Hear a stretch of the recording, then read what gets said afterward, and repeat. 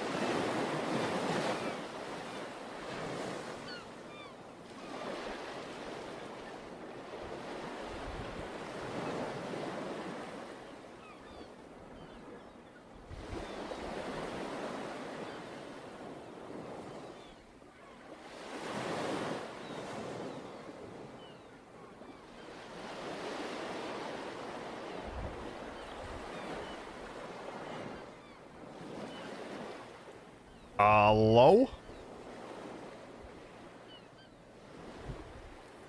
Gamers?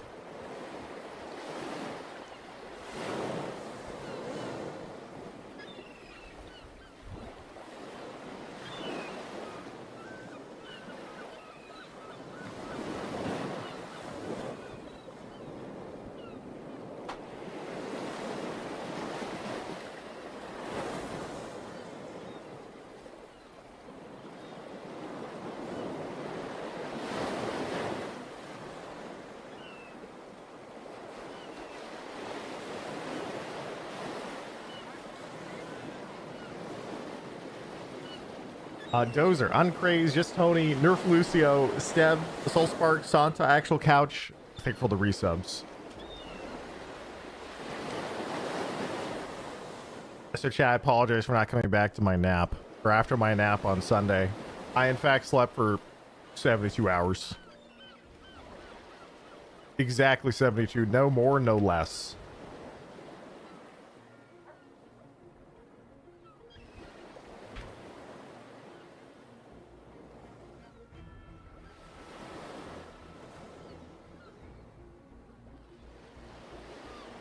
His stasis chamber. Indeed, indeed. Beacon, thank you for 22 months.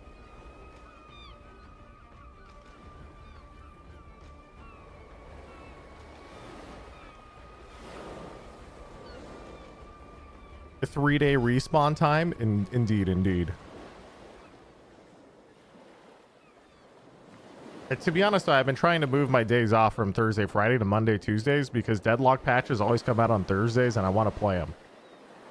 Which is actually, in the history of my AFK days away from the PC, is actually kind of funny because back in the day, I used to take off Monday, Tuesday, and then I moved it to Thursday, Friday because Overwatch used to patch on Tuesdays. It's a full circle.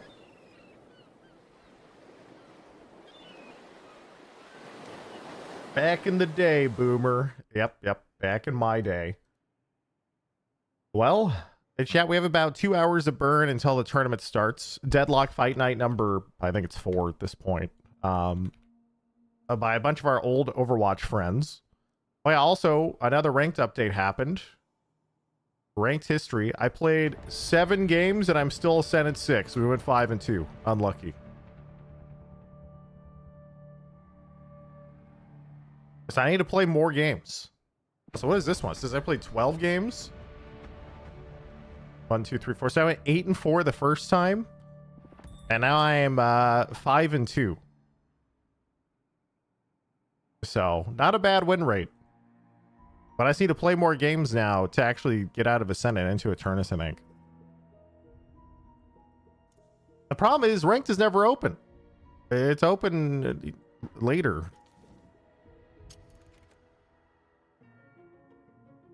What are all of the ranks? Oh god, type the rank command. There's a picture in there somewhere. There's so many now.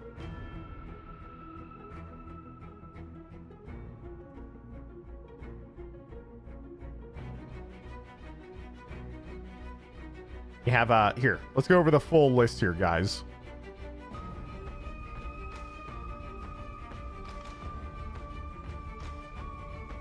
Okay, so we got Initiate, Seeker, Alchemist, Arcanist, Ritualist, Emissary, Archon, Oracle, Phantom, Ascendant, Eternus. And each of them goes 1 to 6. So yeah, there's actually quite a lot.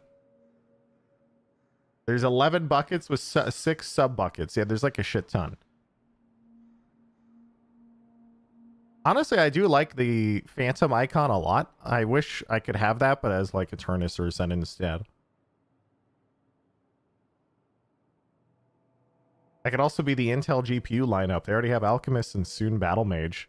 Yeah, I need to... Speaking of GPUs, by the way. So what was interesting was, and I think it was Monday, I loaded up Deadlock to hop in game to update my hashtag ad mobalytics guide, which I did, by the way. Hashtag ad. But the thing was, my game crashed every time I launched it, and I couldn't stop crashing. It actually was not stopping, and I don't know how to make it stop. And so the only way I could make it stop was by downclocking my memory. but I don't know why. It just mysteriously, is it my memory that's faulty or is it my CPU?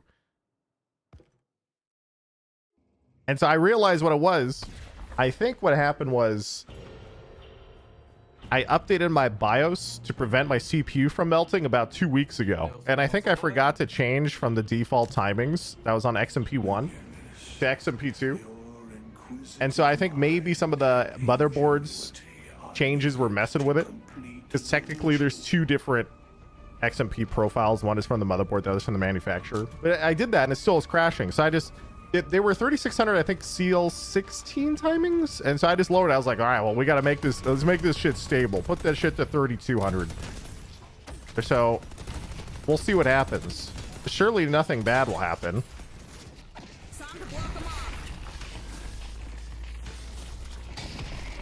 Fuck him up. Wait, that guy just parried me. Or that guy just...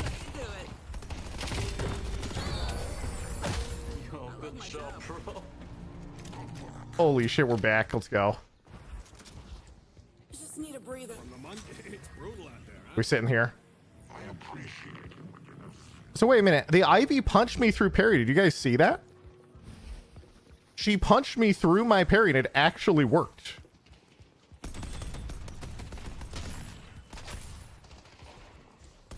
And chat, it is so weird now to be playing the game and like, why does it say 45 and then 30? Because it used to be 50-50. It feels so wrong.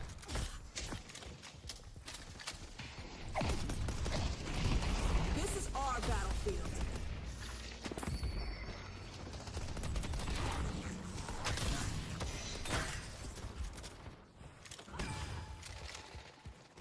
So in the last patch, they moved it. It used to be 50-50.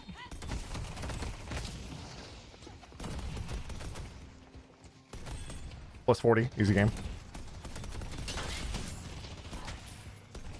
And now it's like 60-40 or something on the last hit. So it's actually kind of nice. Plus 40. Alright,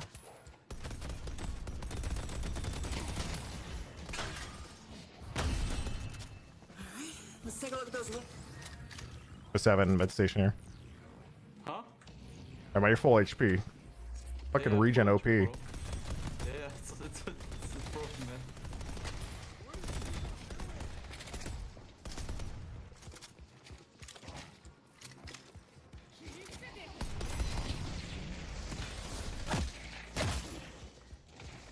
Yamato, help. But Yamato's tall enough that I might be able to headshot her over the box. She has just a giga forehead.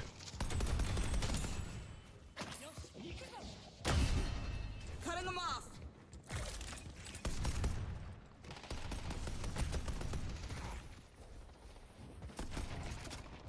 Yoink. My box now. Yo, chill.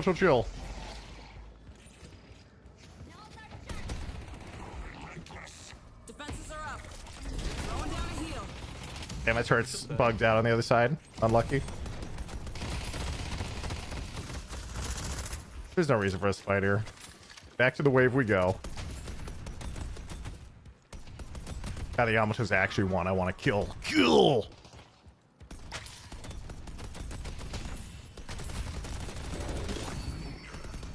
More turrets never hurt.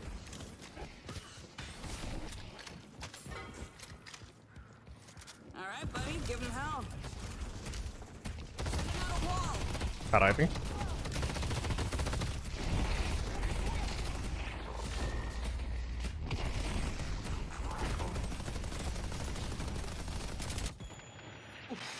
Yeah, we dodge these. We dodge these. Look at Actually looks sick. Not even worried, dude. Bro, my hands are sweating with you. They said we should probably actually walk away. I don't want to fight this. Yeah, can we They're please both leave? 1 HP, but I don't think it's worth it. No, we should leave and just farm. We should maybe take small camp as well. Bro, I used to watch you when you did the Overwatch montages when it first came out. Back in my day. Back Yeah, in he's my the- dude, I Okay, was wait, how old are you fucking- now? How old were you then? I'm 19. I was like 12. That's Yeah, awesome. bro. You made me. I was a Genji main. I was fucking terrible at him. Okay, that's And it was awesome. all because of you.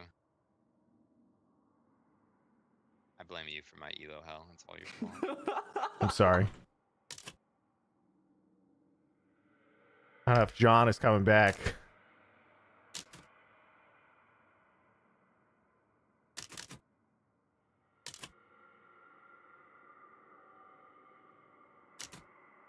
Hi, Seagull. Hello.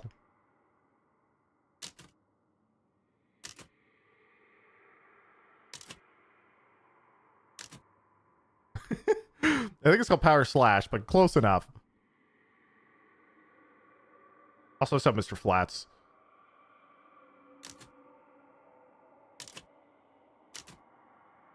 Also, I feel like we're about to get ganked from yellow because Vindicta's back at a shop and Bebop has Giga move speed. He's going to show up here and kill us both.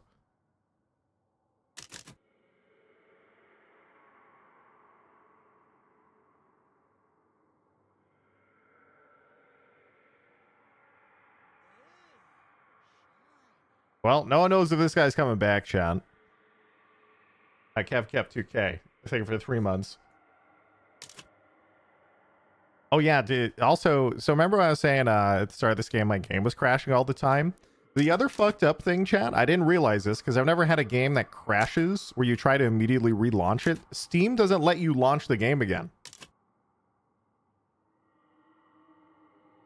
It'll just sit there. If you click the play button, it doesn't even work. And I Googled around. Apparently, it's a very common thing in Source games where, like, if you crash too many times in a row, Steam just stops working. Like, it doesn't allow you to launch the game at all. Even if you close it, reopen, and do anything else, it won't let you launch it because it goes on cooldown for a while. Is it a stuck process? No, it's not. You can even reboot your PC. It won't matter. I even cleared download cache. I repaired Steam, did everything, restarted Steam, rebooted PC. I did all sorts of stuff. It makes so you just can't launch the game at all for like 5 or 10 minutes. So I crashed a few times. I was like, wait a second, how do I get this thing to launch? And then Steam stopped launching the game. So I thought, wait, maybe my Steam go shit. Guess we just go next. It's been fun.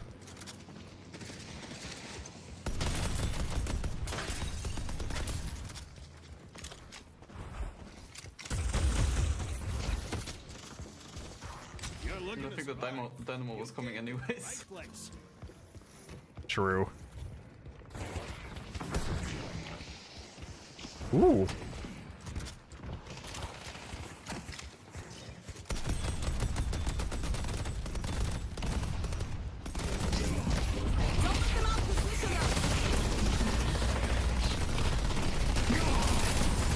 I mean, he cooked himself. No! I forgot they changed the minimum range on the ultimate now. I couldn't do it there. Alright, maybe I should buy melee or X Health for lifesteal. 2 of them died though. Someone's gonna be bleeding on the concrete, and it ain't gonna be you.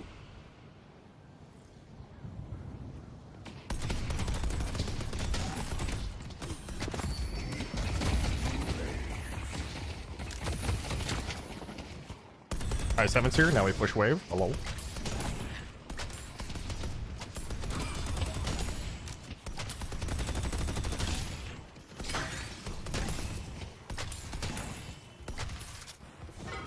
I got one of those for the missus. Big fan.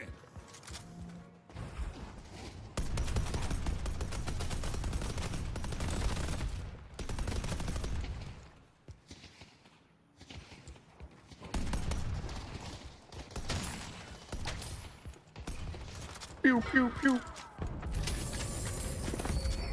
Let's work on those turrets. See dynamo. Don't mind the blood on that. It's Guys, I don't think John's coming back.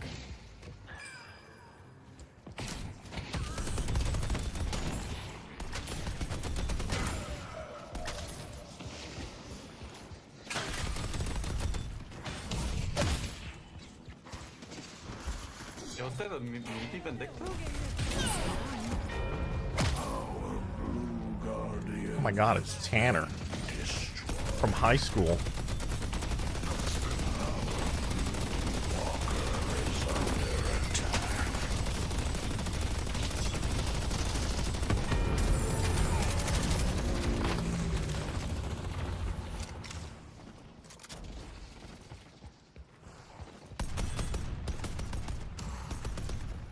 Dude, I think Yamato is tall enough that you can headshot her over the box.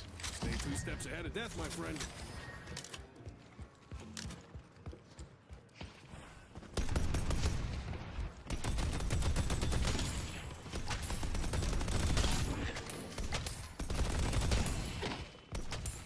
Seal, do you think you could win a game by holding down M1 the entire time? Probably, but the reason it would be annoying is because you don't move very fast. If you move faster, it wouldn't be that bad. For like running around the map, that is.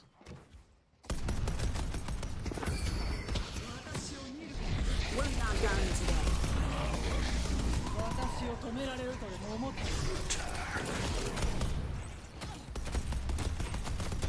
Alright, you're out, see. I won't chase you that hard. I think I might be able to kill him, but I have ult right now.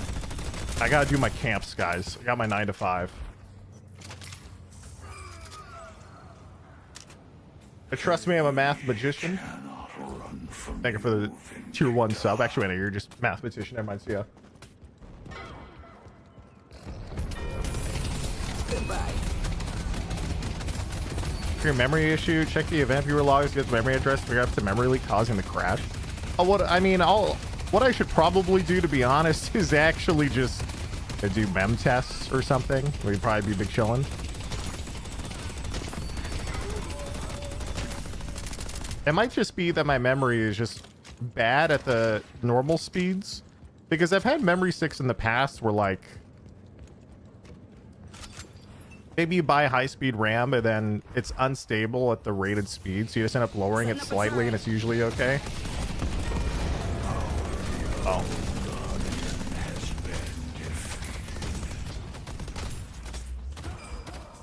Our blue walker is under attack. GG.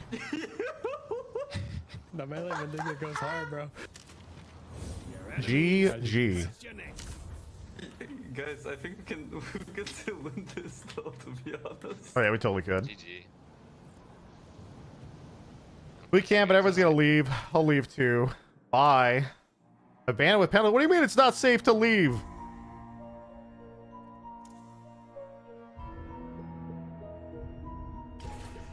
Our yellow walker This match is safe to leave abandoned without penalty. attack. I'm stuck here.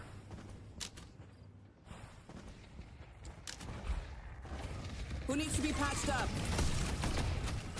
Gotta get Fighting furnace. My strength will be yours. Happened to those two as well.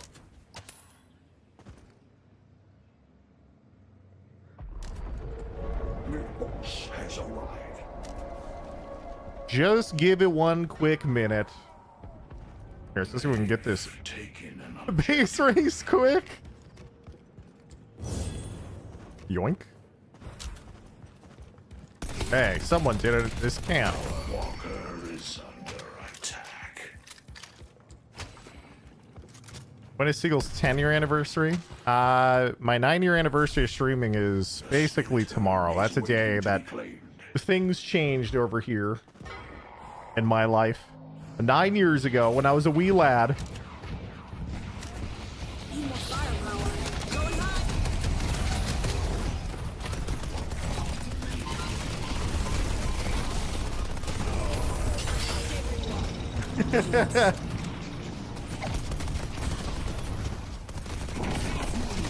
Turns up. They're double healing. Nice try.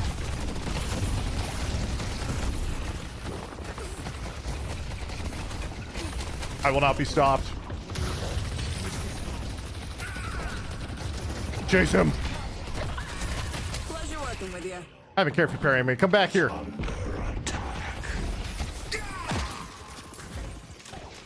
Keep fighting. I got us covered.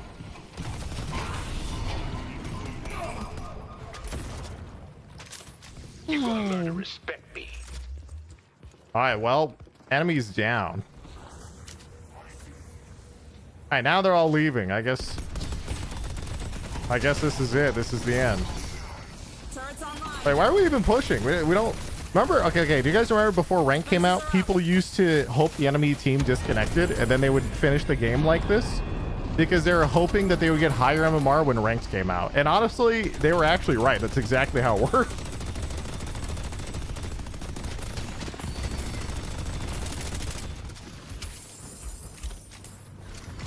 Setting up a turret.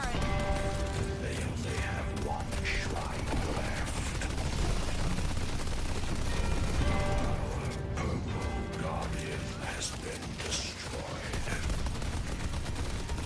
Had to pop back in for the free W. Just watching the stream. He actually reconnected. We're stat padding out here. Finish their hatred. My latch win rate's in the fucking dirt right now. I need this. Nabalnoot, sub Nabalnoot. Our purple walker is under attack. There's no escaping me. All right, buddy, give him hell.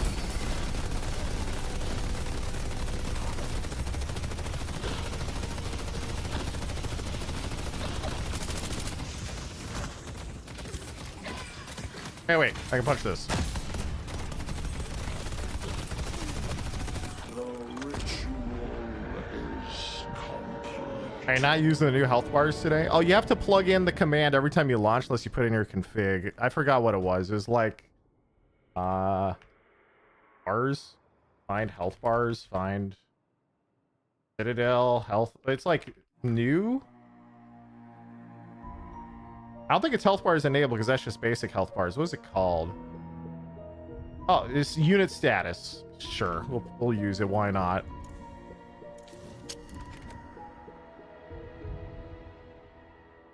You can auto exec that command. Yeah, you can just put that stuff in config. But a lot of people run FPS config, so it's tossing. I don't have any custom configs. If you guys remember the story I was saying earlier, where I was like, I was chain crashing, I reinstalled and verified the game like 10 times. Fuck! You just reminded me. Oh shit. Wait, cancel search. I have a mod. I forgot. It got removed.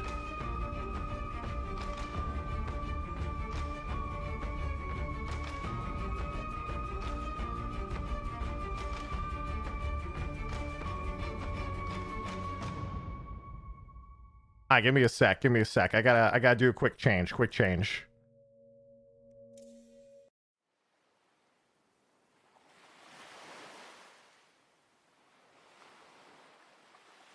I got to reinstall this mod because I had those tech issues. And I wanted to show off the mod today because it was cool.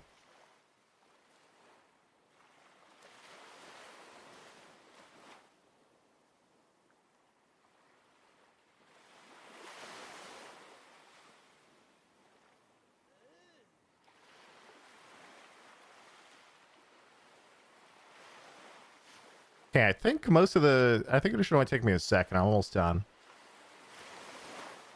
Baffle, they were 59 months.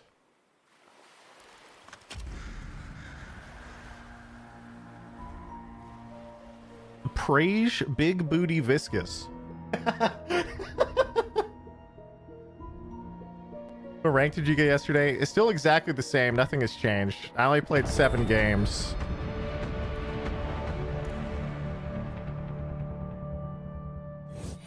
Wait, did it work? It didn't work.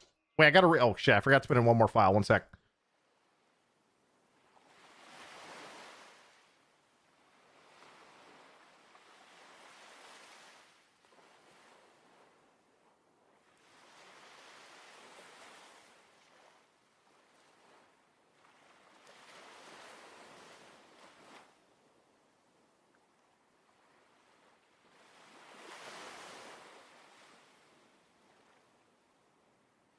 Waiting.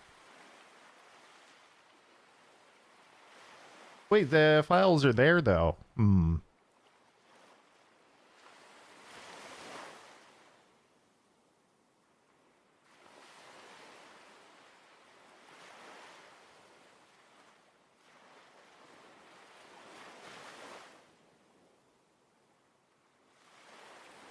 Or are they?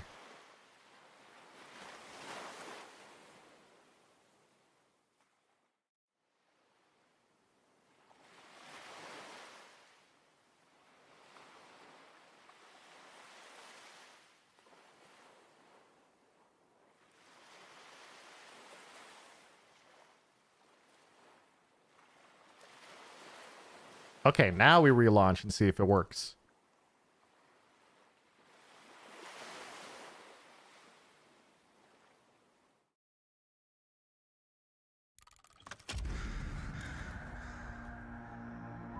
Oh yeah. Oh yeah, we're working. Dispenser going up.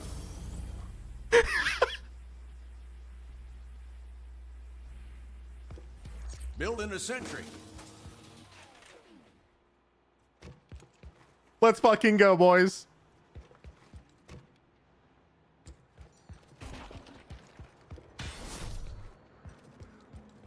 Erecting a dispenser.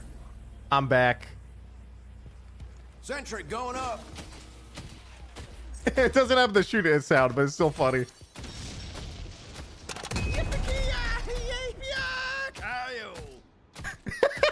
Out of my way. Out of my way.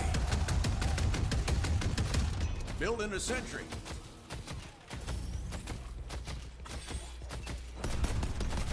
Good times, boys. Good times.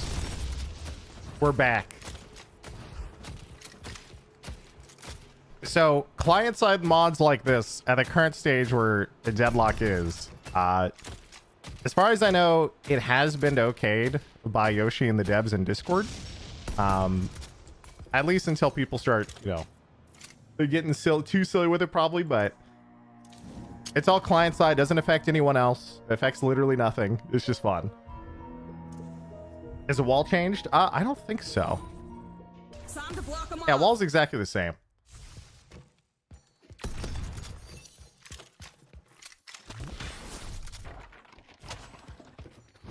Building a sentry.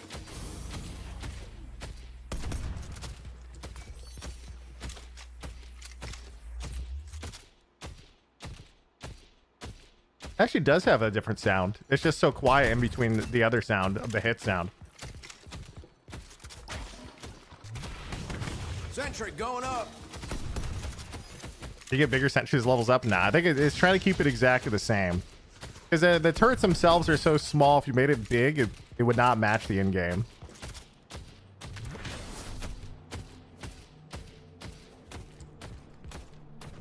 I saw someone who made a Deadlock Dota crossover mod. Oh, yeah.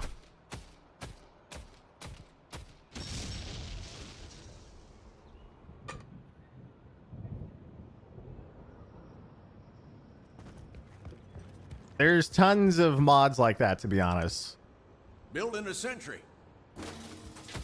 It's interesting, the client always thinks you're throwing a turret off the map when you put it on the ledge like this. Even as the TF2 Sentry destroy sounds.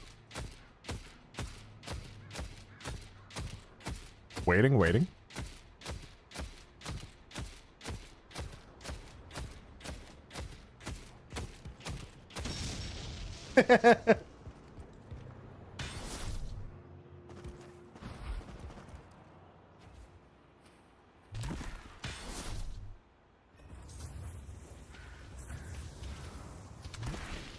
Building a sentry. You should quick melee to level up your sentry. True. Boop, boop, boop, boop. Can I just be reminded of, chat? I've never once looked at the crosshair settings in this game. A single time. I don't know why I haven't. Here, let's just make a green. Hey, can I make a green and remove the outer effects? This have just the dot.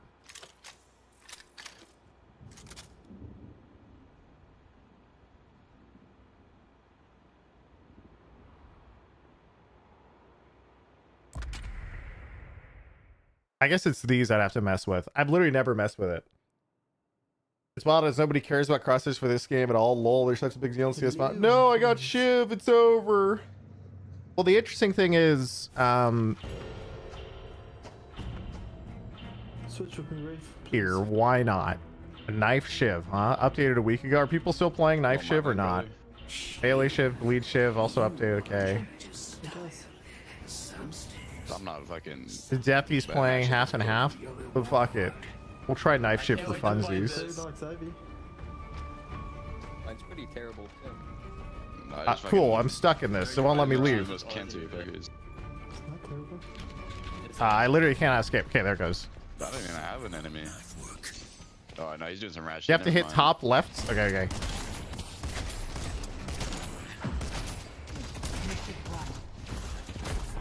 Throw blades. Let's play.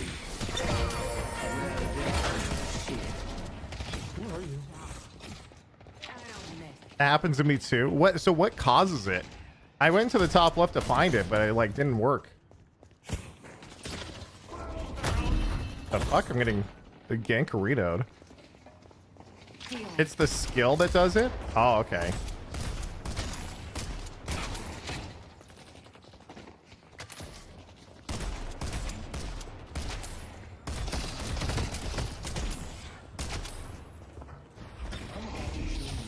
Fun fact about now you what? I'll throw in a free teacher.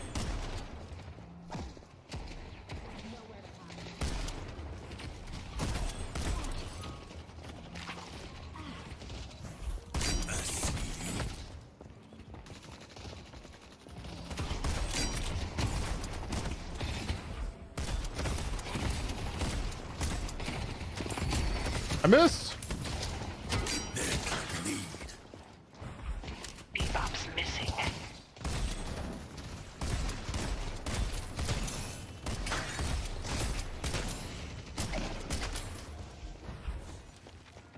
I don't think I want help. I'm taking a headshot booster. I'm just gonna do like a random build for this and just have a good time.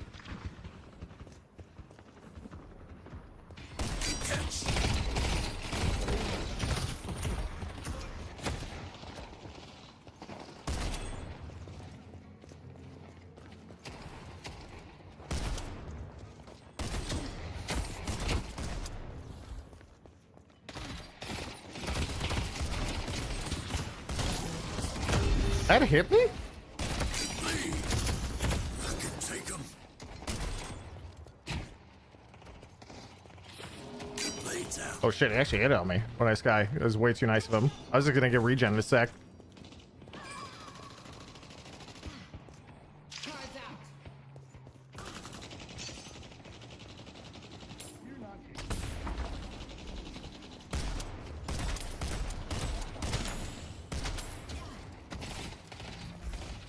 Ah, the old New York tuxedo.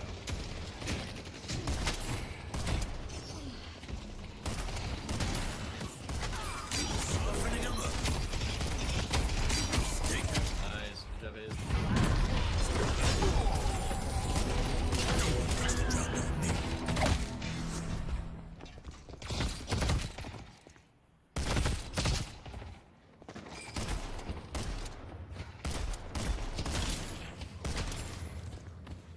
Where's my guy at? Do I still want hollow point? Fuck it, we'll try it, but I'm not gonna have the health for this. It's a problem.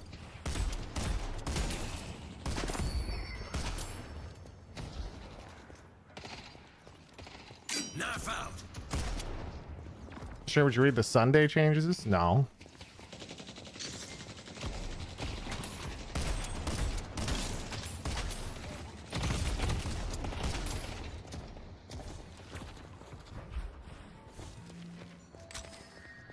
Wait, I clicked and I didn't buy. What the? Stay 2 steps It still ahead. makes the sound. I see me. I get trolled. They're gonna bleed. Nice. Bleed.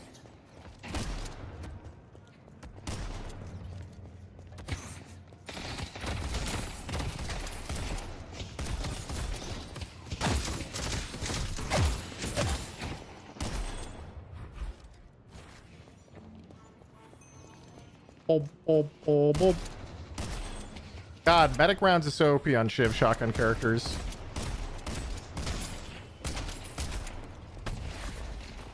I see the detective. I see lab going in. Locking him down.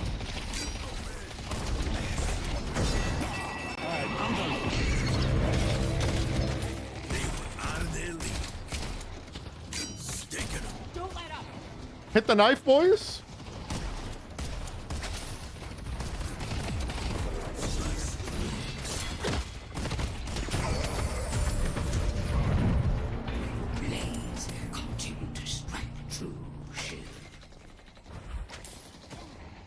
He has no tornado. We'll have another boost in a sec, though. Extra charge decay. We'll grab decay and be troll. Here's your chance to shape your destiny. Let's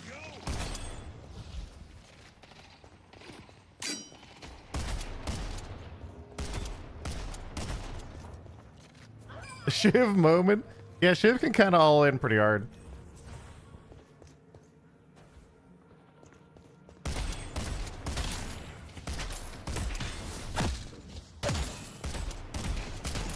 Abrams is doing camps. I see Lash. Burden has been defeated. Knife out. Slow him down.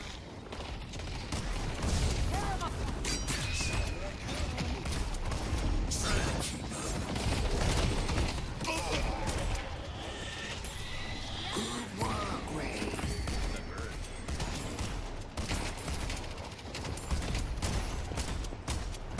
Get out of here. Who needs monster rounds? Yeah, not me. Hey, you weren't supposed to attack me if I'm on top of the stairs. Headed this way. Shit, got stuck in the fucking thing.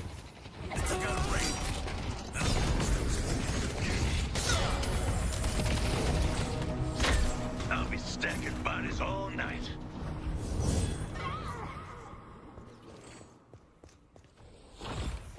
Our blue walker is under attack. All right, we out, we out. He doesn't have owls, so we're safe, we're safe. If you like that, I got some other stuff to put on the truck. Imagine Shiv used both his hands. Wait a minute. True.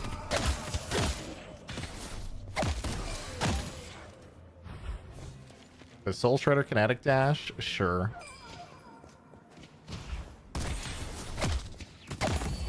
Take this gift.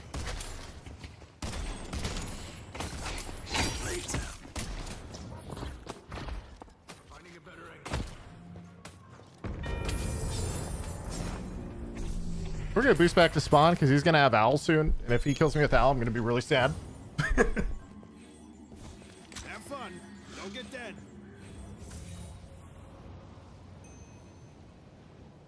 I see Mirage.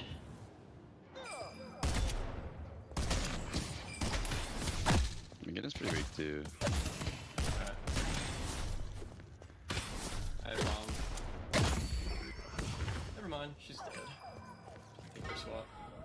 Mirage already used boost. Great down there too.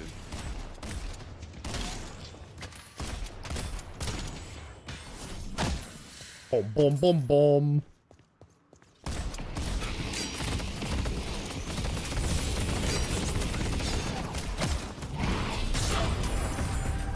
He's hiding here. Took out another one.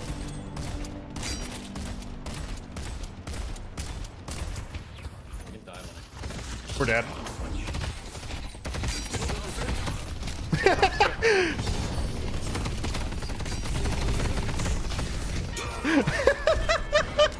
That's unfortunate. Little bird and Mirage. Oh god, dude, the sound is awesome.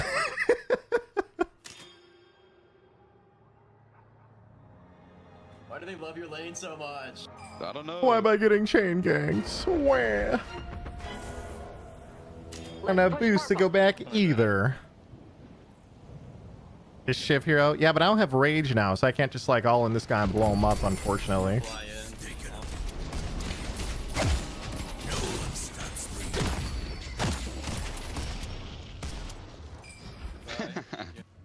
He's not. I guess we still headshot booster actually for this. Dead. They won very bad. Our blue walker is under attack. Did you take Guardian here? Mid-boss. I'm gonna go get the buff if I can. Like, It's too green.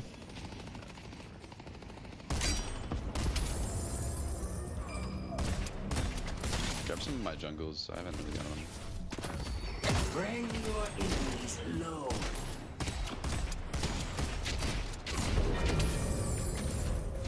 One less. Stay The safe. spirit urn is waiting to be claimed.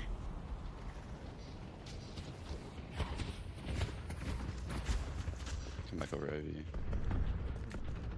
They're all still here. Damn, he ran all the way back. Abram's ulting. There.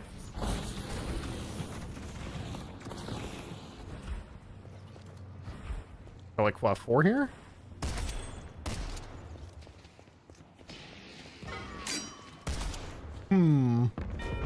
Our yellow guardian has been Why are there so many? I see. Why are there so many here? So I'm scared to go in.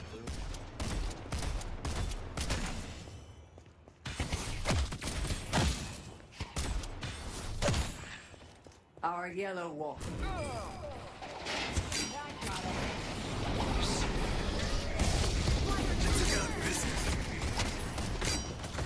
Mirage is over the one.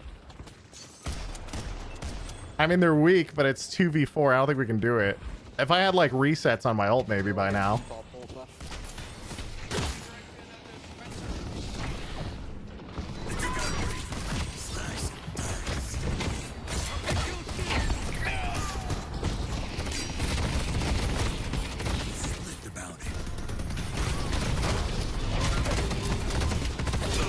What? That's why I said just going in is bad. I just did it anyway for fun. I can't resist. I'm sorry. We're just fighting there for no objective, by the way. We're literally just running it down.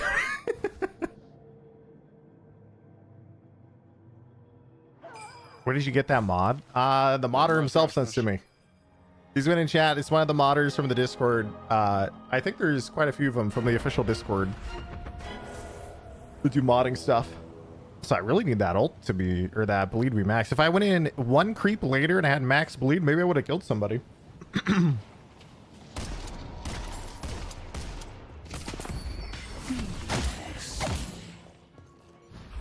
taking her. I missed it. Dog.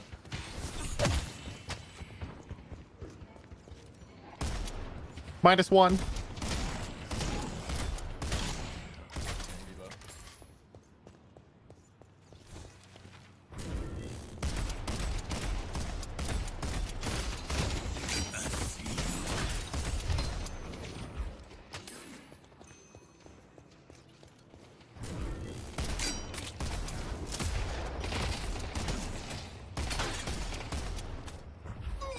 Nice. Our purple guardian's been defeated.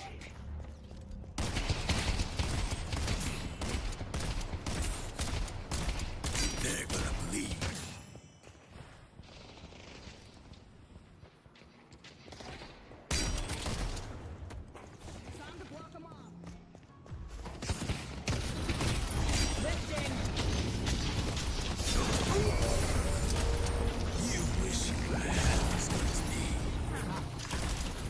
Stupid Sentry's collision! This guy's dead anyway. I can slam that guy in a second. Did he go back down? Okay, got him. This is space. And the enemy's constricting our enemy. Our yellow walkers under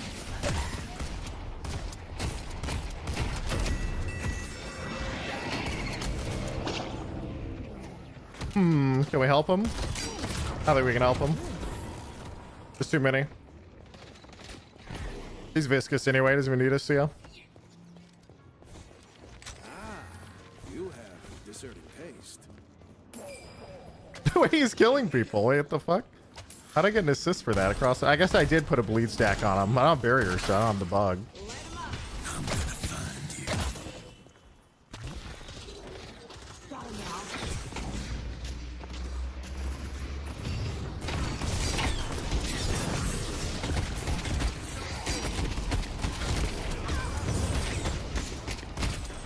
exquisite work, Paradox. Damn. We're trying to kite this guy out, but I don't know if I can.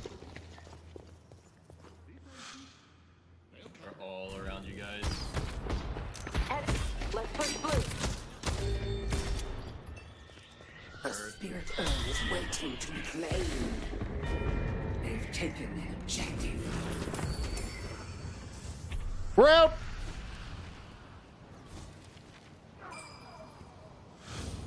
Yeah, maybe I get some spear resist in this game. It's kind of scary.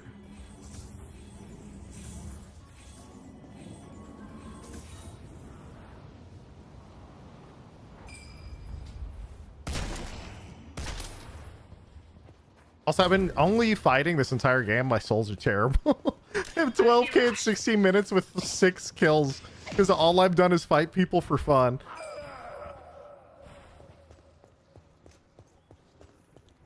But guys, what if we just ran the urn? Our yellow walker is under attack.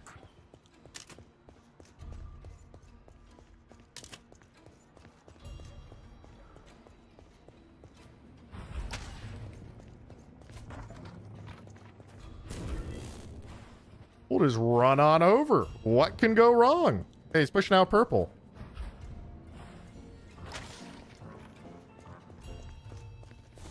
I see the enemy. Going for turn in. Our walker is under attack. Nice for 3 of those nasty little spirits. Well, that wasn't too bad. President Abrams genuinely Before as they scares fill me. your items, surge of power on 1. Oh, wait, do you rush escalating on this guy? I guess it makes sense actually, huh? I bombed him off. They've taken the objective.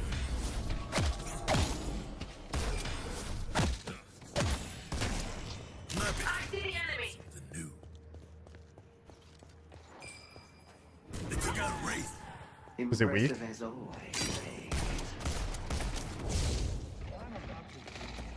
I see you. Our yellow walker is under attack.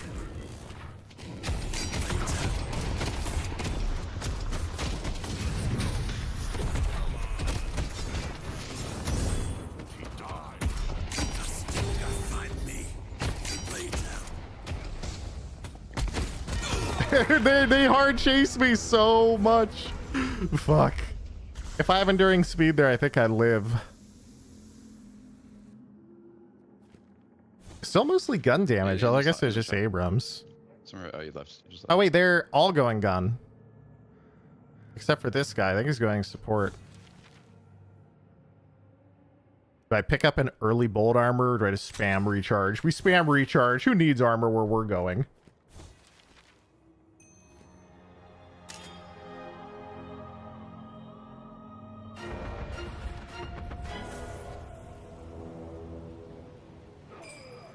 Average 209 Abrams damage. Well, remember, I haven't farmed. I should be at 20k souls. I'm down 6k because I've been having too much fun fighting. I've only gotten 2k souls in 5 minutes.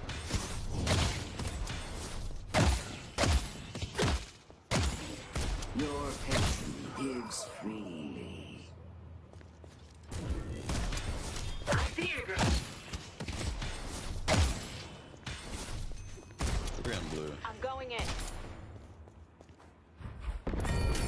They won't outrun Shoot me. low. What's the 2? CDR on the hit now?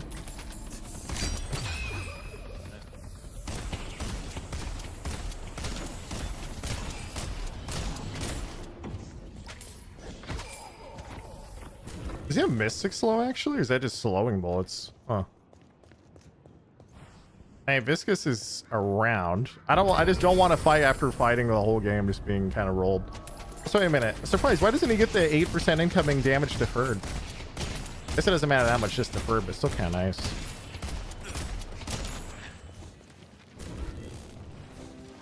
Dramatic, stylish. Here, let's get both armors. Think I'm a tanky boy because I'm behind.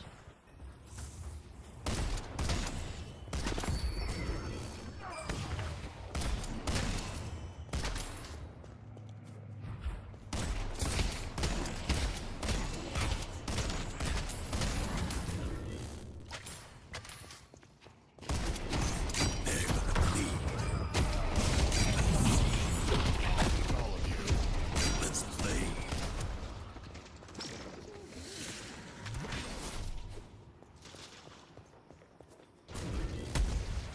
Look at that armor value, boys. Look at that armor value. The urn is waiting to be claimed. You'll be the last one standing. And now we save for escalating. 10 years too late. I probably should have escalating at this point, to be honest. I just don't know the order.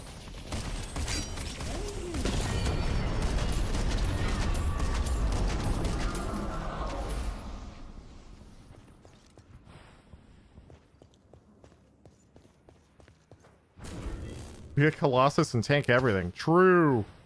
The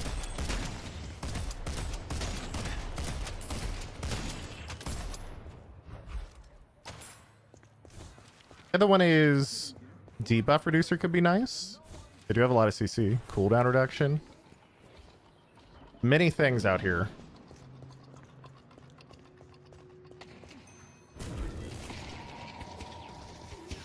Dude, Shadow Weave Wraith is going in right now, dude. She is actually in.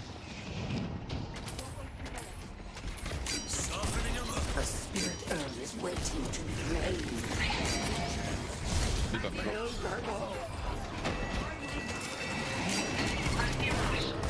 Champion is okay. Let's push Broadway.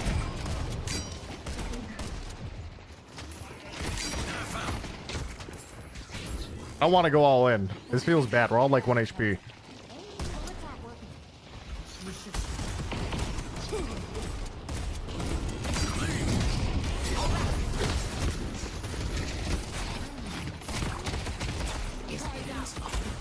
Run! To succeed.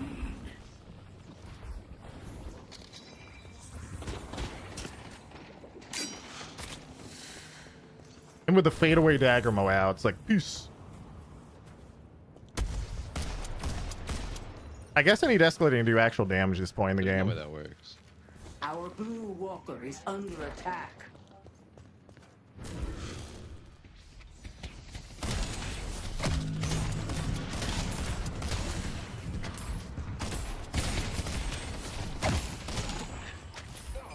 Worked for The them. urn is being Can return fire next? Return fire!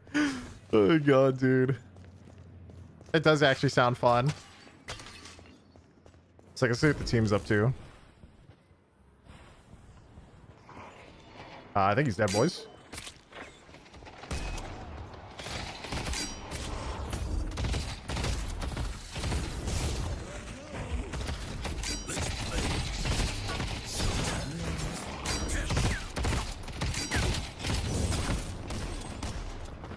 Only reason I'm not committing to fighting you is because I think your whole team is behind you.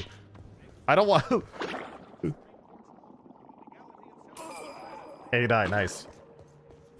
No one is stopping me from getting what I want. Turns out my team was behind me. Get baited.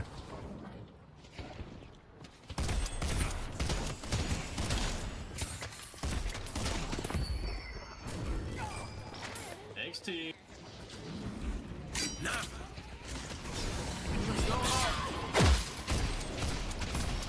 I love surprising people.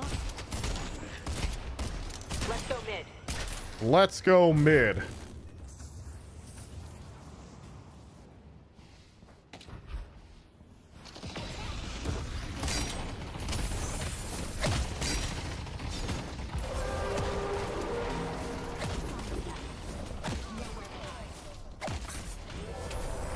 I got Bebop and Lash coming in, huh? Here comes the classic Lash ult from high ground or something. Shove out up there to stop. Our yellow walker is under attack. Here, headed to yellow. It's yellow. We're gonna lose the walkers so fast. This. Holy fuck! Headed. I see Bebop. Going in. Need help on blue.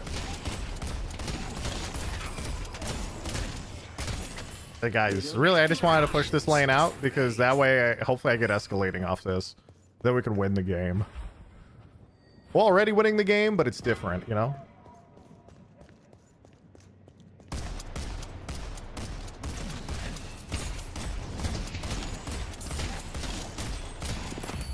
I give you a boon. Thanks for the pickup. Let's go run the urn too for fun. 40k haze at 25 minutes gross. Oh yeah, he's been power farming, dude. He's been vibing. And then after you get a little bit of a lead, I think now why farm creeps so you can farm enemies.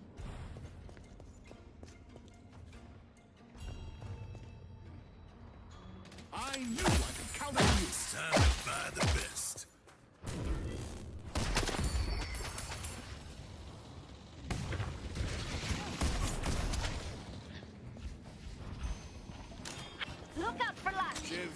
nights be long, your aim be true.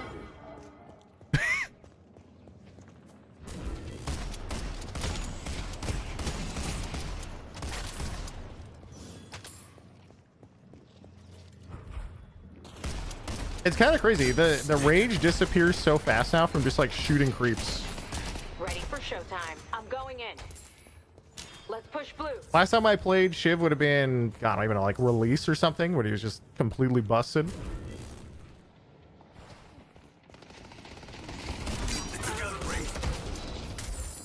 Yeah, I'm playing scared because I see 3, but I don't know. I should have played more scared.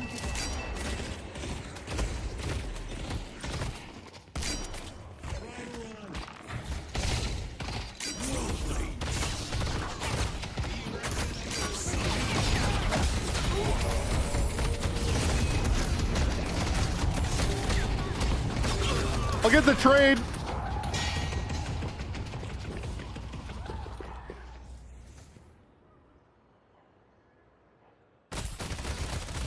Wait, you're telling me my dash hit him for 1200 damage? Oh no, that was my ult, right? Oh, I guess it was slice and dice. Yeah, I guess that's just Shiv, dude. He just does a lot of damage.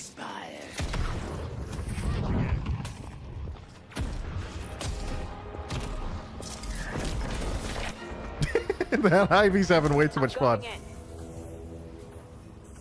Hey guys, I'll boost purple and push the wave, then go back. Okay, how about that?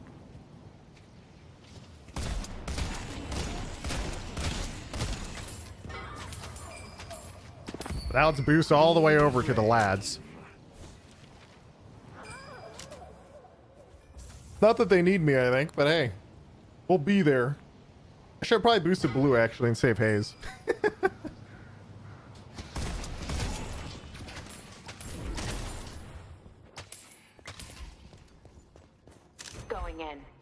Going in. Dude, the Wraith is shadowy. She's about to just run into their spawn to one-shot somebody. Waiting.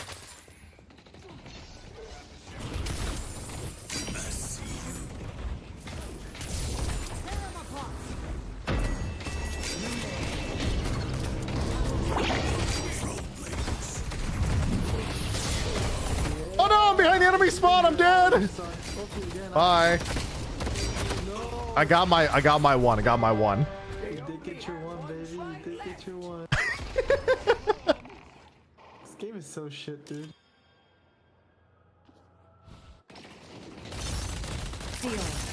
For those who don't know what happened, there's an invisible wall in the spawn, and you can ult through it, but if you ult through it, you can't get out. Give them everything you got. Let's push start.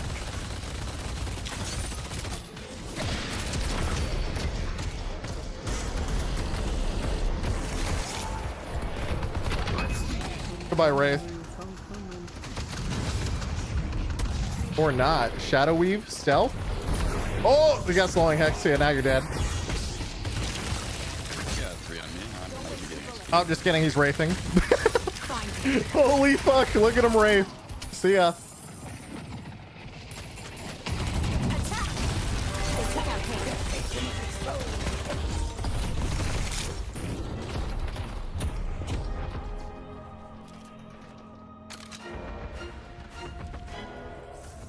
On a boost. Oh wait, I was 10 gold off from Surge of Power. I forgot about that. I should get that.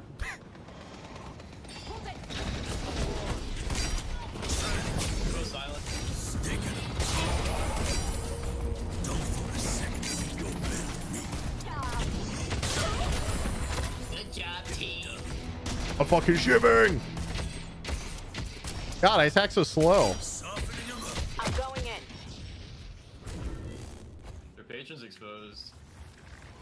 Yeah, but what if we just spawn camped and didn't end the game? That would be really funny, but we would definitely get wiped.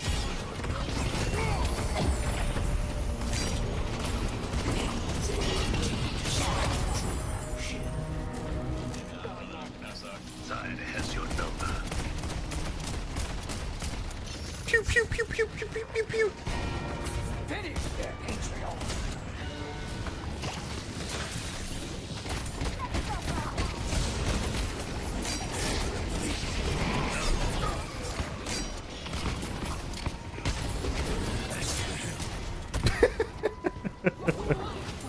Open fire! Our blue walker is under attack. Your will was stronger. GG.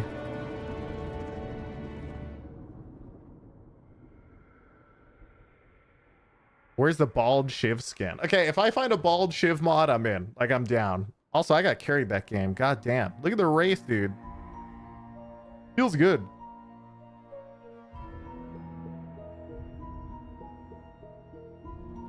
Honestly, the knives, once you got escalating, kind of felt disgusting. Just took me 30 minutes to build escalating because I don't know the order. The client is out of date. God damn it. Every time.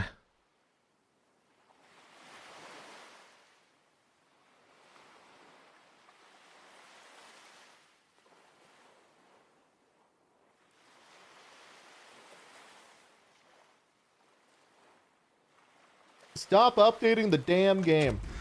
Yeah, what the heck?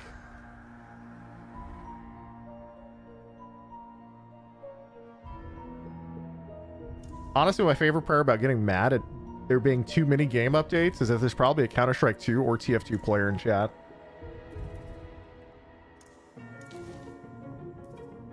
What is your ranked? I am Ascended 6, but I should count my win-loss, honestly. So this is 8-4 and 5-2.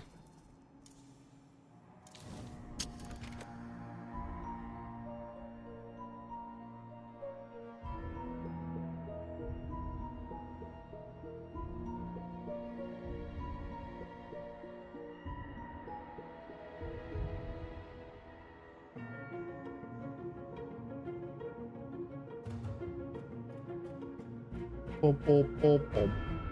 Oh, is it ranked and not ranked? Oh, yeah, rank. Whoops. It's ranked every 69 months.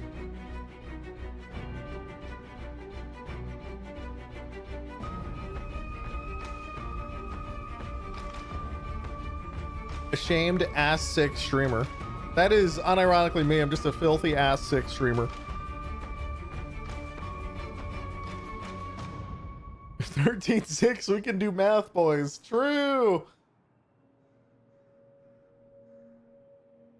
You know, back in the day, I think I feel a little bit nostalgic because my anniversary of streaming is coming up, and I dropped out of college to do the whole streaming thing like 9 years ago, boys. And I remember because I just transferred from community college for comp science, and what ended up happening was I took all the fun and annoying math courses first, and I backloaded all of I did basically all the math requirements, and then I was going to take the actual programming courses, and I dropped out. So I had to take all this math, and I was just so depressed. I had to do all the annoying things first.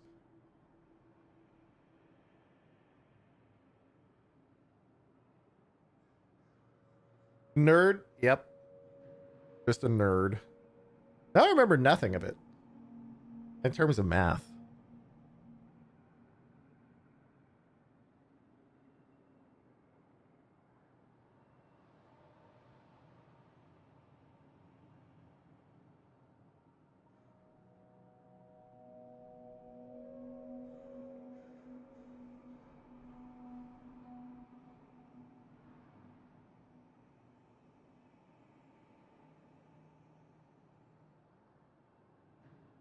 Hey, did Wally? Some people dropped out of college to stream Overwatch 2.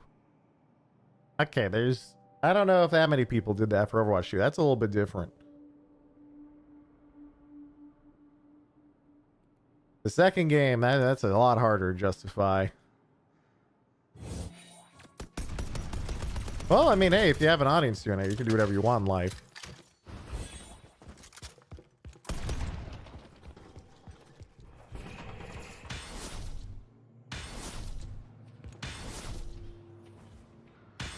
Boom.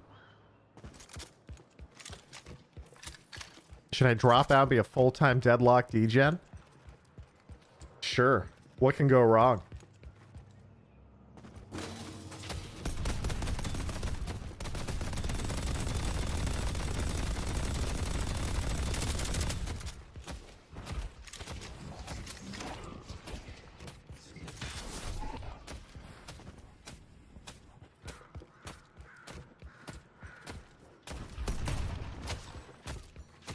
Boom, boom, boom, boom.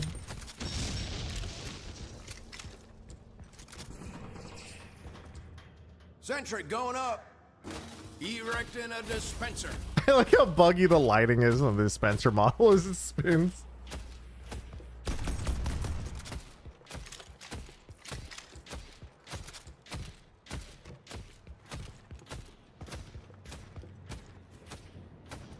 Honestly, for any of that content creation stuff or anything, is if you have an idea though, the real talk advice, as long as you give yourself a time frame, it's totally fine to go for it.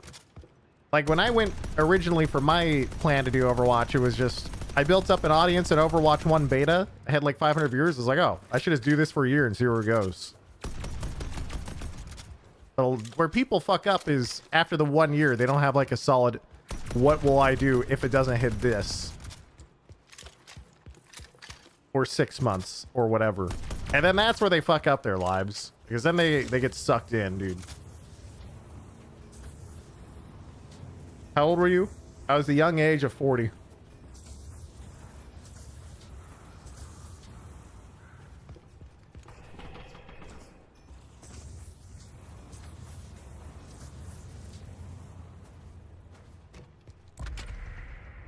Oh, is your fall back after the 1 year? Oh, well, I was in my 3rd year of comp science, so I was just going to go back to school after a year if it didn't work out. Not like I would have missed that much. Delay a year, chase it. If it works out, and then it goes hard, and if it doesn't, then whatever. You only took like 1 semester. I guess 2 semesters. It kind of depends on when you stop, but...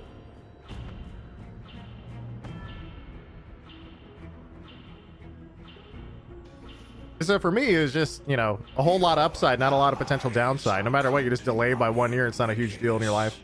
And I know But I got lucky. you are ready to rise to the occasion.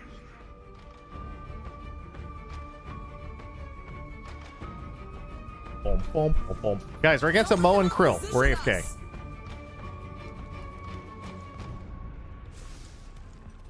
Or are we? Okay, it used to be, chat, that you could actually just all in the Mo and Krill as a McGinnis because you had so many bullets and just fucking kill his ass. But now he has headshot reduction, and it used to be that you chain all headshots. So I think I do too little damage now to out DPS the heal he has. We're going to try anyways. Playing kind of scared, which...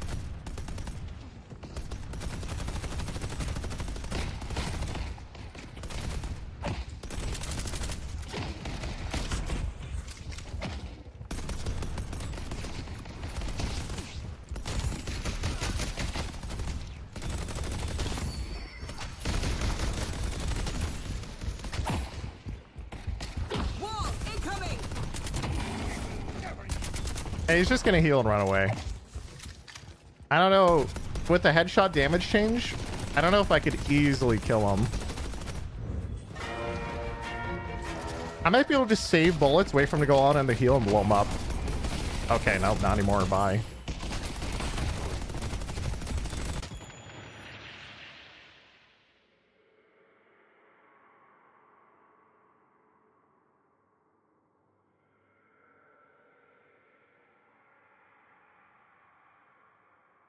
He's almost healed to full. Yeah, he's at 230. I mean, technically I am out damaging a little bit, but when he gets his first item, I think he can't die.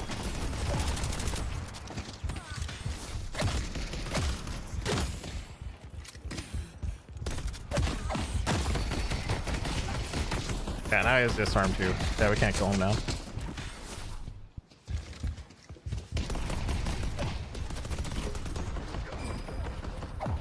Let's go AFK.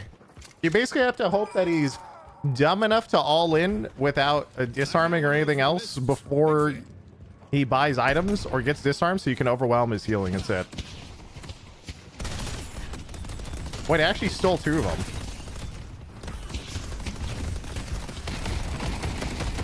See, normally pre-patch, he would be dead there. He's 1 HP. We both have heal. I go all in before his next heal's off cooldown. There we go. He's still fucked up. He took too much damage from the jungle camp to go for that. Your enemies will curse your name.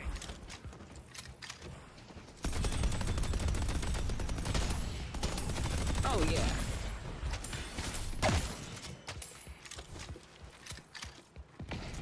Sentry going up.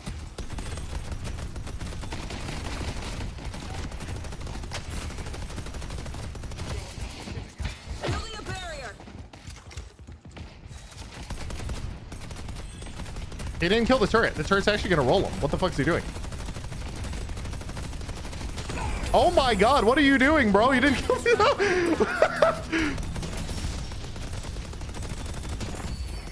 Let's get some more turrets on the field.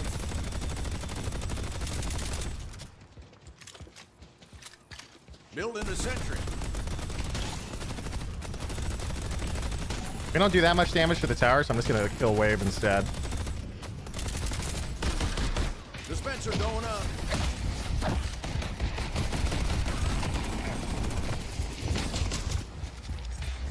Sentry going up. Building cover.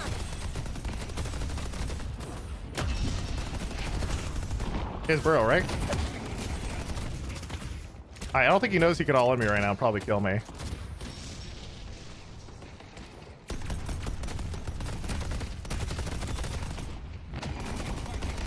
Sentry going up.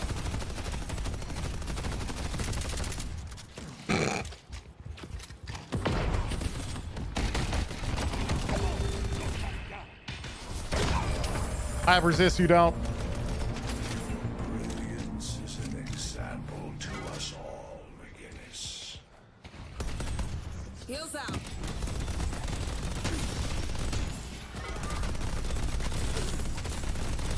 I see Viscous. Souls are primed. Alright, now we kind of play like a coward, I think. Static, stylish, I love it.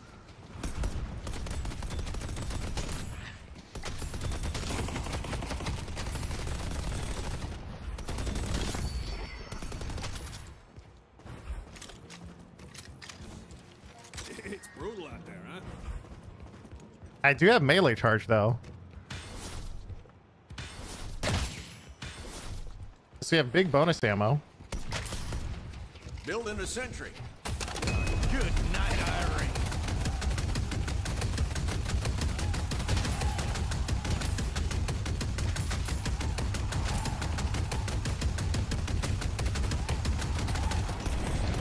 Erecting a dispenser. The building's back.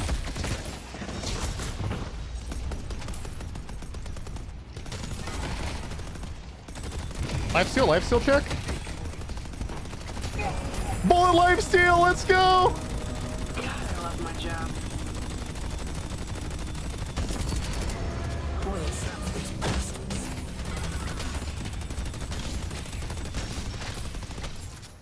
Man, bullet life steal early game is so nice. Let's take his camp, by the way, before we leave.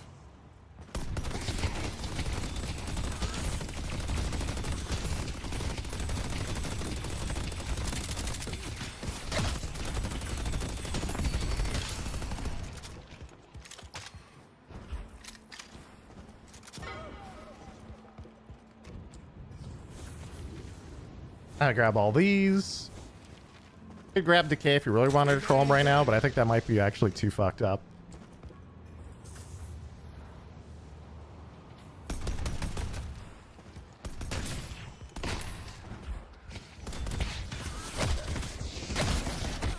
Building a sentry.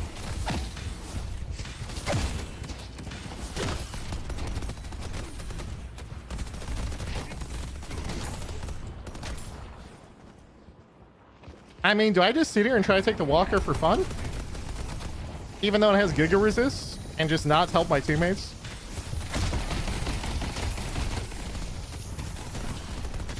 Trying to bait out the walker stun.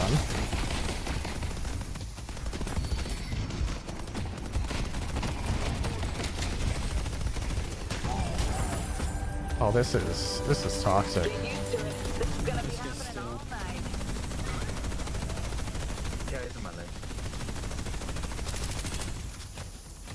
Let's reload and get the punch off, I think. Walls out. Building a sentry.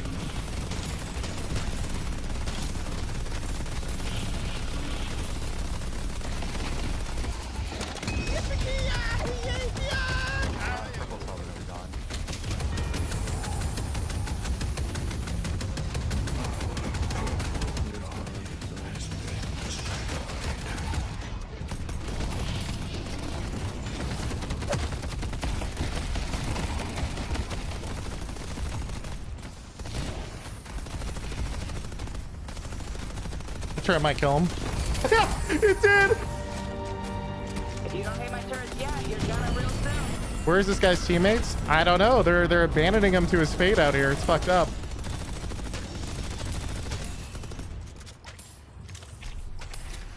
Why did he not ult you? I don't know. I think he's just having a hard time, boys. He's just having a hard time. Good luck. Let's gonna grab an early heroic aura because they're so ahead. I think I can do this with just heroic aura. Build into Sentry.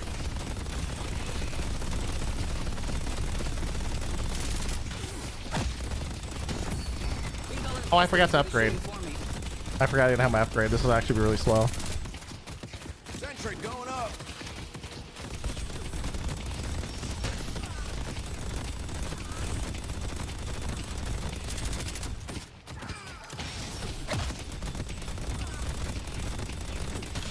Good enough.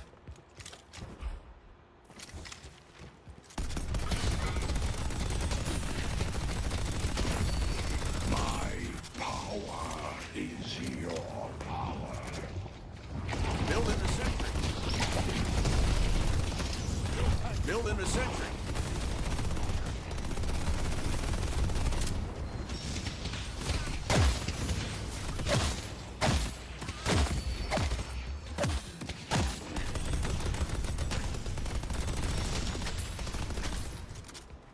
I think they could have turned and killed me because Moancrow did have ult, but I think they were scared.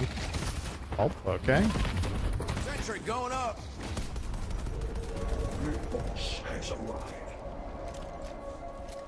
You're not gonna regret I do need Fleet Foot for ammo, but I want to grab Decay early. Also, is he running this right now? Build into Sentry. And away we go. If someone wants to cover yellow, I can run. Neither of them are going to cover yellow, are they? All right, back to yellow we go. Build into Sentry.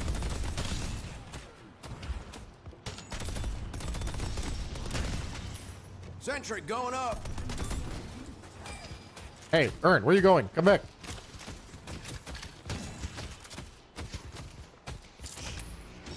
It's about time. Sentry going up. Are you actually going to drop me off or just run around New York? Hey, I will. The fuck? Bro, I'm trying to drag him, but people just keep showing up. It's getting crazy out here.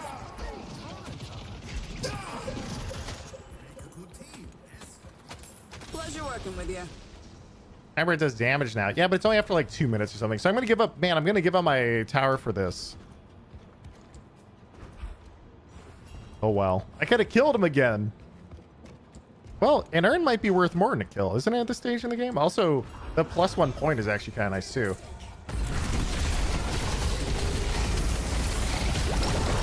Oh, well, their whole team showed up. Never mind. Yeah, it wasn't worth. GG. They all respawned and got there before I even got there. We killed them on green, I think, and by the time I get there without enduring speed and stuff, they get there. That's sad.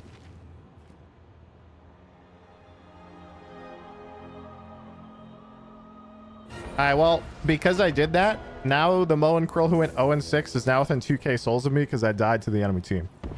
Unlucky boys.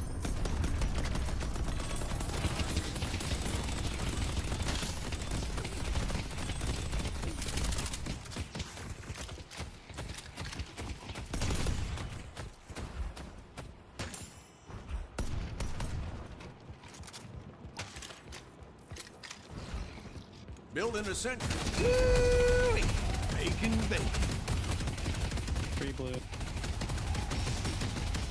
Grenade intensifying. I'm out. Such arcane mysteries I will show you.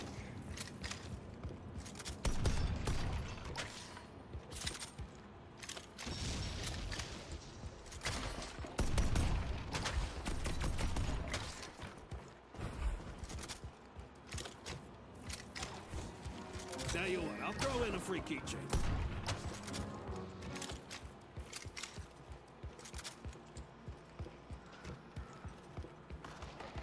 I want to chase him.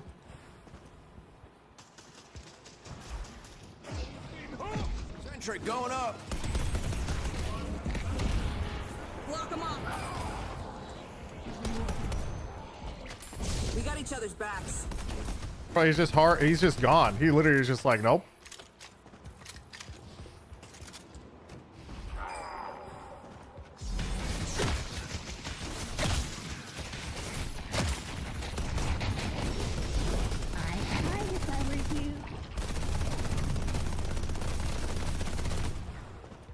All right, see you later.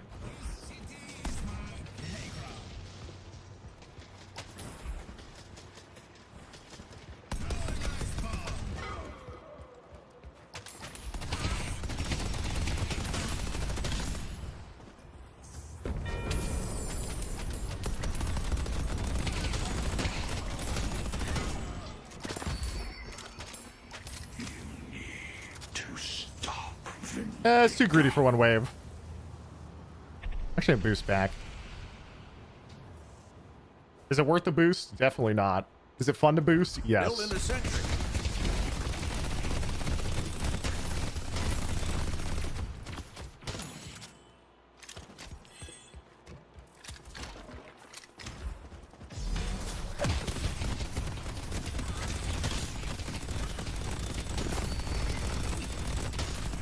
I gotta look after my crew. If you like that, I got some other stuff to fill up. I should get healing booster probably instead of extra HP by now. Because I have that one. Oh no, I just have more souls than I usually do at this point in the game.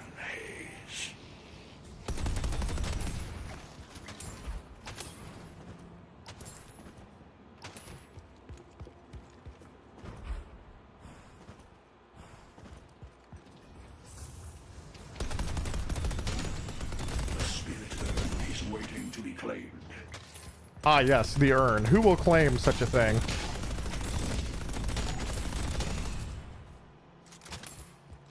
Guys, I want to take the walker, but I think their entire team is to show up like the Avengers and kill me.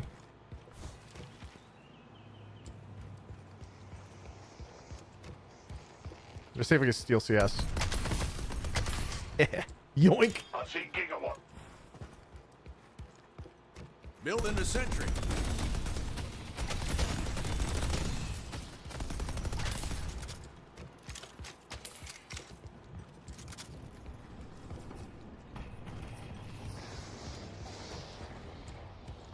And he's just one-shotting the wave, but I think we can still Build do into it. Sentry. Dispenser going up. Oh, and my game just crashed. Okay. Man, I was gonna one-shot that walker too.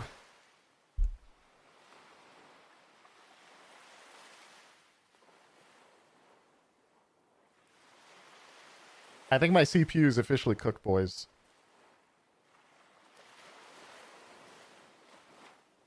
I think it's time to go back to the other PC.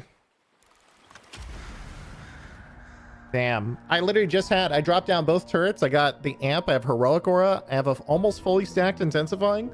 I've told left click. I would kill that walker in 4 to 5 seconds. And the game crashes at exactly that moment. Actually so sad, dude. They only have one shrine left. Ah, you have discerned taste. Hey, my team killed them all, and they're winning the game. After I died. Wait, they literally... Wait, did anyone else crash or just me?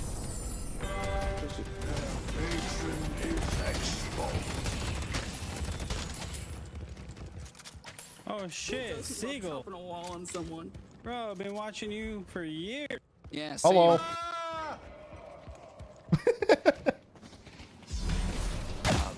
I got Mo just ate me.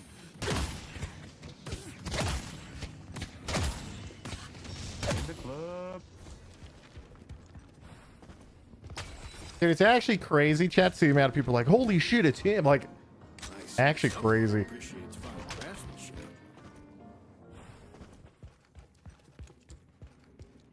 Guys, where did I see my ammo count? Everything's bugged out after I restarted.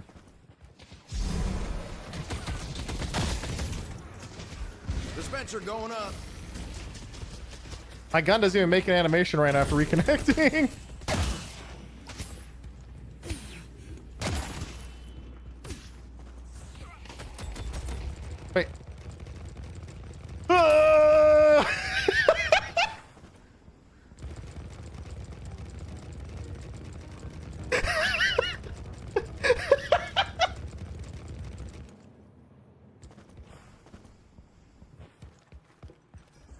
Go on a zip line.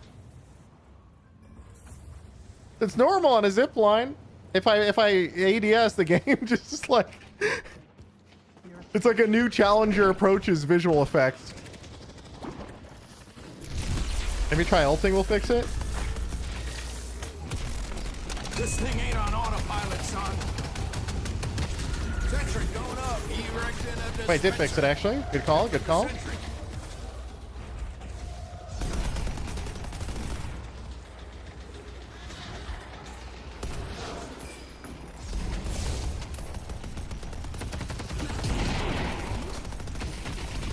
Sentry going up. Easy peasy.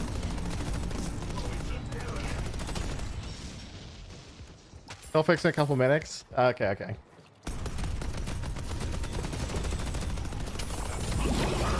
Alright, well, it's been fun, guys.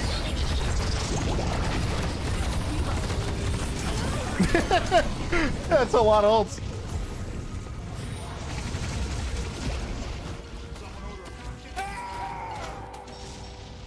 Yo, the one turret, though, did get a kill. Let's go.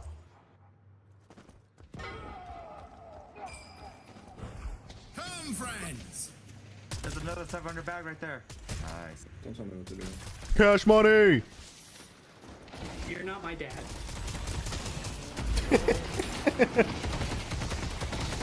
Guys, we're 20 minutes from the tourney, by the way. Soon TM, soon TM. Engaging. The spirit urn is waiting to be claimed. What should I give it? Dude, I'm just going to get debuff reducers because I have nothing better to do. I'll sell something for Colossus in a minute.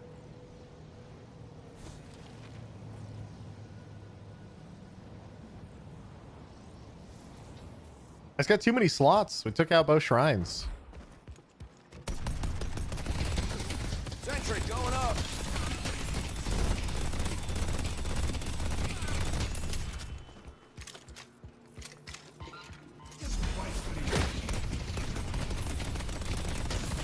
The urn has been dropped.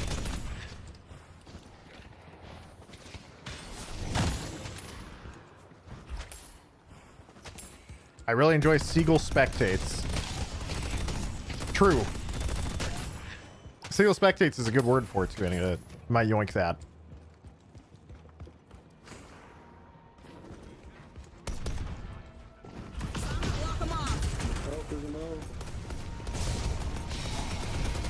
He's fucking gone, dude. He's like, I'm out of here. Building the sentry.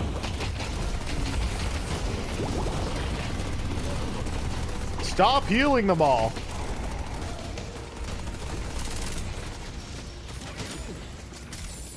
Coming in the nuke.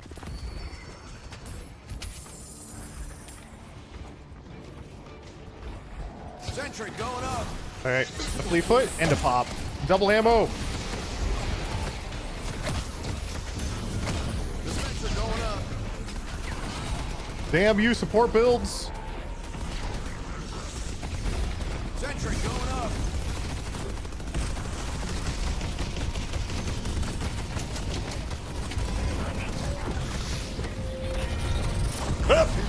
Hate it.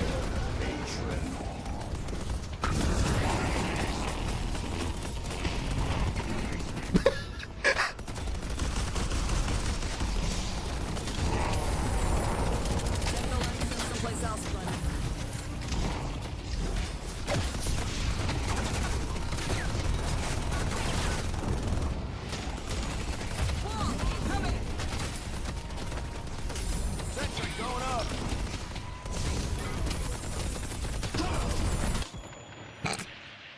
He just pauses.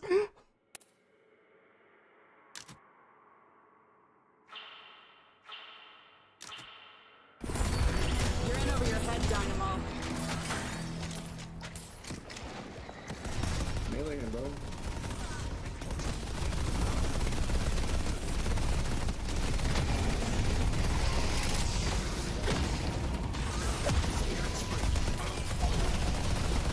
GG. Seagull, I love you. GG. The patron's favor.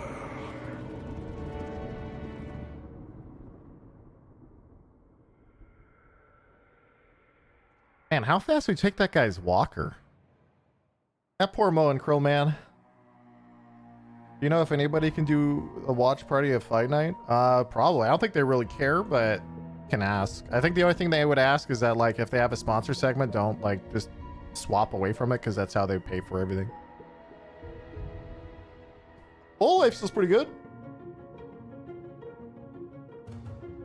You got, like, 8:30-ish? Nice. Still playing a new AMD system and new X3D launches? Yeah, I think my Intel CPU is dying, and so I'm trying to set up. I want to get the new 9800 X3D when it comes out, but chances are it'll be sold out in 5 seconds. So, the lane stats, sure. Funny thing is, he actually had a decent amount of last hits. I didn't care about last hits. I just ran him over. What GPU are you going for? I'm just going to use my current I have a 4090. I'm just going to swap the CPU and the motherboard probably. Let's get a 7800 X3D, then a 97 to 9800 X3D. Well, the problem with that is the 9800 X3D comes out in like a few weeks, doesn't it? Like really soon.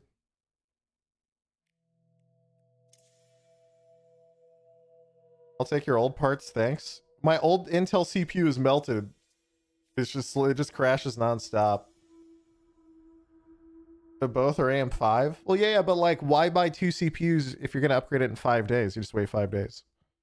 Are you still using 2 PCs for streaming? No, so I haven't been using 2 PCs to stream in a while. I stopped. My second PC though is my backup for whenever this one finally bites the dust, or if I can't get a 900 X3D for a while.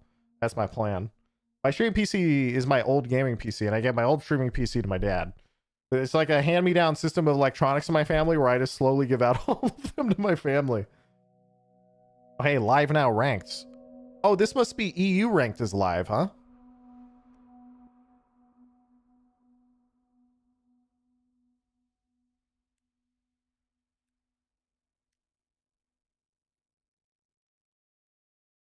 Get the 9950 X3D for stream on single PC? No, I don't want it. It doesn't matter. The OBS uses almost no CPU power anyway. Like even now I have 2 streams live. The CPU usage of OBS is usually between like 0.2 to 0.5. Like it's super small.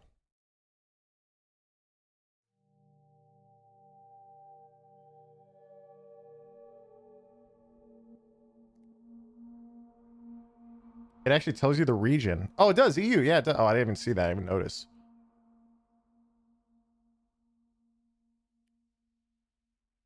Wait, so we only have 10 minutes before the tourney starts. Let's go find a local McGinnis gamer to watch. Does anyone in you play McGinnis? Hello, is there even one on the first page?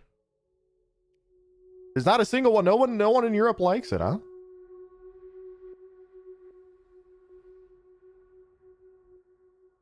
I found one.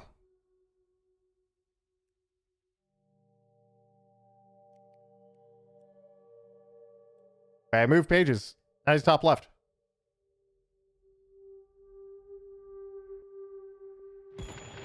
I just wanted to see what other gamers on McGinnis are building. Wait, you went first point, hollow point, but you already died once. Oh, God.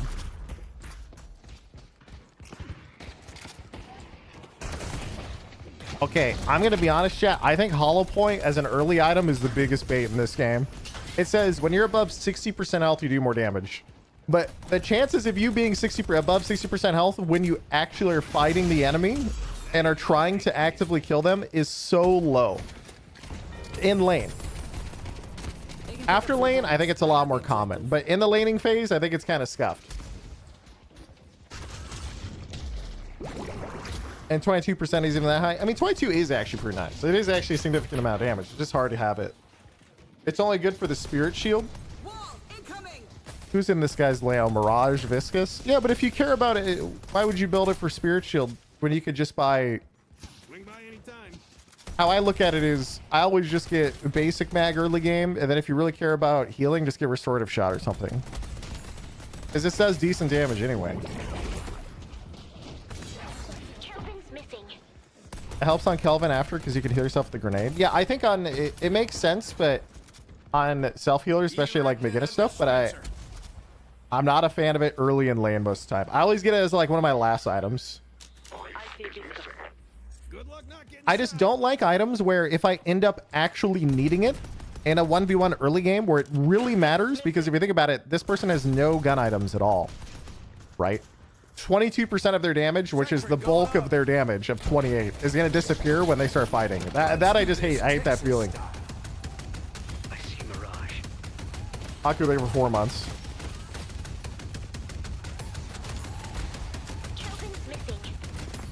Oh, he's so close. You know how each region has different metas? I'm really curious what other people build on the Guinness. In other regions, that is. Erecting a dispenser.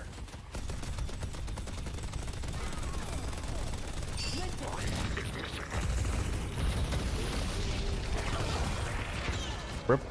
Yeah, you guys ran into the local race server admin character early game. Don't worry, guys. You only took 308 damage from cards. It's just a casual 2 card for, you know, quick bazillion damage. Wait, they don't even have ammo scab and all the other stacks do. TF2 what? Oh yeah, dude, we got a TF2 mod on right now for funsies.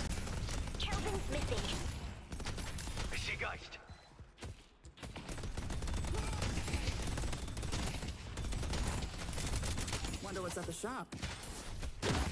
I think it baits you into fights thinking you're strong, but then half your damage is gone. So I think the item is actually really good as a third gun item, but not as like a first one. I also don't believe in monster rounds though in the current patch nearly as often. I think monster rounds is a bait because towers and walkers go down so fast so you don't even need it unless you're gonna do early dive. So I stopped caring about it as much now. Now every game what I've been getting is just restorative shot and basic mag, and then usually one of either high velocity or hollow point. I also could do early headshot booster because headhunter isn't terrible. It's kind of fun actually. And high velocity is also good versus certain lanes, especially for the spear resist later if you care. Can you give me info about that tourney? Use the tournament command to tell you everything. It starts in 10 minutes.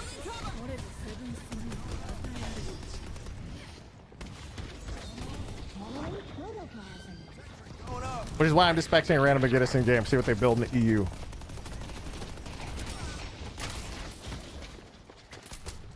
I go headshot booster high velocity is my go-to. Then I go pristine later so I can rotate and gank. Yeah, the problem with pristine on McGinnis is it's never worth it because you always go intensifying. And so I can never justify having another 3k gun item because intensifying just gives you so much damage that it doesn't matter.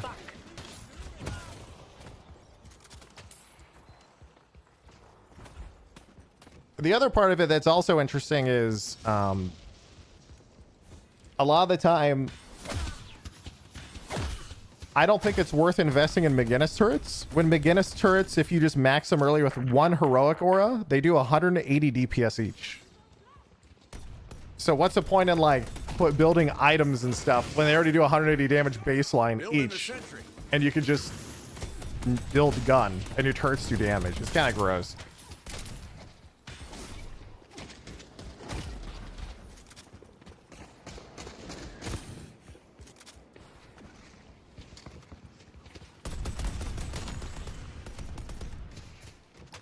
Do you invest in a rapid recharge? I stopped doing it in my build actually because I don't think it's worth it. So if you just get base cooldown, your turret is 13.6 seconds. If you get rapid recharge, it goes to 12.6. So you have a 1 second difference between improved cooldown and rapid recharge. And the only thing you're getting out of it is +1 turret for 3,000 souls. So why bother? That's how I look at it. On top of mid. I won't lie. For 3,000 souls, you can get like improved armor and just become a tank rather than having +1 turret.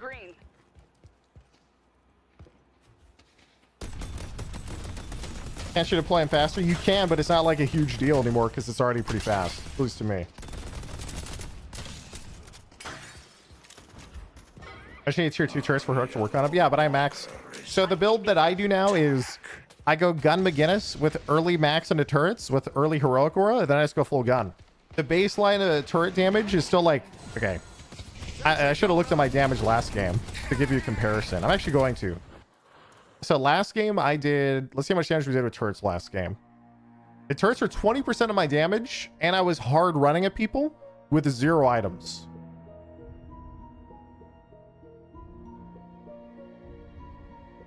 It's just kind of like, it's so good baseline, why even bother investing?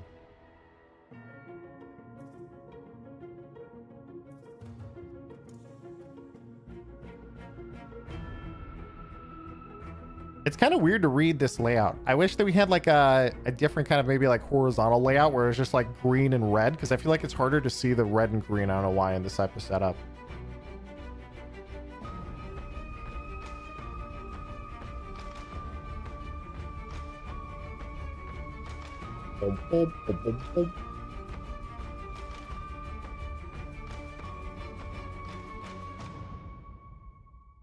Let me see if the tourney stream is up. One sec, chat. It's like playing only one hero. Actually, there's a Shiv game here.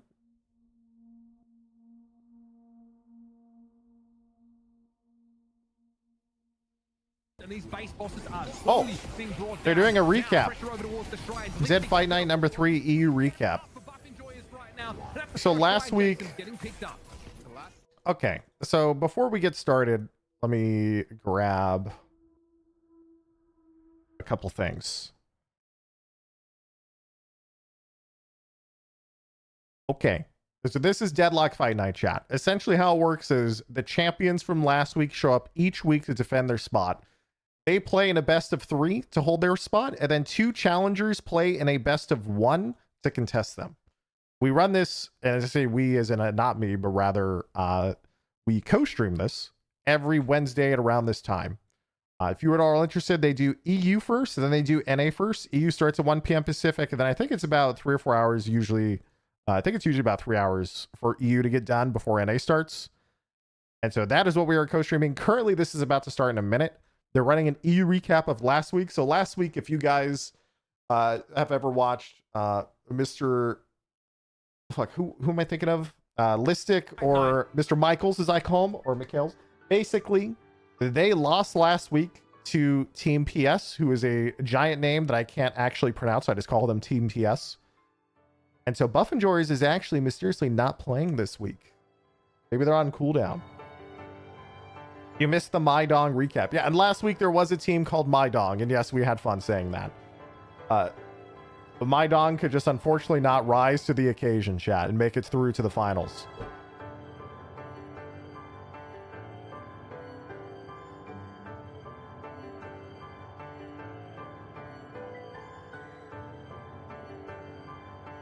But as you can see here, all these times in the top left are in EST. So 4 p.m. we have the EU Challenger match, then we have the EU 1000 finals, and then we have the NA Challenger, then NA 1000 finals as well. Welcome everyone to another round of Deadlock Fight Night. Kicking things off with EU. I'm ZP here with Jason, and Jason, it's going to be interesting here. Once again, a lot has changed in 1 week, and of course we got 2 new teams.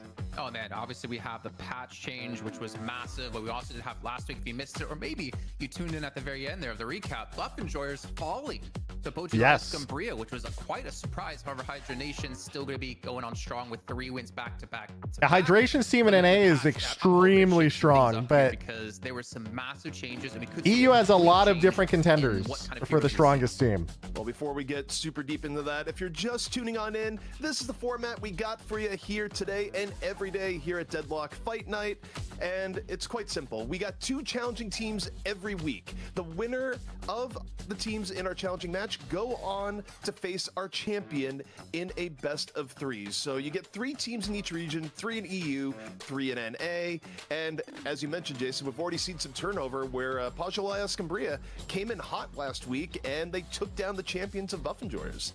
I'm just gonna put this in chat, by the way. If you are legal drinking age, every time ZP says Pojalias Cumbria differently, take a shot. And, I don't know how you're gonna make it past Dude, the nobody first knows game, how to pronounce be it right. We're all just like, yeah, we're You're trying trying. to kill people. Well, you know, not directly, but I do like, you know, this format. It's so great to be able to give, you know, teams a chance to kind of show what they've got, potentially challenge against the best teams from each region. I'm waiting, more importantly, I guess, for an NA team to rise up and be able to challenge Hydra Nation for once. Like, True, the NA team, they seem to be unbeatable when it comes to they have been kind of steamrolling, chat. They're kind of crazy. Called a super team, and for good reason. But you know what else is pretty super? Deadlock Fight Night is proud to present our new line of merch. One of the best ways you can support this broadcast and help us keep the lights on is to get gooped. Available in t-shirt and sweatshirt variants. Getting gooped directly supports the Deadlock Fight Night brand and helps us ensure that we can keep paying players and put on this promotion for you. We think Live it's your pretty life, funny. guys. Hopefully This you do makes me too. happy. So go ahead, buy a shirt that you'll have a pretty hard time explaining to people. Head over to the deadlockfightnight.com and order today. Jason already bought 3. It's true. 3, one for me, one for my fiance, and one for my lovely little doggo Oliver. Luckily, they had a size for him, which is fantastic. If you guys, of course, have any ideas as well, you can head over to the website. There's a comment section where you can suggest things. You can talk about the broadcast. Also, you can maybe even suggest what you'd like to That see. looked like a T-shirt from 2003. I mean, it matches, boys. We're doing Now, getting grassroots into it here, our esports first like it's two 2003 right challenging now. teams of the day, it's going to be DMS taking on the Deadlock Dudes. And Deadlock Dudes, you think back to Deadlock recent Dudes, what a tournaments here, name. They were actually able to send Mydong to the lower bracket. They weren't quite able to win in the rematch later on, but EU has a lot of teams that are up and coming here, Jason. And of course, DMS we've already seen here on Deadlock Fight Night. They're kind of God, dude, veterans. all So, these it's a very names. interesting early matchup here, and already some names here. I know you got a lot to talk about for some of the members of DMS, especially Play With Me. Oh man, his Wraith. Oh, I missed that week because I was gone in China, but to come back and do the recap, just seeing what he did on Wraith was insane. But also for DMS, they had a slight roster swap, right? Saf used to play with 3-6 Mafia, who played against them, I believe, in week 2, if I'm not mistaken, and he's actually joined the roster. So has Prestis. So they've gone for a couple of switch ups. I'm curious to see how it's going to kind of elevate DMS to the next level. And as you mentioned with Deadlock Dudes, I mean, they might not be a common name for you guys at home, but they have been able to challenge the likes of Buff Enjoyers, like getting to that part of the event multiple times where they finished second, losing to Buff Enjoyers in the community game. Isn't McLovin an Apex CC player? Wouldn't surprise me. There's actually giant crossover between every FPS scene in this game, essentially. They also have some really good players. I mean, ZP, you're probably going to recognize Elevote just because. We've seen a lot of Valorant players playing this game. We've seen a lot of Apex players. Obviously, there's massive Overwatch crossover. Like, this is essentially the game of choice for a lot of people right now who are kind of bored of current FPS games and just want to try something different. Pro player for PC. Xenon was a Valorant pro player as well. I think the only one that doesn't have like a big and Smite. competitive Yeah, true, background and Smite. experience is Not wrong. WZQT. But you know what? I feel like with the players like that on your roster, you're going to get caught up really quickly. Well, we're about to dive deeper into what has changed over the course of this week, but we're not going to be doing it alone. Of course, we got the one and only DDK rejoining us. Dan, it's us 3 all day today, and we got a lot to go through here, especially in Deadlock, where everything changes week to week, almost literally. Yeah, a lot of big themes this week. It's definitely a big lift for us to try to like theory craft everything with basically like a limitation. I have genuinely no idea what the meta is going to be this week. It's great. So basically, we're going to end up talking about a bunch of stuff that and predictions that may not be true. Man, his headphones always look so comfy. Well, speaking of predictions, we got a lot of things to theorycraft here because, of course, a big patch hit between Deadlock Fight Night 3 and number 4, and we're gonna kick things Shiv off here was by taking a look at the annihilated. hero changes where Shiv, Rage was also public destroyed. enemy number 1 for a lot of people in pub games, Jason, and he got hit a little bit with the Nerf bat, and yet maybe we'll still see some of them here today. Yeah, I mean, he had the highest win rate in Deadlock Fight Night for us by a pretty decent amount. I think he was around like the 70%. I think he's still around 70% at the moment, though we did see him have a couple of losses last week. But man, for us, like the biggest changes obviously is Shiv is still good. Well, he got buffed again this weekend. They buffed his rage generation. And the fact now is, if you want to be kind of on the same, his rage was massively nerfed in terms of like how effective that ability would be. You'd have to level it up very early on. So for me, Shiv early game has definitely been reeled back quite a bit, DDK. Yeah, It's interesting because this looks like, if you're like, oh my god, there's so many changes, like sort of nerf varying things about Shiv. Was last week number 3 as numbering work? Oh, sorry, I have the wrong number. It's 4 today. 4. This may look a lot Thank you for telling me that. I just wrote down the wrong number. Because across the board, obviously, some of the more key elements are being nerfed, like bloodletting, like you mentioned, which is all about the tankiness and sort of how Shiv is able to sustain in these fights. You've got elements to how long the rage meter is able to stay up during these fights and how quickly you can build it. So that's been nerfed as well. And the killing blow is a slightly shorter range, as we can see also. That range nerf on the ult is actually pretty significant. It used to be that he could ult you across the map. I'm feeling like this isn't really going to change the pick rates of Shiv all that much, although it looks like it maybe should. Where do you guys, where do you feel this is going, ZP?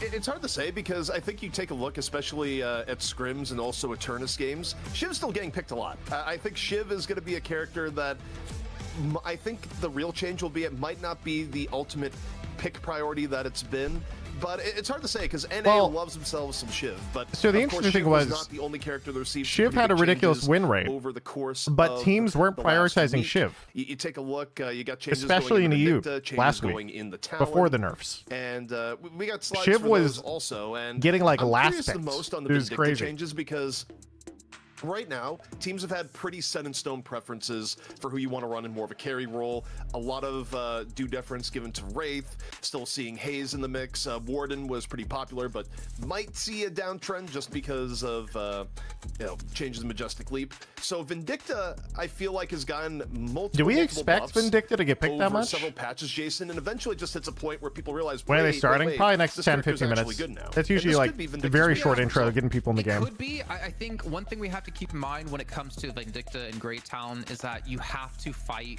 in very specific locations to be very effective with these two heroes, because obviously you want to stay away from the fight, right? You want to stay in the air, you want to stay pretty far back. So you want to be in the sky, then pop a 3-0 shift for the 10 knockdowns. However, looking at the fact that your fire rate EU does value Talon. Oh yeah, Talon actually with the buffs felt pretty good.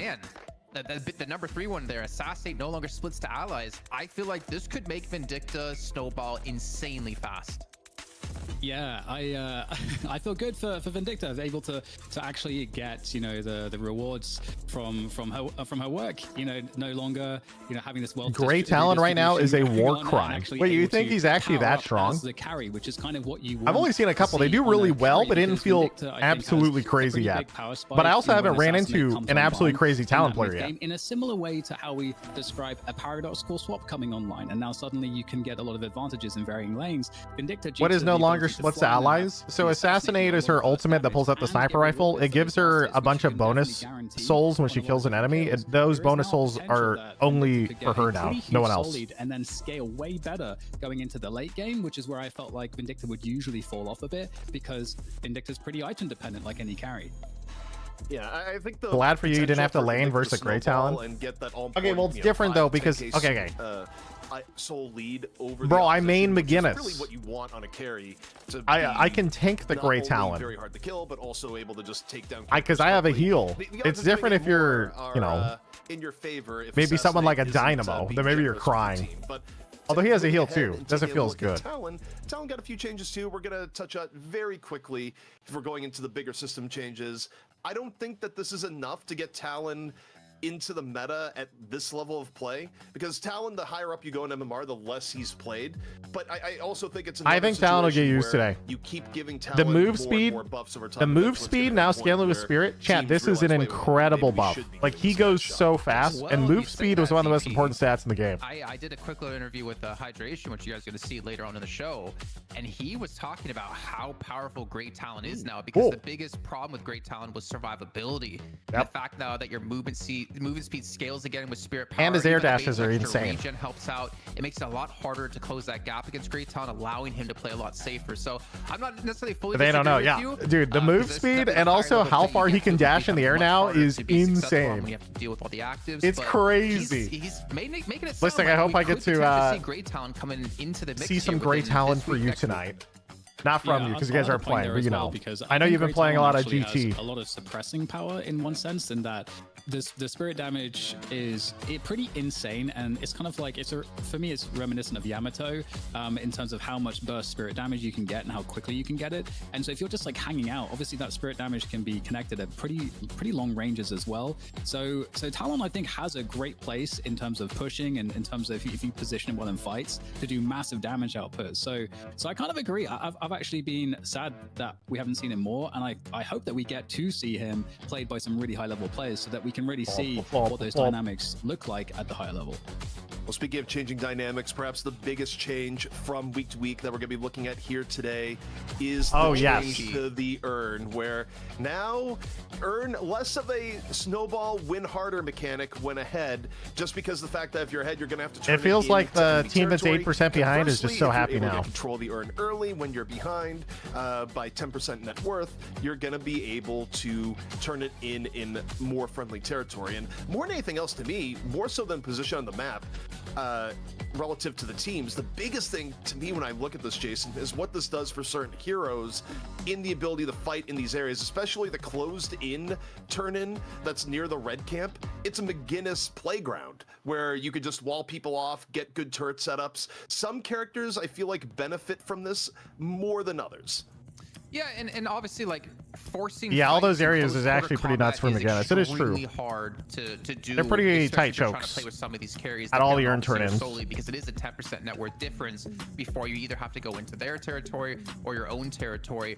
I kind of wonder, because in my eyes, Dan, we've seen a lot of teams use the urn as a way to facilitate a team fight, as in, okay, we're going to take the urn, we're going to go near the air to turn it in, but we're going to force you to contest us, or you give it to us for free. So either we get the turn in for free, or we're going to get a fight that we want and most likely win. So it kind of forces the enemy team's hand in that sense.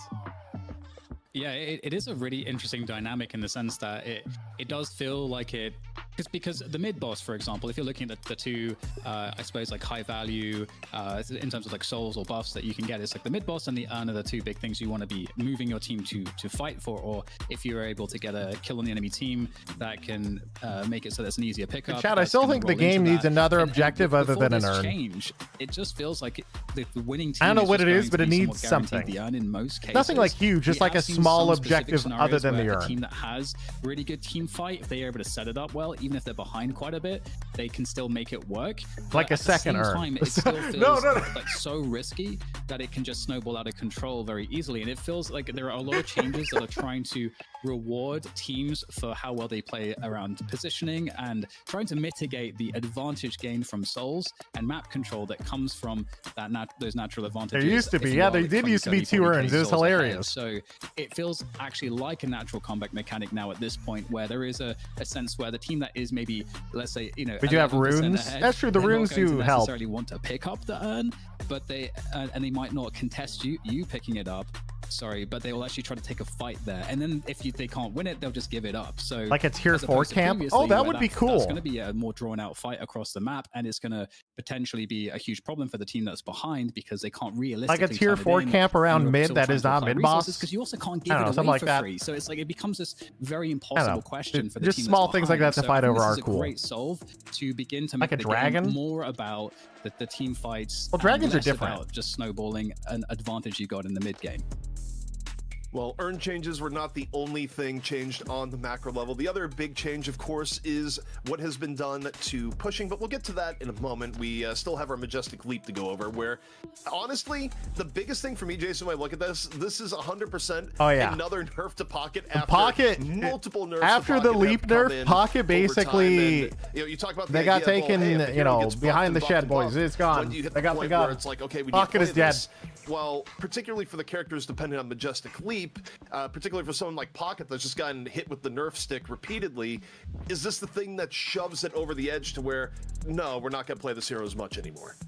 Yeah, I think that's a I think so. possibility. And honestly, I don't think we need to go too much necessarily into this because we still have like the game almost ready to go. Yeah. But the fact is, the cooldown. It killed a lot of changed, lash as you plays said, too. from That's true. experience when we were talking about this before.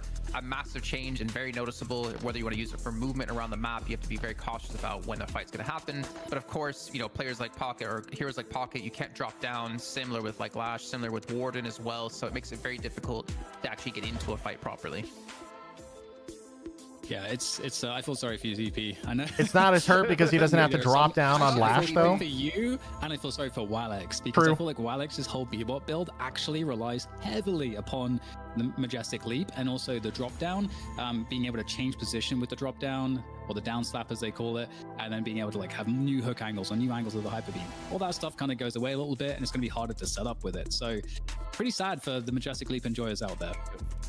We're going to speed through the last point here as the teams are ready, but Walker changes. This is really interesting. These in are the also sense that ridiculous. I feel like, in a sense, it almost helps teams come back a little bit, just because Walkers are so vulnerable. At It's 14 such an minutes. interesting It's so idea. The deep idea into the that they game, want where to if a lane even gets slow pushed up down the a little early bit, game, it's really but easy speed to up the send late someone game, over so that and way get new Walker players away don't that get they hard stomped and they have necessarily more do for that. guardrails. But also, eventually, surely these new players will eventually push a Walker in the game and not go for 45 minutes. It's like, okay, with the earn change, we don't feel like the team that has It's just naturally tough. more map control because they're ahead should also just get free earns. Here it's like, okay, we're trying to solve the fact that if you're the team that's behind in the mid game, you're probably behind on flex slots, and that's what is invariably going to end up killing you because you end up losing even more souls because you have to make sacrifices on your build, or maybe you have to sell things you otherwise wouldn't want to sell. So this creates an interesting scenario where it mitigates that, and it gives the opportunity. Minus 30 is too much.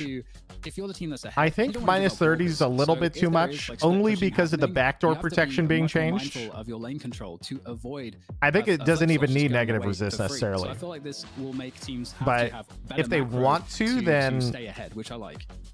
I can just hear Mitch right now. We'll just see. Wincing every time one of us says macro. According to the feedback we got last week about it's map control. No, yeah, completely agree. And I really want to see how teams really push this, especially the teams who know how to split push properly. A team like Hydra Nation, I feel like, is going to have a field day with this if they don't already get. It full is walkers true. down by It 14 really, minutes. really punishes teams and players with bad but it's like macro. when Because we if just you explain leave that macro- lane for a second and they're there, your walker is gone in 10 Hill. seconds. I think we're all macro enjoyers, but ZP, I think we're like We're also moments draft away here enjoyers. But from also, first match, yeah. split pushing was also nerfed by the fact that they did add the top teleporters and bottom teleporters to the side lane. So that's also a mobility change to kind of nerf split pushing. So they're kind of I don't doing both really ends think a little that's bit. something that's going to change because, of course, Wraith herself didn't get too nerfed down in the Play with last me, week. man. We saw him 2 weeks ago. Absolutely dominated teams on his Wraith. But we did see when they met up against Buff Enjoyers, they're like, we'll take the Wraith away. We're not going to let you do it. And Dan, you see the Mirage It going feels away like for you just DMS, trade where Mirage walkers now also, because I people feel are like, has just constantly trying to gone run them up down. I in never had so many value, walker especially trades in since the EU, where last people patch. say, you know what? We don't want to deal with this. We don't want to deal with your early lane pressure. We don't want to deal with. Hey, your first pick general Grey Talon. There it is, lane game. guys. We're talking about it. Big Grey Talon buff. Okay. Wraith ban, Mirage ban, first Love pick to Grey see it, yeah. Talon. Grey Talon coming in immediately, and again, I feel like he's, for me, Grey Talon is like the ranged Yamato. because, Man, like, we have what the a power staff change Yamato, from Yoshi's last gonna get week, close. chat. Grey It's just a Talon is few gonna, buffs with to the power Grey shot, Talon, and extreme amounts of Grandpa is spirit damage back. that he can just pump out in similar burst fashion, and you can have a lot of builds that focus around getting that ability to do insane damage and have like really fast cooldowns. So I think it's going to be interesting to see how that plays out. I think it's going to be valuable. I would talk about the Infernus, Mirage ban, but I think, Ivy. we've got a lot EU of stuff teams really happening like from Ivy Messi, early. Infernus, and the We saw Ivy Buff pick. Enjoyers do this last I week don't as even well. wanna They talk about first those picked picks Ivy, you I said. think. I want to talk about Great Talent. Is this you, Renee? This is Honestly, EU. like, This is EU. I know I mentioned it before, but it really does kind of control the positions that you can play from. And like we saw last week, dealing with Wallets on the Bebop, if teams are smart, you just don't fight in areas where Great Talent can really punish you. So I'm curious to see how DMS are going to work around this, obviously with how strong Great Talent I mean, is But there also anywhere one that thing Great Talent can't punish underestimate, as you? pointed out, Dan, with Vindicta, is that trap can do quite a, it's not the stake like Vindicta, but that trap does give you so much Oh, they control pick of the Pocket fight. anyway. It can be That obviously is an interesting aggressive pick to and me because we defensively just talked save about how yourself or bad try to Pocket catch just got someone out. nerfed. Wait. Yeah, Maybe yeah, they I kinda wanna disagree. talk That one about is Morris really Ball, but I've got- surprising to me. Do it, do it. You got the paradox I got so many paired other with people. it. I was just gonna say that the ult as well is really interesting because if you're going for those spirit builds, you can do a really effective across map ganks. The pocket is not bad off of the ult, which you might not have as much but in your I thought games, but at if this level good of play, players there's actually hear a lot the of leap, they coordination will that can really all result in automatically some look really to the sky and powerful shoot you with a early bullet. ganks when- So that when way you that can't do stun the and drop that down. burst damage is really strong. Affliction is still good. Yeah, I guess that is true. You're right. The ult is still really good. And they buffed improved burst. That's also true, yeah. Geist getting picked in the 3-4 slot. Regardless, like it just keeps happening where it's like, yeah, you know, Geist is a really solid hero. Of course, still offers really good control. Mystic Reverb build, I think even with some Malice nerfs, is still pretty darn effective. So yeah, and the cold front did get buffed. That is true for the wave clear. This is the interesting part though, Jason, as we nice. We got the Haze for late game. Here. Warden was usually picked where Haze was just picked now for Deadlock dudes, and I think that's the effect of the Majestic Leap nerf, changing some valuations where you'll probably see more Haze. Dude, I like this. As opposed to Warden. This is fun. I don't know how I feel about the Haze pick. We haven't. Haze has been an interesting character because Haze is a hard carry that usually most people feel comes online too late to compete. Which might be exactly what we're going to And see here. So I'm very curious how the Haze does this turning. I just don't know how effective Haze can be because there's just so many strong counters to her. And I mean, the hardest part about Haze is the fact that anyone builds Metal Skin, and you're having a very sad game. One target with Haze, you do like double damage, if I'm not mistaken. I don't know if that's intended or not. But I don't know. Dan, do you have any thoughts about the Haze? Well, Wraith obviously got banned. You got rid of Mirage as well. Although I don't really classify Mirage really similarly to Kelvin, to not Haze, yet. but you know, Mirage does have a lot of like gun damage. So in terms of like the type of damage, at least you're going to get a lot of gun damage out of Haze. And Infernus is on the other team, so. I guess if you're trying to go for a hard carry, then it makes sense if you want someone that's going to be. Does Haze farm for 25 minutes in tournaments? Oh, we'll see. They're going to take, and they're just going to have to rely a lot on pocket. Being you also have to keep in mind we're so early into Deadlock's lifespan. A lot of our early impressions of characters can get changed so quickly with item changes and buffs and nerfs and whatnot to other characters to make like relative power difference. Interesting. I'm not sure how it'll be very interesting. We just talked about the Majestic Leap changes, and two of the heroes we specifically talked about with the changes get picked for Deadlock dudes. I don't know if they read the patch notes. Obviously, I'm kidding. If I had to pick a team, I am picking DMS, but honestly, I want to see the Haze do well with the Grey Talon, so I'm just going to cheer on Deadlock dudes instead. First ban stats a lot of the time is no McGinnis. And no McGinnis and no Lash. Yeah, the fact that McGinnis isn't picked here by either of these two teams is a little bit shocking to me, given how strong I feel like McGinnis is at the moment, and especially its prevalence in NA, where, God, you talk about a difference between the two regions. EU, very high value on Wraith, not as high value on McGinnis. NA, usually very high value McGinnis, not as high value on Wraith. Okay, but NA is dumb. Wraith is a ridiculous character. I agree with Wraith being a crazy character. And also, Mirage is not picked in NA. Like, I think EU's meta is just better. The only thing I'm interested in is Pocket and Haze. Pocket with the Leap nerf, and will Haze come online or do anything in an organized setting this top? All right. Is this EU versus NA? No, this is EU. We're watching EU versus EU. After this game commences, but now, Jason, as we get into it, we're going to see what has changed here for DMS in their week off of Deadlock Fight Night, and we get our first look of Deadlock dudes here on the program, and also, more importantly, first look at Talon, where I believe this is the first time Talon has been picked. I am pumped for Grey Talon. So, Chat, should I spectate this in-game so I get to sit on Grey Talon POV? This guy has to bully people. Dude, I want to do it. The Zero Mo and Krill actually surprises me. Like, it makes sense because I don't remember casting Mo and Krill here, but it's interesting how Mo just hasn't been quite there. But you talked about it as a good counter to Yamato, and I think you have a very valid point. The fact that you can alter. I'm curious if they're running on a 1 minute delay. Shadow transformation, and you can kill her and make that refresher inevitably useless. But as we are about to kick things off here, I'm also curious about how these lanes are going to play out. What are the matchups? We do have Warden not paired with Haze, but Warden Paradox is a pretty similar comp when you have the Kinetic Carbine to be able to stun into the Binding Ward as well. Haze for 7, I think that's going to be a lane where Haze can kind of put some serious work into 7, considering he's so weak early on. Yeah, I mean, you expect Haze to at least go even in that lane, but right now we're taking a look at the 2 lane, Kelvin and paired up with Talon. And for me, I'm so interested to see how this lane goes and if it's going to be one of those games where Talon gets ahead or not. I like it, man. I like it. You can get the sustain to Talon to help mitigate any sort of like early aggression on him with the heal from your frost grenade, but not to mention you can also slow for the one to hit. I don't remember the name of the one off the top of my head, but the one for Grey Talon to hit. What do you think is gonna win? I'm cheering for Grey Talon to win. I think Grey Talon owns. Shot, and also it's scary in the level of poke damage you can do at times, where you'll just go through a lane and go, wait, where'd all my HP go? It's like, well, yeah, that was 2 charge shots and Pocket Yamato is a miserable lane. I am surprised they put the Pocket solo versus Yamato. Actually, it's actually really funny to think about how sad that is with the minus 15 spirit resist. You have to be so careful of just dying to one power slash. Yeah, very, very careful. And you definitely want to fall behind this Pocket, especially with the changes we said, for instance, to Majestic Leap as well. And we've seen Yamato, like, together, for instance, bro, the Grey Talon hits so hard. We'll be able to okay, wait. Let's take a brief pause here from the official stream and instead hop into the in-game stream.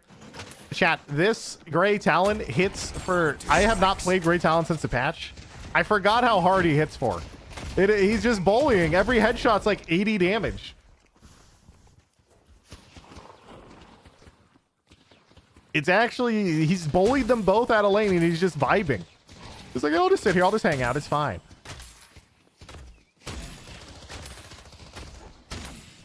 Wait. Trap is set. A fire from above. Here comes. Nope.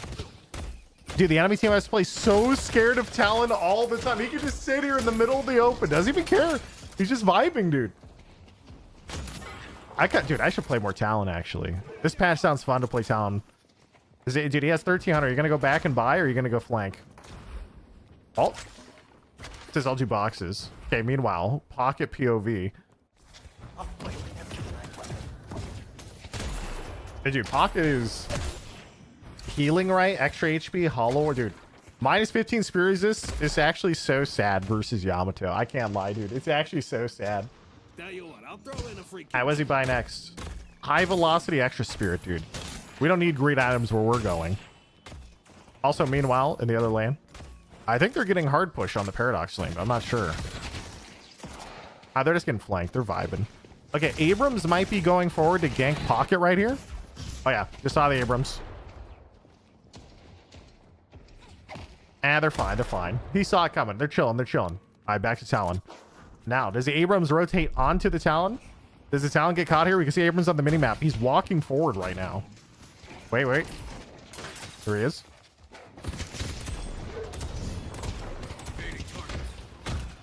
Nope.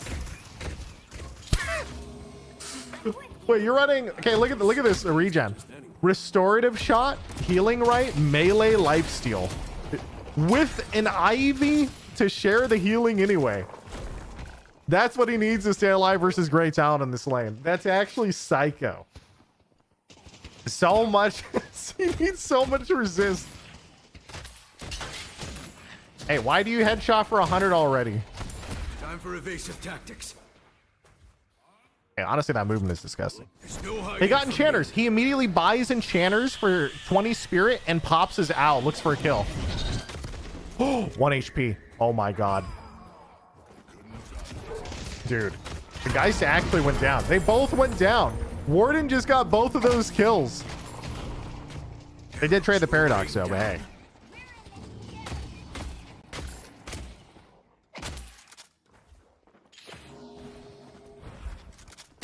Honestly, I'm really impressed, by the way, with the Pocket is even in souls with the Yamato. I mean, yeah, you probably have to play super passive and scared because obviously it is, you know, fucking terrifying, but still. God, having 40 spirit at this stage of the game with 2 items is so strong.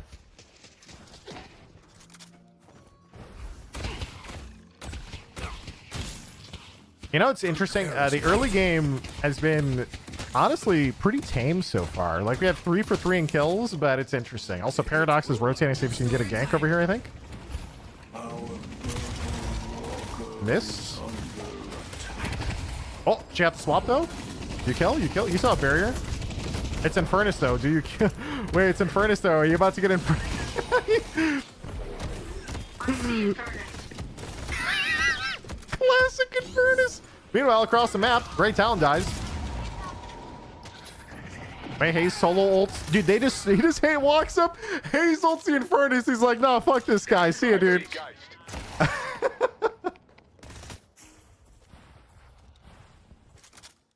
All right, Talon. You guys died. You all went for a fight at the same time.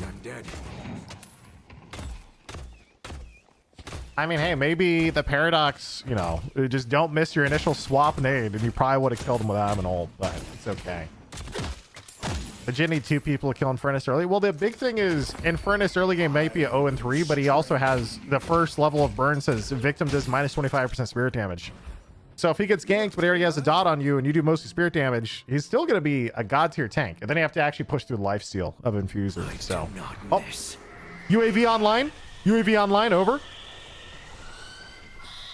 Looking for 7. 7 is 1 HP. 7's 1 HP.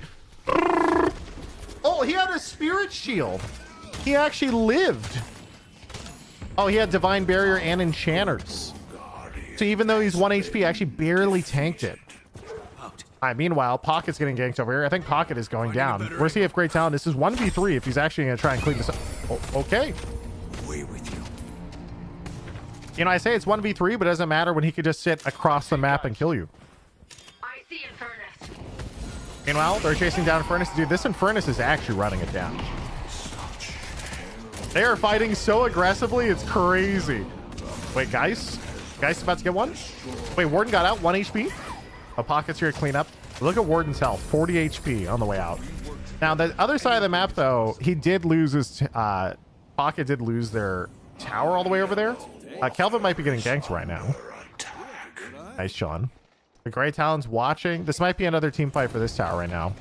I'm more worried about this Kelvin, though. I think Kelvin's might get ganked on this tower. He does have Dome. I think he's... Nah, they're fine. They're fine. All right, back to Talon.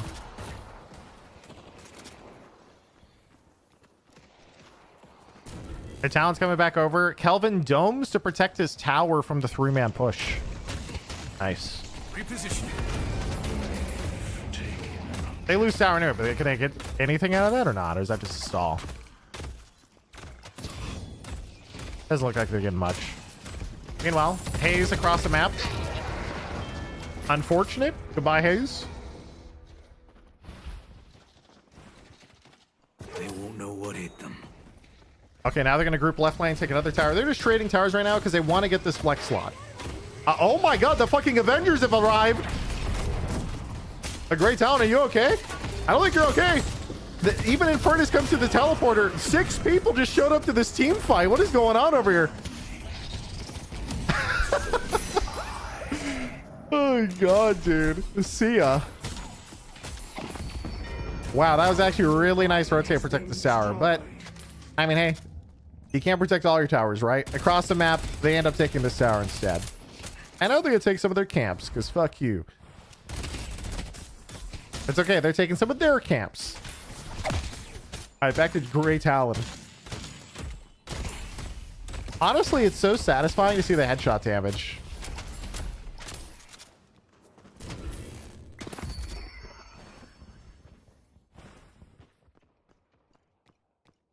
Now we enter into the casual 3-minute break where everybody sits here and just farms camps. Actually, no, I take it back because it's I forgot this was still 10 seconds of buffs. So this was after buffs. All right, buff fight first. Hayes, you're not getting this. You're not. I don't think you're. Oh, wait, they got to sleep. Wait, they're going in. She still has ult. What are you going to do with it? I kind of want to watch Hayes on this fight. Obviously, they're also another 3v3 on the other side of the map. I think they're mostly reset. Let's go to the other side. Grey Talon Ward look like they're cleaning up. He still has the owl to chase someone out too if he has to. Dallas is really high in health though. See ya. Instant dive. They take his bag. Yoink. To finish off the tower. Peace. Paradox meanwhile picking up the urn, I assume. Single 3 players on DMS have restorative locket. Really?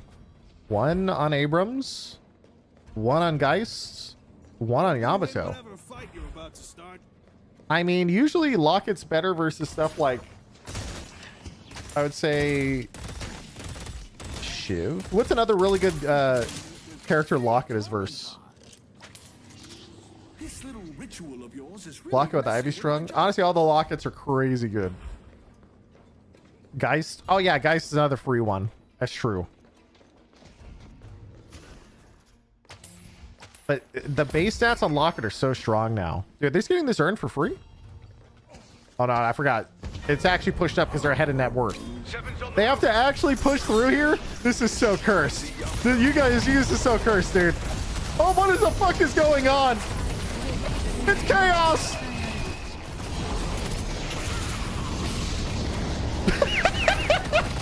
What is happening in here?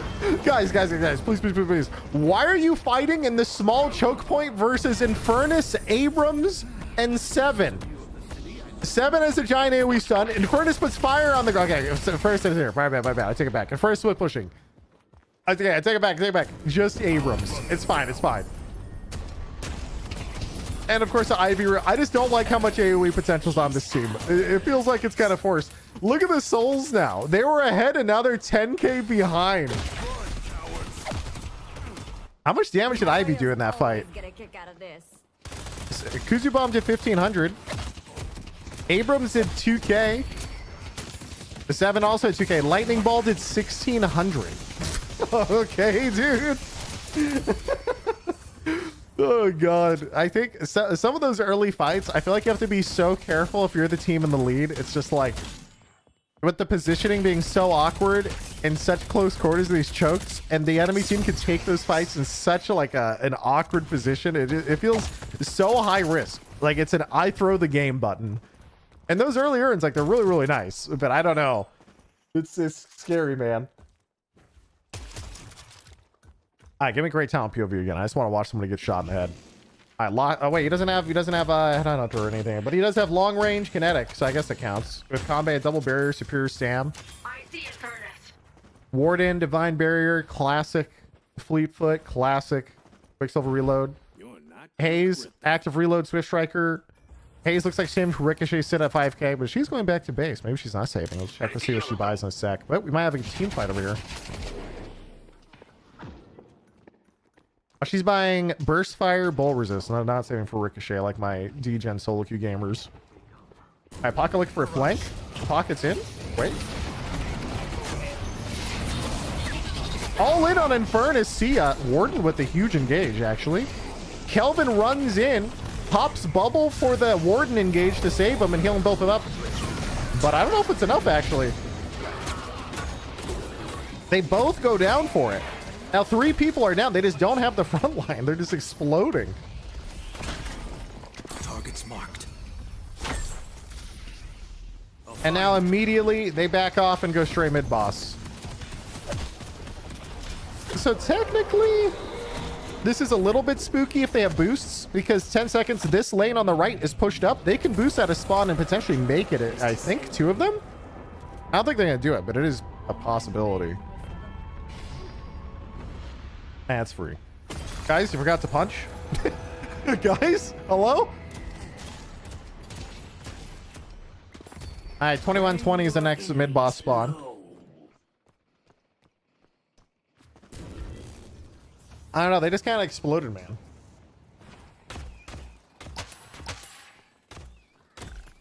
The Kelvin has barrier, but has 8k souls at 15 minutes. That's tough. The Kelvin is just in shambles right now. All right, buff time. I see Abrams. Oh. I see guys. Who doesn't love a surprise? Dude, superior stamina in the air is actually kind of crazy. Okay, meanwhile, Warden trying to defend his walker. He's about to get... This might be a team fight here in a sec. Yamato's in. This immediately pops ult. Doesn't even care. Just pops ult. He's like, hey, Yamato, how's it go? Whoa, wait. Whole team's running in? Dude, they're still... Are they gonna do... Are they backing up now? Great Talent's chasing. Engaging. Okay, diving a Warden like that is kind of psycho. They could have easily left one person and taken this walker. It has like 3 bars. I feel like they could have taken that, and that's a flex slot. So it's tough to argue. Show Abrams build? Sure. He has Hunter's Aura, Close Quarters, Bolt Resist, Spirit Strikes. Typical melee items with Restorative Locket. All right, so this is a neutral urn fight. I think this might be an actual good urn fight, assuming they get here in time.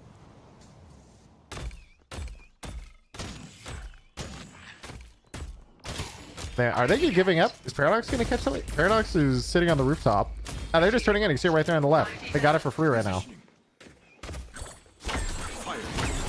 Wait. Oh my god.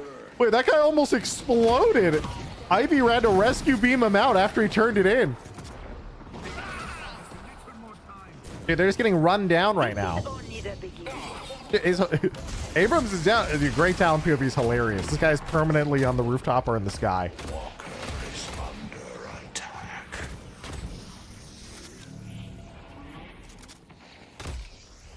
See how the guy's zoning? Yeah, the guy's 6-3, dude. I mean, they're gonna trade a Walker for Walker, I think. Assuming Wharton doesn't have ult though. He's just gonna trade for it. And he's just gonna trade for it. He's gonna die probably. I don't think there's a world he kills this in Furnace. He's a goner. But he does die for the Walker, which does give his team +1 flex slot. So normally this is where I would type Worth in all the chat. I have eyes on them. Ooh! They can't run forever.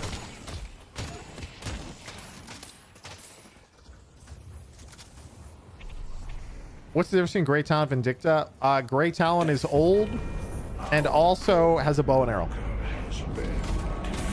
Dude, they just lost this Walker to creeps. That Walker changed, man. They're just a little bit slow here. Peace. Stat padding Grey Talon. Is it even stat padding? He's 3-2. He's just trying. I will bolster your mind and spirit.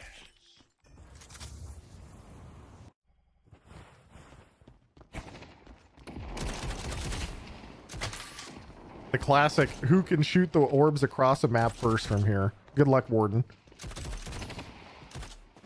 Yeah, that's what I thought. I was like, how are you going to get any of these last hits?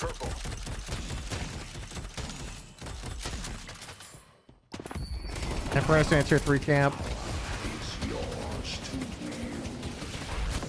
Alright, buffs are in a minute and a half. This is going to be the next fight. And we also have a big wave on the left side of the map. Guys, the haze is almost online. Okay, what's the haze got? Sitting on 5,300. Burst fire, swift striker, active reload. Slowing bullets. Honestly, if she's going for Ricochet now, she is at 5,700. They probably want to AFK and wait for Ricochet before they fight if they're going to save for it. Also, at a 20k net worth difference now means that you know, that sweet next turn, if they do manage to get it, they'll be chilling. Please go to Infernus. Guys, Infernus has like the same build every game.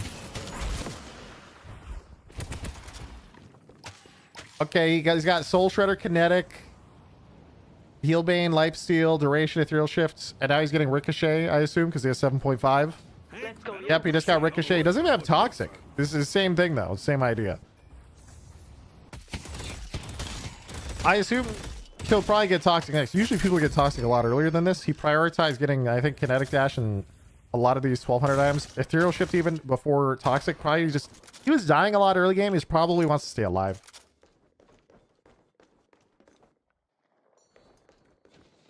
How are you getting Paradox? Dramatic, stylish, I love it. Alright, meanwhile, Hayes bought Lucky Shot, not Ricochet, by the way. Because I want to watch the Hayes POV in this team fight. This is a team fight for the buff on left buff. If Kelvin immediately gets caught and dies, Hayes gets stunned into a knockdown, into an Abra, and you're dead. I see the enemy. Yeah, that's tough, buddy. Sending arrow. Evading targets. I see 7. They took out pocket. Taking aim. I mean, the Great Talon is doing a lot of damage, though. Dude, it's scary to... Oh, that's a nice... Oh! Here comes the push. I think you can kill Abrams. I can kill Abrams. 1 HP on that guy. The Great Talon is farming right now. Pop the L, you won't. Pop the L, you won't. Setting snare. Another collab. Pop the L, you won't. Point blank L him now. Do it for the style, bro. He's owning. Think of the stacks, bro. Think of the stacks. Hey, Hayes is back. Hayes is back. She pushed Q. Oh, Yamato also ulted. Back to Talon. He kills this. Oh, she has Ethereal Shift. Dude, the Talon is actually hard carrying this team fight. This is insane. I have no idea how they won that. With how fast that Hayes died, did literally nothing. Like, dude, Gray Talon popping off, and now we have the mid-boss respawning. I don't know if they can do it, though. Are they going for it? They are going for it. I guess they can kill it so fast with Hayes, too. Never mind.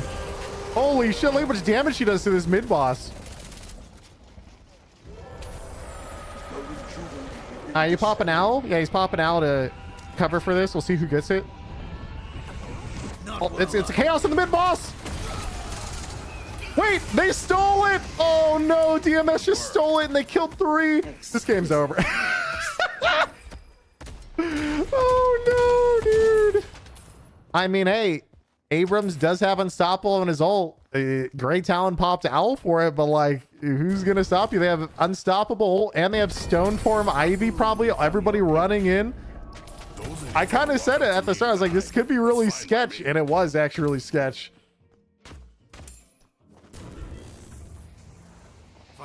And now they also get a free urn while everybody's dead. Yeah, and the urn is actually this tough. I mean, that is definitely a hard throw.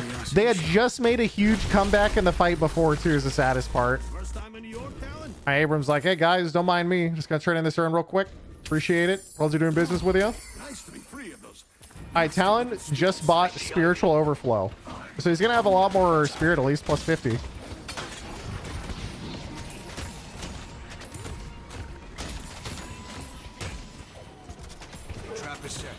It all went downhill in the urn fight. It did in the early game, but they brought it back. Oh, see ya.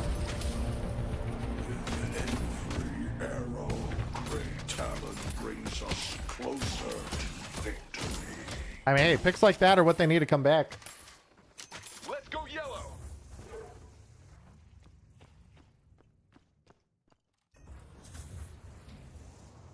The Talon deserves to lose when their team lost, even with Gray Talon. Wow, that's brutal, bro. That's fucked up. Hey, we got a pause coming out. Tech pause or tack pause? Is this where we talk shit? I'm ready.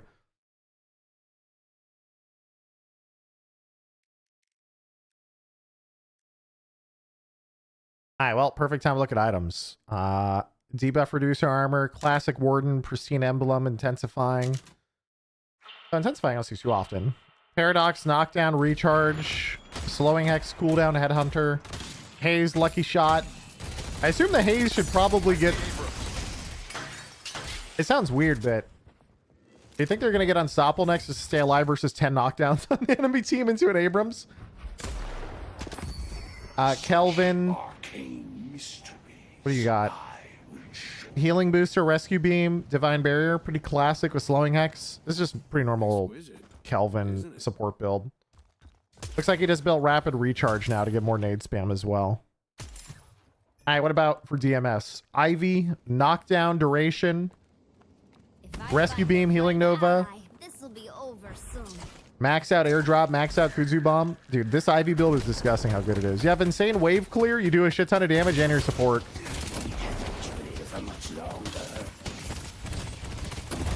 Infernus still has not built toxic bullets. Instead, he built inhibitor with ricochet. So that way the enemy team does 0 damage in the next team fight.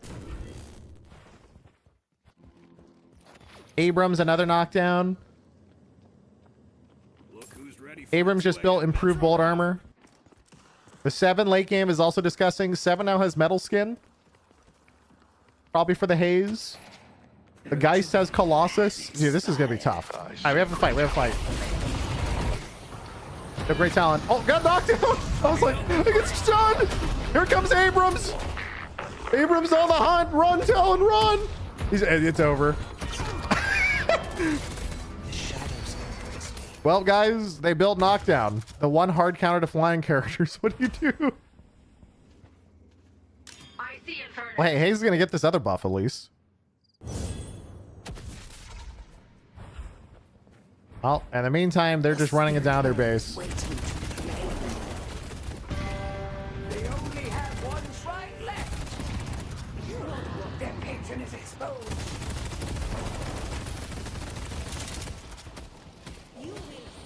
Pocket, are you just on the run this whole time? What is going on? There's a 7. Oh no, 7's just jungling. You guys are just wandering around trying to get back to base without dying. Okay. Hey, this is it. This is where Haze pops off. Does Haze have Unstoppable yet? She might be about to buy it. Yeah, she did. She has Unstoppable. We have Unstoppable Lucky Shot. It's game time. There's no Ricochet though. So I don't know how big the ult is about Ricochet, but I don't know enough about Haze ult. Alright, meanwhile, Warden picked up the urn to force it to their side. Gets rescue beamed out. So that is actually pretty nice that they managed to get this urn. He's actually going to go back for it. He baits in the Abrams. He juked it, but I don't know if it's good enough. Pops barrier, goes high ground. They're chilling, they're chilling. All right, that Warden play is actually nice because they moves the urn turn into their base, so there is potential. Surely, if they can take an indoors fight versus Geist, Yamato, Infernus with Ricochet, Ivy, Abrams, and 7, maybe they can win this in an indoor situation choke point, right? Maybe the Greytown will sit on the rooftop and just shoot through the window.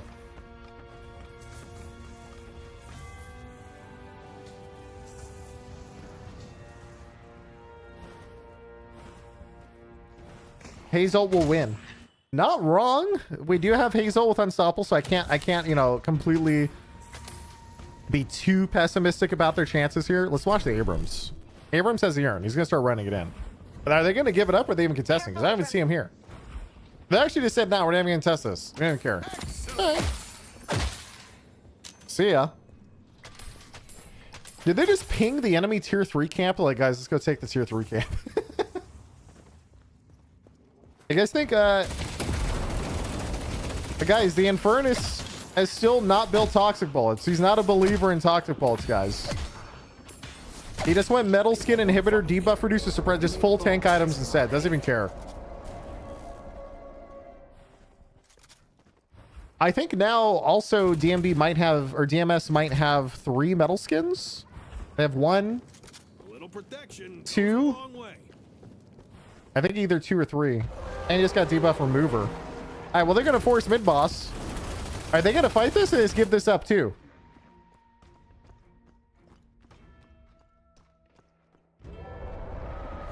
I mean, this could be really sketchy. They're kind of all fully set up. I don't think, I mean, Greytown's going to owl it, but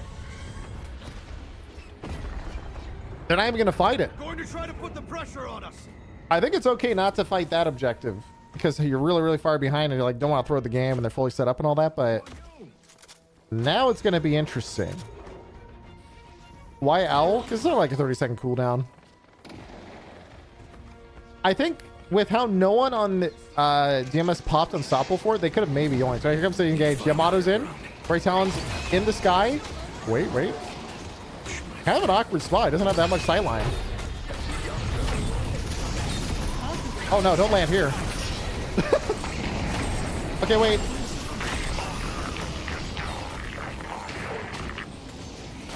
You guys, I think they lost. Here comes the knot. The Haze popped Unstoppable ult. The Abrams popped metal skin, and I think immediately punched her to death in like 1 second. So yeah, guys, that's a GG. Was that 2 knockdowns? Yes. They had multiple knockdowns in their team. They just absolutely... Oh, man. The Haze did 7,000 damage in 29 minutes. Okay, this is why we were talking about the Haze did less damage than the support Kelvin who went 0-9 and only built 2 gun items.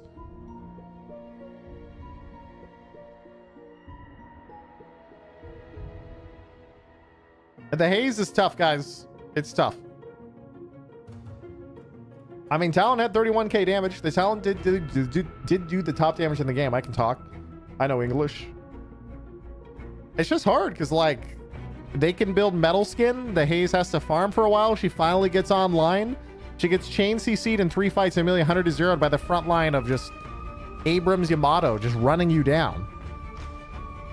And then they have 7 for CC. They have Ivy and Infernus for late game inhibitor. And all of them start buying metal skin and CC. It's just really hard. I don't know what they can do.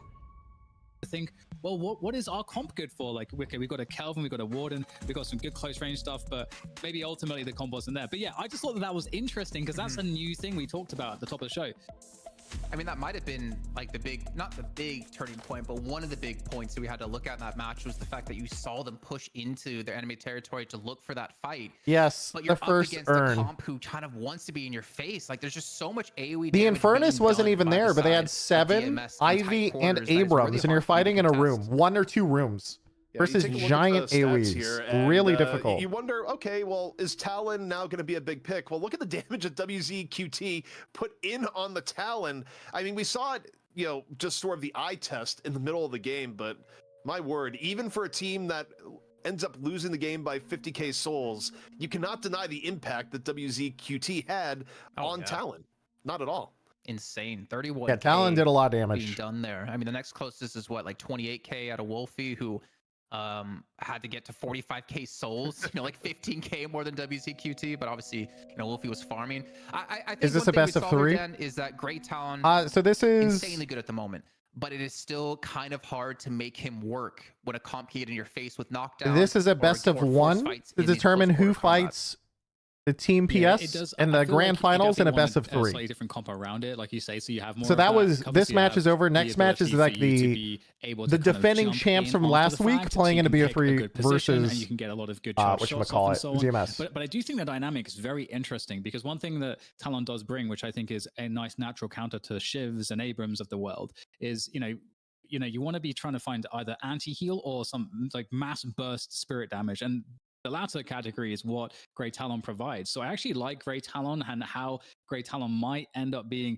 a really nice answer to those types of heroes. But yeah, we didn't really get to see it a lot here. And you can see, for me, obviously, one thing that like stands out is, hey, you got to carry. The Haze was not able to get online. And this is the danger when your team is kind of losing, like generally in the map control department. It's because true. That means that Metal Skin is just such an easy counter to Haze. Maybe elsewhere, and you can't create the space and safety for your carry to get farmed, to have the power. I mean, the other interesting thing is if you look over though for Team DMS, Infernus without Toxic Bolts, he built full tank. Brought it up, but look at the player damage. It wasn't like he did a lot of damage either. Not to like focus on him in a negative way, but 7k, where Ashton on the other side, who had 11k souls list, still had 9.6k because he was there. I think the one caveat I'll give McLovin is he was split pushing more often. He was able to get a walker, for instance, in like a trade. Did a lot of objectives. That's true. He was also split pushing in that first urn fight. If you remember the first urn fight, imagine if Infernus was there, he probably would have killed everybody with 5,000 damage in one fight. I think you nailed it when you talk about the split Instead, he was split pushing, got a free walker. You think about so overall contribution he did his job. To the amount of team fights we saw. The Kelvin that was broke as broke could be for most of the game still had more damage than the Haze, which at the most is just going to be an indictment of, okay, you know, how many times would have been better if you were able to integrate the Haze more into your team fight there versus being off split pushing, because yeah, that is a pretty tough disparity. And yeah, numbers don't entirely tell the whole story. You have to look at, you know, where people were and why, but yeah, it's one of those things where Haze continues to be a pick that you don't see as often in pro play, and I think more than any other carry is also a character that can underperform relative to the norm. I was actually more than fine with how Ashty played. Funny enough, with the Kelvin, I feel like the whole job was out of him, Xenon, and Elevote was just keep WZQT alive, and we saw what did happen when Great Talon was left alone and was able to survive with the stuns, with the slows, the binding words, etc. If we talk about that, like the overall flow of that game, fight, and they lost out on that. It was really, they were ahead. They threw the first urn fight, and then even in the mid game, the Talon hard carried the team fight, and they were actually relatively even on souls again. And then they threw it immediately at the mid boss. If they did not go for the sketch mid boss call, I think that game could have been very different with the Haze getting online. Every tournament since Deadlock has begun, even all the way back to the Aurora Masters. Yeah, and one thing that's really great about Yamato that I think kind of, you know, I got to sort of reference a little bit some of the changes that we've had with the urn and so on. We did have that early fight in enemy urn territory, and which is a close range engagement. And so, you know, you are looking to a Yamato who's able to kind of get those flying strikes around corners. If you get a good connection, is able to perform in pretty much any range. And obviously the long range, you're not really expecting Yamato to do a lot, but into the close to medium range, performs a lot better than a lot of other carries might, where they would need like a prolonged, let's say line of sight, which can get broken all of the time. So, just showing the versatility and really doing the job of being able to crack open those initial burst amounts of damage and picks and those. Also, another thing I want to talk about the haze pick that's also really hard. A lot of people don't know how ridiculous metal skin is as an item. Metal skin is kind of unique because if I remember correctly, the item only has like a 15 or 20 second cooldown, and then the cooldown starts when you push the button. So if you have something like duration and improved cooldown and stuff, you can get that down to I think like a 12 second cooldown with 3 seconds of it up, where you're invulnerable to bullet damage. And so at that point, it has such a short cooldown, you can use it multiple times in one fight versus gun carries like Haze, which is really, really, really crazy. And so it's kind of hard to deal with because Haze doesn't have a lot of viable like other builds. You just go gun. So you have 5 seconds of downtime with metal skin. Haze just cries. Yeah. And that's not even accounting for the stuff like metal skin return fire does work and you can get multiple if you want, the Haze was a problem, but just the impact of characters that are already building cooldown, and then you just get metal skin and you can pop it multiple times in a fight versus any gun carry, not necessarily Haze, is just really strong.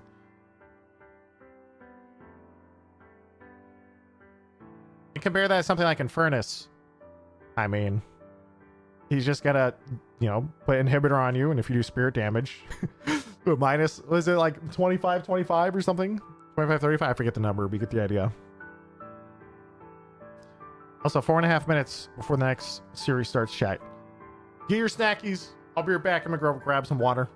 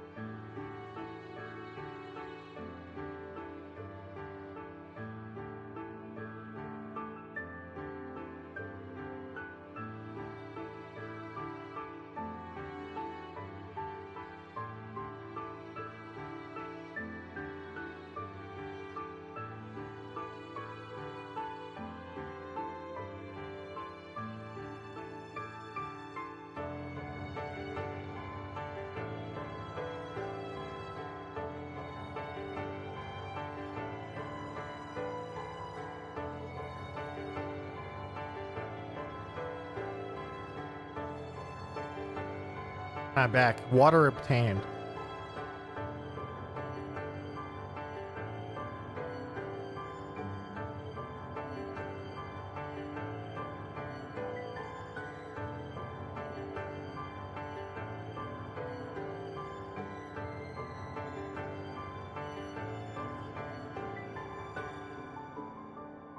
I hope this next game is good, but PS is such a strong team.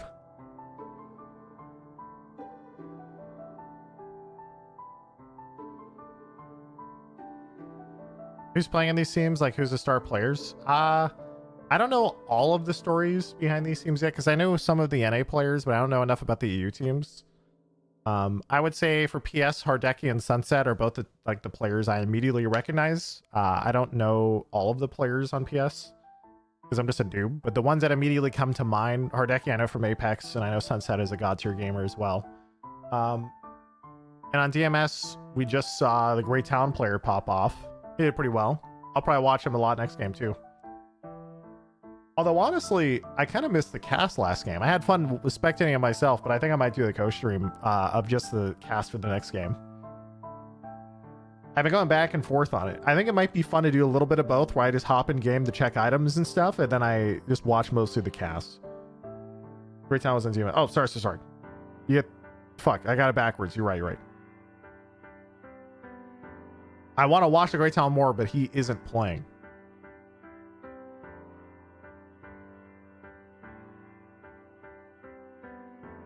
I hope someone pulls McGinnis out this time. True.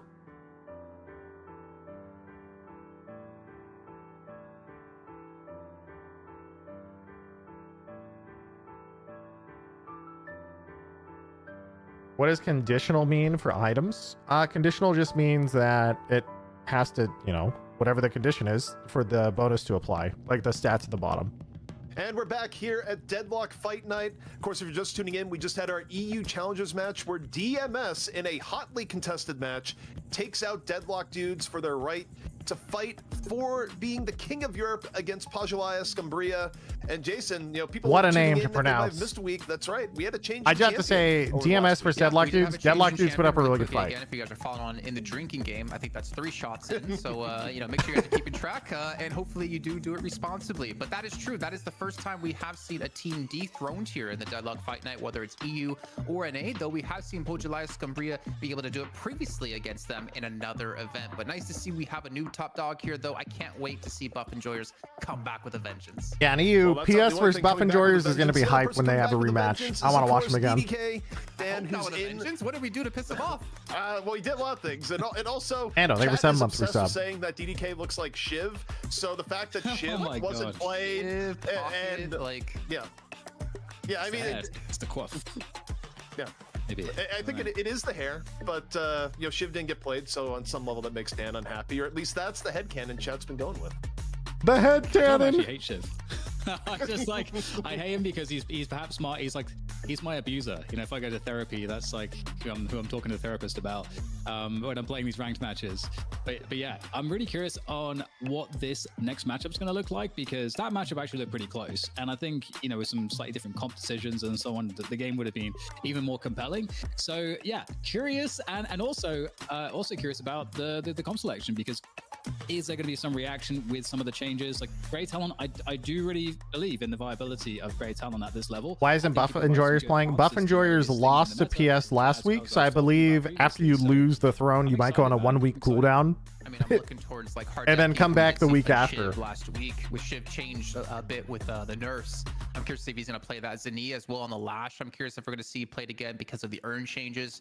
I feel like it's very hard for Lash to get that distance he needs in the sky to make his slam do a ton of damage. But I mean, the fact is, Pajulaya Scumbria, they are a very strong team. DMS, the performance they played in that last match, while it was good enough to get them here, I don't think it's going to be good enough to take down PS. So they really have to step up here and definitely fix those mistakes they had happen. Well, we're talking about players, but let's bring up the rosters and get a full breakdown on who's playing what, where this is more of an issue in NA, where last week we had teams changing up their roster. Oh, yeah. About 30 minutes before the yeah, it was like began. A full pug team. That was fun for me in relaying the production, but in this case, DMS not changing anything up from map to map, and Pajulaya Scumbria, well, they're running the same roster as last week, because why would you change what works, Dan? Oh, absolutely, and I'm actually thinking similarly for Play With Me. We didn't actually see it in the previous game, I think because Wraith was banned, but Play With Me, when last we saw Play With Me on the Wraith, it made me feel a bit funny inside in a good way. So I want to see that again. Oh yeah, Wraith is insanely strong. Standouts in terms of the performances for is that Hardeki from Apex? Yeah, Hardeki from Apex is on PS. Same player. So I think he mostly plays Deadlock now. For me to look out for in DMS that you would want to see doing the damage to be able to deal with the Litzes and the Hardekis, and I mean just in general PS has a high high skill ceiling between the different players mechanically, but it's really the team play and how they leverage. We're the top 3 heroes right now. Which is what allowed them to win. Top 3, probably Grey Talon, Wraith, and then pick one. I would say pick one. A lot of people in the EU would say Mirage. Also, NA doesn't think Wraith is as good as I think, but I'm not sure what the third one would be. You know, obviously with Shiv as well. So I'm kind of curious if that's gonna become a highly contested pick. But obviously Infernus, we didn't maybe. See, Infernus is pretty good. Ivy's pretty good. If you're PS, you kind of almost want to force the Wraith ban to take out Play With Me a little bit, because Infernus was not nearly as strong as we saw previously out of the Wraith. So I'm kind of curious, like, what's the mindset of Pojulaya Scumbria here and what they want to kind of focus on. And as I look down, because I'm I'm staring in DDK's eyes too much. Is Hydronation playing? Paradox picks come through. Hydronation is playing when NA starts. It'll probably be a couple hours because they're in the finals. So you have another match. Okay. Never mind. PS bans Infernus. DMS bans Paradox, and first picks Mirage. But you have to think for PS, because you don't want Play With Me to play the Wraith, and Wraith is really good on your own. You have to think that in these first 2 picks for PS, Wraith is going to be among them. Wraith Yamato. Yeah. I don't think it'll be Yamato, but I think it might be Ivy. Away from Psycho. You get the Wraith away from Play With Me, like you said, ZP. Oh, they do 7. Okay, there are 7 believers. A lot of people are believers in 7. Interesting. I like that. I like that. Yamato's going down the other side, I think, for sure, for the reasons you just said, Jason. But Dan, what do you think? Well, the 7 is an interesting one because 7 is I think probably the most efficient farmer in the game. And so if you're in any position where your team is a little bit ahead, your 7's going to start getting like insane advantages. So I feel like there is a pressure to actually. 7's AoE stun is also just so good. A little bit too overwhelming. So I am kind of curious, and obviously some of the spirit builds have been very strong, and 7 is one of those heroes that gets repeatedly nerfed. Wraith is one of those characters that's good at every stage of the game and can still carry late game. Like not hard carry as much as like an Infernus, but really good. Oh, Grey Talon. Make people shy away from 7, but still. New pick. Grey Talon, let's go. The balls are too big. That's what everyone complains about. And so we'll see if that's going to, be impactful here. We get the Grey Talon again, so I love this. I wanted to see another Grey Talon, and we're going to get it. And the Yamato. Okay. I keep thinking Jace Kaplan's so he's so curious. He's like, why are you not picking any of the other supports? In their previous set, we saw Ivy picked early, so not seeing an Ivy or Kelvin earlier is kind of funny. Both teams heavily like to play her. The Grey Talon makes sense. If they pair this with a Dynamo and you get multiple people grouped up in that singularity and you power slash charge shot across that, people be dying, man. Well, it's funny you mentioned Dynamo, Jason, because I also think it might be something frontline. Actually had an increase in value there's the Ivy. Because of the new earn fights. Ivy for PS. In closed-up areas. Like, you think about that quarter fight we had in the last game, right? Imagine how scary a Dynamo would have been in that period. Or McGinnis, where McGinnis Dynamo's kind of out right now. You haven't seen a lot of Dynamo, but as highly by EU. We're already 3 picks into the draft, which probably means we have a Geist pick coming out. I actually think DMS goes Geist because you protect the Yamato at the same time, and that would make sense. And Geist it would be a Psycho frontline. The fact that Kelvin, yeah, okay. I want to secure it. Completely ignored is still interesting to me here. One quick thing I wanted to mention as well, by the way, because we didn't talk about Mirage really, he actually received a bunch of buffs. It's like slight buffs across his entire kit. And there's a couple like notable ones which for me are interesting. One is the like level 1 of Traveler, the ult actually gives you even more like fire speed, attack rate speed. So that's actually kind of huge. And again, like I'm going to talk about this again. The Grey Talon. Imagine you fly the bird across, you teleport the Mirage across for the gank, and then Yamato's the one chasing that player down. There's Geist. Geist is a good counter pick to a lot of those characters. I like Geist a lot versus Yamato in a global fashion, and that's kind of interesting. And I thought they were going to take Geist and Yamato on the same team. Something I'm looking forward to. And ultimately, previously, Jason, you're talking about perhaps what was around. Take Viper off the lineup. Broken champ. True. Where's a Viper? And they call themselves pro players, but not first picking Magician or Calico. What are these guys even doing? Need to invest into like the superior stamina early on. I would like to see like one more hero picked up potentially to help out. I almost don't hate Lash for some reason. I don't like Pocket. I'm not a believer in Pocket. I know Pocket is actually not bad. I am just not a believer after the leave nerf. I still don't know how I feel about the Pockets right now. I don't like Pocket and Yamato into guys, so it makes me sad, but that's it. I think he's one of the best, or should be one of the best split pushers in the game because he can turn a 5v5 that you normally have into a 6v5 with the way teams are playing. Who is DMS's carry? Mirage, Grey Talon, Yamato can all do incredible damage late game. I do. Okay, go ahead. I think they'll be fine. I think for Pocket right now, The problem he's is, in the I don't know what their class front of line character is. that we've seen happen Mo in and other games Krill! like Overwatch, Let's right? go! Oh, I okay, love Mo and well, Krill. Dude, he got Giga buffed. He's so good. But Pocket is definitely the classic character where it's not that Pocket is great. It's I'm that hyped people for are Mo great and with Krill. Pocket because a lot of players have spent so much time refining their Pocket playtime that even if he's not as good on paper, you still have tons of time. But my God, Mo and Krill is back. He's back. Finally. That's awesome. The last Yeah. hero that was I was unpicked curious what their unbanned front line this was gonna be. entire Deadlock Fight Night. We're into week 4. And he finally gets picked. It's all happening now that Mitch is not here. This is really interesting compositionally because Big I feel thing for the Prime. Pocket, Yamato, and Grey Talon are kind of similar in a sense in terms of damage output. Okay, a lot of spirit damage. Also, 3 characters that are very movement oriented in terms of, okay, Grey Talon's going to get up in the eye. We're going to see superior stamina. Yamato's going to be obviously like dashing in and flying around. Pocket also is going to be so in terms of like a front line or someone to be standing there, that's not your Mirage really either. Mirage is not going to be the person that wants to be tanking or like in the front line. So that feels like it's kind of missing to me in this comp at the moment. So I was really surprised to see the Pocket because of that fact. I would have expected to see something a bit more tanky, and then maybe if you're going to pick up something that's more damaging, like an Abrams, because you want something that's a bit tanky that does the damage. So my and gets issue, in. Viscous, I like Viscous. That's Viscous actually is a good not one. too bad, but I like still, that, but I'm really interested to see how this will pan out. I think Viscous is a great pick versus stuff like Mo and Krill versus the ults and stuff like that, or like if someone gets guy swaps, things like that, especially if Yamato is diving in and then like immediately just needs a cube to reset. I like that. I like that combo a lot, but I'm kind of curious. The only one I don't like as much is trying to figure out who's like Giga frontline. When I think of Giga frontline, or lots of CC. What hard CC does DMS have versus what PS has? PS has Wraith ult, 7 stun, Ivy Stone Form, Mo and Krill ult. Not to mention the knock of Mo and Krill spin as well. And now they have McGinnis as well. Oh, wait a minute, boys. Wait a minute. I like this comp a lot. Wait, guys, they picked McGinnis. I'm a fan. Now the fact that he keeps his like armor, or the bullet resist that he gets. The hard CC they have is Mirage. Yeah, they do have Tornado. Tornado is really good. They also have Kelvin Dome to lock people down as well. As well. Yeah, I mean, you can deny if we're talking about great talent. And they ground to be able to do damage. I think their damage is going to be fine. I'm just only worried about hard CC.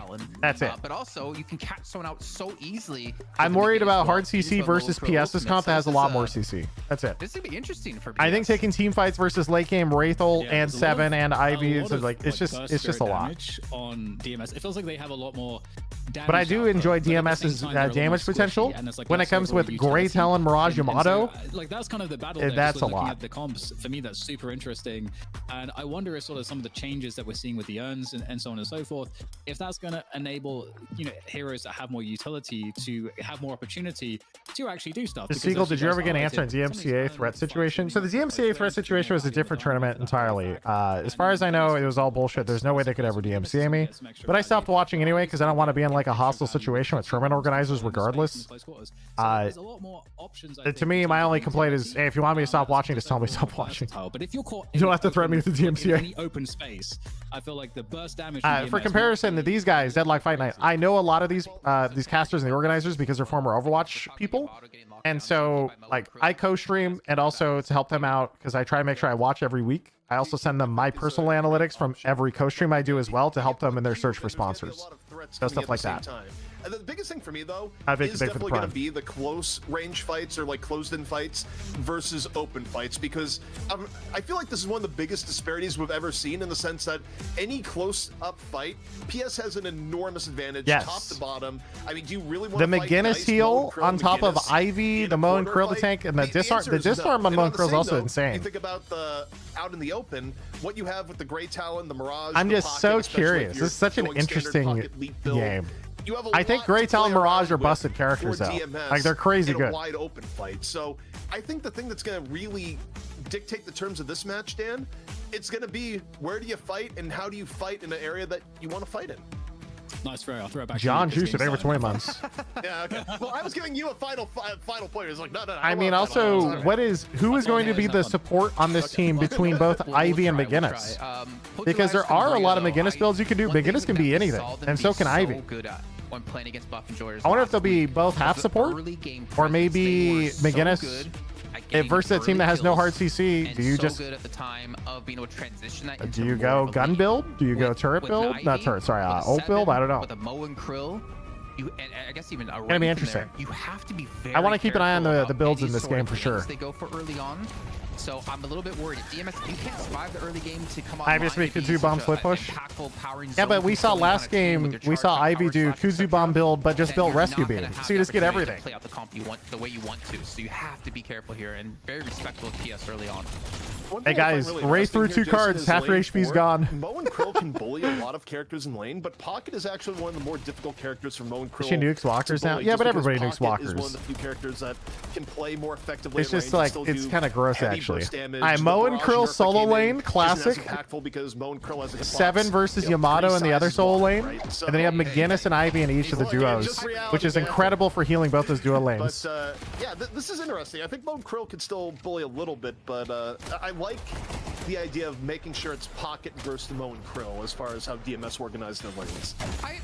I agree with that mostly, but the one like note I'll give you, if you do actually see a rotation come through, is that Mo and Krill can be so damn good at ganking because of his ultimate that I would almost want to see him in a dual lane. They might However, just if they might anyone just comes to swap gank him his out lane, to someone else that's eventually. basically Who a free knows? ultimate, so a free kill as well. So I'm really curious to see how he's going to play things out. Because you And could just also have one curious if person he's gonna go rotate over for a Phantom bit when the Strike ult early comes to up. ever catch up Prestus on the Grey Talon. Wait, Together's on the Ivy, not Litz, because we saw Litz play Ivy last week against Buff Enjoyers, and he did fantastic. Yeah, and it probably just comes down Are to they funneling? what people are. Ah, good at, they are doing which is some why rotates. You see some. But I mean, he's dead. Pressure in onto the He's just business. gone. Goes for the See ya, power punch. buddy. Not enough. Sunset with the finish. Quick I little always pressure feel like in when people lane do those 2. kind of rotates, they're always a little bit too far in the front because everybody knows what you're doing. Head over to deadlockfightnight.com and check out See our ya. apparel that we have to keep the lights on here to make sure we McGinnis, have basic for mag, all the extra health. players. Wait a minute, And guys. also, of course, I'm our ready. Lovely, fantastic production. The Anything McGinnis you, carries you buy here. there does help us out greatly, so you can check it out. And just so chat knows, Jason just got 5 good boy points from Hex for that. Well done. Oh. And 3 sweaters. McGinnis one. McGinnis one. See ya. Another headshot on the way out. He's gonna follow Preston. I think he might feel. Great Nah, Talon they're early. gone. They're gone. No, definitely not. Great Talon, pretty high on the Shiv-o-meter of please do not feed this man. The Shiv-o-meter. I like that. I like that. Shiv-o-meter. And just have a picture of DDK Do not feed. with of course the hairdo. With the hairdo. Yeah, I mean, we already have Shiv casting. You might as well put him on a shirt. He owns the likeness to his face as much as we know. But we assume. Yes. But so we talked about like the gank or whatever you want to call it. And On Crow getting lane ganked four, again. Mirage He's is still fine. He's there. fine. We're seeing Play With Me kind of. I mean, what are you gonna do versus Mo and Krill? The guy just burrows and runs away. Obviously, you can get a tornado out of it, but it kind of still. makes sense. I also think Play With Me might have double dipped a little bit on it because you look at double Play With Me's overall income. I don't think you get that from just one lane. So I think it was more. God, than Yamato's damage is so crazy early game. Play With Me was able to get there, gets the early 3K. Took another 4 seconds for the next power slash. And that can create some matchup issues, Jason. Well, what's kind of cool is so. Play With Me's at 3.1 with the ultimate, the travel like you mentioned. Preston, who's been left alone in the lane when this happens, is still at 2.7. Goodbye. And his opponents. Guys, I also want to keep in mind right now, by the way, So actually, this take double a dip has peek worked at out really Mirage's well, soul as we do see count right Kill now. on the Sunset. I believe the Mirage has been rotating back and forth, double soaking, and he's now at 3.3k souls from soaking 2 lanes. A player that's not afraid to do a lot of roaming, especially when They're on funneling raid. him, We'll boys. see It's time. How that style translates over to the Mirage play here. I see Mo and Krill pushing pretty deep in the pocket. What is double soaking? You soak both waves. You go to one lane, take the creeps, then run to the other lane, and your teammate doesn't push the waves. That way you soak that one, and then you go back and repeat. So you get double the creeps in a perfect scenario. Did not connect, unfortunately. The big thing about funneling Mirage early is that it opens up his ultimate, so now the rest of the game has to be really, really careful because Mirage can just appear at any time. That might be too close to the I thought nose if that we got end up nerfed. in full tile meta where people It just- was they reverted hear a because they bird screech and increased they the map immediately duck size for instead. cover. So it's not as effective, but it's still possible. Scariest thing in the game, to be honest. Low HP and you hear the owl screech. It's just like my Doom approaches. But we see here rotation again in the lane 4. It was Play With Me coming over real quick, immediately leaving, and now Zanya was moving forward with a little bit of Geist support. Decides now is not the time. It hurts your Combo solo build. laner It's to up double and ready, soak? Jason, How for so? The next rotation. They still get full XP, same as you. Oh, ultimate's going to be online here. Precious obviously is the owl we saw before. Wasn't able to connect. Again, you're still seeing the overwhelming presence he's able to provide in this lane. You can argue like they lose tower health, I guess, but towers got buffed early game, right? Potentially see like Psycho, which kind of buffs double soaking, because now if they don't push the wave and they just let it sit on tower, their tower loses less health. Have to really respect that stun. Are souls shared? No. Souls are not shared. Okay. The confusion here: souls before 8 minutes are duplicated, not shared, as long as there's 2 players, which is why the whole strategy works. Yeah, the rotation comes in. Also, speaking of rotations, play with me on the move. Behind Sunset in I have gank time. Gank time. JK, Ivy just flew out, so yeah. I like what's going over there. However, rotationally speaking, Sunset was able to get out of danger in what could have been a sticky situation between the Mirage and the Viscous. I thought it was shared middle lanes, but solo lanes were single. No, they reverted that. There's been like 5 patches on it. That was like a patch. Oh, Geist is in. It's a swap. And just kidding. Your great talent. He just kills him instantly.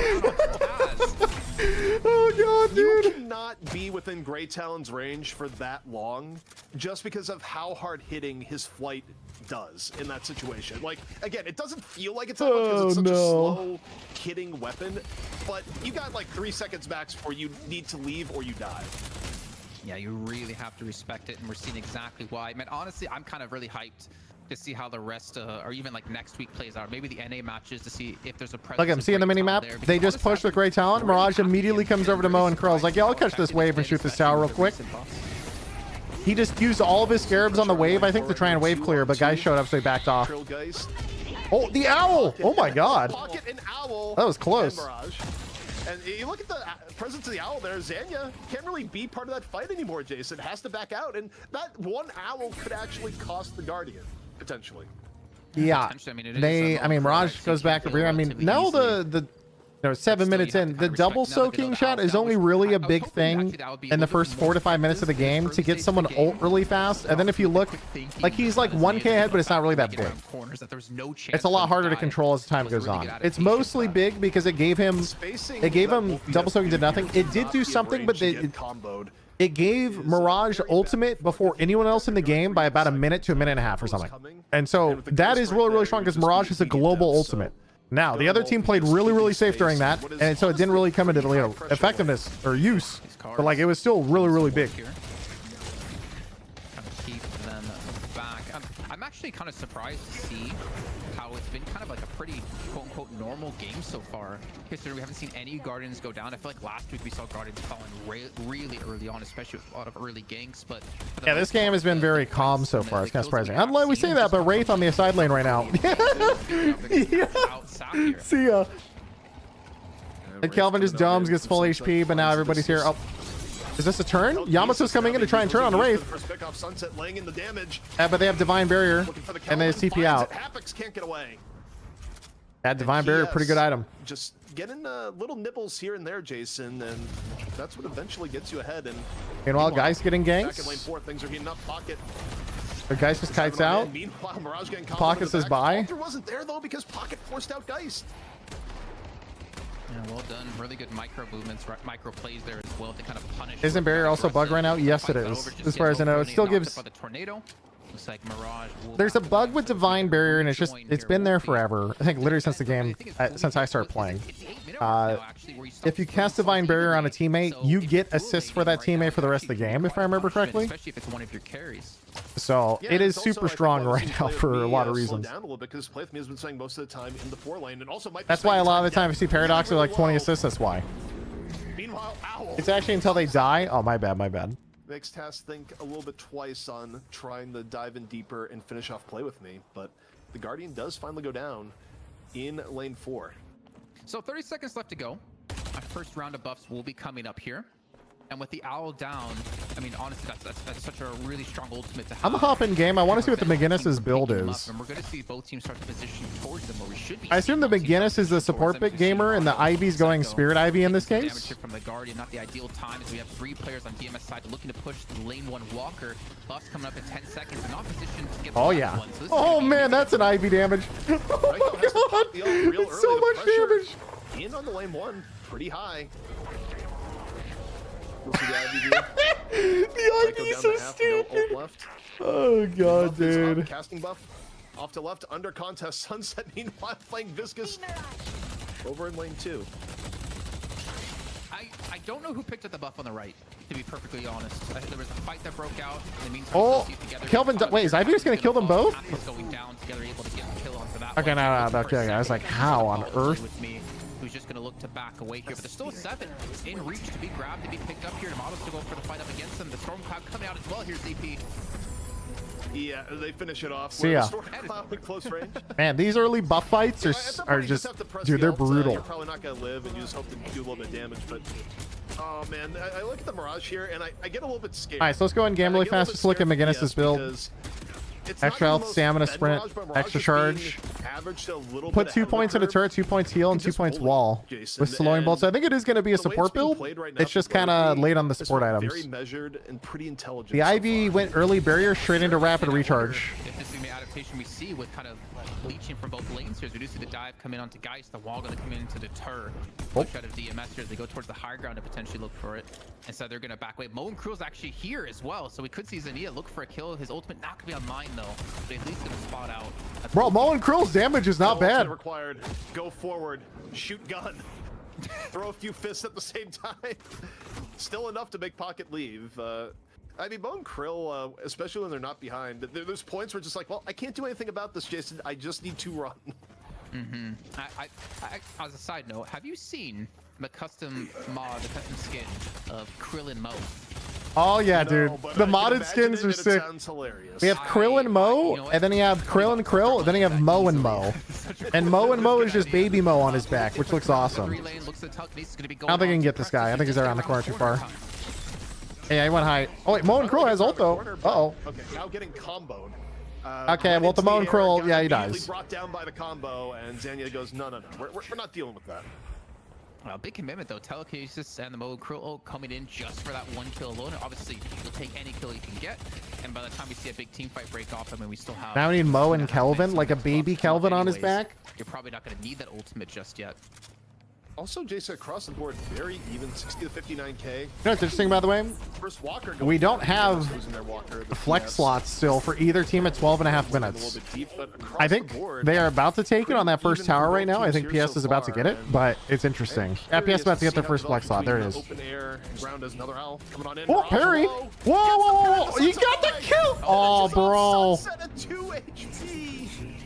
Oh, boy. See ya, dude. The swing there, Jason, is tremendous. I got another shirt idea. Get buried. Another one. Yeah, that's the first flex slot unlocked as well here for DMS, taking down another walker. They finally, or sorry, the Guardian. That's another one to go down. No Guardians left. It's earn time. Equal earn, neutral position. Let's go. Middle of the map. And considering how many souls both teams had as well, could have come at a perfect time because I'm sure they have the money to spend. As the earn has been picked up here, we might see the first big team fight breaking out when it comes to this objective. And it's going to be open air. You think about how we set things up in terms of which team wants to fight this. Interesting, by the way, the McGinnis is not building a support build. The McGinnis went turret build. Actual turret build in EU is crazy, dude. Why melee? I feel like you were going to kill him no matter what. Why go for the melee there, the cheeky quick melee? Because it's muscle memory. It wasn't the right decision, but muscle memory said get up close, drop a quick melee, and they got punished for it.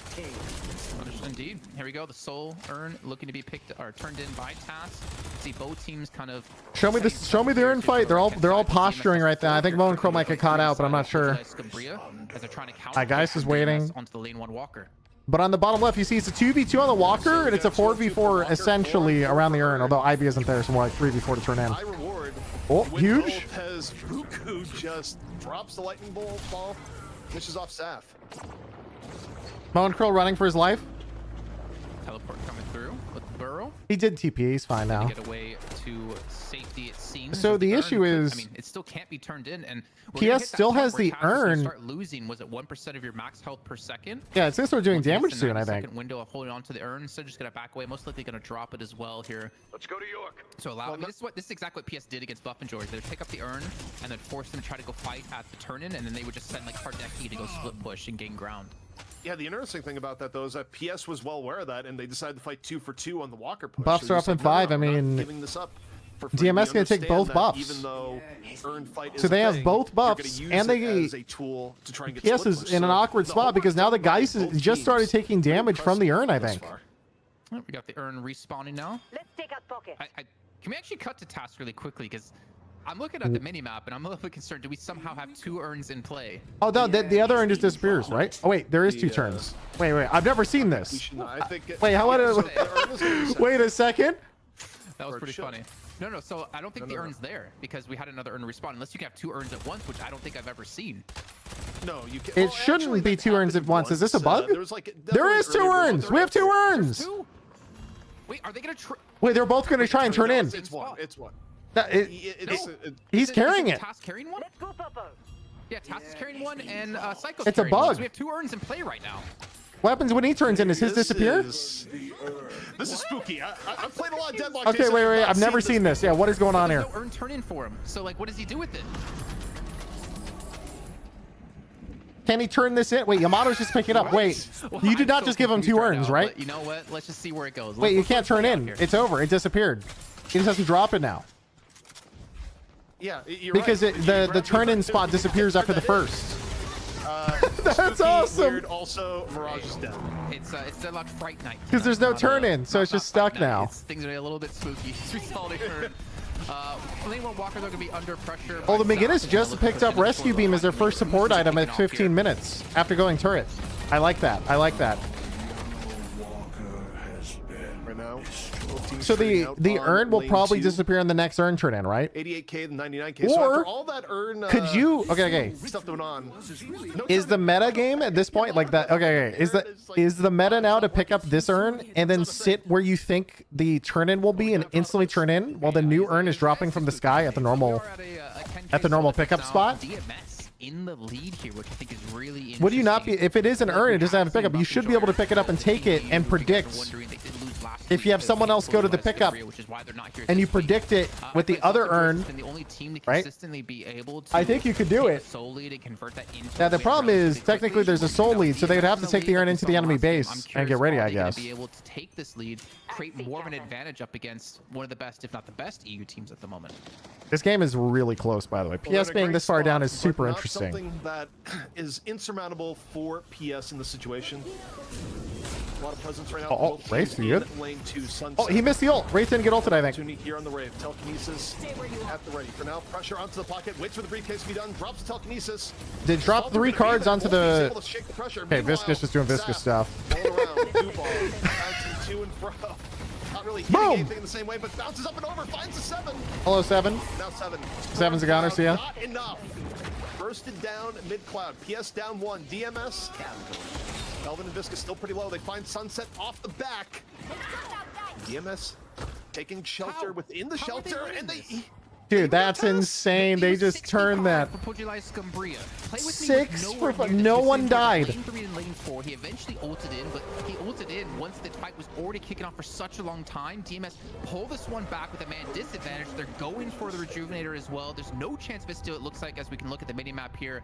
DMS, how the hell did they hold on to that fight with a man down, especially someone who was so fed? Like, play with me. I didn't see how many people the pocket hit with their ult too when they did the engage there. They did miss the Wraith. The Wraith ulted the pocket, but the pocket TP'd out or got rescue beamed out by the Kelvin. So it's just kind of with your telekinesis onto a pocket, and pocket's able to get away and not really take much damage. You've invested one of your biggest tools. EU seems a lot more competitive between top teams in NA right now. Yeah, so far I agree with that. EU is crazy. I also like EU's meta a little more. Resources out of the pocket probably is the first thing that kind of sets the rest of it up.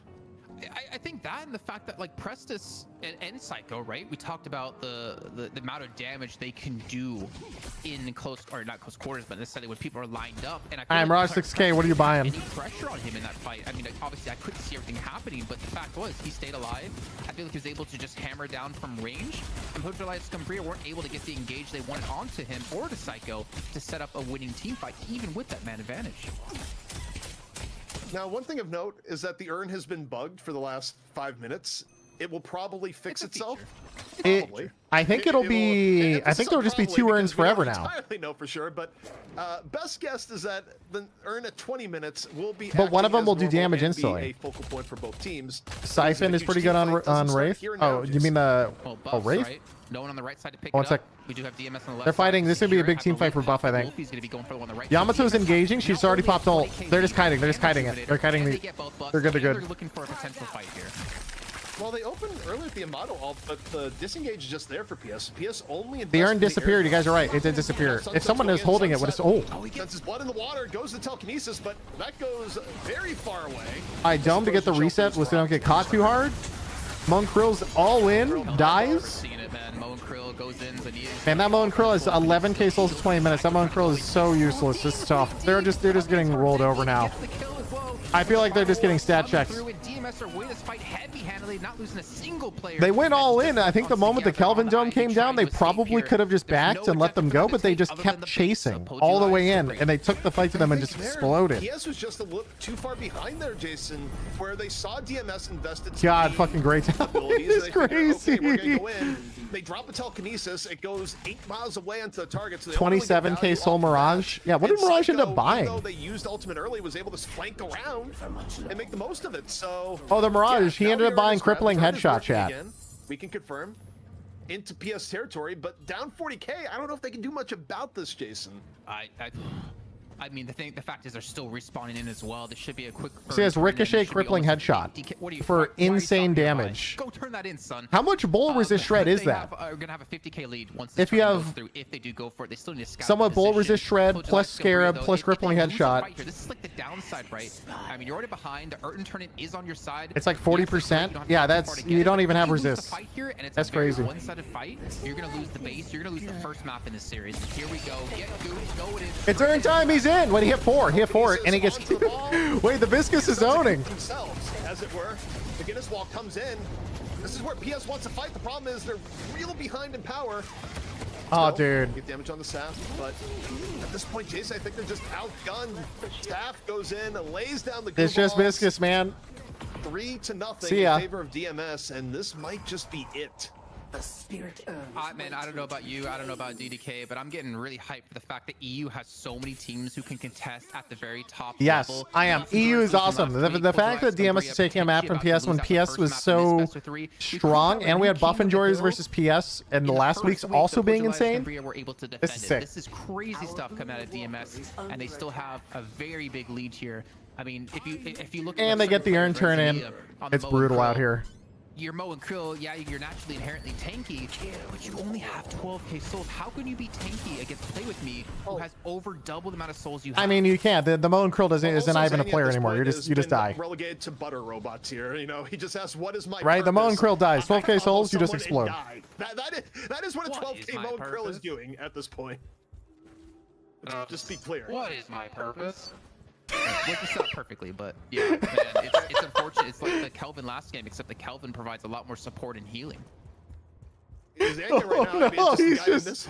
nothing he can do. If he leaves the base, he dies. He's running in circles. Ideally, Hardecchio do something with it, but oh man, 50k difference between the two teams. As you know, the movement of Zanya right now is almost just the movement of frustration. As the ability to control the map is just not there now. I can't even farm. I think he's letting his teammates have the tier 3 camps because like he's basically useless at this point. Don't give him farm. The better strat is probably to give everyone else farm and then let Mo and Krill, if he survives one fight and gets a couple kills, he'll get a bazillion gold from comeback mechanics. They're not flawless.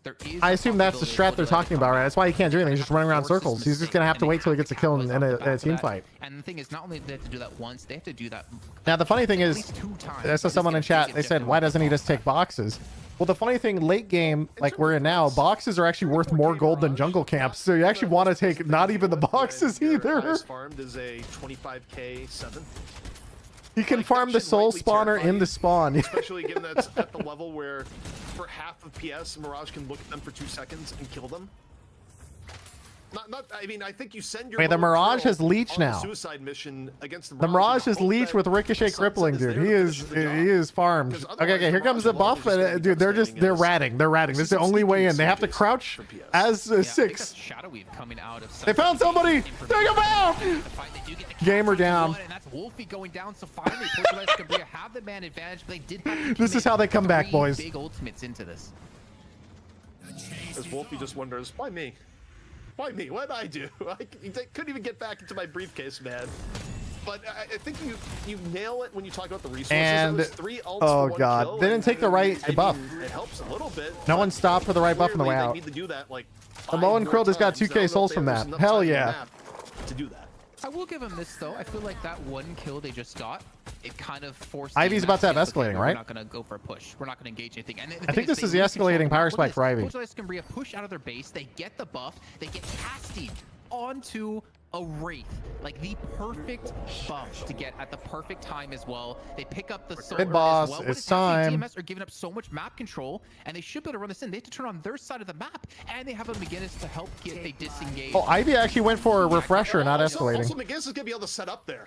Exactly. If DMS rushes, okay, actually this is smart. I think they're going, okay, you have Earn, we go mid boss. This is actually a very smart response versus diving in. Okay, this is about to be chaos. This is about to be fucking chaos. 4-man Wraith ult! Immediate dome to try and stop it. Okay, Moen Krill caught somebody in the back line. Did he cut? Did he catch Great Talon? Great Talon's 1 HP. What is going on? Damage is in, 2 down from DMS as PS just works the outskirts of the mid boss. Jason, all these turrets are just sitting here. Wait, DMS is throwing. Oh my god, they're actually coming back. Oh my god. Back away to baser to heal up, play with me. I mean, you're trying to stick around. You have a ton of farm. He gets onto a 3 kill streak, but he still has so much. The Moen Krill is still alive, boys. The Moen Krill is here. They're on the chase. If anything, he's delaying the mid boss from being taken. But for how long, really? Prestis. He's back. Into the fight. But if you didn't okay, they threw a mid boss. It's a classic. They forced mid boss and they threw it. McGinnis had 5 turrets down. It was a good time. And I feel like that almost single-handedly wins the fight for PS here. Gets in the mid buff and potentially gets in the comeback they needed. They've closed this gap quite substantially, and DMS now to need. Okay, just for fun, in game, I go to McGinnis's POV. Her turrets hit 3,000. She did 4,500 damage in that last. I think that was just in that last fight because we're slightly ahead. I think that was that fight. They need to kind of regroup here and kind of reset mentally. Jason, I got a little bit of chills from that though. That is a ridiculous team fight to be down that much. I don't even know how they turned that around. They caught the Great Talon. I know that. And the Great Talon got kind of popped. It's just insane. Because you don't want to go for Earn, but everything that could now Moen Krill's turning in the Urn, right? Moen Krill, look how many souls he gets. On the outskirts. He's back, boys. He's about to have 20k. He did his job. And what was once again, yeah, he got 2k. He's back. Very much in contest. I wish we could have seen how much damage each person on Pugilite Scumbria did in that last match, because Sunset from 45k to 18k lead. Yeah, they still have a lead, but it's very small. Like, this is extremely winnable. The DMS hard through that mid boss. This is Wraith just built Kevlar. Instead, they were trying to sit up. What did Moen Krill build? Oh, he's at 20k souls. What did he build? Torment balls. I mean, 7 damn souls for Sunset to buy up as well. The Owl going to be coming through, but I feel like this is more of a scouting mission more than anything else. This is not looking good. This is getting really rough times here for DMS, who had such a huge lead in this game. Honestly, I feel like if 28-minute Torm EP. It might have been earlier. It might have been earlier. Coach was available. You hit the pause button. You take the 2-minute mental reset because I don't know if DMS is like fully mentally recovered from what just happened. The thing is, like, if you think about how that all started, right? It was one player getting caught. It was Prestis. Oh, they're getting caught again, I think. Moen Krill, he's in. Gets cubed, rescue beamed out. Okay. Nice cube. As he still gets cursed, dead. Oh my god, how many debuffs are on that Yamato, dude?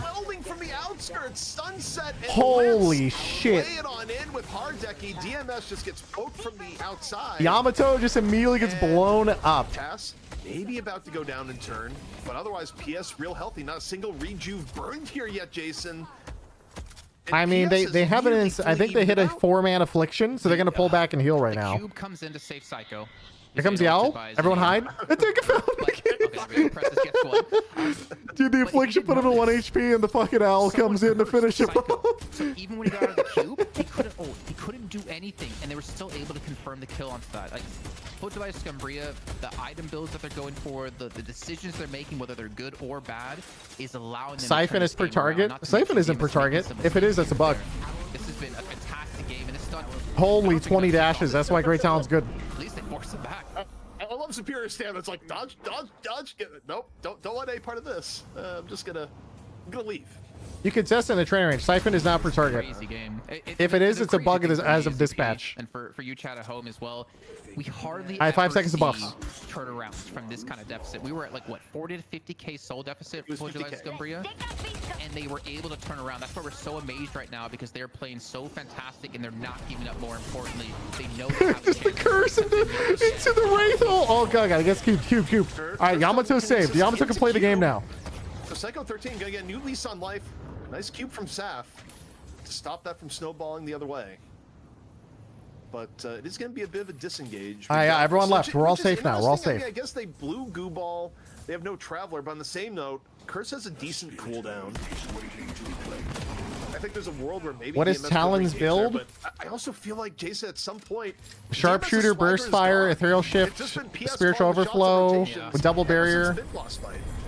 Basically everything. All of the stats. Hybrid Talon, but so at least they're able to secure one of these. he's just everything. I feel like the Mirage, Fantasmic, thank you for if 3 we think years. I back to appreciate the kind discussion we message. had in the draft was, in my opinion, he can be one of the best split pushers in the game.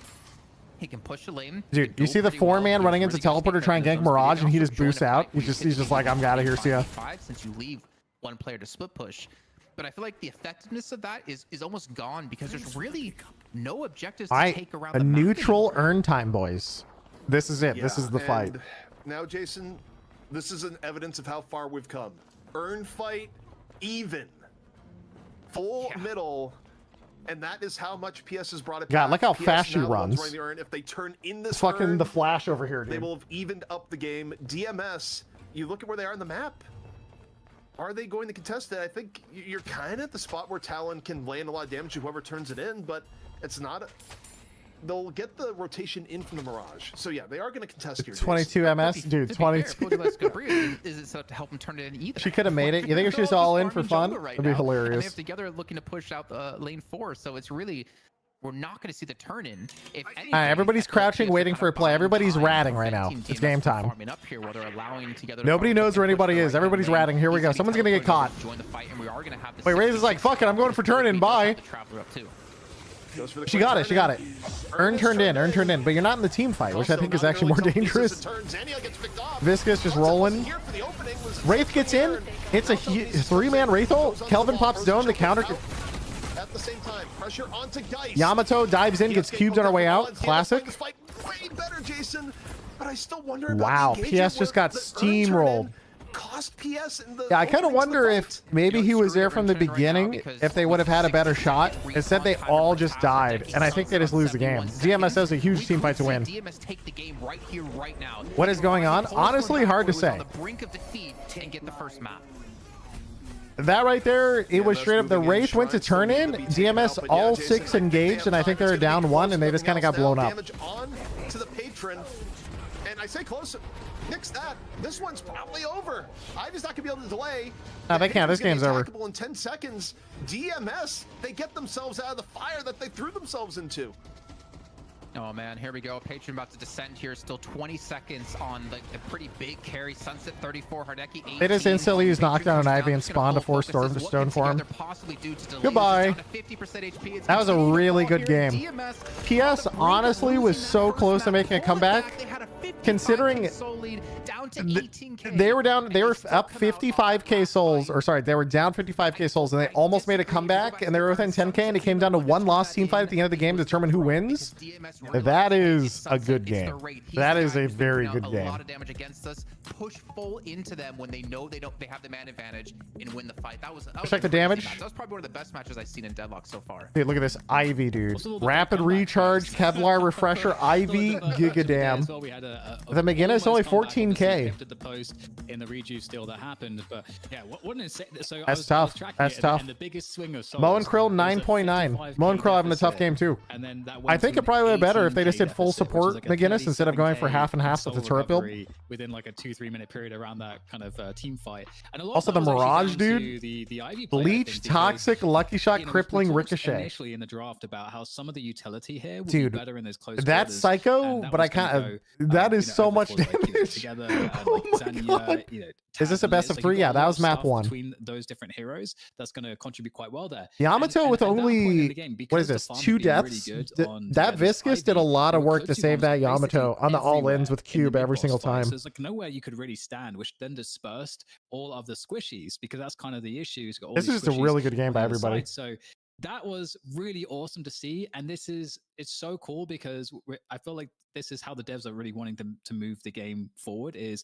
let's create more strategic objectives, let's create ways to come back, not necessarily through any like gimmicks, but because there are some heroes that if you understand how to leverage their abilities, they're still going to be really strong, and it can mitigate that soul disadvantage of items. Well, I got 2 things for it, Dan. Number one, you take a look at the stats here. Everything you just said on Ivy is also borne out in the reality when you look at who was doing damage. Yeah, that for IV PS. damage is But I think crazy. the other thing you got to look at here too, and what enabled PS So to is Pocket, really though. make the comeback, even though it's you look at the stats and you go, oh, what did they really do? I thought Zanya had incredible play on the Mo and Krill, where He did actually by the end of the game. He brought it back. He caught 2 people finding ways to start off both those big swings. getting the right combo at the right time. And it's just, you know, Jason, we talked about the end. You brought it up right after the match, but that sunset turning in. I'm also a huge fan of the Yamato Viscous DMS coming in for combo. That is just so powerful. Just the Yamato all ins, and then when she gets cursed and shut down everything, immediately the cube comes out to save her life. It's just so nice. I'm flabbergasted, man. Like this game had so many turnarounds, so many like clutch individual plays. I really don't know what else to say other than like I really want to see what's going to happen in map 2, man. I really want to see how this best of 3 is going to play out. Yeah. Nice. I wasn't sure if we're gonna like move on, if I could add another point there. I feel like we're segueing. No. We're segueing ZP, Mr. Hostman. Well, we are going to segue just a little bit here. Let's see. We are taking a quick break, but then we're going to go directly in the draft. We need a little bit of time to set up the draft, but guys, Oh, they set up the draft, huh? Probably the best map we have seen here on Deadlock Fight Night ever. Yeah, that was a crazy game. This is the best of 3 because we still got more maps on the way. We'll catch you on the other side of the break. Yeah, so that is the first map down and the best of 3 for EU. And then after all of this, we also have NA coming up afterwards. So we have a lot more games today. We're almost halfway through it. It's kind of sick. Speaking of which, I have 6 minutes. But guys, should I go put chicken nuggets in my air fryer? Is it game time? Be right back. That's not a question. I am. Be right back.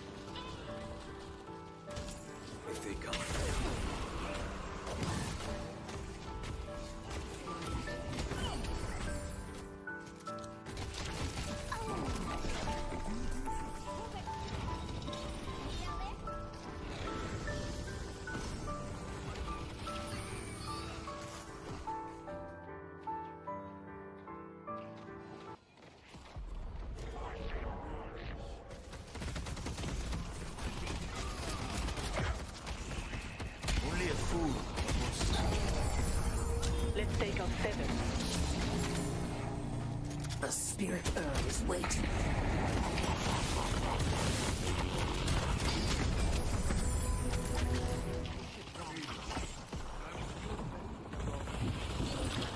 The urn has been dropped. They've taken the objective. Let's take out Ray.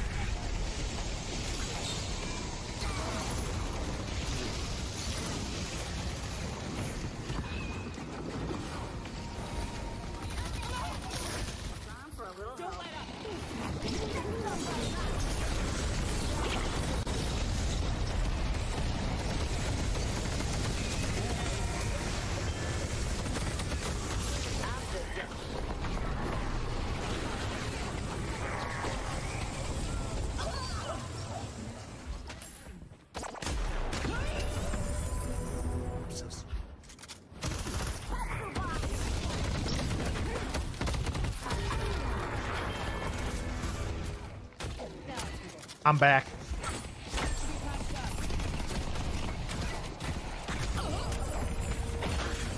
Will never be enough. The nuggets have entered the air fryer. If they come.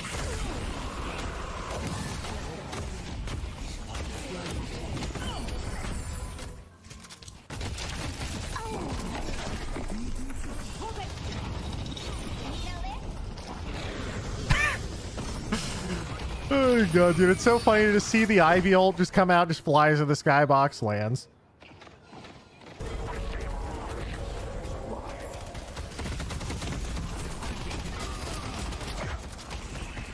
Only a fool.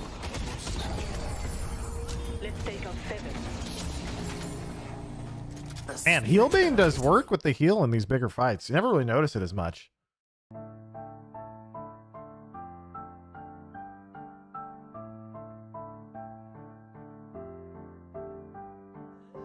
Effective placebo thing for 6 months.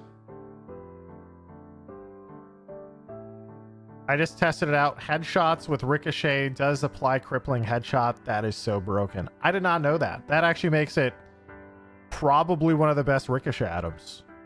Outside of the usual, like, you know, Toxic and what's another one that's usually pretty good? Inhibitor.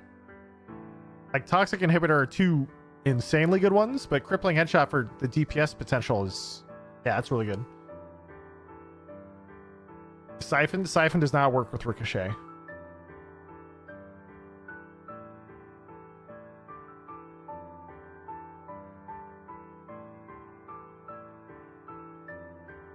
It'd be cool if they had a heal prevented stat. I totally Deadlock agree. Fight Night continues I here think at our healing match, prevented should be and counted what a as map one we just like its saw, own Jason. stat It had it somewhere, all, so we can and had justify nearly how the much biggest damage comeback we've some of ever these characters are seen. doing, or some of these It had items are 2 doing. Urns, 1 turn-in point. Like, what more do you need, Jason? 2 urns. Sickle, please tell us about boxes. Are the returns from boxes not this constant of across game time? It is not. So across the game, creeps scale hard.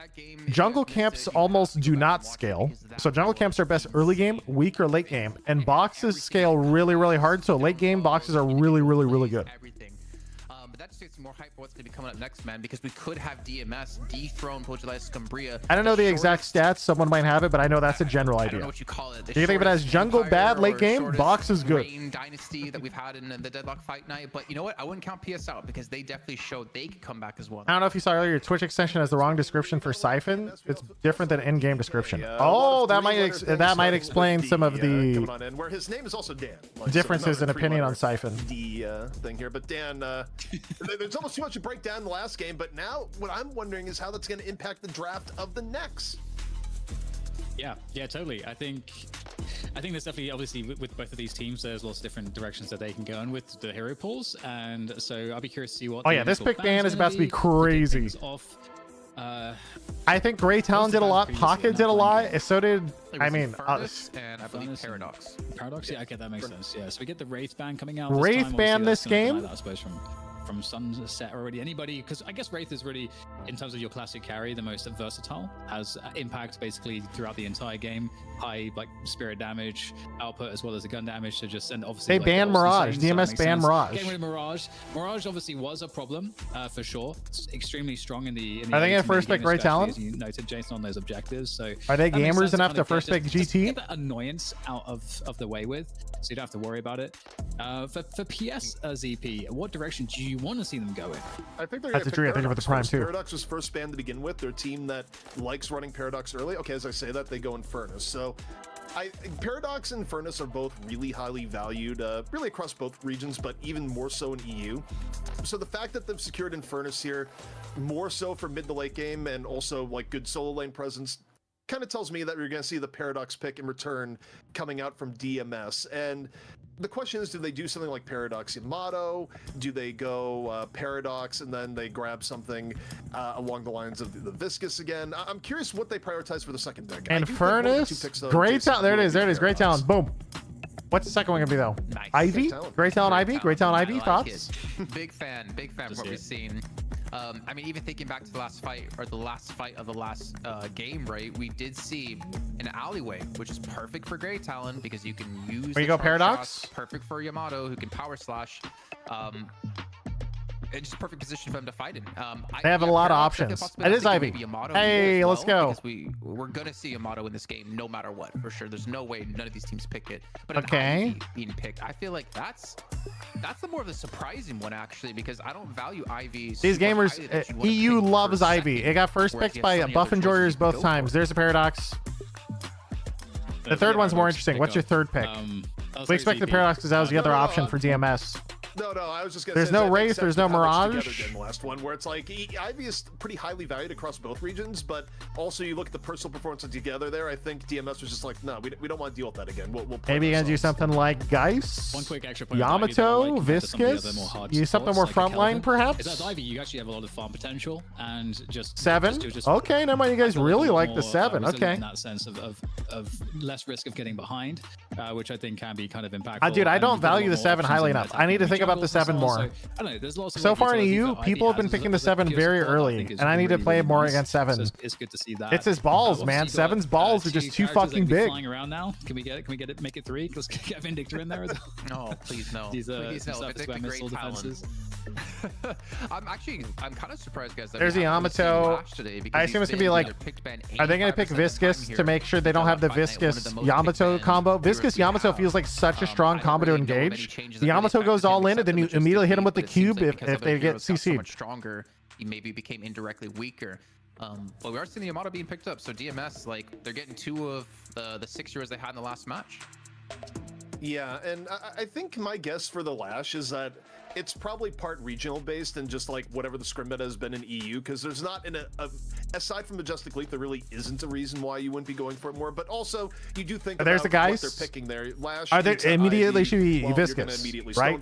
To prevent, Yamato, of course, so that way Yamato can get in with the 7 ult or 7 stun and Geist silence. Charge shots, right? So I assume that's what they're gonna do, but I don't know. That's what they did last game. It seemed really strong. The Yamato had such good engages. They had like Curse, Silence Glyph, and Silence. What else? Maybe that's not. They had Curse, Silence, and one more stun. I forget. And the Viscous saved the Yamato to the point where Yamato only had 2 deaths the whole game, despite going in so hard. As well, so something to note. So we'll see. We've seen how powerful that is. Could be a pocket too. Yeah, they like their pocket. The pocket did really well last game. Yep, that's where it was. You're right. Pocket still really good, and Geist tends to be somewhat of a nice counter pick to the Yamato. Something we discussed before with the lifesteal offering up a silence at the higher levels, so that's a nice way to block Yamato's. Oh shit, I forgot my nuggets. You're back. For that, still like a lot of burst spirit damage though for DMS. They seem to like that kind of lineup where they focus much more on the mobility too, because that was something I was actually wanting to mention about that previous match. One of the reasons why I liked how DMS were able to open up, because they have so much mobility to kind of get in a fight, get out of a fight, so it gives them a lot of options to essentially command space in the middle of the map. And if they get a little bit ahead on the damage, it's going to be quite problematic to kind of deal with that if you know those heroes are in the hands of skilled players, which of course they are. So Yamato Pocket and Grey Talon, very annoying. I feel like Pocket, actually, I kind of maybe overlooked this before, is not a bad... It doesn't have that too bad of a synergy to work actually with Great Talon, because if you pop the Affliction and you stall for time for Great Talon to not be focused, you kind of done your job a little bit. And then if Great Talon can survive the fight, and anyone that escapes from you on the other side, you just owl them, you get a kill, and you get extra damage added to your owl. So it's actually not too bad of a synergy now that I think about it. Though, as I think ZP, he's gonna burst if he doesn't get to talk about it. Lash on PS's side. I know why they went Lash here. I think, and why they didn't go in the previous match. I think previous match, they had it in their heads that Mo and Krill with the buffs would be better versus Yamato, and they put Zanya on the Mo and Krill because of that. Zanya is also their main Lash player. So I think they've made the calculus here, hey, Mo and Krill was decent to an extent, but we don't want to run it again, and because Lash is available and it's one of Zanya's best heroes, now Zanya is freed up to play the Lash because you're not going with the Mo and Krill. I think that's pretty much what PS is doing, and they go for the McGinnis at the very end because I think there's just intel here that I don't think DMS wants to play the McGinnis, so they're just sort of getting a freebie at the end of the draft. I was expecting to see maybe like a dynamo for DMS or something, but then they pick up the haze, so they go even harder into the sort of carry and DPS as opposed to picking up something that has a bit I'm more, back. Hey, utility why did to they maybe pick deal haze? with some of Oh the no, damage I have no deals, faith. as we talked about in the previous draft as well. But picking up the Viscous last, obviously Viscous still very strong. But the haze has been a question mark. We'll have to see if they can enable it a bit better. We haven't seen a great performance out of the haze recently. This is interesting though. The last game that we saw someone pick haze into them, they did nothing. And still have it hit through the cube like Bebop can with this. I don't know actually. Oh, that is. So. Yeah, I think Hyper Beam's a bit special. Oh no! It does. Cube does not interrupt ultimates, right? I don't think, so you can technically cube a haze ult on your team, and it does work, right? Haze ult, and I haven't died, so yeah. You think it's gonna be dagger haze? I'm pretty sure it protects. There's some weird edge cases that can happen, but yeah, I think overall it's decent. Hey, you're getting ult. Here comes a cube. Who knows, CP? We got like 2 urns spawning. Are we gonna get 3? It stops. It doesn't stop channel, but they don't take damage. Is this alpha? Is this? Yeah, but the thing is, it's not about doing damage to cube. It's about when they pop metal skin and they try to kill him. He could cube the haze, then the haze can cancel the cube after the metal skin wears out and kill them back. Give me a 2 mid. Or he could just be dagger haze. You just go in. You're getting which could be hilarious. I don't really know how double rejuvenator would work, but you know, while we're doubling up, you know, find alternate methods. I want to ask you a question, DDK, because I think you talked about 7 a little bit earlier on. I'm kind of curious, in like your eyes, why are we seeing him more prevalent now? I feel like the first 1, 2. I think people forgot how good 7 is too often, but I'm kind of curious why we're seeing it like picked so early, so often now. I think if I had to guess, I think it would be a combination of just people understanding as we got that change into more of a spirit-based meta, that the spirit-based builds off of 7 were not only just like quite effective in terms of controlling lanes and space and pushing and just like being a nuisance in team fights with the lightning ball, and obviously Stormcloud's always an option, but the lightning ball can be. I mean, the big question mark for DMS is just the haze. The rest of the comp is fantastic. They have the Yamato Viscous combo where the Yamato goes in and get cubed. They have the great talent for insane DPS, Ivy for insane DPS or support. You're getting a lot of lane control, and then it ends up being something that is the haze is just the question mark because haze is easily countered by metal skin into the late game. So it's and we have not yet seen a haze pop up. And if you're a team that's able to keep the pressure off of the 7 as well, so he can freely farm, or 7 is just going to be doing a good job in PS feels like they have very good catch. Down quickly. Like Paradox can swap you, Lash can catch you early game anyway, and then McGinnis wall is kind of nice at those choke points at the new urn spots. There, I think, just in the sense of that. But I was not a fan. The McGinnis was a non-factor last game. Arguably two that eat the jungle quickly, because you think about the McGinnis did a turret build into support. It felt kind of bad. I think they should just do full support. For too long, the quicker you can eat your entire jungle, the more you have more time on the map to either invade the enemy jungle or just set up ganks or otherwise. Because if your jungle is available and you're pushing lane and going for ganks, there's just inherent souls that you're losing out on that otherwise you could have, right? So the sooner you get the jungle off the map, the more efficient you can be in the rest of the game. That's also a good point. One extra point I want to quickly add, Jason, before you, I've seen a lot of players now start to time and optimize the barrels and the statues, and so they're actually like 7s are now pathing out all of these things with the timings in mind. And I've seen Lefa, for example, like get it close to like 3k souls a minute with 7 and using pathing and timing correctly. Yeah, that's a good point, because the quicker you can kill the jungle, the quicker it's the boxes are insane farm, and they're going to be min-max to the ground. The full pathing every 3 minutes or whatever the respawn is. Then your enemy team can, if they can't clear this quickly. We are getting into game DMS versus PS. DMS on the verge of becoming a new champion here in EU Deadlock Fight Night, which would be incredible turnover. But PS, they nearly had the best comeback we have ever seen. Oh yeah, PS's last game is crazy. Jason, I could not be more excited for what we're going to see here in map number 2, because I truly think it could go either way. The only thing I'm more excited about is our Get Goop shirts and sweaters you can get over at deadlockfightnight.com. You can pick it up, and every penny you spend on these lovely items will of course go towards the production and of course the prize pool for these players. But we are seeing the match kick off, like you said, and this is going to be hopefully just as exciting as the first as well. As we can see the lane matchups here, we got Infernus up against Yamato in lane 1. We have 7 and Geist up against Viscous and Ivy in lane 2. We got Paradox and McGinnis, which can be extremely deadly in lane 3 and up against the Haze and Great Talon. And of course Lash up against Pocket in lane 4. Yeah, I mean, the solo lanes are... I feel like the Yamato versus Infernus has become a real special. I think it's the most seen solo matchup we have seen in Deadlock Fight Night by far. The two characters that almost always go solo lane, and we've seen different results, too. It's not... It's he took big damage there, actually. Too, as Infernus just eats power slash to the knee. Really curious That's the worst if they're going to be double soaking like they did with Mirage early game here. And if so, who's it going to be? Last usually is the first pick I would say that gets it most commonly, but I don't know. But you sure as hell can do a lot of damage in this combo up against your opponents, but the sustain is not going to be in your favor considering McGinnis going to have a heal to put down to keep her and Paradox alive. I'm also a fan of the McGinnis Paradox lane.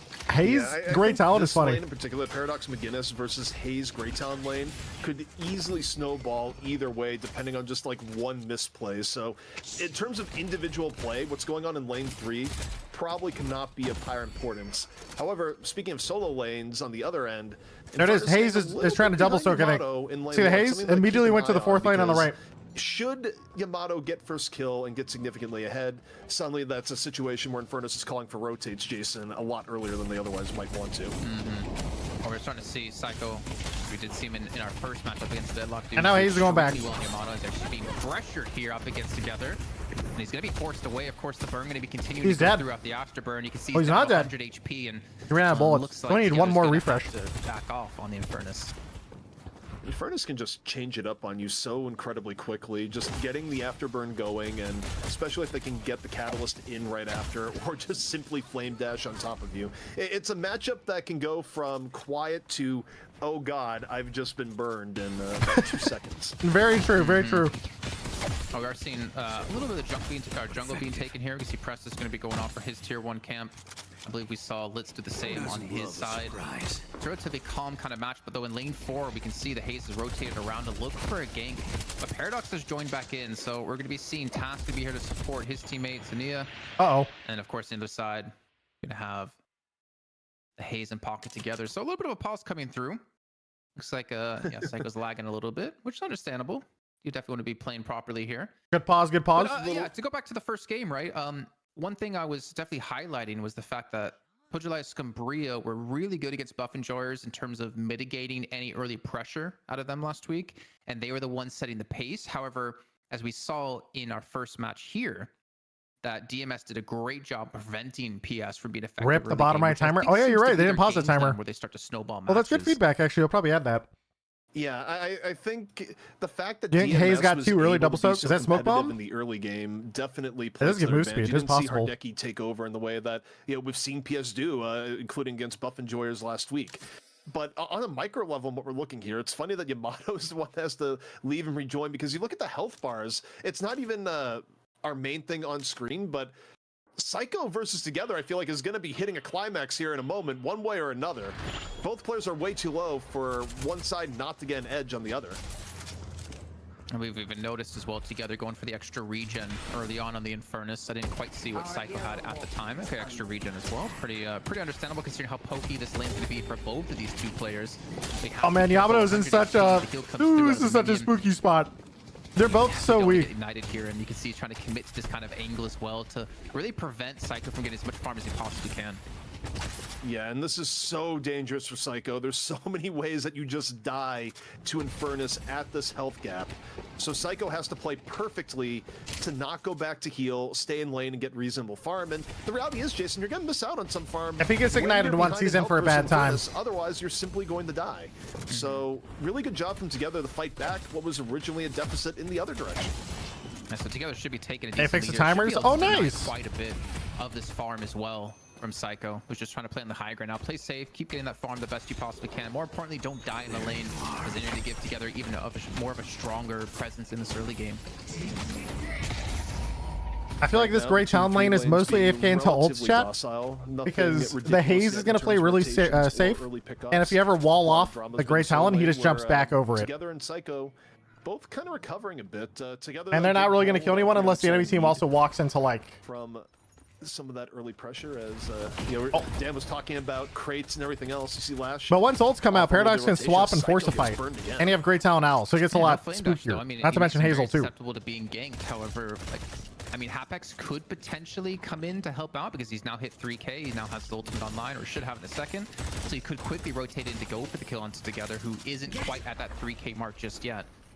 But we're definitely going to see something pop off soon. It's been a relatively slow. The Haze has an early slowing hex was getting, into a ganking Haze. At least in solo queue, I've watched him a couple games. Oh, that's kind of sick, actually. I like that. So a bit of an edge and pressure from because knife into hex is really strong gank. Oh, South's coming. He's going for the gank in lane. Here's Infernus doing Infernus things. Yep, see ya. Have no escape here, but he gets the kill on a Psycho before Saf could even get there. He can kill the Viscous too. Go first cube. Oh, no. Concussive combustion forces out the cube. Oh, never mind. Owl's here. Owl, that's cheating. You can't. He hit the parry. Wait, he hit the parry. No way.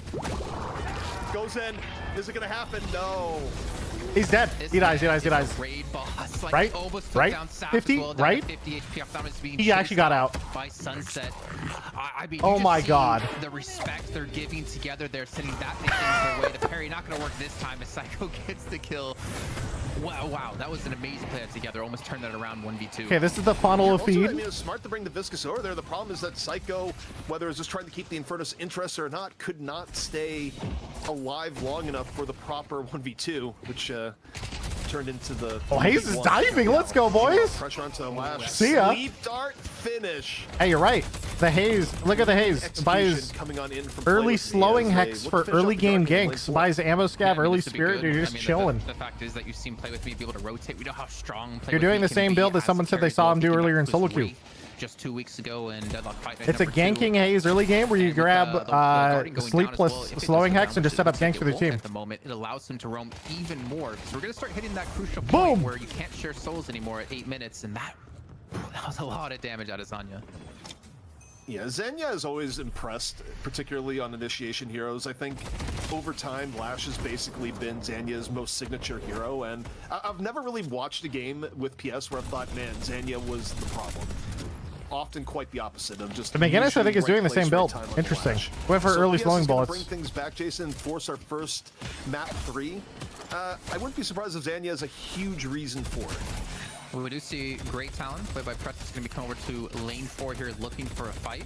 He doesn't have out up just yet, but we can see their opponents have backed away. I think one of the surprising things with me that I've seen this game so far is the fact that Playmate is in lane 4. And obviously when you play from lane 4, especially as someone who can gank really well, you're not really going to get involved with the left-hand side of the map, right? Unless you teleport Zero over. gun item If you be in Viscous. lane 3, I you am can not a easily go believer in in zero gun items at 7 minutes. I'm just not. Here we go. Concussive combustion coming through. It looks like the kill will happen as well. Psycho using He did get the burn. He just dies. Wow, that zip line actually clutch. I love the use of the zip line to dodge in front of Salt. The buy Clean. just enough time to survive for the Ivy to get there and even set up the power slash. It was such good use of terrain. Paradox at the same time, but You can't do that. It's an unwritten rule. Owl goes in, I think, to finish off somebody. Oh, McGinnis, you're fucked. Psycho going to continue to die. Blitz going to fall from this one. McGinnis goes down. So does the Guardians. It's a 1-for-1 Looks like they're trading. overall. It's traded towers 1-for-1. Yeah, really good job by Psycho, and it's so cool to me to see as well Psycho and Together go head-to-head like this because they're both extremely good Yamato players, so they know how to play around their counters or their opponents, especially with like an Infernus in there. So it's kind of like a little mini chess game between these two players. Oh, big swap. Can he kill her though? Swap. Nice. Flash is here too. Play with me, nowhere to go. Oh, they tried to ult to catch the Grey Talon, and Grey Talon just flies away with the new dash. Went for the death slam. Grey Talon dash is crazy. I think he was looking for Talon on the other side. Yeah, just cancel. Oh, the trap going to be coming through. Gets a catch, but again, Paradox is really weak, but he doesn't have Owl to finish him. Do about this. In the meantime, you can see in lane 1 as well, it's going to be Psycho and Hapex together to defend against the McGinnis and Infernus, funny enough. But we have hit the 8-minute mark, right? So the sharing of souls is going to be gone. So you have to be very wise about who you're going to give farm to who. Oh yeah. It looks like they're going to keep. I mean, at this point, in the soul lane over towards 1. I think the McGinnis. I wonder if I think she might be doing the same build as last game. Where she goes turret build with rescue beam because it did carry one of the mid fights. Gets a soul exchange. We'll see how it goes. Oh. Return fire. Geist is tanking. The fish might be fighting back, as it turns out. But you look at the main map, you see Ardeki just sitting in the middle with soul exchange up. You go, okay, I know what's going to happen here, and doesn't quite work out as planned. Meanwhile, Yamato. How does that power slash hit him? Building. Psycho just laying away. McGinnis is just trying her best. Goes to the parry, does not Psycho. Pops ult to counter Infernus ult. You gonna chase or not? Oh, she got the connect. So long for no one to come and help him out. The concussive combustion gonna be a little bit too slow here as he looks to back off from this one now, and we can see DMS looking to take charge to start taking. All right, buffs and 15. Buffs and 15. Well, and it looks like DMS will be able to secure both of them on the sides of the map. Jason, they've made tweaks to it, but Grapple still does some of the most graphically ridiculous things I've seen in this game, where it's like, how'd that Grapple hit? Ooh. Meanwhile, wall, quick finish off on the Hapex. And DMS, it's even in terms of income, but DMS is looking very scary thus far. Oh, for sure. I mean, this should be a push onto this Guardian as well. They have 4 players on the left-hand side of lane 1 here on the map. PS wants to secure their second. Tower time. Down, no real chance for him to escape. In the meantime, they got 4 people on this side of the map. Onto lane 2. Is DMS going to be trading anything for this? At the same time, you do have great talent played by Preston looking on to both teams still need one more tower for... Oh, guys. Wait, guys just kills him. He's tanking the Guardian as well. See ya. Hardeki brawl. Fire at the same time. Hardeki, though, gets taken out from the side. Wolfie rotated on in. Both teams right now looking for Guardians. Oh, that's a trade, I guess. And that is going to be Flex Slot coming on in for DMS. Meanwhile, big Flex Slot coming in. Zanya with Urn. Both teams pretty close, Jason. Therefore, Urn is going to be neutral turn-in. And look, when you're running a Lash, you like these open-air turn-ins. It just makes sense. Yeah, just makes sense. And also, I mean, even if the turn-in isn't the goal they're going to be going for, considering they were down players, it was smart of him to pick that up as well, take that opportunity away from DS so they could be in the driver's seat. And with this, he's going towards the turn-in, but the rest of his team, at least 3 are pushing. PS wants the tower to get their flex slot. Yoink. Free flex. See you later. Yeah, rarely do you see teams go. I mean, they just die so fast now. Wait, where's this Al going, guys? To get pushing Target acquired. Sees the enemy Urn. Sun's gonna make him drop. He interrupted it. He did catch it. Drops the Urn from it. And now Ivy's here. Ivy's here to contest. Ivy on top of the Lash. Infernus for the backup. Both Yamato connected. Is all in on the Lash. Ivy gonna grab the Urn. Dude, they just yoinked the Urn off that play. Oh my god, they actually got it. Making all the difference in the world there, Jason. What a clutch owl. Running it forward. I didn't know you're playing on our team. And then they also get kills off the back of this. They get 2 kills. They get a Guardian as well. I think they could potentially get a Walker off this, but it looks like they're going to back away instead. That was sick. Really well done from DMS. That was awesome. See a little bit of a gap being built up at 4K here for DMS. They thought they had the timing to sneak it before everyone else showed up, but the owl was just so clutch to delay that. That was awesome. DMS has just been getting way more value, and I believe way more kills also in the aggregate. Though it has been trades out here. And oh yeah, I mean DMS off that play when they get the Urn, they're up 5-6K now. They're chilling. But given what happened last game, Jason, an 8K difference between the 2 teams, that's light work for Polgia Scumbria. I won't take a shot. I won't worry about them until they have like a 56K lead. As we saw Polgia Scumbria come back from that last game pretty damn well. But it looks like we're getting some information gathering out of DMS. The human war being played by Presidents and Psychos. They're trying to figure out exactly where they want to go, but more importantly, where their opponents are going to be here. As we can see, PS could be grouped up on the left-hand side of the map. And items again, the first tier 3 items coming through ZP. Again, Prestis, we see the Great Town always going for that early superior stamina. Yeah, I think that's kind of, you're talking about item storylines here. Headhunter on Geist, that's a standard gets. But when you're looking, what do I build on a Talon? It's like, well, build things that let you get away from danger, superior stamina. Pretty good for that, given how it works with Talon when he's in the air. All about that survivability for Great Talon. We know how much damage he can 7 do. with improved spirit, rapid recharge already. Let's go. He can be. But actually, we're gonna get a catch. Wait, on the teleporter. Wait, is he ulting him out? Ulted him out of the teleporter so he doesn't finish the cast, and he's dead. He got pulled out of the teleport. Oh, that was so nice.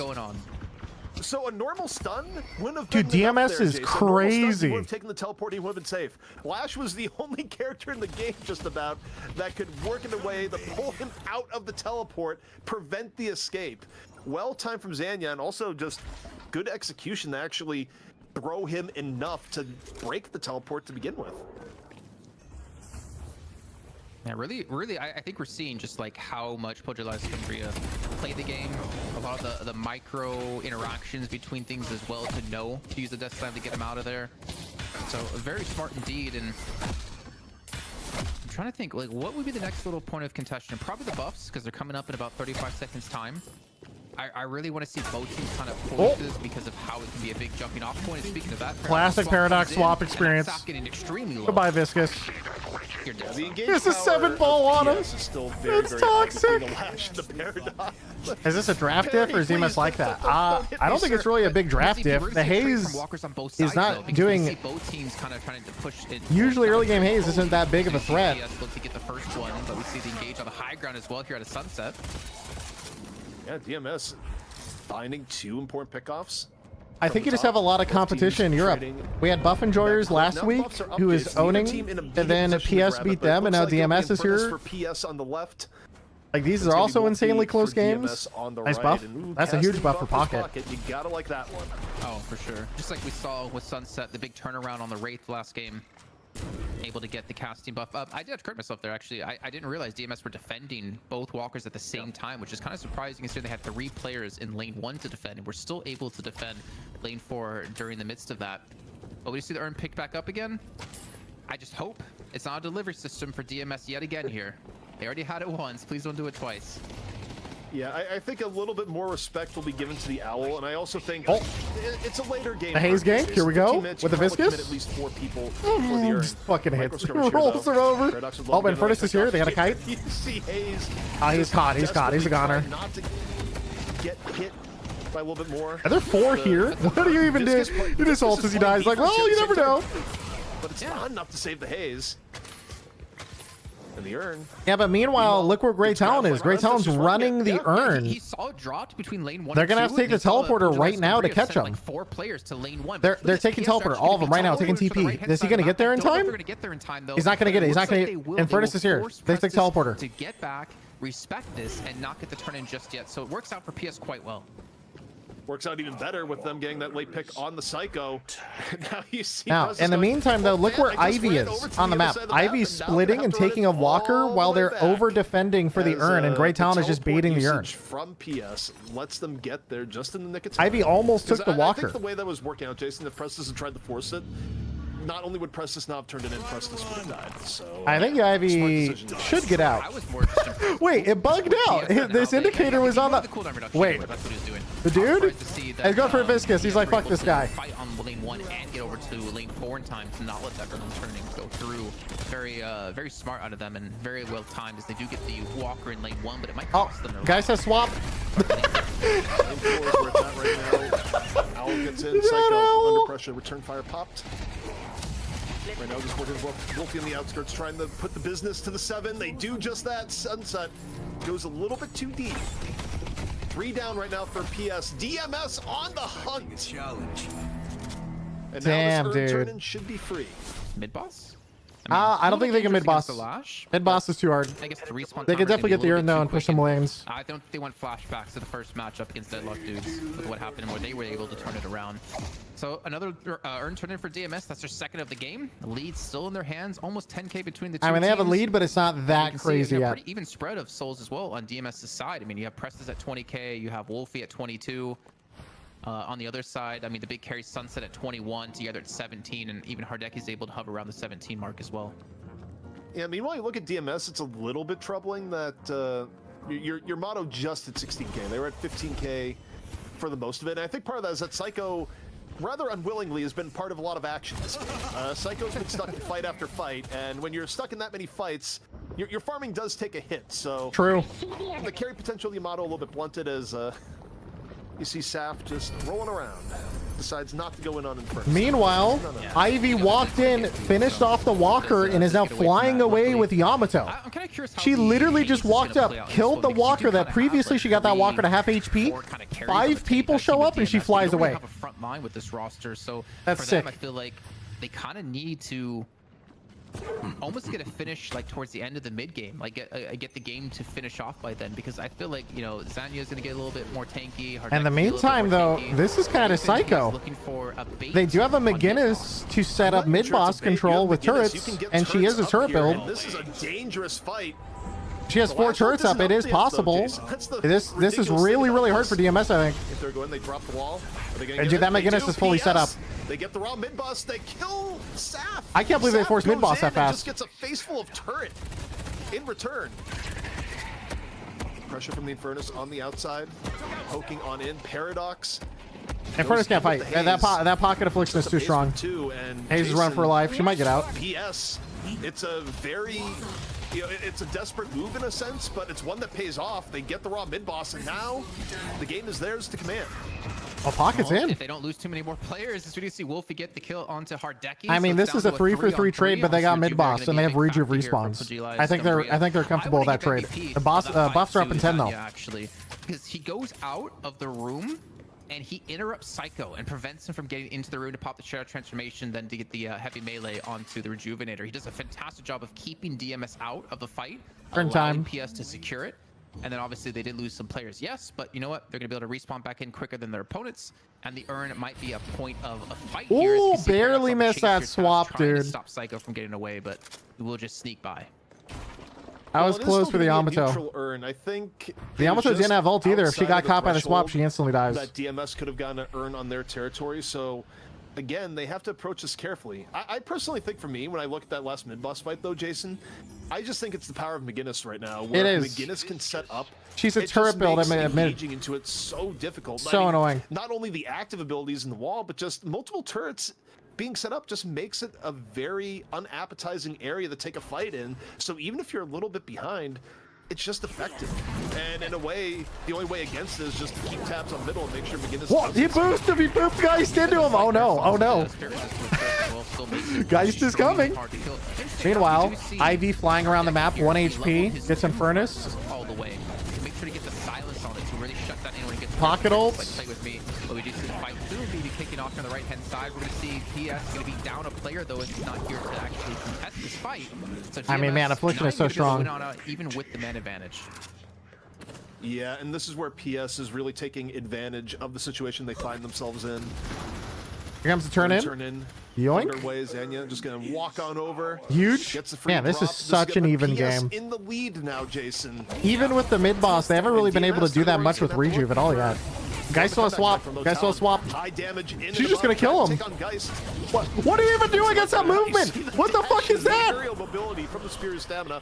Meanwhile, Geist says, no, screw this. I'm gonna go soul exchange on the. She still has locket. She still has locket. She could turn. She could turn. Looking for a quick exit. That was a warp stone soul exchange as well, because he was about to die. Pressure's gonna go down eventually from Blasters. Nia dives in towards the backhand side here. We do see PS regroup. Wait, here it broke? They want to be able to take this. Must have been right outside Veil. DMS side. Ultimate going off out of Infernus. It's a huge fight. Quick custom combustion. Walker dies in 3 seconds. See ya. Look, I'm just seamlessly going over. Seven's taking the other Walker in the meantime. All these Walkers, I guess this is the end of Rejuve. They're finally playing off of it. If you look at the far right lane, they're pushing the other lane too. The Rejuve did work, actually. This took a while. And PS, Jason, that's huge. Looking real good right now. And now the question is for DMS, do they have it in them to get a comeback of their own? Or do we see our first ever match go to 3 here at Deadlock Fight Night? Right. I think it will. 4 weeks in. I hope it does. I like third map, dude. PS be in the lead in this series so far. Can they buff turrets more so easy to take like they're no threat? We're a couple hundred souls ahead. So the weird thing is, turrets in this patch are actually weaker than they were last patch. Able to play ahead by 10k now in this game. I mean, I find it hard to. They just actually get dropped in the middle of a fight and start shooting more often. Requires less setup. I mean, with the turnarounds we saw in the first match, also the first map here of this series, you can't really count DMS out, especially if they give that room for Prestus to breathe and really put down the damage from the air. Yeah, I mean, I'm glad you mentioned Prestus, because that's exactly what I was going to talk about, in that I think Prestus is the X factor here, right? We know how much damage. Oh, do you mean turret like towers or turret like, because there's a turret McGinnis in the game? So I think I got confused. I think any path to victory for DMS probably comes off the back of Prestus one way or the other, with the slight outside Walker chance turrets. Of Oh, okay, yeah. Walkers are very easy to take. Yeah, you're right. But those are the two I kind of look at as the ones that need to set things up. Wolfie is also pretty fed as Pocket. I mean, even though Pocket is a little bit weaker than the norm that he's been in Deadlock historically, a Pocket at 32k is still scary. Yeah, he's doing all right for himself. Yeah, definitely the sole leader of his team. Fox is OP. About if Play With Me will be there for the fights, or if he's going to be the split pusher for his team. Because if you look at like who can 1v1 him, maybe Sunset. He's at 33k if he gets the stun off. I don't actually know what actives Play With Me has at the moment. So he can really be that like instrumental force to force someone on PS to deal with him, and then that God, Geist does so much damage. Deal with him. That means it's one less player trying to deal with Prestus at the same time. We see the rotations in progress here. Mid buffs about to be up in 20 seconds. She's setting up for a gank maybe on Paradox. She wants to use defending. Or no, she's going to the other lane. They're trying to collapse on these three. They push the outer walker. Now they're seeing who shows up. Hayes is setting up for a sleep gank right now. Towards the right. Geist now. It'll probably be asleep into like fucking... Buff up in 5 seconds. Oh god, here we go. Very committed over the bridge right now, and this is where it's starting. Chaos is starting. Chaos is starting. In on to the bridge. Infernus laying down the fire in the single. Infernus is just in. He's just chasing. Of the set, just going up and up. Must have come. Alright, going up. High ground. Bye. Pressure in from Prestus. In on the top. Pretty good poke from DMS. You look at PS right now, Jason. Both Infernus and Geist. See ya. I don't think he knew someone was below him. Doesn't let him finish it off, and PS There's actually like 1,000 damage. Avoided the worst of it. The fight though continues. Quick trade comes in. DMS, play with me. 7 ulting in the sky. It's a classic. Sunset on the They're all dead. DMS, Jason. 7 does die though. I'm not sure what he can do to survive against us in a 1-on-3. Maybe just try to make sure to not die at this point, as he does get some decent Man, mid boss is up in 20 seconds. I don't know if they can do it in that time frame. I think he's kind of doing his job and salvaging the best way he possibly They might just want to run the urn instead as well, and he will escape this one. But if they run the urn, is it within the 8%? Responding soon, or it should be responding soon. I don't think it is. I think they're fine. I think it's a neutral. To actually commit to this. Yeah, it is. Okay, cool. Credit. I saw someone in chat. They're like, "Oh, this Jason guy is such a fanboy of Zanya." I mean, did you see what he did? He kept Prestus out of that fight. It's 10% now, Seagull. Wait, I thought it was 8%. How I thought they nerfed it from 10 to 8. PS to win that fight, and well, he talked about McGinnis setting up here in the mid boss, and we're seeing it in action. Yeah, I mean, McGinnis, one of the few characters that can really... I thought it was the other way around? Oh, okay, my bad. Started off solo, prepare it in a good way, and PS, they want to flex that advantage. Rejuvenator is coming on down. DMS, they're coming in off the zip. Oh my god, Infernus guy, he's fine. Rejuvenator, yeah, okay. combustion, PS grabs it, and DMS, they decide midway through, no, we're not doing this. We're not doing this again. I agree with that. To be honest, I think DMS is like path back to victory. It's not going to come into a big fight like that again. You can't really use the mid boss room successfully for Prestus, or it's very, very difficult to do so. Time to start jogging. Here we go. Outside, but again, you're not really putting out a lot of damage while you're in the air because of that. You're only really getting the. I mean, they can't contest this. This is another urn.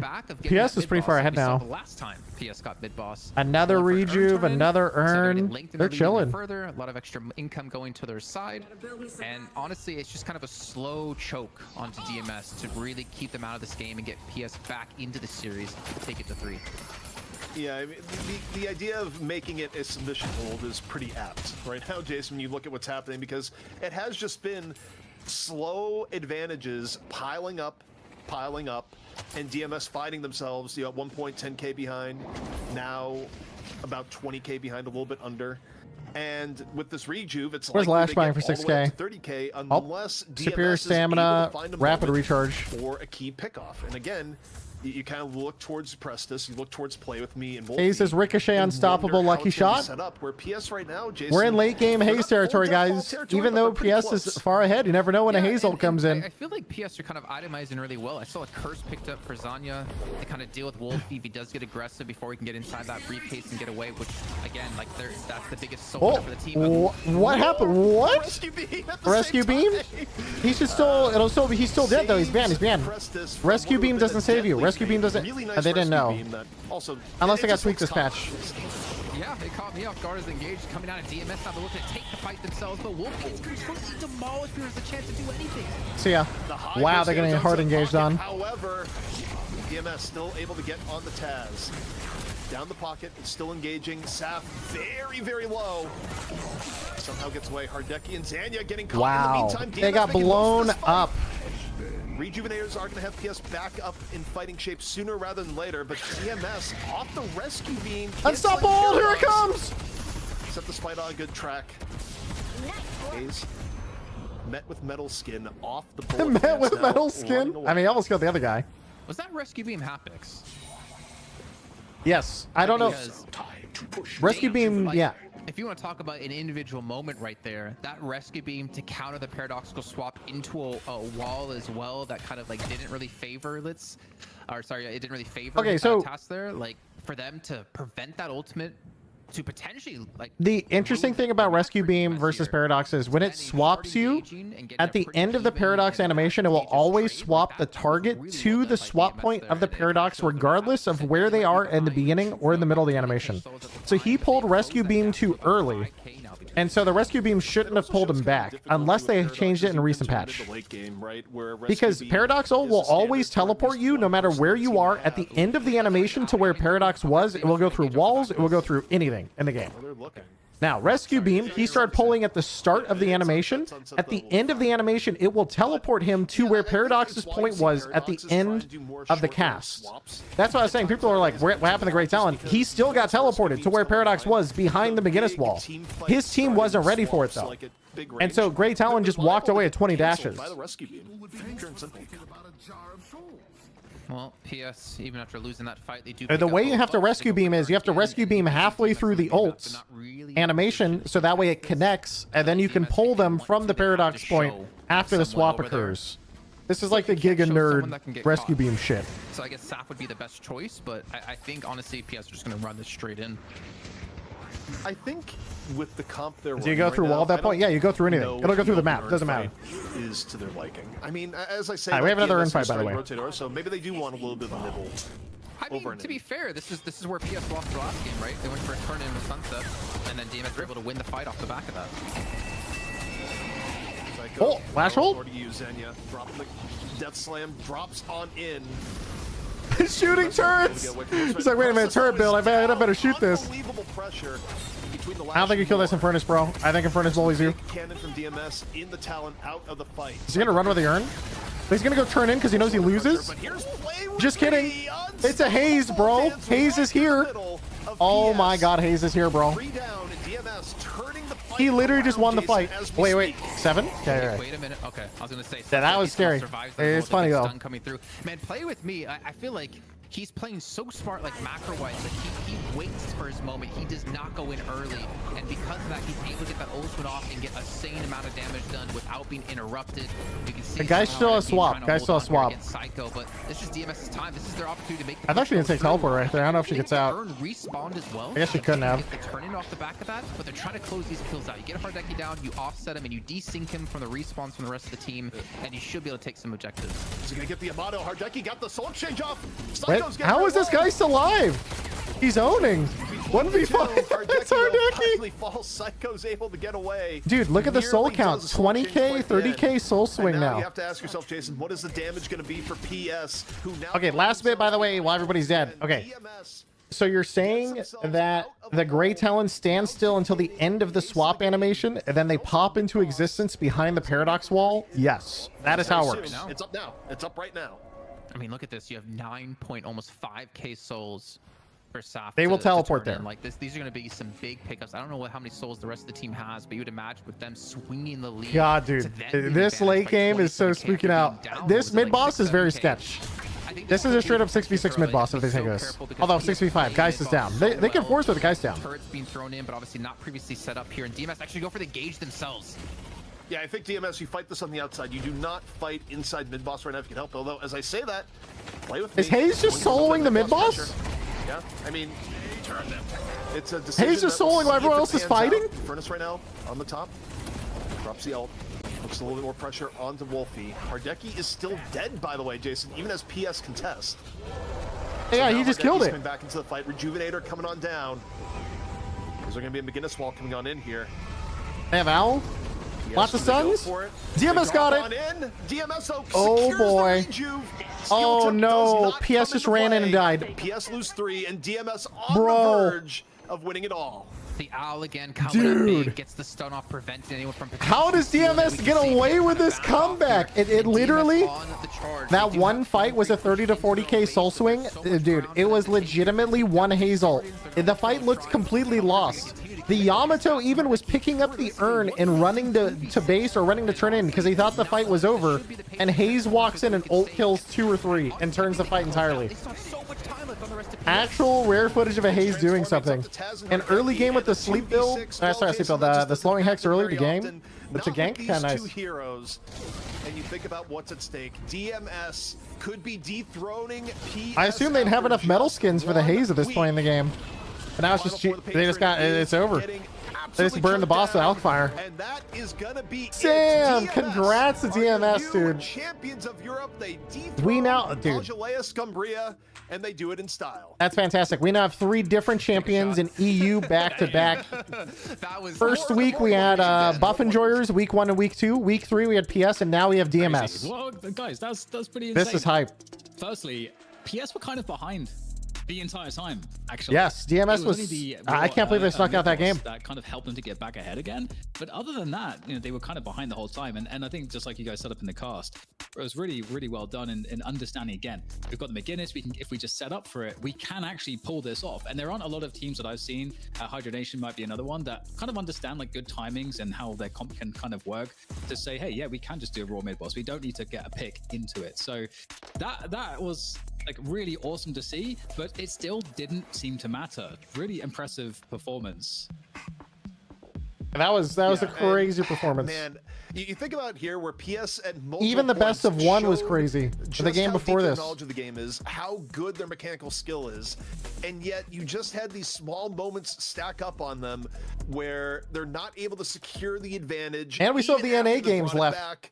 And DMS just found dude, look at that pocket damage. What is that pocket damage, bro? Here and there, hello? And dude, how many big afflictions did this pocket find? Yeah, I mean, what more can you say? DMS, you know, we talk about how PS nearly had he has 55,000 damage. The highest enemy player is 29 or 30-ish. Yeah, and honestly, almost double like every other player just by pushing ult. Individual plays that we saw in Havocs with the great rescue beam to save his teammate Wolfie off the back. 11-1 pocket, dude. And we were saying pocket was nerfed. In that last fight, okay, I gotta check his damage breakdown. I gotta check the damage breakdown, guys. Team and still stay alive. How much is affliction? Half of damage is affliction. Oh god, dude, 27,000 damage from affliction. So easy to build against them. Holy fuck! The moment to strike, and of course, Preston is able to put out so much damage from the back lines. Like DMS, that was a fantastic that's awesome. match. Well, also talk about the hidden damage pressure across the entire way. We kind of touched on Wolfie being ahead, but you know, people and that wonder, also okay, excludes the healing reduction. Yeah, healing reduction even more effective damage. Game, that's wild. Continual damage threat, how many debuff removers they have on this team? You get even more value off whoops, the I'm not in game. The stats don't lie in this case. 55,000 damage coming off the pocket. They bought metal skin, yeah, I mean, debuff remover, metal skin, like, again, debuff remover, how much metal skin, towards the end of fights. Debuff remover, metal skin, phenomenal pocket performance, and debuff reducer. Almost every player by the end of the game had debuff remover or reducer. How much Wolfie was doing here, and it was keeping just PS in bad spots over the course of the game. Yeah, and it's really cool because it plays into the overall style of combat that's preferred, where you know, they don't necessarily want these like big like 6v6 engagements per se. Also, I gotta say the McGinnis build was not that great. Looking at their like stat line and everything, not that much healing. Imagine if in comparison, there was that like the Ivy isn't a support build either, but if you went support McGinnis in this situation with an early max heal station, in particular versus afflictions from pocket to help regen the team after a team fight, instead you're kind of doing this half and half where they go slowing bullets, fleetfoot into heroic into recharge. And it's a turret McGinnis, but it just doesn't work. And so that is perfect. It's 57% turret damage, but I'm not a believer in turret McGinnis. I think turret McGinnis is fantastic if you put 0 items into it, because the base damage of turrets is so high. Like if he built a full turret, or if he built full gun with tank, which he did, and just skip recharge, skip slow, and just go full tank or support after that, he would do basically the same damage, but actually have Heal Nova Barrier Rescue Beam. I wasn't sure if he actually did get the turn. Okay. So also, Haze was fucking pretty cool to your green slots, forcing metal skin and debuff remover. Yeah, forcing metal skin and debuff remover on both these characters is actually really strong. Having Pocket and Haze on the same team. I mean, assuming the Haze gets the late game, right? It is just super strong. Man, DMS, like I think it's such a good site for EU that there's so many good teams out there. Yes. That can. I mean, EU is sick. I love watching EU. Yeah, a great job to speaking you of teams. Kings in this week for EU, we got to talk about the player of the match for DMS, and that's the one, the only, might be Jason's favorite player on that team. It's Play With Me, and Play With Me impressed again this week, Jason, where, you know, last time around it wasn't enough for DMS to take it all. This time around, though, Play With Me just looked super solid all series long. Get Goop player of And the Hayes match, turned for that sure. game. I mean, we saw how he was Completely. on the Mirage in the first With map like of the 2 different series. Hayes He was able to ults get a massive in that lead last up game. against Pogilias, Scumbria, and of course on the Hayes. Streamer LCS finals this weekend. Are you watching it? I'll be co-streaming that. He's not really a one-trick, which he was known for his rate when we saw 2 weeks ago. He was fantastic enough to get it banned by the enemy team, but to show he can do it on Mirage. Boom, dude, that parry is so funny. I can't. It's just such a funny parry. I think it's a testament to how good of a player he is. That parry, by the way, was a tale of two sides. A, it was good heads-up timing on You the just- parry, but also Sunset had no business going for the Yes, melee there. yes. That was Everyone knows just you memory, shouldn't. Just stabbing him in the back, Dan. Here's the Hayes ult that turned up the game. This is it. Very impressive to make sure that the Mirage is also relevant. Like It's blasting, dude. This is when the Yamato, 2 people where that ult just happened, were chasing the Yamato who's picking up the urn and about to leave the team fight. She kills both. So that you're still very relevant in the late game was done really well with Play With Me, and I don't think that's often necessarily the case. And you can kind of look at Mirages and judge them from other factors, but that's the hard part to do, and he did it pretty well. And then obviously going into the final game on the Hayes, we've seen a lot of Hayes performances that have been, I don't want to say suspect per se. I don't want to say it's too much on the individuals per se, because there's a lot of elements of, is your team freeing up the space for you to do your thing? But with that said, it wasn't like the game was free of pressure for DMS. They had a lot of squishies, so to still find value on the Haste, to still get farm, and to still be present in the team fights and find value off the ults, managed to do all of that, which is really good, because that balance of farm versus involvement in the team fights and actually having the power spikes, it's kind of tricky with Haze. Yes, I early think it's game very Hayes is difficult to tough. play Hayes at this level, especially with how smart PS are about their itemization as well. I mean, they had everything prepared in the first match, especially this one with curses galore. It's so hard to play Hayes at this kind of level, and it's so nice to see that it still can be played, especially on a team where it's extremely squishy, like you said, DDK. Yeah, all right. We kind of winced a little bit when we saw the Haze pick. Like, oh, I saw you had a reaction there, Jason. When you saw the Haze pick. I did too, but it made it work. All right, well, that brings us to the end of EU, but of course, if you're new to Deadlock Fight Night, we got good news for you. We got plenty of action left remaining as we turn to the NA side of things. We got a new team time. from DFN in the Unknown Omens taking on the TF2 Boomers, and of course, the winner of that challenger match will go to the finals match against Hydra Nation. But we are going to be taking a quick break. While we're doing It's that, time. check out deadlockfightnight.com. I cheer for TF2 Boomers. Merch. It's all up to you. Definitely helps. We cheer support for the TF2 show, Boomers. support us. But guys, we're going to be taking a quick break. When we come back, NA heading right at you. Jay Sizzle, thank you for 63 months. 20 minutes. Oh man, they're really taking a break. What do you do for 20 minutes? It's not enough time to play a game and not enough time to AFK that long. Now what?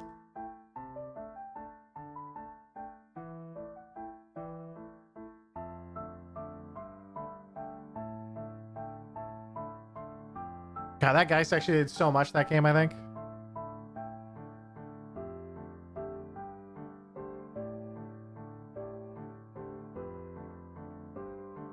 Play Subway Surfers. No. I will not give in.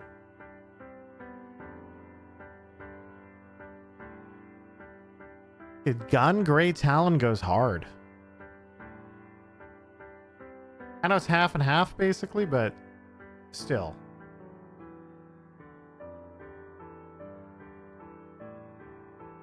I've always kind of wondered, like, what if you just don't put the 3rd point charge shot and save for the 3rd point and trap for 30% more bullet damage for fun?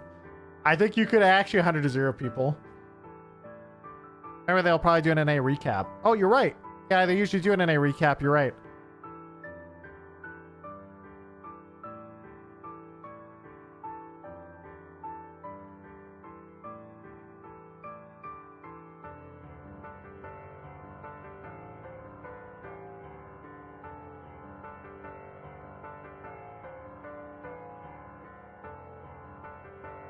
Boom, boom, boom, boom, boom, boom.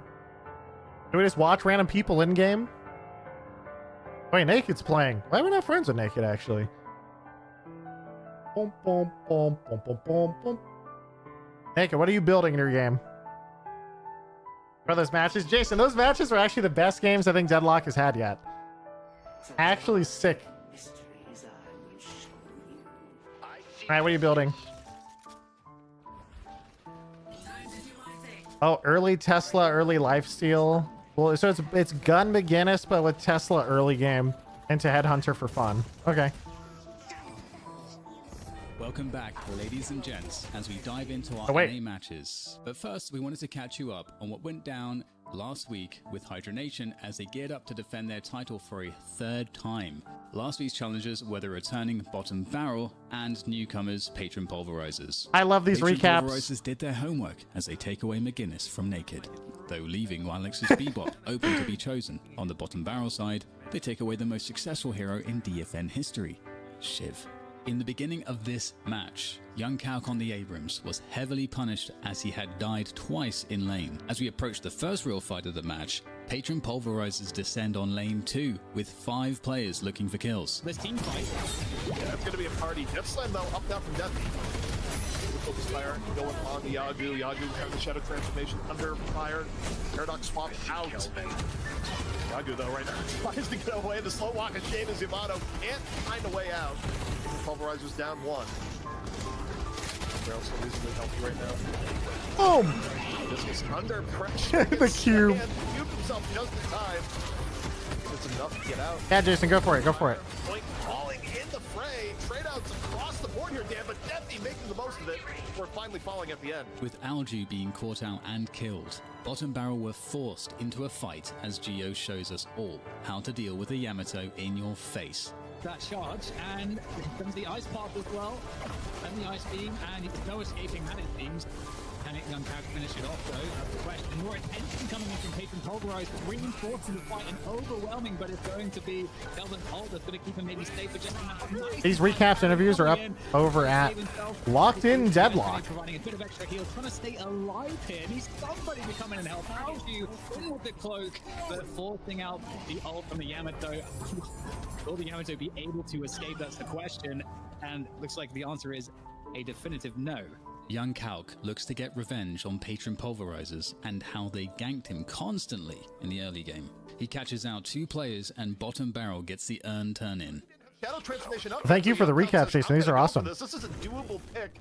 Gets Yamato in time, and also has the gun might add on top of it, and Hunter's armor. So Young Calc kind of a force to be reckoned with. Gets the charge!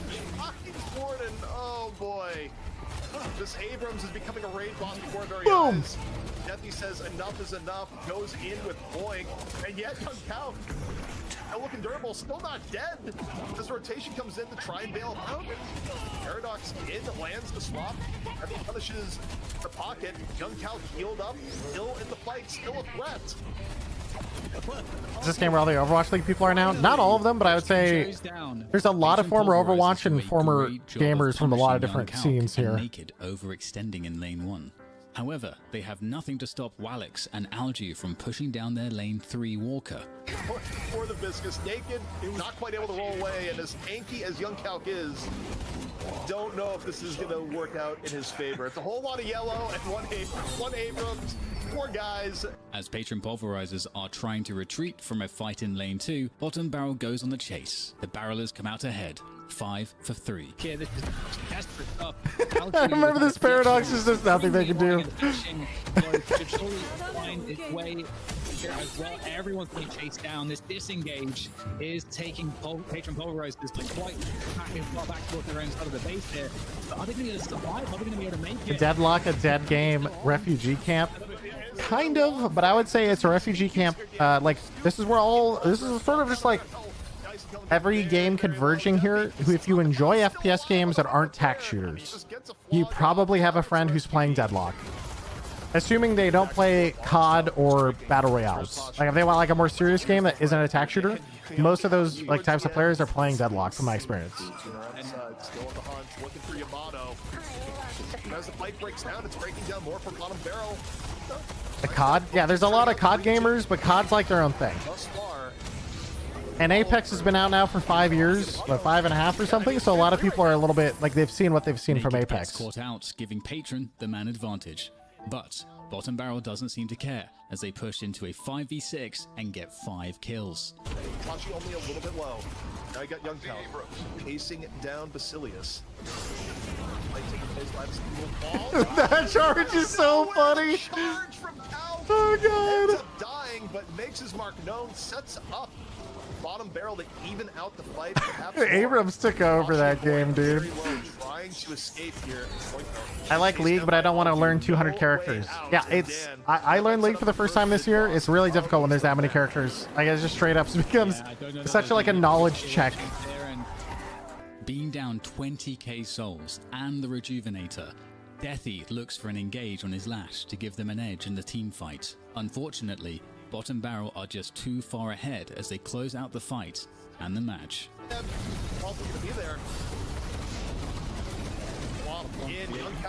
It's sad too, Seagull. We lose this game with 3 subs since from BB2-1 and they implode. Wait, really? Wait, did Bottom Barrel explode? I haven't kept track of all the different teams in NA. I don't know what's going on. Also, are you King Basilius? You own. You actually pop off. I see you in solo queue sometimes. You always do really well. I remember I run into. I think you played Dynamo a few times. Didn't seem to be too worried over Wallix and his Bebop as they let the pick go through. Instead, banning McGuinness, Bottom Barrel took away Lady Geist. The first time we've seen her banned here at DFN.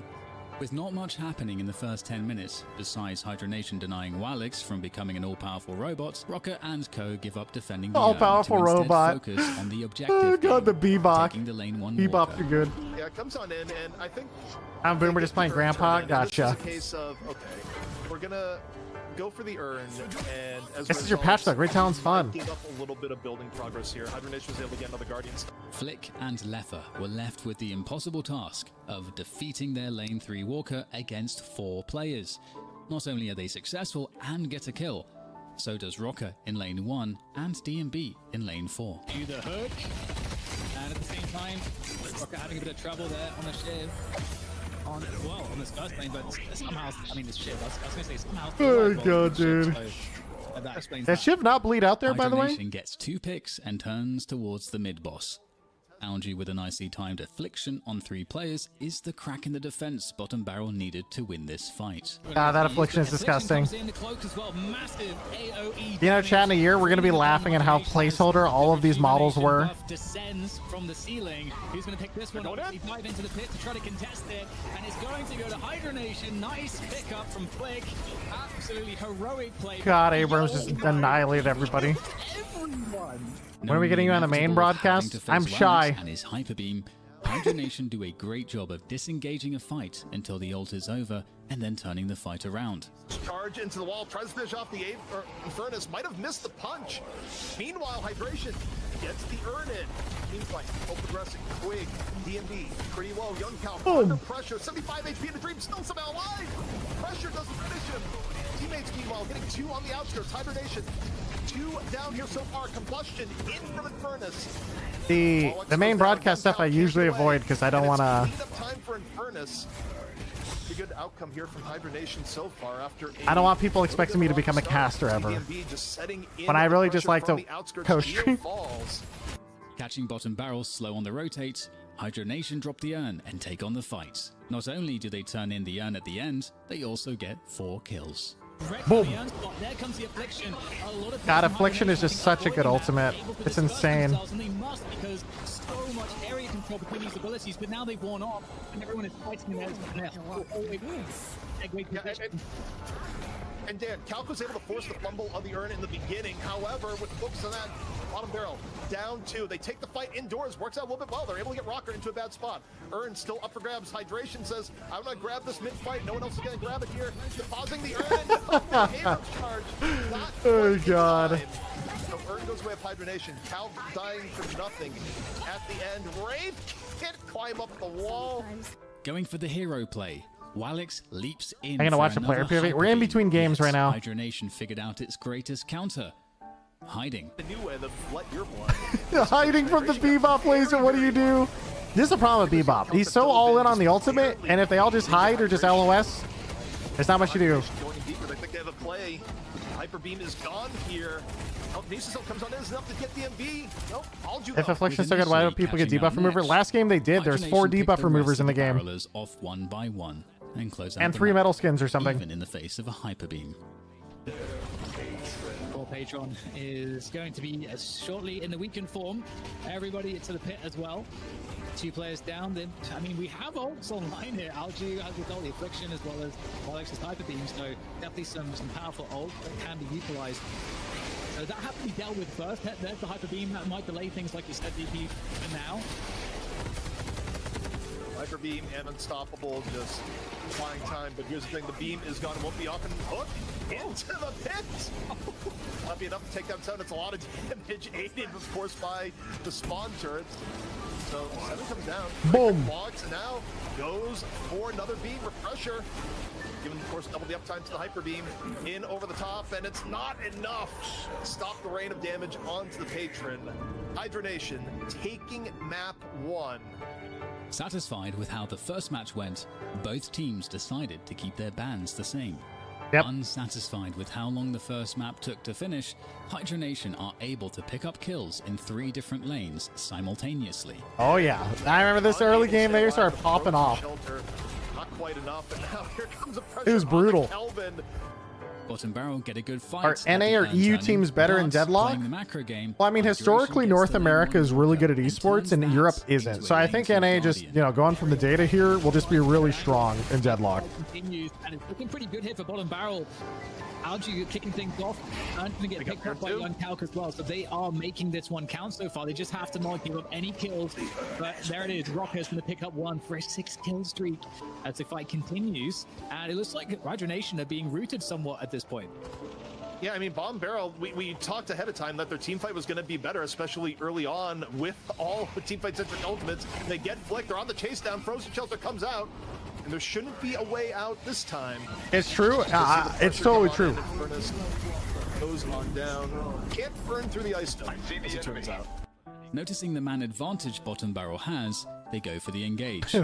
Nothing caught anything. Nope. Yet again, Hydra Nation was smart in the positions they took, retreating away until Hyper Beam was over. With the Hyper Beam instead, that's going to be an impressive block. They're doing lots of damage. High DPS, majestically popped again to get a better angle on the fight. And it's not looking too horrendous here, but they did obviously lose Gun Calc already. Hydration has gone down, so Shiv can die. But in Shiv's place, 2 more will die from Bottom Barrel. I think of dropping by Jason.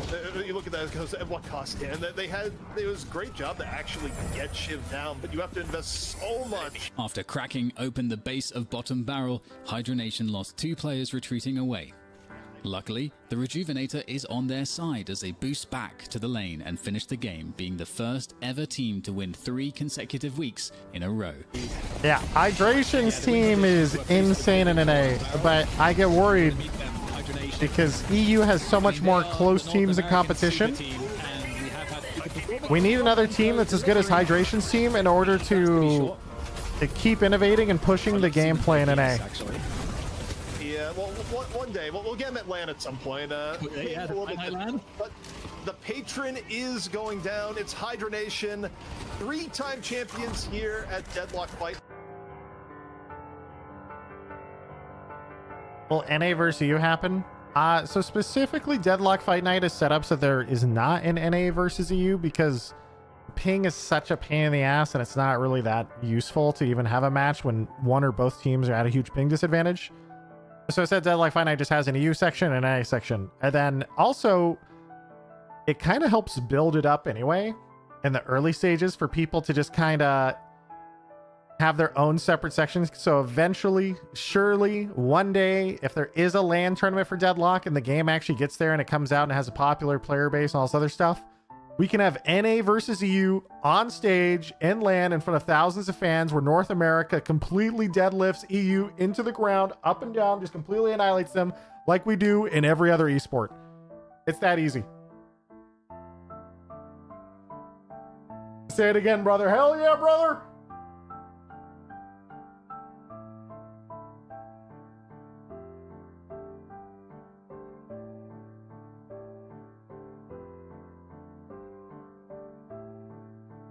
I made my own game. Remember I started spectating this game a while back? Looks like they're ending. What is your build? Oh, it was like turret build, but it's mostly, it looks like it's mostly gun build with some silliness. Oh yeah, improved burst now. Got pretty big buff. Do you guys think improved burst actually gets used a lot though by teams? It says okay, it's all true until China and Korea show up. True. It just depends. Your game has to get popular in those regions.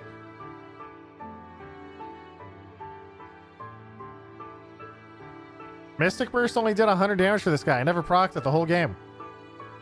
So I think it wasn't worth. Because you got to do a lot of damage to break through the armor and stuff.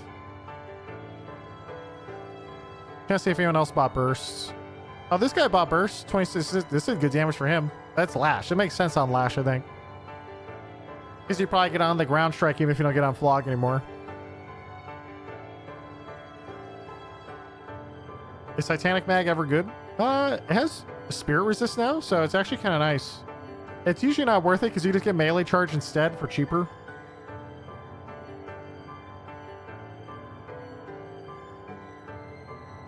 It won't pop off in Asia because the anti-cheat is cheeks. Oh, I saw an interesting paper recently for someone's PhD that was ranking anti-cheats.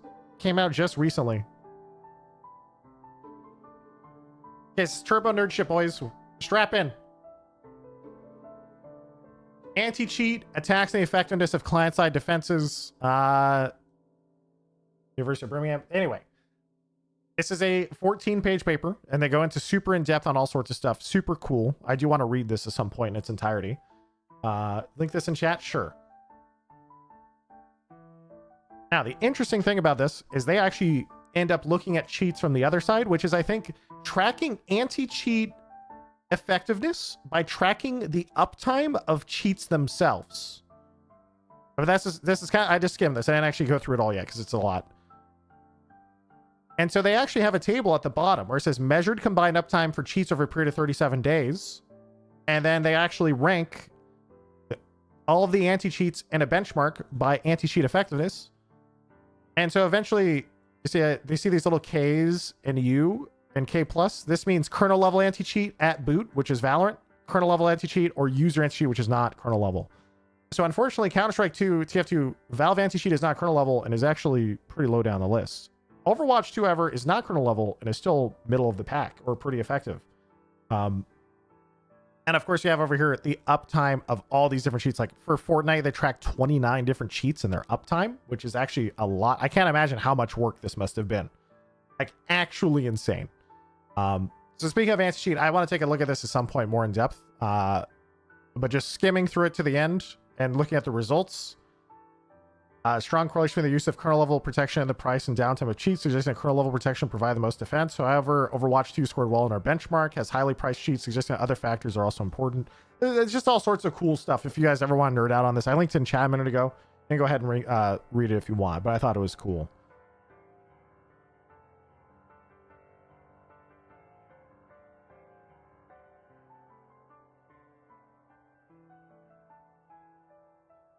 Also, we have a minute until the cast comes back with an 8. I'm gonna go grab water. I'll be right back.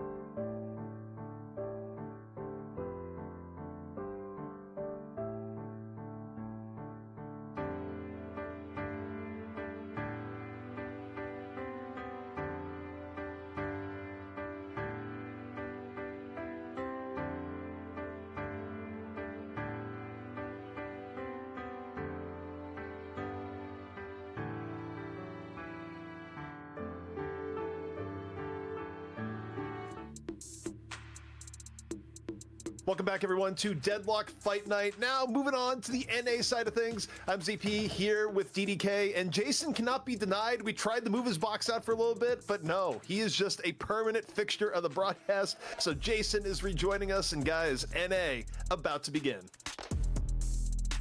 Yeah, Jason's the sandwich between us now, ZP. Feels good. I don't understand the significance of this middle slot. I feel like I enjoyed the middle slot. I feel like I've kept it warm for you, Jason. How are you enjoying it? It's quite cozy.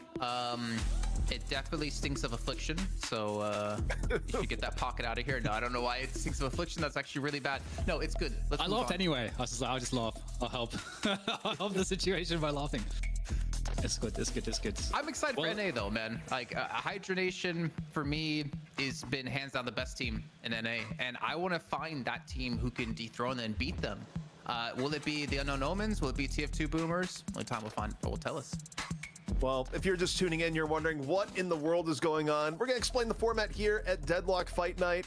Every week, we got 2 challenging teams in each region fighting each other for the right to fight the champion of the region. And now we're over the NA. It's going to be the Unknown Omens, a team that went the distance recently in the Flicked Esports tournament up against the veteran of DFN team 4NA, TF2 Boomers. The winner, of course, going up against Hydra Nation for $1,000. Hydra Nation are back-to-back-to-back champions here at Deadlock Fight Night, and of course they want to try and make it 4 in a row. But before we get even deeper into that, all of this, of course, is brought to you by the one and only our merch.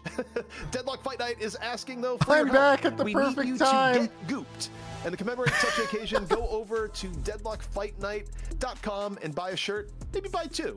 It'd even be cool if you bought 3. I know Jason's buying 3, but regardless of how goopy you want to get, it helps us out a lot. So please Get go on over to gooped. deadlockfightnight.com and buy the dumbest shirt you've ever seen. Look, if nothing else, it's a good story. Like, it's a good icebreaker. Someone's going to ask you about the shirt. A little bit of social activity, Dan. Yeah, can always use more of that, especially these days. But that's also the problem, because maybe our target audience is not going outside much like me. So you know. Wait, true. It's still cool. It's still cool. Sell plushies instead. That is. What's that, Jason? The paleness from all 3 of us that we don't go out and see the sun. Oh yeah, no. But it's good though, because you know you guys can get in on being a part of something that is in its infancy. But you know I intend to be here until they kick me off, and hopefully we're here for a very long time and we grow a lot, and then this becomes a really big thing. So being able to have a piece of history when we are in such a nascent state, I think that's worth something. So with that said, one of the things that's interesting, you know, kind of pivoting a little bit into the NA matches, is that ZP, we tend to have roster mania every week. Oh yes. I'm kind of curious Oh, what yeah. TF2 Boomers are going to turn up today with, because they've been one of the teams that have had multiple rosters, but they have a lot of great players. And you know, Deathy is sort of the captain. I feel like I don't know if he is in the team the captain, but in my brain, I'm going to call him the captain. Well, Jason, I've also heard rumors with Deathy where Deathy is actually just, you know, DDoSing members of other teams in DFN, because Deathy just somehow ends up as substituting every week, even with TF2 Boomers not being around. So at some point you have to wonder, is Deathy being the good-natured sub, or is Deathy just actually the agent of chaos? And, you know, frankly, I'm down for the latter. You know, Agent of chaos. I don't want to build him up to be this evil force, though he might be. He has death in his name. Yeah, This is a hype match, by the way. Okay, so these obviously are TF2 Boomers. The Unknown Omens chat are, I think, 3 former Smite players. And I believe Venenu was a Smite World Champ MVP at one point. And I think Panda Cat, wait, not Panda Cat, but it might have been Elion as well, I believe. And then Dapper, obviously from Valorant, and then you have it's just a lot of people, all from, it's a conglomerate of many different gamers. Is really cool as well. Dapper's a very talented Valorant player, for those of you that don't know, and someone that came from Counter-Strike originally as well. So he's extremely experienced at playing at a very high level, and so and he also brings a lot of, I would say, leadership, and sort of he's one of those kind of glue guys, I would say, on any given team. And most recently, he was a part of one of the absolute best teams in the tier 2 as he kind of came back from having a break from tier 1. So he is someone that has been in very advanced team systems as well with great coaching. Event and Panda are part of the pro circuit. Gotcha. Certainly, I think apply a lot. Ben won a Worlds. With some experience to the Dapper also won Valorant. To help hey, listen. Valorant is not nearly as impressive as Smite. Come on. A very good point you bring up, because a player like Dapper, with the history he has of the structure of teams he's been on, is something that any team in the world could really use. I think especially in NA, which definitely has problems at the moment. Oh, not problems, but needs more teams playing and needs more teams who can contest against the EU teams at the moment. But then also you look at the rest of the Unknown Omens, you do have a lot of Smite world champions, whether it's on console or PC as well in here, so they have experience of playing at a very high level as well. And of course, Sizzlicky going to be coming in from Fortnite. Like, they do have the credentials to be here and beat TF2 Boomers, but will they be able to do so in this match is the question, ZP. You know, I do love the just absolute diversity we get in terms of where players come from here, where we've seen teams where it's like, oh yeah, there's a whole bunch of Apex players, like you get Hardeki over on PS, you get random Fortnite players everywhere. I don't think we've seen a full Fortnite team, but just, you know, within the 6, it'll be like, yeah, we got some OW players, Apex player, and oh yeah, I get that Fortnite guy in here too. Smite players, of course, showing up for the Unknown Omens. Something people are looking for, because even though I don't think Deadlock and Smite are all too similar beyond the idea of like a MOBA with a different point of view, like Deadlock is way more shooter heavy. A lot of people did expect to see some Smite players in Deadlock, so Unknown Omens sort of fill that prophecy, and I'm excited to see what this matchup is going to be, because I feel like every week, Jason, you continue to see things changing up in regards to what teams are good, what teams are bad. EU, of course, the biggest example of it, but I want to see some action here in NA. Yeah, and I feel like we need to start seeing this as well, because the more teams you have who, just even the more teams you have means the more leveled up the entire region could become overall, because everyone gets better playing against each other, then eventually they get better and they continue to get better. And the thing is, I know we're really far out from Deadlock being officially released. We're probably Invented, we are not from like any sort of major or international, or you know, I'm waiting for a wash stream team. I've thought about it. I thought about making a stream team for fun. This is like the time to really get your name out there, to really get you know, ingrained in the community, and of course build yourself up as a player, because who knows if you're going to be a top player 6 months from now, a year from now. You got to put in the groundwork now. Yeah, totally agree. I mean, obviously, I was looking at the hydration stomp. Yeah, I expect them to do really well again. Hopefully not a stomp. Not just showing your name, but actually legit getting the hours in any competitive format where you're actually playing for money is very, very different from playing stuff that doesn't really have the same stakes, playing scrims. Like, it's very, very different in terms of the environment, the experience, and what it teaches you about yourself and your limitations, and also how you interact with your teammates. There's a lot to discover and with that experience, and that allows you to refine yourself as a player, but also to better understand who you should be playing with. So it is very, very, I think it's a great point. I was thinking about this earlier. Very important. And it's very fun to see who makes their name now and how prevalent they are in the years to come. I mean, yeah, I think Overwatch that changed quite heavily after, you know, 6 months to a year, ZP. Oh, yeah. I mean, here's the thing in regards to new games. And of course, Dan, you saw this in Valorant recently too, is that you kind of go through a cycle, right? At the very beginning of a game, usually you're going to see a whole bunch of players that are known quantities from other games come in, and they will be your round one of top players. But eventually, there's going to be a set of people that, you know, oftentimes you're like 15 or 16-year-olds that Deadlock is their new game. They think it's the best thing ever, and they're going to put in 16 to 18 hours a day, just nothing but Deadlock. And then about a year and a half from now, you're going to have that new crop of players come in, and they're going to start replacing the old guard that has been at the top, right? It's true. This happens in every game. Every game ever. But right now, we're in the veterans who can break games down early phase at the top.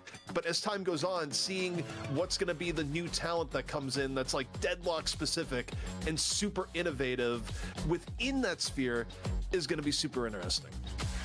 And you pointed out something, DDK, there that I really want to latch on really quickly to, is like playing at events like this, it forces you to think about the game differently, and it forces you to take it more serious. And I was actually thinking, like, because obviously you have a background in Quake, the only player I've ever known in esports who takes every single scrim they ever play as seriously as it's the grand finals of QuakeCon. Rafa. True, actually, he's the only one. People treat any scrim they ever play more like that because the more comfortable you are playing at that kind of intensity, the better you're going to play when that moment comes that you need to shine if you want to win something big. Yeah, that element of discipline is definitely something that sets players apart. It's something I've talked about quite a lot on my own channel where I talk Rafa's a gamer, so boys. and it's very easy when you're scrimming to not. He even played Overwatch at the start. He's a gamer through and through. When you're actually competing, because like you say, you're a lot more serious. And when you're practicing with like so many hours, it's really easy just to let small edges slip away because you're like, oh yeah, I want to go for that extra kill, even though that's not the standard that I should be playing to, and that's not how I. Why did Listic's team not play? Because they lost the week before, so I think after you lose your holding place, like if you're the champion of that week, you don't come back the next week. You have a 1 week cooldown. Is what I assume they're doing. It's not fun to do it, and it requires a lot of discipline, and that, as you say, it does really set a lot of players apart.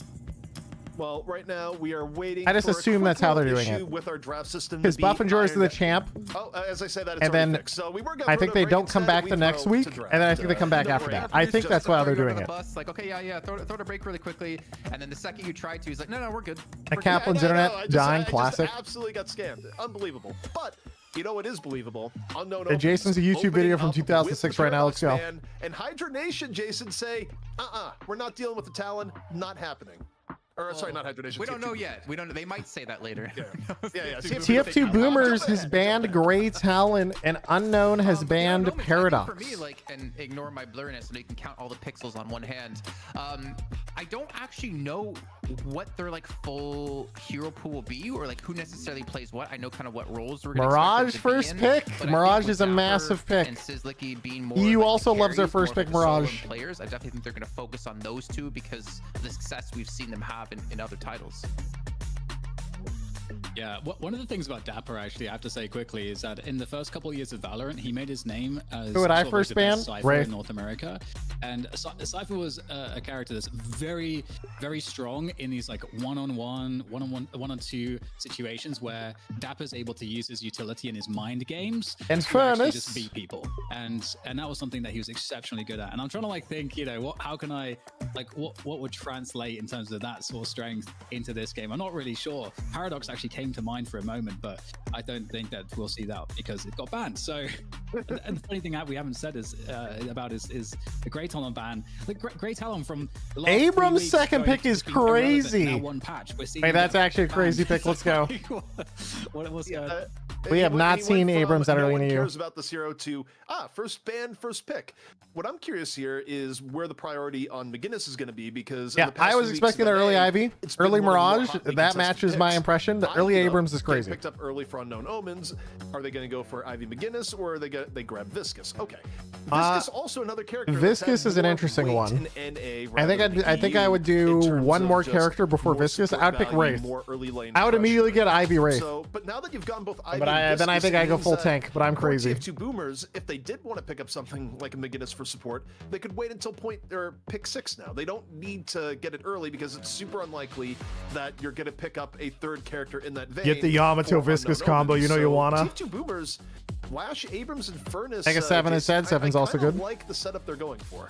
Bro, where the is Wraith? Like, thank you, Jason. Thank you. How is Wraith not picked yet when it was banned or picked every match in EU? I know NA doesn't play Wraith as much, but like, come on, like, what is happening? Okay, so true. Flash, that's a take the button away from Jason. And take the button away from Jason. Take it out. There as well. Always we saw Pocket have pretty good success considering the nerfs to Majestic Leap. It seemed like Viscus even picked so early. It's just so mind-boggling to me to see it like it did. He's gone. He's gone. He's lagging. Let's fucking go. Did we lose Jason? He hit the beep button one too many times. Now he's just getting bleeped out of reality. You just see him just like slowly fading down. But Geist going as late as pick 5 for Unknown Omens. And look, Kelvin. I like the Kelvin Lash Abrams like frontline type of thing. Be tanky boys. Shiv. Ooh. Ridiculous to me. Wait, the Shiv is interesting in the overall power level, but Shiv not dead, Dan.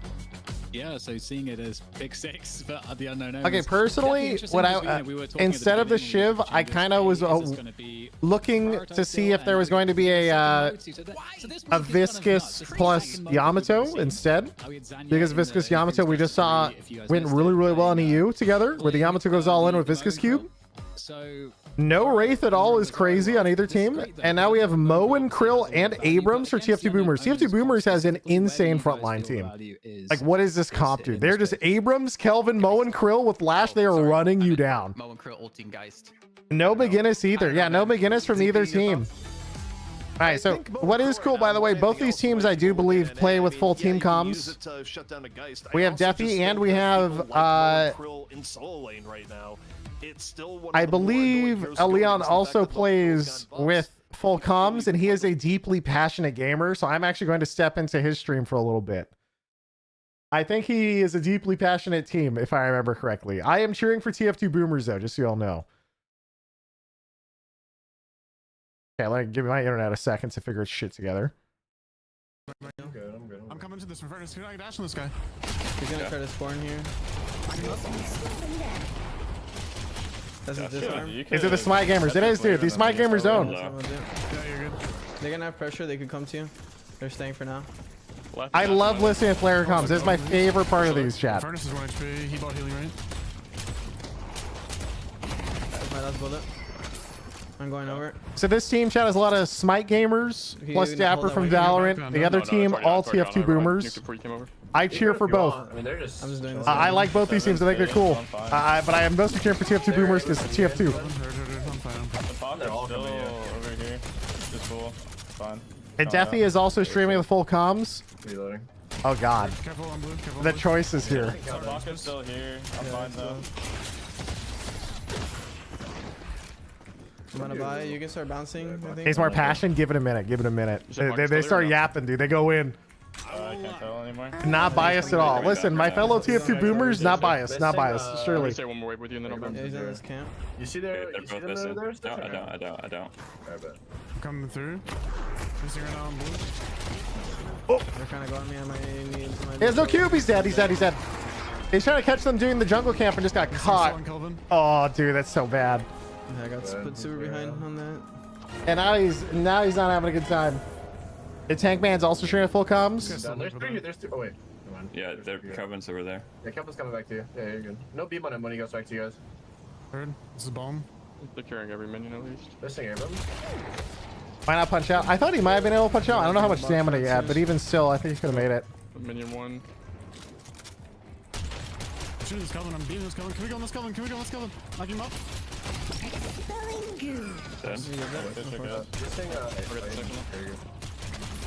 Going box round. He isn't running the Viscous mod. True. Wait, he's not. You're not wrong. Yo, the 3-minute mark. Time to do some boxes, guys. He's going on me. Oh, we got gang.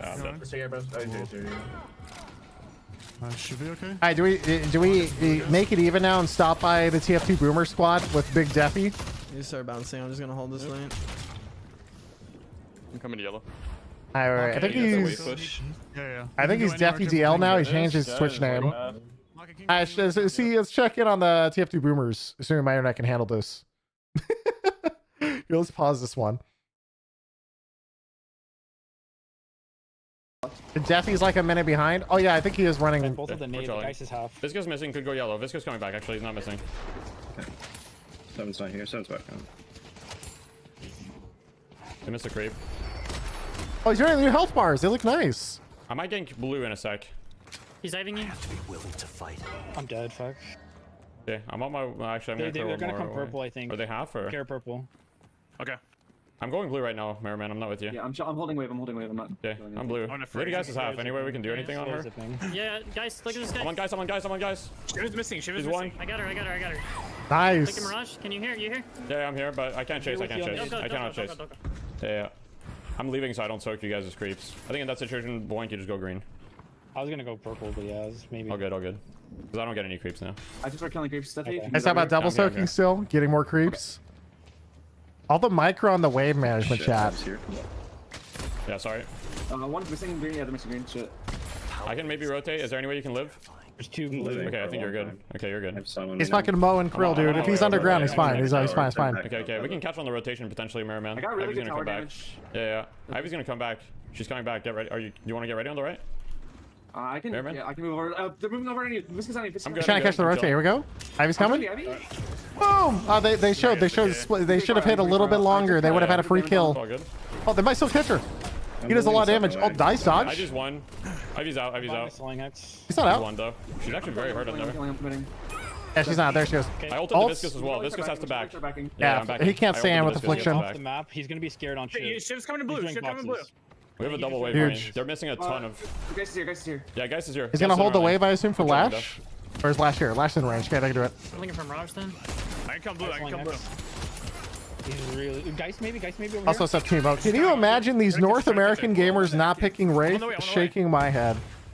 I'm on her. Watch out, Viscous is missing. They could come with you guys. Dead. Nice.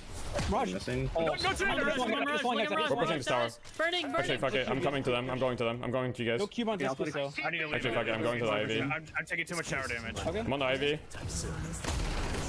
I need to go back. Ivy's out. Ivy's out. Just get the tower. I'm rotating with you. Guys in our lane again. Letting you know. They just chill. Oh, okay. I can't Is do that anything for you. damn, Guys in our dude? lane. We almost got That the guy tower, does though. so much damage. It's chill. Yeah. Oh, did you say freeze it? Sorry. Yeah. That's okay. That's okay. Alright, Creep's already weak. I can speed down blue. I can speed down blue. I'm ready to go with flying hex. Speed down blue. Speed down blue. Speed down blue. Fight. Ivy miss ult. Flying hex him. Now. He dies to burn here. So low. Dead. Yeah, there's all this action in the other lane. I want to hit this tower. I'm on the way back. Got the almost there. I'm chilling. I killed all the creeps though. I want to pressure this tower. The downside of one Guys no POV. ults. Guys no ults though. I'm going for a big slime spot. Okay. I'll let him walk up a little bit maybe. Yeah. Do we go back to the Smite gamers? Go back and forth now. I'm kind of down, dude. I want to hear. They're nuking this. They're gonna get this tower, I think. Actually, wait. I think Deathy might be 1 minute behind. No ball. Spectators probably have his mind. No, I'm watching individual POVs. There's no cameraman to flame. I can go to the official cast if you want to, I though. have ball soon. I need to be able to defend myself. 10 seconds. Make sure we're on. Purple's good. Good. They might go to this wall. I'm really strong in here if they do. They're doing our camps right here. You got next purple wave, right? I'm doing this. Yeah, they're slinging a lot of. Dude, Cold Front hits so hard for creeps now. Damn. I have ult in 20. I have ult. They're gonna want to do blue soon. It's pretty low. Rotating. Yeah. Blue, it looks like. Yeah, I need to try Cold Front more. Down. I don't know if he's still there. He probably left Abrams one. is here. I have ult if we go to fight. Good noise. Just keep nuking waves. I got double. Green is full missing, guys. Just be careful too off map. Is Guy's better gun or spirit? I think they always do hybrid. We see Ooh, two melee fucking, charge. My wave's pushed. No. I can either trade tower or go to blue. I'll let you know. I don't see anyone right now. They could be coming to Yeah, he you. left alone. He left alone. I'm not gonna play that. There's 2 here. I'm gonna start pressuring yellow if you guys can be on that. Two pocket. Blue. What's this space's subway? I'm gonna want to take purple back. 1 minute. Abrams to subway. We have buffs a minute. 1 minute. Yeah. Last your pocket still green. Yeah, what are we They're playing rotating. for? Heavy Are we yellow. playing Heavy for yellow. Heavy right? yellow. Oh shit. They have to be buff. They're ahead by a bit right now. Their comp can snowball. Left us co-stream your co-stream. Yeah, we should Good. play- We need more. Should I We need play more right side buff? I have ult reactors. for this fight. I mean, yeah, if we're gonna play a buff, it's gonna be right side. They're all coming back to you guys, right side. There. Here, do you want to swap with me? Okay, wait. Is he though? Yeah, I would love to. I'll pick up purple, then I'll be on the buff in 30. Let's just cause some chaos. Let's cause some chaos. He actually is. Let's fucking go. Net. No. Let's fucking go. Exquisite. In Arctic sub Oh, with thanks for the prime. Appreciate it. In Arctic sub Oh, with thanks for the prime. prime. Appreciate it. Yo, can this guy get off my stream? Oh god, dude. Yeah. Sorry. I'm just an agent of chaos. I stunned him again. He went downstairs. Yeah, Alright, this Abrams can. I'm chasing this Abrams. He went up. Up, second floor. He's good. I'm gonna parry tower. I can cover yellow. I have full missing yellow, guys. Full missing yellow. Careful, guys, on blue. Okay, we should back up a little bit then. They're coming back. Yes, they're down. There's two purple. There's two on purple. I'm coming to purple. Okay, I miss why they're down 4K souls now, but still, I think that was worth it. Be careful. I'm playing. Yeah, I got you. He's ulting me in furnace. He tried to punch him out, just cancels. I pinned blue. That doesn't have cube if Geist needs it though. Maybe 3U somewhere. Oh, she's got swap. Trade. Nice trade. And Furnace is one. Oh, uh-oh. Not looking good. That should be fine. I'm gonna try to hit down green. That's flowing hex. How many slows does it have? I got tower. Alright, they're training towers. There's still two here. Green. Going to yellow. They're still sieging pink. They're sieging pink. I'm going yellow with you. That's pocket ult. I got tower. I'm going yellow. He's fast. This is coming fast that way. Maybe we can get a pink. I'm dead. Yeah. Two here. Last year. Dude, this is. Yeah, Abraham's coming too. Abraham's coming. Pink. You guys probably have to get out. It's already super low. Man, it is actually pure chaos when there's like 3 different fights going out at the same time at walkers and towers simultaneously. I've hit on 2. It is so hard to keep track of everything. I get farmer camps. Right side. We're gonna look to play Earn then. Green to blue. Yeah, the later this goes, the better it is for us. It might be time to go back to the official cast or go back to Deathy. I've been going a little bit back and forth and doing a little bit of a test. Alright, Deathy now. Melee shape and melee viscous right now. Okay. Oh, he's behind by about 30 seconds, so you see the viscous dead body right there. I would go to green. I'm just gonna ult the Shiv. Yeah, I grabbed her. She's very low. She's like 1 HP near me. She's gonna probably fly over. My pocket ulted the Shiv, by the way. There's a guy here. Burning dead. Soon. Oh. I have to back up. I got shield, so I'm just double checking. Yeah. Try to leave. I am trying to get to yellow right now. Two on yellow. Mirage is really hurt. They're gonna get the tower. Yeah, we can TP. No? I'm on the way. They can TP 4 stack, but Okay. Walker purple's really hurt. they are both kind of weak, but Kelvin does have a nade soon, I think. Minimum. I don't see them anymore. Can we not pick up the urn, Salty, or no? Before over here, do we want to? I'm gonna finish with this slot. There's an urn on right as well. Okay. If they go for urn pickup, we can just shove yellow walker, right? I'm doing some jungle Yes. right now. I have to go back to base real quick, though, buy some items. He's sitting on I have to buy 3K. some items real quick. I'm not there for like 30 seconds, probably. They're doing boxes up top. The box items here. I can clear the way super fast. Alright, I'm peeking the tower now. I'm buying Majestic Leap.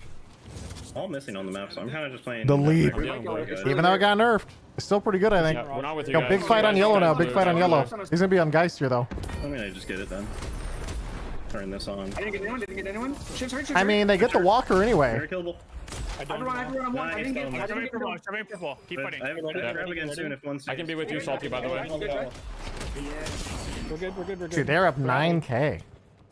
The urn is green, by the way. I can be with you in a second, Salty. I'm just clearing this Purple wave. walker's super low, yeah. Yeah. I'm on my way, Salty. There's 2. I should be good.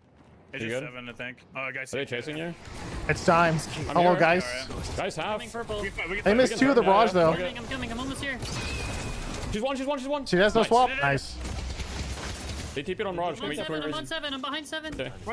I mean, Raj TP'd in. It's gonna be kind of sketch. Kind of turn on to 7. Raj walked away. Boom. Huge bag. I need that bag. Yeah, get that. 1200 bag on Infernus. Money obtained. Yeah, we need to chill. Yeah, Benji, play your life. Yeah, I'm very strong right now. I'm running. Yeah. There's Ivy here. We maybe do their saves if anything. I'm taking the jump pad to go blue. Actually, I'm good. I'm out. We good? I'm out, yeah. They still have urn green. No dome. Let's push the left side. I think. Fuck the urn, worst case. No, actually, no, we do defend this urn. Yeah, I don't know if you want to give up that urn. I'm gonna TP. Yeah, Benji will be there. I'll also be there. Okay. Our waves are good right now. Yeah, they're up 10K. Waves are okay. The only tower they're gonna give up is left tower. Who cares? He's in yellow lane right now. Okay, when they touch, I'm gonna ult. They can take the fight in the enemy base right now. They're not going for it. They're baiting it. You can go 7, by the way, or anyone. Wait, we get this guys. Get the guys. Push. Coming. She has ult. I'm coming. Dead. One. She saw his ult. She did not get ult off. Yeah, Nice. they're baiting No out. TP elsewhere now. We're getting split hard. We're getting Ivy split just took the hard. urn back to Dual base. waves, it's fine. I'm gonna go TP. So now they got to defend walkers instead. They stalled it out too long. They're going blue walker. I think they're going to give up at least one walker. With the walker change, a Shiv might not kill that fast, but I think Mirage will. Yeah, it's fine. I'm gonna go blue. Fine. I don't know if they have a boost ready for someone to go back and defend If it. you got the Shiv, I'll be No, there, they by the way. TP, yeah, they TP purple, it's fine. Alright, Mirage down, peace. He just showed. And now Ivy just goes straight back for the turn in fucking rat deadlock, dude. Moving in behind the ship, moving in, almost there. He's one. Nice. Nice, good job, guys. I need to reset. It doesn't matter. They were 10k ahead, but look at the souls now. They're only 4k ahead because they turned in the urn for free. I'm resetting for Oh, dude. They just got out macroed on that. That's tough. They need to keep like one person back at base to try, but they would always give up one walker, I think. Nice. I have a rescue beam out. Fine blue. Buff. Hey, they got an enemy walker though. And urn left. That's big. Another flex slot. I'm looking towards the right buff right now. Two green, one purple. He's gun buff, Benji. It's gun buff. You got it. I'm going. Can we just go straight urn? Urn's it down. Yeah, we can. I'm catching yellow. I'm gonna shove yellow for urn. Yeah. I go into the garage. Ooh. They're gonna try to split, by the way. They're gonna try to split. Make sure our waves are fine. They saw urn in mid. I can't be there for. Who's catching green right now? Okay, perfect. I think it's safe. Just don't get caught, Benji. There's no one on the map. There's no way. I'm already looking. This is so weird. Fuck it. We have 2 people missing. Yeah, 2 people green. They can do it now. That's 3. They have at least 3 this side of map though. Yep. They got it. Can we go Shiv? Can we go Shiv? There he goes. I'm not We're missing 3. No. We're missing 3. We're missing 3. Oh god, Abrams, don't walk forward, please. Don't do it. We're shoving up other waves right now. Yeah, we have good split. Yeah, they're good. They're good now. You can do them alone, no? I'll just protect you. I'll push the wave. Okay, that's fine. I push blue super hard. They're gonna come to me now. I want you to get the farm. He's trying not to take farm from his Infernus. Does not want to split the tier 3 camp. What a nice guy. No one's showing blue. I can show up yellow, by the way. I never wanted to spread. Yo, if someone goes yellow, get ready to kill them. I have silence glyph. We can kill anyone who shows up on this yellow wave. Okay. Ready whenever. I'm close on you. Oh, I like this. I'm just hiding. Hey, their waves are pushed. It's in a good spot to do this type of play. It's a goo man. No, I'm chilling. I don't know. If Viscous is one of the, I don't know. It could be harder to blow him up. We're on the way. He's actually one. He cubed. He got rescued. He got rescued. It's fine. It's fine. Cube and a rescue beam. Chill. That's a good gank attempt. If his teammate was up there with him, that's a free kill, like he said. He needed one person with him. Get on the roof. I'm okay. Okay. She's around the corners. They're never. Burning. We're here, boy. Now they can go straight into this walker, and they still have Mo and Krill back at base defending him with wave clear, I assume. Guys, one. Nice. Huge. Mo and Krill is 1v2. They're gonna trade walkers. The backline, anyone? I'm backing. I'm with them. Okay. Chill. It's fine. Keep going. They're gonna lose both walkers for this. Keep going. So there's trading. Yo, what is the 7 doing? He's half. S7's fucked. S7's dead. I can't go anymore. Goodbye. He's dead. See ya. Get the guardians. Yeah, get the guardians. Keep going. Get the shrine too. No, yeah, get the shrine. They should definitely get the shrine. They should definitely get at least one. They're gonna both shrines. Look to your left. I think they get both. We can get both, maybe. No? Yeah, you can get both. You can totally get both. We killed that fast. We can. Back as soon as we get it, if we can. I'm leaving. I'm dead. Fuck. Shrine's one. Ah, man. Flex slot, maybe not though. I think they could have greeted that for a flex slot, but oh, whoa! Abrams almost turned that. We do have fast ones. Okay, it's definitely too greedy to go for 2, but I am a greedy motherfucker and I like getting both those shrines. I would have suicided with them for that. I would have done it. Seven's not there. He's our highest damage. They're doing it. Okay, I'm gonna be in position. I'm gonna be in position. Oh, it's a classic suicide on enemy base, lose mid boss. Yeah, he can. Whereas instead, if they just ignore the Guardians and went straight mid boss, this would have been way better. Nice try. And now they get mid boss. Oh no, the game's turning. 18. Yeah, we should be fine. Try to get this jungle if we can. Nice B hop. Yeah, I'm getting yellow. Yeah, we're making it easy for them. All right, stay hard. Let's go. And now they're completely even, but down reju. This is. Woo. Yeah, probably. Yeah, there's 3. Yeah, doing a give. Yeah, the shrine throw, not good. Not good. Just farm, just fight base. Yeah, I'm really close to an item too, so I'm getting this item. And He's then 6,200. I could TP yellow. That's a play potentially. I'm alive. No. Are they hunting him or? Oh no. I think he's okay. They can get out of here. Try to clear these waves in our base right now. Try to shove them so they have to go for him. Scary, dude. Colossus, so I'm really strong. Careful, Benji. All right, well, he can now face tank with Kevlar a little bit. Probably TPing. I have diviners. Okay. If I had to guess, I'm all the way in blue right now. They saw my ice path. I mean, Calvin got out. Nice, nice. Those two lanes are actually really pushed. They're kind of chilling right now. Yeah. And punished twice now by macro. Yeah, they definitely, after killing 3 there, just turn go to mid boss, and this game would be way different. Do they have any silencers or curses right now? I don't think so, but let me check. Yes. And the Urn play was also really good early game too, where they just bounced it back and forth. Does he have silence on Suck? From spawn to Urn until they finally got it. That was also really well done. Yeah. So that silence glyph is their best chance of. So Mirage is their best catch right now. Yep. Okay. 2 blue, 1 green. Geist isn't here. I see Viscous. Yeah, we don't need to do anything crazy. Even if we get a pick, it's like really not that good if they have rejuve. We're not really getting any comeback gold right now. Yeah, buffs are up and Urn. Urn might be on our side by the end of this, but they pick it up late. Potentially. Oh yeah, it actually might be. He's right. Yeah. Honestly, it's gonna sound big brain, but I would actually potentially stop last hitting and tank the wave slightly just to see if you can stay within the 10% for the Urn. Okay. I can go Mirage. Yeah, they're just farming. They're just farming. It's even. It's even. Urn is neutral. Urn is neutral. I'm down to fight it. Damn. I think we should set up for the fight, guys. They're gonna go fast. We need to set up for this fight. Imagine if it was so close to 10% net worth. Imagine if they just didn't last hit 2 waves and just sat there. It would have been in their spot instead. In their base. I'm getting our zipline to go forward if possible. Bro, last hit, you just gave him like 600 gold. Oh my god, I'm freaking out. Yep. I'm late, but I'm coming. I'm gonna look for the pocket holes right on top. Just get ready to fight right on top. I'm ready. They were over 1k away from 10%. It was really close, and they had 3 waves. Like 2 seconds. 3 waves, pretty big. See Shiv. Shiv on me. Shiv go on together right here. Rejuve's gone. Yeah, Rejuve's gone. Mirage is gonna split. Yeah, Mirage is gonna split. They dropped the Urn. We can look for an engage potentially. I have silence for the guys, by the way. The guys is gonna play like she's strong, but we can look for her potentially. They're just gonna let their Mirage split until we react. Yeah. What do you want to do? I mean, they have to start the fight because otherwise Mirage will split and TP late. You should just start the fight. They have to start something. They're backing up. They're backing up. They're backing up really. They're backing up. They're really backing up. It's all good. I mean, what are you gonna do? Mirage is splitting with ult. They're just getting out macroed so hard. This is crazy. They can't catch anybody. We're super spread. We're super spread. Alright, Mirage just left. He saw the Infernus go back, so I think Mirage left. Way. I can get a pack. I see Viscous. You got over there? I should be fine. Yeah, I'm fine. Dude, they're just gonna kite us and pick our base. Yeah, I said one person go back. Didn't I say one person go back?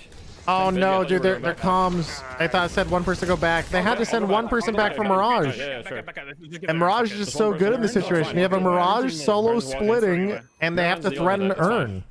If you show up, they walk away with her, and the Mirage keeps splitting. Look at the Shiv. Like, he thinks we're all left. Yeah, don't abandon Death Ape, please. He's gonna go on it. Oh my god, he's actually committing to this. Over here on the buff. Yeah, he's out. Cut me off. Okay. I was going. I'm coming back. Yep. Well, we don't have to remember. We can still fight. It's all good. I'm here. I'm ready. Come together. Come together. It's gonna be big ult, big ult. I ulted 3. 4-man ult. Holy shit, this is huge. This is huge. I domed the Urn. I'm gonna Silence his IV out. He might die here, but it's fine. He tanked. He did his job. We think a 4-man affliction. 4-man affliction. He did his job. He does infinite damage. There's our ults on top of all of them. Wait, Boink Soul Urn returned. He turned in the Urn during that fight? It's okay. I'm dead. Anyway. Oh man.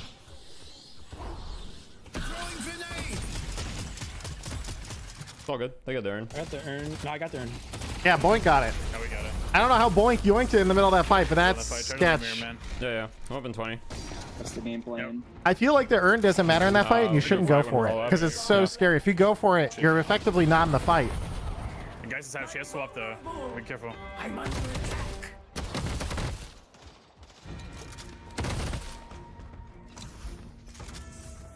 attack. They're gonna back out, right? Yep. Yeah, they're leaving. We don't need to overchase. We don't need to overchase. The game's still pretty even. If we get an Urn now. Yeah. I mean, if he's is he gonna boost blue and try and take Walker before he comes back? Pressure on their Walker, and then I'm gonna back real quick. Okay, they were zipping back real quick. Be careful. Yeah. Already backed. I'm already backed. Right, I'm gonna steal their saves. A lot of time to catch up. Yeah, I'm stealing their saves right now. Okay, I'm good. Dice is nearby. I just feel slightly sketched now to do this. Should be fine. Bit of a risky play. But I guess it is pocket. I'm almost there. Alright, I stole their jungle too. Buffs are up in 45. Okay. We should stack on one buff, look for a fight. Safes are up. We see God the damn. only we've seen are on left. We see four What is he heroes saving left. for? I don't know what pocket builds, by the way. What is he saving for next chat? I think we play for right. Not really? Okay. Up to you. We can go left. I think we're strong in a fight. Close quarters. Like, we have insane ults. Alright, Like, let's do it then. 35 seconds. Or 25 Stay on seconds. left here. Is this gonna grab point blank? I want to Okay. play really close on them. Someone else to stand on it.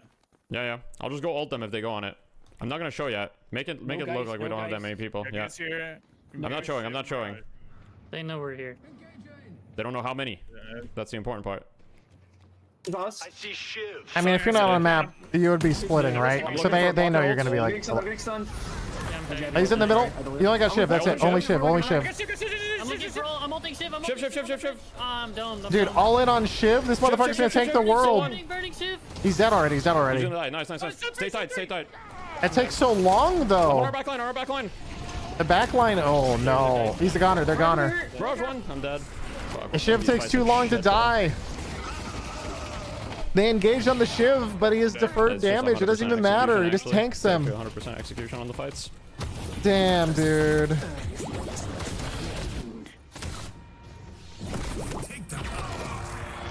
Last game. Unlucky. Probably, yeah. Ass GG. Shiv face tanked the world? Yeah, he did. He just face tanked him. He Bad didn't care. execution on the fights, honestly. I mean, obviously, like, we overextended in the shrines or whatever, but, like, the other fights were all 100%. Yeah, they 100%. They had this game until the shrines. If they backed up, did mid boss, or just backed up at all inside that second shrine and didn't lose mid. That's why I said the shrine was an overextension. That was the big feat of the game. It was definitely the big feat of the game. Also, that is Deathy DL by the way on Twitch chat. If you all want to watch any more TF2 boomers. And they're going to be up into the That as well, combined with the Mirage split during the urn, massive. The question is, how much of it was TF2 boomers with that overextension On the shrine, versus yeah. them being a better team? You know, like how do we weigh this? Well, we got Jason here, the breakdown son, because Jason was watching the entire time, and Jason, that was scrappy from the beginning to the end. It had interesting decisions, some controversial, some not. But it was back and forth. You got to give both teams that. Yeah, you have a little bit of me, right? I'm a little bit blurry there. Yeah, very back and forth. Obviously, you kind of hate to imagine that the overstaying for the shrines is what caused you to potentially lose this match, or to lose this match, right? We think back to the earlier match as well. We had like a mid boss being played, and that ended up costing the team the match. Really unfortunate for them, but obviously like really well done by the Unknown Omens to kind of not give up and again bounce back when it was looking so grim, knowing the enemy team was in their base. Not easy to do whatsoever. Yeah, great punish, honestly, especially the viscous follow through from Elion, I have to say. Actually, like making sure to capture like 2 kills on the exit, like that's really the conversion that you need to have happen, and it certainly did. So wow, that's got to be disappointing for Deathy's squad once again. Yeah, they threw that game pretty hard, but still. So probably no one knows what that means. It's an English phrase, but either way, it's an impressive performance. And I got to say, I didn't expect to see to cast a Dapper in another finals. Well, that just, it ends up happening, Dan. You get a new game, it's just like, you get faces that show up, and just like, well, wait, what's going on? I never thought we'd be seeing Boink again, but hey, you know, Boink on TF2 Boomers, you know, very veteran talent out here in Deadlock also, and yeah, I mean, it's such a throwback. Honestly, this game was so back and forth. I do think the Shrine decision was probably the most impactful decision that happened in the game. Both the fact that TF2 Boomers decided to go for it there, also the follow through from the Unknown Omens to make a play and turn that around, because a lot of times you still, even if you see that you can run it down, you won't necessarily have the execution to make it happen. So it was kind of you needed both TF2 Boomers to make the decision to stay in, and you still needed Unknown Omens to recognize, hey, we have an opportunity here. And not only did they take it, they ran with it, and they never lost control of the game after. Yeah, and ZP, I think going into our Get Goop player of the match, I found it really hard to pick any one individual because there were so many great moments from so many individuals across the actual match. But I had to give it to Dapper on the 7, to be honest, because I feel like his consistent farm, his positionings, more importantly, his fights just made it so possible for them to turn things around. Yeah, and Dapper, of course, it kind of brought to you by our merch nowadays, the Get Gooped player of the game, player of the match in this case, in Dapper. But yeah, I mean, Dapper was super consistent, Dan. Both the damage done, getting out of tight situations. Some of those early ganks TF2 Boomers tried to set up on him. Dapper's just like, nope, I'm not going to be a part of that. Just solid performance. And again, you need stability if you're going to be playing characters like 7 that you rely on to be a consistent source of damage throughout the game. Yeah, I feel like there is a lot of, we talked about discipline earlier and sort of connecting that into Dapper and just his competitive skill sets. And it does feel like, you know, especially when you're playing this game at the high level, discipline is everything in terms of making sure that you go just far enough to get it max value, but not go too far. And finding those lines, limit testing those lines. And I mean, max value in that case is to just do Walker Rejuve and walk away. But the problem is, this game, and you know, Dapper did a great job maximizing his farm, maximizing his value in the fights. Oh, it's a tough loss. And we saw just, you know, conversely, what happens when you are trying to bite off a little bit more than you can chew. And on that note, one of the weirdest things, but it kind of actually made sense, was when we had that shrine push happen out of TF2 Boomers, where you saw 2 players, and then on Omens, I think Mirage was one of, I think maybe Shiv was the other, where they were just kind of like pushing lane 3, or I think it was like 4 maybe. Yeah, and they're like right. not backing away to like help their team. But I kind of like it because it provided a little bit of extra pressure. I think it opened up potentially another flex slot, if I'm not mistaken. And then when the team respawned, they were kind of like there to actually push them away because they realized with just 2 of us, we're probably not going to be able to defend that. So at least got something out of almost nothing. Well, now we have a new challenger set in stone for Hydra Nation, the Kings of North true. America. It's going to be finals the Unknown time. Omens advancing to take on Hydra Nation in a best of 3 for $1,000, and you won't have to wait long. It's coming at you right after this.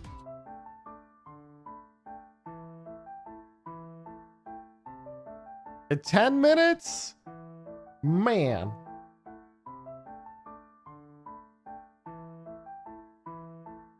Who won versus DMS and Polka? PS lost to DMS, which is insane.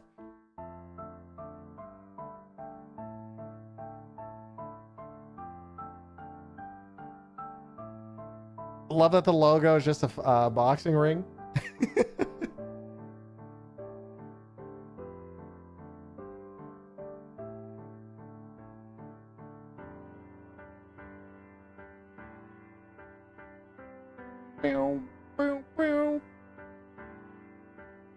Honestly, from watching EU than watching the NA games, man, that game is tough as compared to the other ones. I'm still a believer in the EU meta over the NA one for the most part.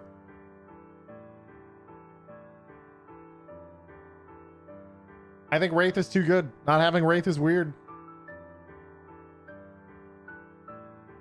Did Buff and Joyce play in this one? They did not.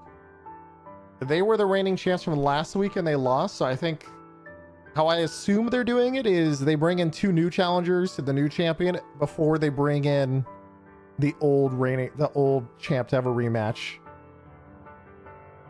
Otherwise, I think what would end up happening in a setup like this is like one team would lose and then they come back the next week. You'd have a rematch of those same 2 teams every single week, and I think that's what they're trying to avoid. That's what I assume they're doing. Jason back here from Locked In as we have a special guest joining us before his big match is kicking off in, well, tomorrow at the time of recording for Deadlock Fight Night. We got Hydration, who you might recognize from Hydra Nation. It's him. How are you doing, man? Hydration, aka Hydra Nation. I'm doing good, man. How are you? I am phenomenal, especially getting to chat to you because I feel like we never really fully crossed paths when it came to Overwatch, but it's good to finally, you know, get to talk to you in person. But what I'm more excited it's about Hydration is CEO. on in Deadlock He's in the executive chair. Here, which changed quite a few business background. I want to get your thoughts when it comes to pro player, competitive play that you're seeing in scrims, and maybe Is this pre-recorded? At the Deadlock Fight yes. Night. Well, pre-recorded is in. I think it was done earlier today. Yeah. Like how not you play, immediately right now. You play items, etc. Hit me with like your biggest, maybe top 3 that you would talk about. All right, so the biggest winner, obviously Great Talon. This character was somewhat decent before, but he's always had a bit of an issue of living. Yeah, he died.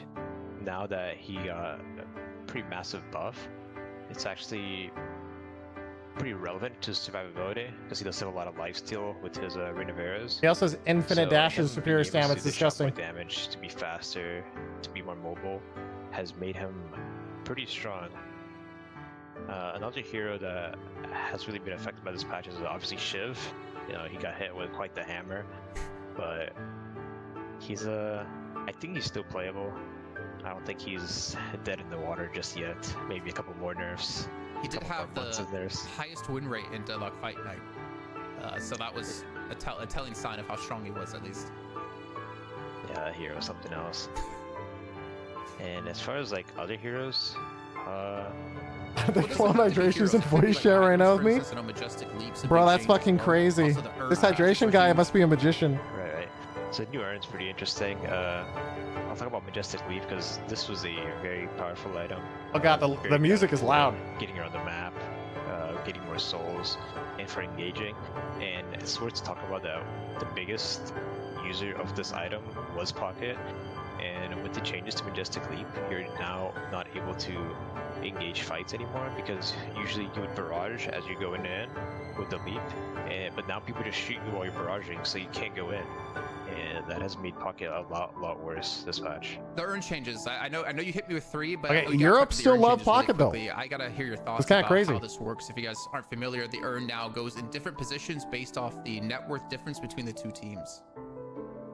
Yeah, so right now, if one team is 10% net worth ahead of the other team, you kind of have to deliver the Urn in the enemy's base, more or less.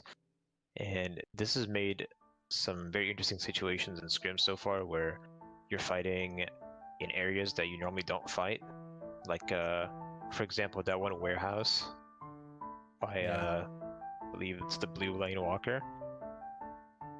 And like places like that, it's really interesting to see fights in those areas. The warehouse is a disgusting Urn turn in because it has the veil for the people in the building, and on top of that, it has the high ground opening with the zip line. Late game. And there's like 3 door choke points. It's actually gross. 10% is not that much. Like as you go later in the game, and teams are going to be pretty much even if you're down like 15k net worth. So it could like not be that good of a mechanic, but at least it's making interesting fights for now. One of the biggest changes for me when it comes to like Deadlock from other games as well is this whole draft phase, and I kind of want you to walk us through like how does Hydra Nation, don't have to give us any secrets, go about, you know, deciding who to ban, and then of course deciding like who to pick, and more importantly, who plays what you picked. Whoever's OP past the patch. So who to ban? I'll start with that. Generally, just ban like whatever's strongest. Hey, I said it. Let's go. Raj, things like that. Every once in a while, if there's someone in the enemy team that, if you get them off a certain hero, it's like playing a 6v5, then like it's worth going for a ban on that. Oh, you're saying we ban the one tricks, but he's trying to be PR about it. Call him out. Call him out. I'm a one trick. I don't play tourneys though. Fit every role, and you know, like get someone that can farm, get someone that can look for picks, get someone that can peel and rescue beam. We just try to get people on comfort picks for the most part. So early game is just so important right now. If you kind of sack your early game for some late game heroes, you're just not even gonna make it there. So like getting early game heroes is pretty important, and don't really like try to go for like crazy combos or anything at the moment, because if you just pick strong heroes and you just win early game, you're gonna have a very easy time in the mid to late game. But looking at Hydra Nation at the moment, again, like the undefeated 3 times in a row champs of Deadlock Fight Night. Also, what are your strengths as a team, especially with like the roster you have currently? I think our biggest strengths is communication and just knowing like what to do in the map. Like our macro is like pretty good, especially compared to most other teams. And yeah, the other teams are pretty shit. Also, like, come on, good mechanically too. Give me something to work with here. So there's a lot of I times call them bad. You turn fights around being down players. But Hydration, I don't want to take too much of your time. I want to give you a chance to give some shout outs, you know, obviously tell people where to find you as well.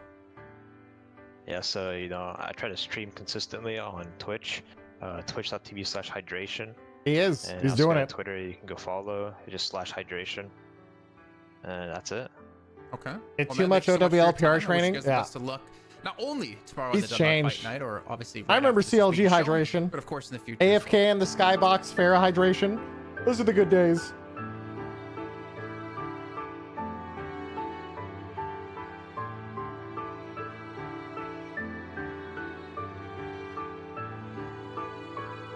I just wish his microphone was louder. I thought it was supposed to be quieter. I thought this was a music stream.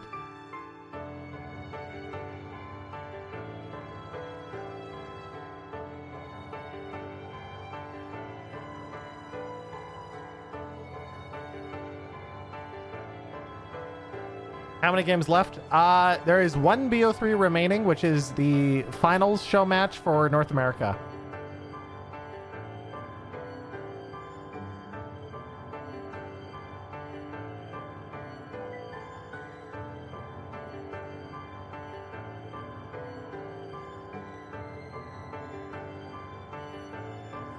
Nice music, though. Oh, yeah. I think it's going to be a 2-0. Yeah, Hydration's team is very, very strong in NA. I'm going to predict a solid 2-1. But honestly, it'll probably be 2-0. But the heart says 2-1. 2-1.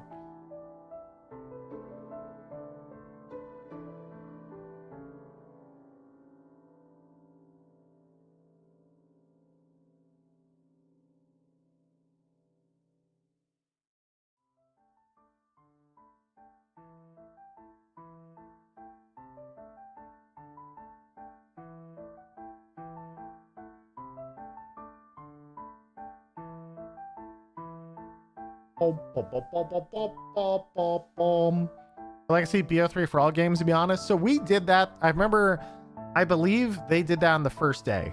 And what ended up happening was they were concerned that if there were too many thirds in each series, that because they're doing NA and EU on one day, that it would essentially be a 2-day broadcast or a 1 day for like 12 hours. And they don't want to go that long. They want to keep it like manageable for the people who are running it. As well as the casters and everybody. They just kind of want to have like 1 day a week. Everybody logs on, hammers it out, and leaves in a reasonable amount of time and not sit there for like 12 hours straight. And so I think 2 BO1s and 2 BO3s is a good compromise. Because otherwise we could actually be here for, you know, basically another 3 hours. Which would be probably too long.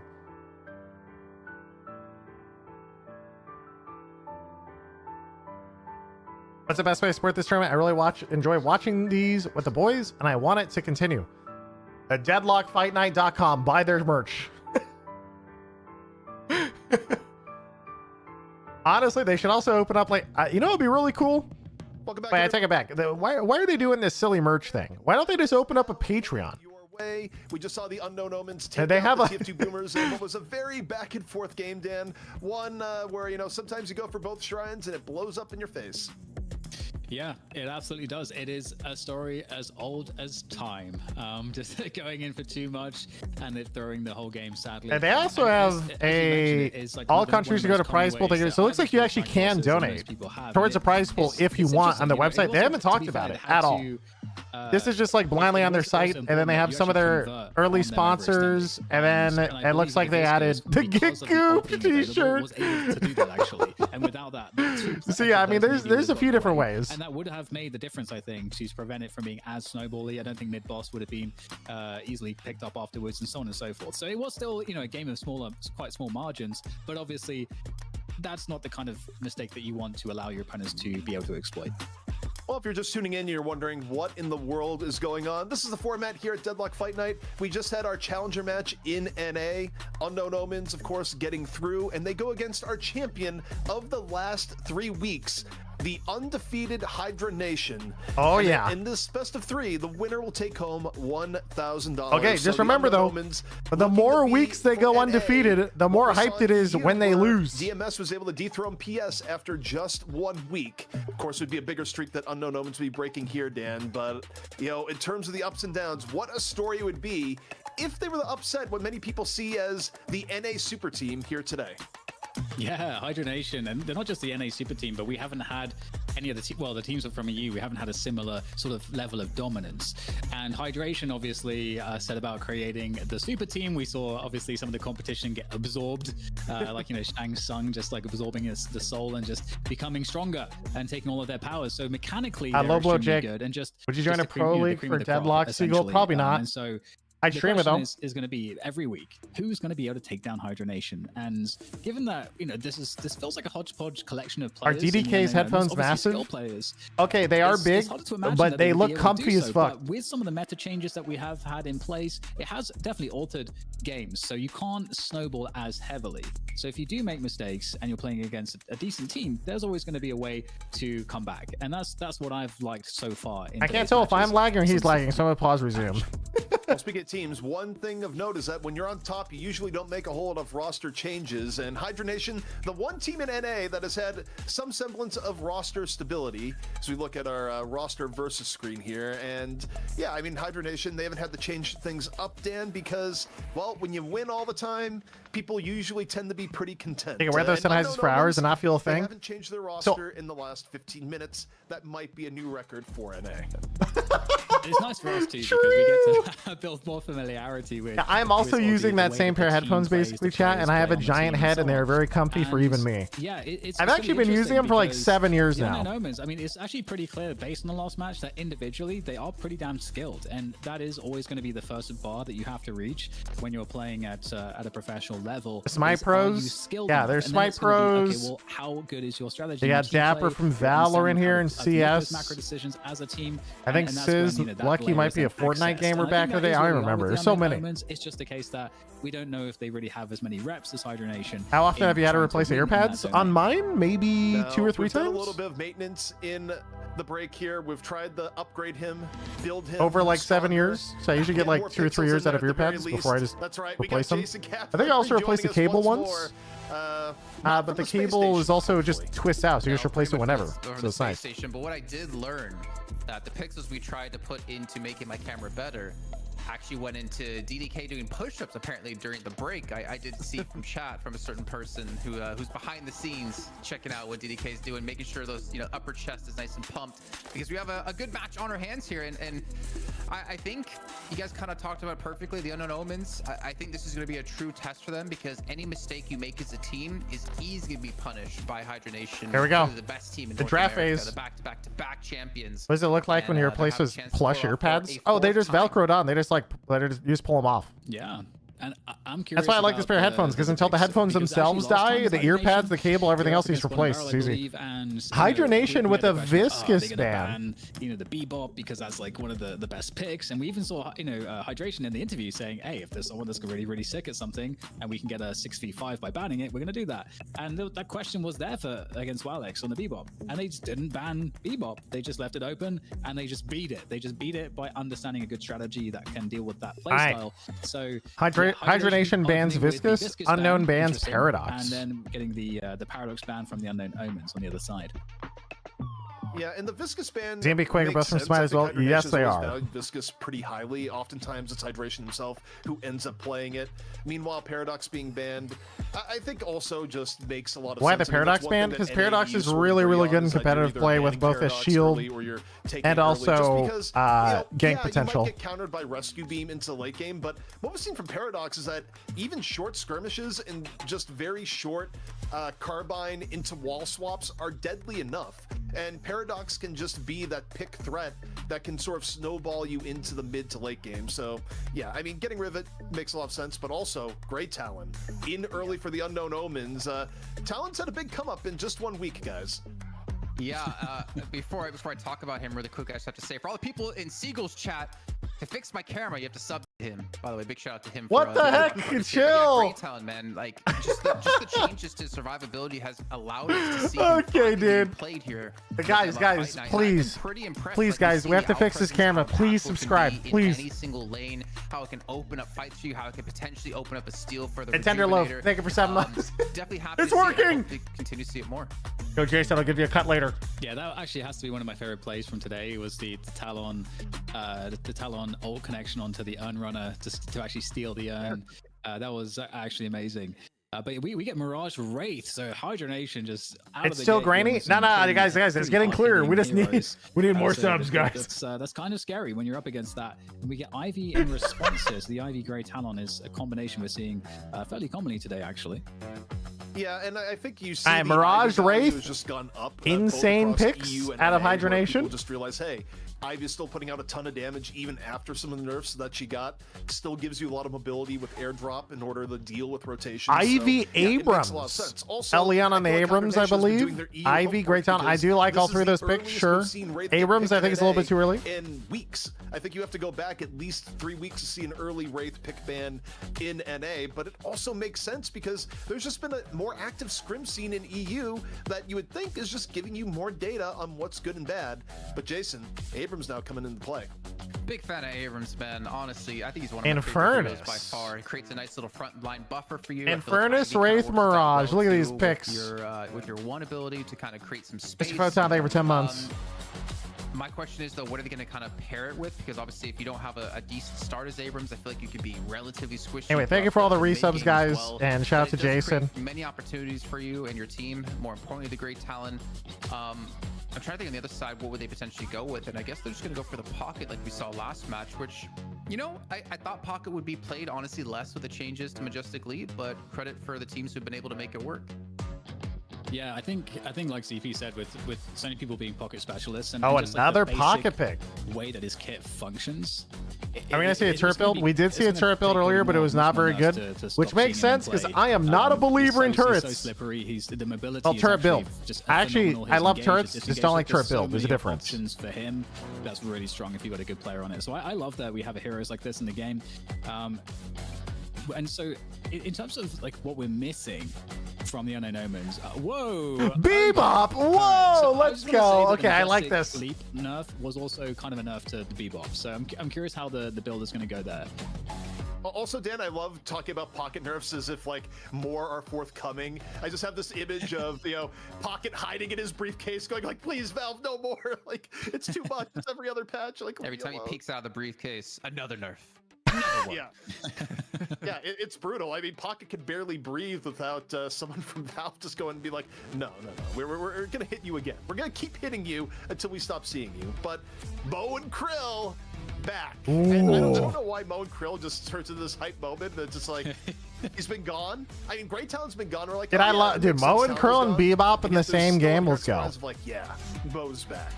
He's on PTO or something. I don't know. But this is really interesting too, because so the Bebop. Okay, so I just really the Bebop is through me. I gotta say, much more so than the Mo and Krill, because I just feel like Bebop is. I actually have no idea what they're going to pick. Other initiation options that are. I assume there's going to be a Geist eventually. Why are we not seeing Lash get any priority today as well? Like, what is that about?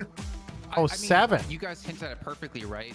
Okay. Hydronation going up against Wallux's Bebop last week, they were prepared for it. They countered it by fighting in areas that worked really well for them and were really bad for the Bebop. Now, if you have a Great Talon and a Bebop and even a Pocket in there, I wonder if they're gonna do gun bop. I think they have to. I think you do gun Bebop and you get early Shadow Weave and you just run around and kill everyone. I ran into it a couple times. It's actually not terrible, but I don't think it's that insane compared to other picks. To be able to get the fights and the positions they want. And there's the Lash. I was expecting Geist for the last slot instead of 7. I'm happy to see them challenge things like this. Again, go ahead. No, I was just gonna say this is another draft also where McGinnis is not gonna get picked at all, even in NA. So a little bit of shifting tides here. And hey, if you're gonna talk about the Seagull stream, that's basically heresy because people just tune in there for McGinnis play, and there's just no McGinnis being played. Yeah, what the fuck, guys? Come on, True. Stream, by the way, True. Once again, he's going into games to just see, okay, where's McGinnis being played? Okay, how are you building? This man lives and breathes McGinnis. If I don't see a Seagull cosplay of McGinnis by the end of the year, I'm gonna be disappointed. Dude, come on! Why am I being targeted? You picked up. Back to the show. Listen. It was Naked playing. I just want to see what Naked was building. It's different. It's different. The Paradox ban, there's going to be Lash somewhere. It gets picked up last, which is kind of crazy. But hey guys, chill. Because we were being somewhat dismissive of it as we say goodbye to Jason. Because okay, I love Hydration's derpy dragon profile picture. Omens. Can Hydronation stay on top? Can it be 4 weeks in a row that they remain the kings of Deadlock Fight Night? We'll find out shortly. and I'm going to throw it to you, ZP. Otherwise, it's awkward. But I do still have a Bebop point to make, which I'll fit in later. Well, you know what? I'll get back to you on the Bebop point as you unceremoniously just kick Jason to the curb and maybe find some pixels of his camera in the curb. Who knows? But I've got lane swaps. Coming up here. Remember Unknown Omens? They opened up the last game with some lane. Smite community versus Smite community. Yeah, with a bunch of like random FPS gamers thrown into the mix. I believe it's Hibernation that's yellow right now. Or no, it's not. It's you can't beat these allegations by talking about naked McGinnis. Yo, okay, sorry. He name changed. He name changed. He doesn't call himself naked anymore. Now he's NKD. NKD McGinnis, guys. NKD. No, I think it is correct. Get the grip. I think it's correct. Oh, hit the parry. And it's pretty good poke regardless. Either way. You know, Enemy box there for 2 months. Yeah. No, we're good. We're good. But I'll make my Bebop point here quickly. So one thing about the Walix Bebop and why that style of play was particularly... All right, so Lash, by the way, if you guys missed out what Lash was doing there, all about the hyper beam. Like you say, Lash went to the side lane, pushed, and then rotated here fast to get a double soak on the first wave, so he has the most souls right now. Hanging out. And the build I think Kelvin probably did the same thing. I don't know. It's usually they do that advantage early, try and get a one wave plus. Like build of Bebop, which is going to be more oriented around to be more sponsor friendly. No. Dude, it's not even sponsor friendly. It's just hard to find. Big parry. Oh my god, the parry, dude. Dude. Oh my goodness. Yeah, so how about feeding the Infernus 2 kills? Anyway, I was gonna say it's not about sponsors. They just literally people can't find them. Oh, wait, Left just ran in the creeps there. Wait, whoa! You're telling me Leffa parried this guy, killed him. We moved away from the camera. He ran into the creep wave and died afterwards? Yeah, this is peak fucking Deadlock. I think he was clear of the creeps. I think he was clear of the creeps at that point. I don't think that was a... Do you think he would die to a creep intentionally to get a reset? Your respawn time is so fast that does actually make is possible at this point to just get back immediately. So you're not going to get just completely... Can see it, can see it. Low, you can't really do very much on lane, and you give the opponents a lot of control. And then you now, question though, do they still get assist gold if they are dead? I haven't tested that. Was a deliberate choice. Yeah, I'm like 90% sure that was deliberate. So yeah, I mean, it makes sense. And also within that lane, well, Abrams, buddy, you got to deal with the... No, you wait long enough? What's the timer on assists? That's actually a good strat overall then. And it's not just a Fed Infernus, it's if you wait long enough, you deny the neutrals all the time in Dota. His mechanics are absolutely outrageous, and he's just a very good I don't know how the kill participation works in Deadlock either, so very scary indeed. Like on the you barely get anything from an early assist regardless. That's true. Hold on, we got a punch and uppercut straight into the tower. Fantastic. Oh, 1 HP. Potentially, is Hydration going to escape on the Mo and Krill? Burrowing, trying to. I think he's going to run left in subway. I don't think he's going out. I mean, yeah, he was running left in the subway. He's gone. Get out there? I think he does. He's out. He got out. He got out. Nice, nice. Screen just looked like Mo and Krill getting a lesson in physics, just getting leapt over. But look, Mo and Krill's burrow does get you out of some impossible situations. So Hydration just barely able to get out of there. Meanwhile, ooh, this is scary. Yeah, you're gone. Bye. This is lucky. Can't get away. Rocker dude, sure that is permanent. Boys, this is what we're talking about. Hydration's team is too dominant in A. Look at this. We're 4 minutes into the game. They're already. Oh well, they're up 3K. Now they're yeah, still up about 3K. Content, but still something that could get out of hand very quickly. Damn. Yeah, without any Guardian advantage, obviously the objective provides quite a lot of souls for the team. That's actually quite a sizable difference at this stage of the game, and obviously we saw those 2 opening picks in favor of Leffa. Slowing Hex so on the Bebop. Bebop. Makes a lot of sense. Let's see if the Unknown Omens can sort of recover here as time goes on. Obviously the 7 Wraith lane, I'm curious how DMB will do that. I don't think it's going to be too tough to stay even or even have the upper will you watch the Deadlock tournament this weekend? What time? To come online in the early I gotta know the time. Wraith I'm down. Be extremely dominant, so I'm keeping my eyes on that, as that could be one of the. If it's Sunday though, it's a no, or Saturday, because I'll be watching Worlds. Like, oh, go ahead. Leffa right now is just you sitting here for the ambush saying, yep, I want to go in for Abrams. Wait. Parries the tower, concussive combustion. Good poke. Mirage TPs. And I think for now. Yep, and there's Mirage and you dead. And that's why Mirage is a good character. Well set up gank. It's going to result in the Guardian. Yeah, and this is another reason why Mirage at the early stages of the game as well is so strong with that TP. You do get, I think it's like 30% increased fire rate coming out of the TP as well, and so your burst damage, especially with the Jin's mark, it becomes pretty outrageous, honestly. So huge advantage actually. That's a 4 to 5k soul advantage now. Dude, this is 5k soul advantage at 5 minutes. Lost one Guardian Bro. So far.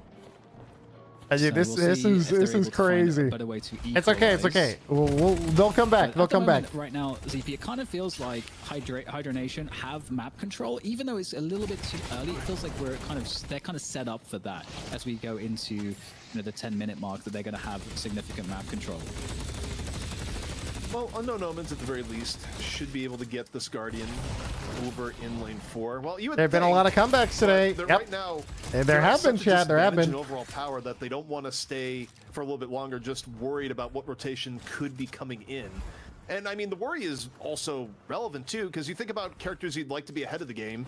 Well, you have an Abrams that's pretty significantly behind because of everything that happened in lane 1 early on, right? So it's like, characters you would like to be able to rotate and be a threat for rotations right now just are not scary because of how some of the early game interactions went. Indeed. Oh, Mo and Krill doing his thing. Connected out of nowhere. Is it going to be a oh, they tried to lash ult after, and the lash ult follow-up was too slow. It looks like peer content does get out of there, so that was very scary. That was a great opening. Unfortunate for Hydration not to find the finishing blow there. Holy shit, that combo! See ya, buddy. Quick little dive in on the pocket. Meanwhile, I see. Look, the comeback is here, boys. Only 3k ahead now. We're fine. We're fine. We're coming back. We got a game. We got a game. Go round and round. I think, you take a look at where Wraith was. That bird on the minimap went over Wraith. I think Wraith was perhaps like inside or an area where it wasn't obvious, because we thought, okay, let's go take a chunk of DMB's health, and this wasn't the case. It seems like this Wraith 7 lane has been pretty much unmolested the entire time. There's no harass from either side really. Just both 7 and the Wraith able to just kind of farm up at their own pace, and so that's, I guess that's kind of chill and nice for them. But on the other side of things, Leper is doing quite well in terms of farm and in terms of parity. On the Unknown Omen side, Elion on the pocket, and I'm very curious about Elion. He takes so much damage from creeps because it is he's so squishy. So many times it has huge specialty value. If you have a specialist on pocket, it can be absolutely game winning for you. Especially for 10 months. I'll be curious, especially because pocket has had some nerfs. So we'll see how well Elion is able to leverage this early advantage.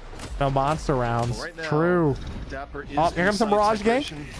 Going around the back, the combo. Wraith ult into Mo and Krill, and Mirage ulted on, and now they can take this tower. But Abrams, Bebop are flying in right now. Oh, they grab one. He disarms for him. Nice disarm timing, but he ults him. He doesn't care. He doesn't need to do anything. He just ults. Immediately ulted dead. Nice counterplay to disarm. And one rotation deserves another. Not the worst response from the Omens. That's actually amazing to get something from that scenario. Yes, that is really, really good. More importantly, that now means with the comeback mechanic shot, they're now equal in gold. And so keeping this one competitive, not just competitive, but we're sort of closing the gap. 2k soul difference, and again, given the fact that Unknown Omens are behind a Guardian, that's basically even Stevens, as peer content able to escape once again. Abrams is in. Ooh. Dive in from the Abrams to get out of there. Oh, dude, that Bebop. Is she gonna chase for this? This could be Psycho. Yeah, okay. I was like, that's Psycho. She could teleport to the top of the building and look from a zip line. He was turning in DMB's head there, going like, I want it. Nope, bad idea. A gold? Question mark? Guys, I'm sorry. Effectively what was going on for DMB. Chad, it looks like blue team here is looking to take the first outer Guardian by pushing this Trooper wave in order to gain a soul advantage. Still looking to pressure Panda Cat. Panda Cat though says, nope, take a few steps back. Yeah, and Hydration is kind of scary. Just these just dash jumps into these combos. Very it's actually Sapphire. Fuck! And we get a lot of players gathering towards the bridge on the 3 and 4 lane at the moment. We do have huge parry into a Kelvin ult to save, healing to full instantly. Comes the frozen shelter, the yep, dude, that Kelvin heals are here, boys. Into a Mo and Krill ult. Wow, huge turn. Wait, he's 1 HP though. A little bit sketch. look at Wraith's Owl's HP coming. there, Dan. The parry saving Yes, Dean, yeah. well, saving Dean Wait. Baby's life until How did the pocket get kill Helion credit? comes in Oh, from because of the back, creeps? but still, Was he dying to creeps? Was he trying to die to creeps before the owl and actually succeeded? Gonna fish it right off. Nice. And Hydronation getting the That's better actually of the trades huge. here. This is gonna result in too I much assume of a that was difference intentional, in but he was overall punching income it, just because so of how I back don't and know. forth it was, but still, Unknown Omens fighting a little bit of an uphill battle. Yeah, and we're starting to have some Guardians get exchanged here. However, here comes Hydration. The Ernie is up Great there. Talon, run! We are gonna Grandpa, try to no! escape from the lift. Divine Barrier. The lightning's gonna kill him. And 100 HP. Oh my god. Ah, he's got her. NT. DNB, you talked about the bloodlust. It has been potentially Woo, stated, but the Bebop is here to get the counter pick. Dude, the trade. Yeah, and it was also a parting It's gift so fun having a that came in Bebop, from dude. Sisleki. I fucking dropped love the watching immobilizing Bebop. trap. Yo, You saw technically, DNB Unknown just has a get soul stuck in that advantage. for long enough Unknown that has your taken a content soul runs out the advantage. hyper beam and sent it Kind to of crazy. 5K down to 3 minutes to a soul advantage of 10, 11 minutes is crazy. Abrams is here. The fights still keep on going. Panda Cat charge into Infernus. Looking for more. Lefa though. And it's just Infernus, dude. He can't die. His character's Richest balanced. player in the game right now. Drops a flame dash, rotates back. But Hydration turned in the urn during all Meanwhile, this. Turned in by Hydration, under pressure from Elion. It says, "I'm gonna just punch you myself." I think he kills him with Burrow. Both still fighting He's around out. Okay, third. yeah, he's fine. He's Their own fine. little 1v1 as the full team fight goes on, right to the side, Dan. Yeah, and it's just not enough damage output to take down Hydration. He was just buying time with the burrow there, and the Unknown Omens will have to fall off of this one. So nice pick up with 56k to 56k. So I'm really impressed so far in the Unknown Omens ability. After initial, hold that thought. We got another dive coming through here from Elion as he's trying to get in there, but of course cloaking his way out. But just to finish my point, I'm impressed here, ZP, by the trading from the Unknown Omens. They're having to react, but they're doing They so are well. incredibly, like, they're doing a really, really good job with reacting to the ganks that are happening and counter ganking and getting picks. No one has a flex. That's crazy. I just assumed by now everyone had one. The fights have been and not focused on necessarily trading out for macro objectives. Once more though, Abrams charging in, looking for hydration. You're just gonna burrow on away. Classic Mo and Krill. On Unknown Omens deciding to. Bebop's back. Here comes a Bebop ult. Once more from peer content. He popped Dome. He's full healing in Dome right now. Did Quig max Dome first? Force out the shelter. Okay, didn't. Meanwhile, Quig in danger. No more shelter to save. Hydration trying to be just a meat shield in the most literal sense. Instead, Quig goes down. Dude, Quig's down. He's gonna Abrams ult this if he has to still. Dude, they are rolling this fight. A 2-for-0 in favor of the Unknown Omens, and now the question is, what do they do with it? Yeah, they're playing really, really well at the moment. This is awesome. It's really cool to see.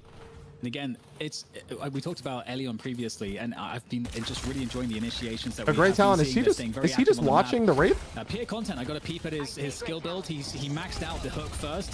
So Oh, Pocket got caught. See ya. here, just really trying to emphasize the hooks, which we talked about, but trying to take down these Guardians here, trying to avoid all of the hook. that are coming in. All right, Wraith ults in to try and follow up from the hook. Here comes the dive. The levitation. Is there a follow-up for this? I don't think that there's going to be, because it Oh, looks like no TP is going infuser to use. die in the attempt. Dapper getting the kill, the finishing blow with that lightning ball, and now they're going to roll that into potentially more kills. The Unknown Omen. I mean, the problem with all of this is, perhaps going to be known. yeah, you're fighting a lot. Yeah, you're getting a lot of kills. But Lefa is scaling his Infernus at 15k at 14 minutes. He's just been farming, focusing on farming a lot. It still ends up in a situation where Hydration still doesn't have a flex slot. Neither does Unknown Omens. However, expect it's going to be changing soon. However, Panda Cat goes in for the charge. Puts Ulting after Mirage here? in a rough spot. Seismic slam down on in. Misses. That's actually a good miss. I think it was intentional. I think he started it and then didn't curve it because he heard the parry.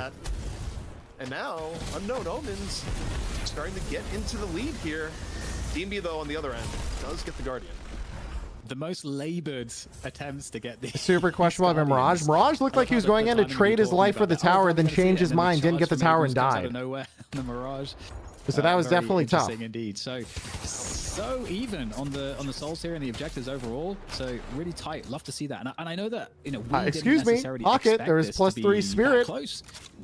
obviously things can still change, but Hello? just given what we have seen from Hydra Nation, would Are suggest Unknown that Omen they Smite have, players? Yes, every they are. advantage over their opponents, but right now we've got somewhat of a gathering on this lane, this kind of lane 2 position, and the second Urn is about to swarm.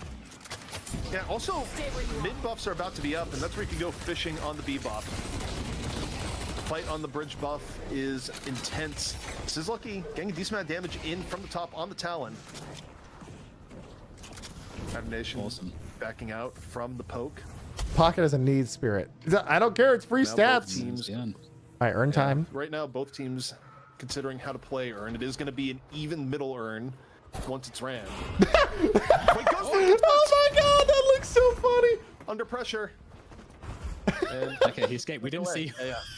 We didn't see what happened. It's like that really old school like cartoon thing where someone like pulls someone off the stage with like you know the cane or whatever. Yeah, the cane.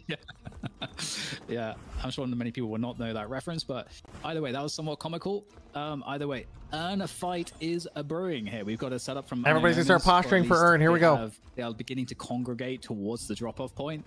Who do you think has a better team comp? Hydra Nation. Have here like ults are online for basically everybody except the Affliction is not online. That's actually key. Well, Mirage is split pushing and of course can teleport into the main fight when it happens, but Abrams decides, no, my mission is to kill Mirage. Oh wow. All this goes on in the front. It's taking a very early engage is interesting. Did that lightning bolt just bounce to did. the other side of the map? It bounced off the dome. It looked like. Elion gets caught in the interim. And Furnace is caught, but he has rescue beam. It doesn't matter. He's not even really caught. He's just gonna kill everyone instead. Progress. Sizzlucky low falls. Hibernation. Finding a few picks here. Hook comes in from pure content. Pure content though. Now they can take this Walker, and then they can double back, do everything else. Here comes the Walker pressure from Hydra Nation. Not a team to let 3 picks go. The classic early ricochet toxic bullets on Infernus, boys. Yeah, and we're starting to see Letha get pretty powered up here. He's taking kind of a lead. I think 5 kills in a row. So Letha doing a really good job, and he's going to become a problem for the. I mean, he's been power farming. Look at his soul count, 21k at 17 minutes. He's just chilling. Progress, 4k souls overall. The 20k Infernus, ricochet toxic with all green items, just hanging out now. Quite important, and Letha is doing a good job in keeping those. So Walker's now going down here for the Unknown Omens as well. Elion caught out as they try to disengage from this one. Letha is not going to allow them to escape without taking so much Owl? DOT Oh, damage. dude, if he had Owl execute, it kills him there. It's not going to do too much, but give you a So little bit close. Well, here's the problem. Think about how this game started, where Letha got fed 2 kills and Has survival buff? Yeah, he does. In the game, you now have a 22k Infernus, and the highest player you have on your team to deal with that is a 17k Abrams. Or an 18k That's Ivy. A problem, Dan. Yeah, the Infernus is fed and your carry isn't fed. No, you see Bebop going, nope. Just in the upper part of your screen, just the sad robot walkback going, nah, we're gonna let this one go. But even though the game on the Alex Q usually way later now. Yeah, you're right. Because they max it 2 now a lot of the time to get the weapon damage. And that is public enemy number 1. All right, next turn time. Let's run it. Yes, and they have also. Lefa's going to clean up 2 waves and probably take teleporter from far left. So much potential like damage and disable to get picks and initiations. So that is a really big problem. Obviously, you combine that with both a Lash and hydration on the Mo and Krill. So you've got so many ways to just get picks.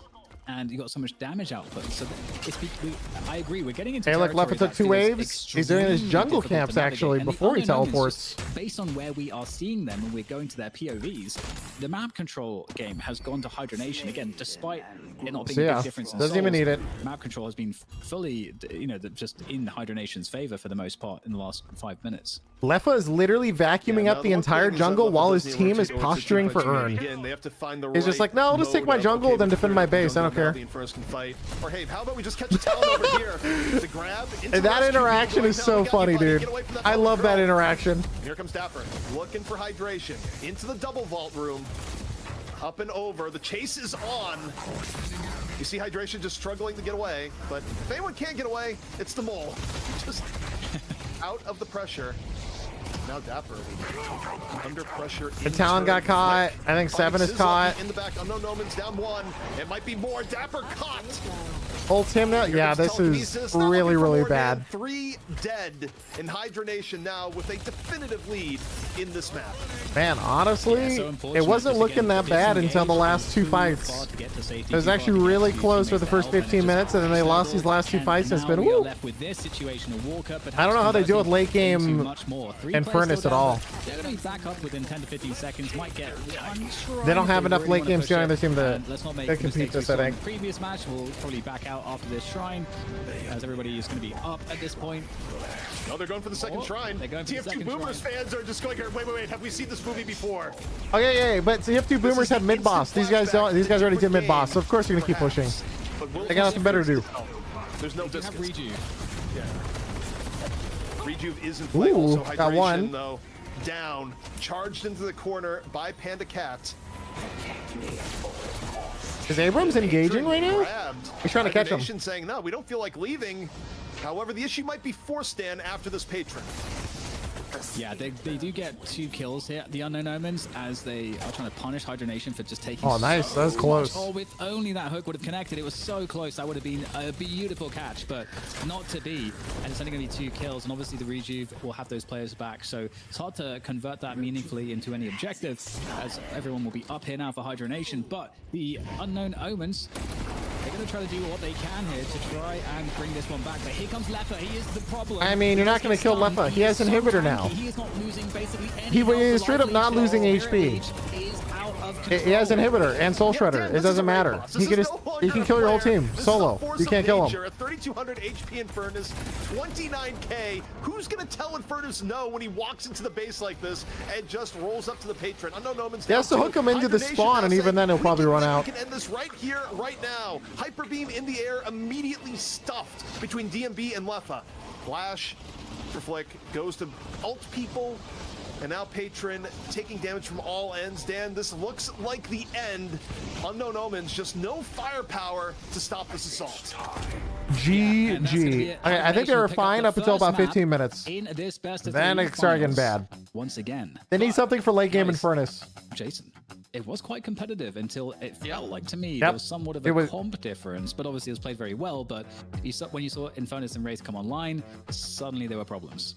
Sorry, let's do this really quickly. Because you guys hit the hype sub amount for Seagull, we got the camera pixels back. Good job to Seagull's Okay, chat. guys. Okay. I actually was very surprised to see the Unknown Chill. and how effective they were early on. Especially Oh the my B-bomb. God, They dude. made it work pretty well in the beginning, but I feel like long term, if you look at how the game played out, Hydronation was just so smart about the rotation, so smart about ganks or counter ganks that they were completely catching off the Unknown Omens off guard, and that allowed them to eventually. They know they are knowers. Where they could finish in about 21 minutes time. It just took a little bit of time for them to get there, and kudos to again the Unknown Omens for having such a strong start, which is not easy to do against the best team in NA. Yeah, also look at Quig's healing. Holy. It's obvious just from the farm to begin with, but that was a game and a half for Lefa. And look, Dan, we've seen this a lot in games, whether it be your personal or competition, but there's no worse omen than going for an early gank against an Infernus, and rather than stopping his farm and setting him back, you do the reverse and you just juice him up for the rest of the game. And Lefa was always ahead of everyone from that moment on. And it just, the key there for Lefa too is that Lefa played in a way where they never gave up that advantage. Instead, they added on to it up until the point where it was about a 10k soul difference, and just a point where you just become the raid boss. You got over 3k HP, and no one could do anything about it for Unknown Omens towards the end of the game. Yeah, absolutely. Lefa hit a power spike at a pretty devastating moment. But until that power spike was hit, it was really competitive. And, Elion, I think, did a great job. You can see on the damage there from Elion, just like definitely in there constantly. I mean, really good gangs and Lefa has one death, and it was an intentional denial on himself to reset his HP after killing the enemy. I mean, it's Lefa. He is never going to let go of it. He's an extremely good player. So it's just too powerful. You need to have more of an advantage or some other natural counters to what the Infernus is bringing to the table. But that if you fall behind his great talent, he can't recover.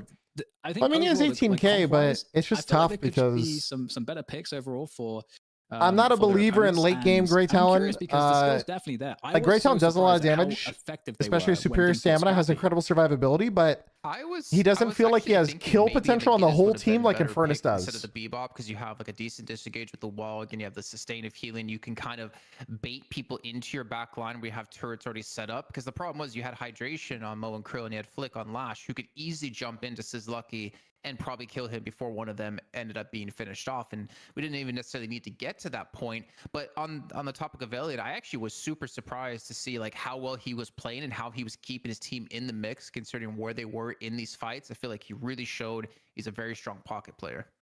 I think the logic behind the Bebop might have just been the idea of, if you're going up against a team in Deadlock that on some level you feel like may be stronger than you, Bebop does add more uncertainty both to the early game and the late game, right? I really like Because Bebop. I feel like one of the bigger X factors in Deadlock is the game you're up Honestly, against early game that's Bebop I felt like was consistently landing fantastic. Kind of every kept him in the major game a round, few right? times. It can be a pain in lane, and it can cause some really unexpected interactions as you get to the mid to late game, right? I feel like it's definitely a hero that has much more variability regardless of the skill level of the players involved. It didn't quite pan out here for the Unknown Omens, but I think in a matchup like this, where you're probably going in thinking that on some level the other team has an edge, Bebop is a wild card that isn't bad. That being said, I don't think they're going to go to the Bebop again when they're facing elimination in this next map.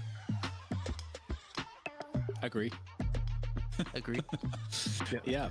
Yeah, I think I'm also curious. I would love to see the pocket again for Elion, because I felt like that was actually, that looked really good and they were able to do a lot with it. So we'd love to see that. So I hope they were able to get that again, but I could very well see Hydra Nation actually like banning the pocket potentially, because it was clearly a really good performer there. And that could have been the difference. Again, just imagine that Leffa doesn't hit the power spike so early, maybe 3 or 4 minutes a little bit later, and it would be a very different Honestly, matchup, just and that's where Elion don't would give start them to both gain a lot Wraith of power and himself Furnace on that and pocket. Mirage. Well, regardless, Hydra Nation now one map away from being the 4-time back-to-back champions of NA here at Deadlock Fight Night. Will the Unknown Omens come up with a solution? We'll see in just a little bit.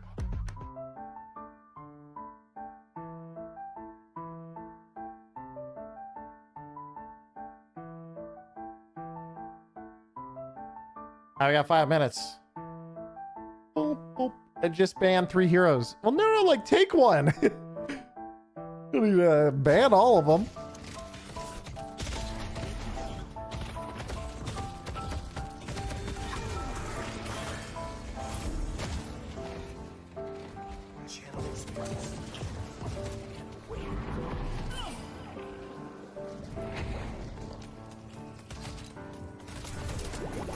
Did the Mo and Krill cook? It did pretty well. I don't think it was like that, like, whatchamacallit, super impactful, but it definitely locked down a bunch of kills. It really, I think the early game, they traded really well with kills for objectives. And then once Infernus started scaling, getting online, though, they just kind of instantly lost. So if they have that late game carry themselves in some fashion, I think they would do a lot better. You see Leffa's quadruple parry against ganking in lane? No.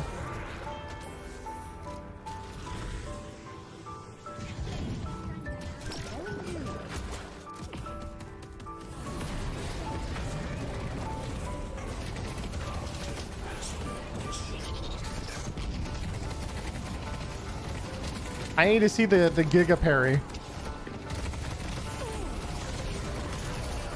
Oh, nice swap.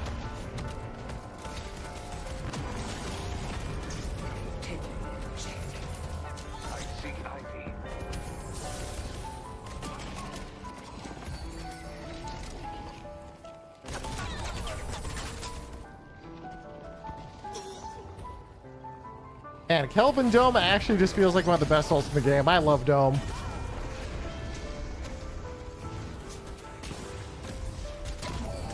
Let me show you how it's done.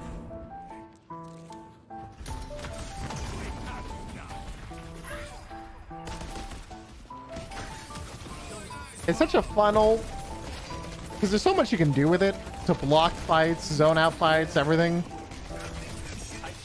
Like, it has skill with it, but it's also very powerful even if you use it straight up. I think it might be my favorite ult in the whole game, actually.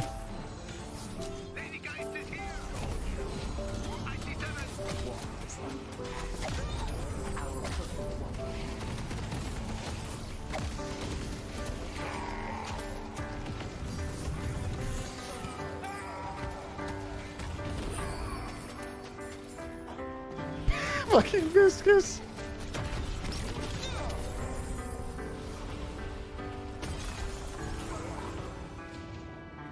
Someone clip the left of Perry play from his channel. Oh yeah, someone go grab it then. Oh yoink. I'll watch that.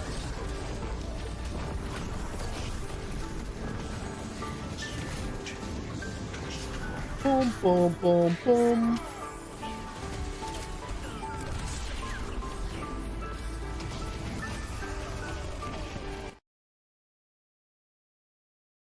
Alright, so I got the left of Perry. Internet check.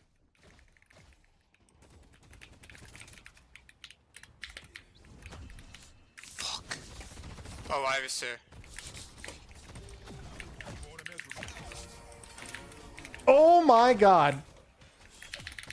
The double! No way. Oh, okay, that is disgusting. I thought he was dead after he missed a parry on the tower.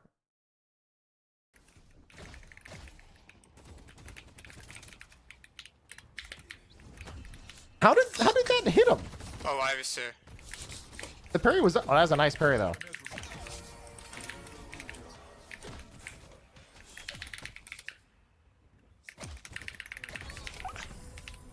Wow. God damn, dude. That is disgusting.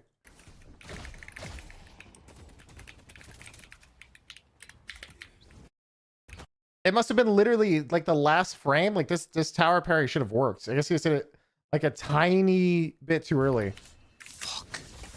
Oh, I was here.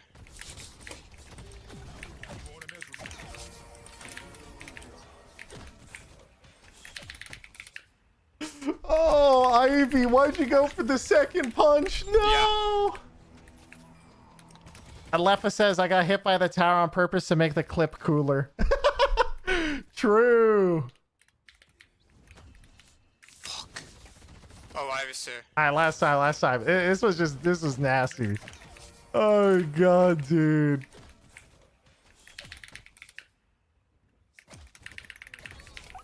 Damn, that poor Ivy, bro. Oh, no. He should have just left clicked. Oh, no. That's awesome. A great fucking play, dude.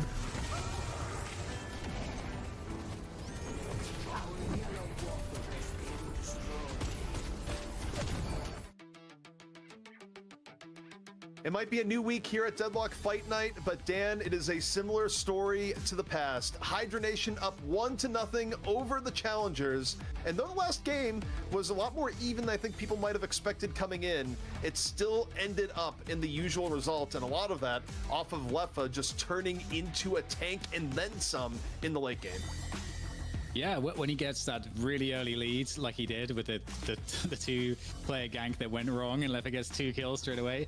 Yeah, he's not going to let go of those edges that he's going to get that little lead. He's not going to let go. He's just going to keep compounding. So, I mean, on the bright side, ZP, if they are able to, let's say, do that in a way where they actually do disrupt Lefa a bit and don't just power him up, that's a good plan. It's a good strategy. So, and if he hadn't been as powered up, if he had been delayed, honestly, the game could have been way closer, and I don't think we would have seen the same type of snowball from them. Well, speaking of powered up, we've powered up Jason Kaplan. His camera has pixels once more. Oh, welcome back, Jason. He's back. That's right. I mean, it's HD Jason. HD Jason. Without any clue if my camera was playing well or maybe it was playing well, naughty or nice right now. But and you guys did that, chat. You powered him up. And honestly, I thank you. During the break, like it's really good to see how there's a lot of other NA teams that can compete against some of the best that NA has to offer. And again, we see teams be able to take advantage of whether it's Buff and Jordan over in EU or Hydra Nation over in NA. Like you can do fairly well early game against them. You can keep up, you can be slightly ahead, but teams really need to figure out how to deal with like the macro style of like the mid game of transitioning to objectives, to transition to like jungle camps correctly, to be able to continue to keep head to head, if not stay ahead of them.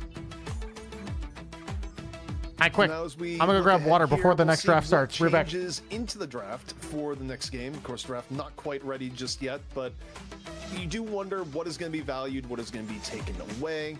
I do think, again, the biggest change I think they'll come in from the Unknown Omens, unless they really want to stick with it. I think the Bebop is a card you play once and see if it works. It doesn't work. I think they play this upcoming game about as standard as they can within the current meta. That's what I would expect, anyways. Yeah, I would expect to see the same as well. The only thing that I could potentially see is maybe them getting rid of the pocket for Elion because he was so good on it. But we saw Elion on the Viscus as well in the opening game, BO1, and it's also really good on that. So I'm not really sure. I mean, this is one of the things that for us that's really cool in terms of the story building is really getting to see in the competitive setting how good hero pools are for varying players. And so yeah, I could see a pocket ban, but equally I could see Hydro Nation not trying to actually target any of the players. I actually think that targeting the players makes less sense if you feel like you're the better team. And I feel like in that sense, you just want to play the fundamentals super well, play the basics really well, and not get into your head too much about how do I counter the other team, because you're already in the way I'm setting this up, you're already better than them. So you just like use that instead, and don't try to trick yourself and just try to get into your own head about it. Yeah, I got to talk to Hydration actually yesterday and talk to him about like how did they go at the drafting phase, and basically the TLDR was you ban anything overpowered and you try to pick as many overpowered characters as you can at the beginning, and then you worry about what you do from there on. You try to secure as many of those.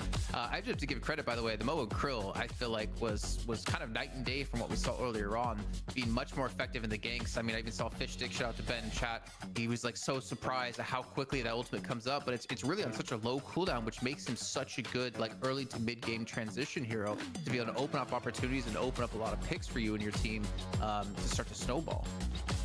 I do think one thing we're going to see as a change up here, or at least it won't be much of a change, but probably a different result, is that based on what happened in the previous game. Well, I think, first of all, I think Infernus probably gets banned. I do think if you're Unknown Omens, Letha has too much of a pedigree on Infernus to give that character up. I think you'd rather deal with Wraith. I mean, last game they dealt with both, but I don't think you give Letha Infernus. I also think, though, that they're going to go back to the 2v1 pile again. Maybe not in the very beginning of the game like they did previously, but I do think there will be pressure there to try and go, okay, Letha, you're not going to have an incredible ramp into an endgame, especially not on a character like Infernus that does more than basically. Well, you guys don't like Ricochet, Toxic, Inhibitor, Infernus at 20 minutes? What can go wrong? One of the adjustments you come in, but I would say for draft, I'm fully expecting early Infernus ban at a minimum. But what do you think, Dan? Well, that doesn't matter because you're right.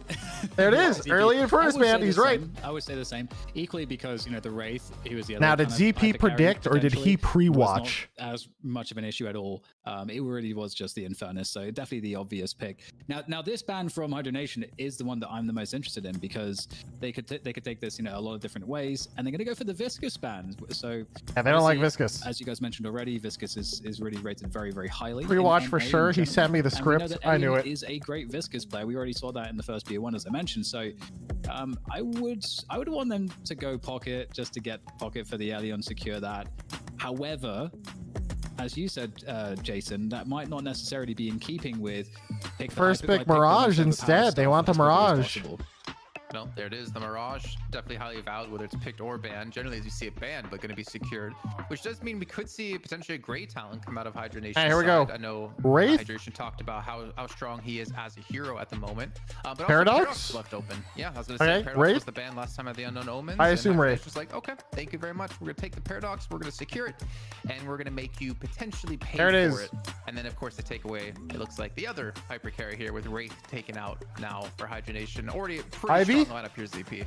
Yeah, and I think the immediate response from Unknown Omens is going to be grabbing the Talon. I think that is without any dispute. Do they believe in Talon? Oh, they do. Has something to do in regards to DMB and Letha's. They struggled last game on GT. I thought they might ditch it. They would not have enough comfortable heroes left in the pool if they didn't pick up Wraith at this point, which is going to give up the Talon directly to Unknown Omens. But I think that was a hero pool consideration pick, on top of the fact that Wraith is just generally good, right? I think it carried a little bit more significance. Wraith is crazy in terms of who wants to play what, because this means means you can put either DMB or Leffa on the Wraith and still have like some options left for the either to play after. But Abrams, great talent on the other end. I think this is still very solid drafting coming in from Unknown Omens, especially given the fact that while it was kind of back and forth, I like the pressure that Salty was able to put on the Abrams. Yeah, he did a good job on Abrams. Yeah, I like this a lot too, and I also like having the Mirage. The first pick, Mirage or Paradox? Mirage first pick. Everything got buffed a little bit, and it's also Mirage is pretty proven to just be pretty dominant in any lane and in getting objectives. 7. And obviously that's hard to come by, as we saw in the previous match.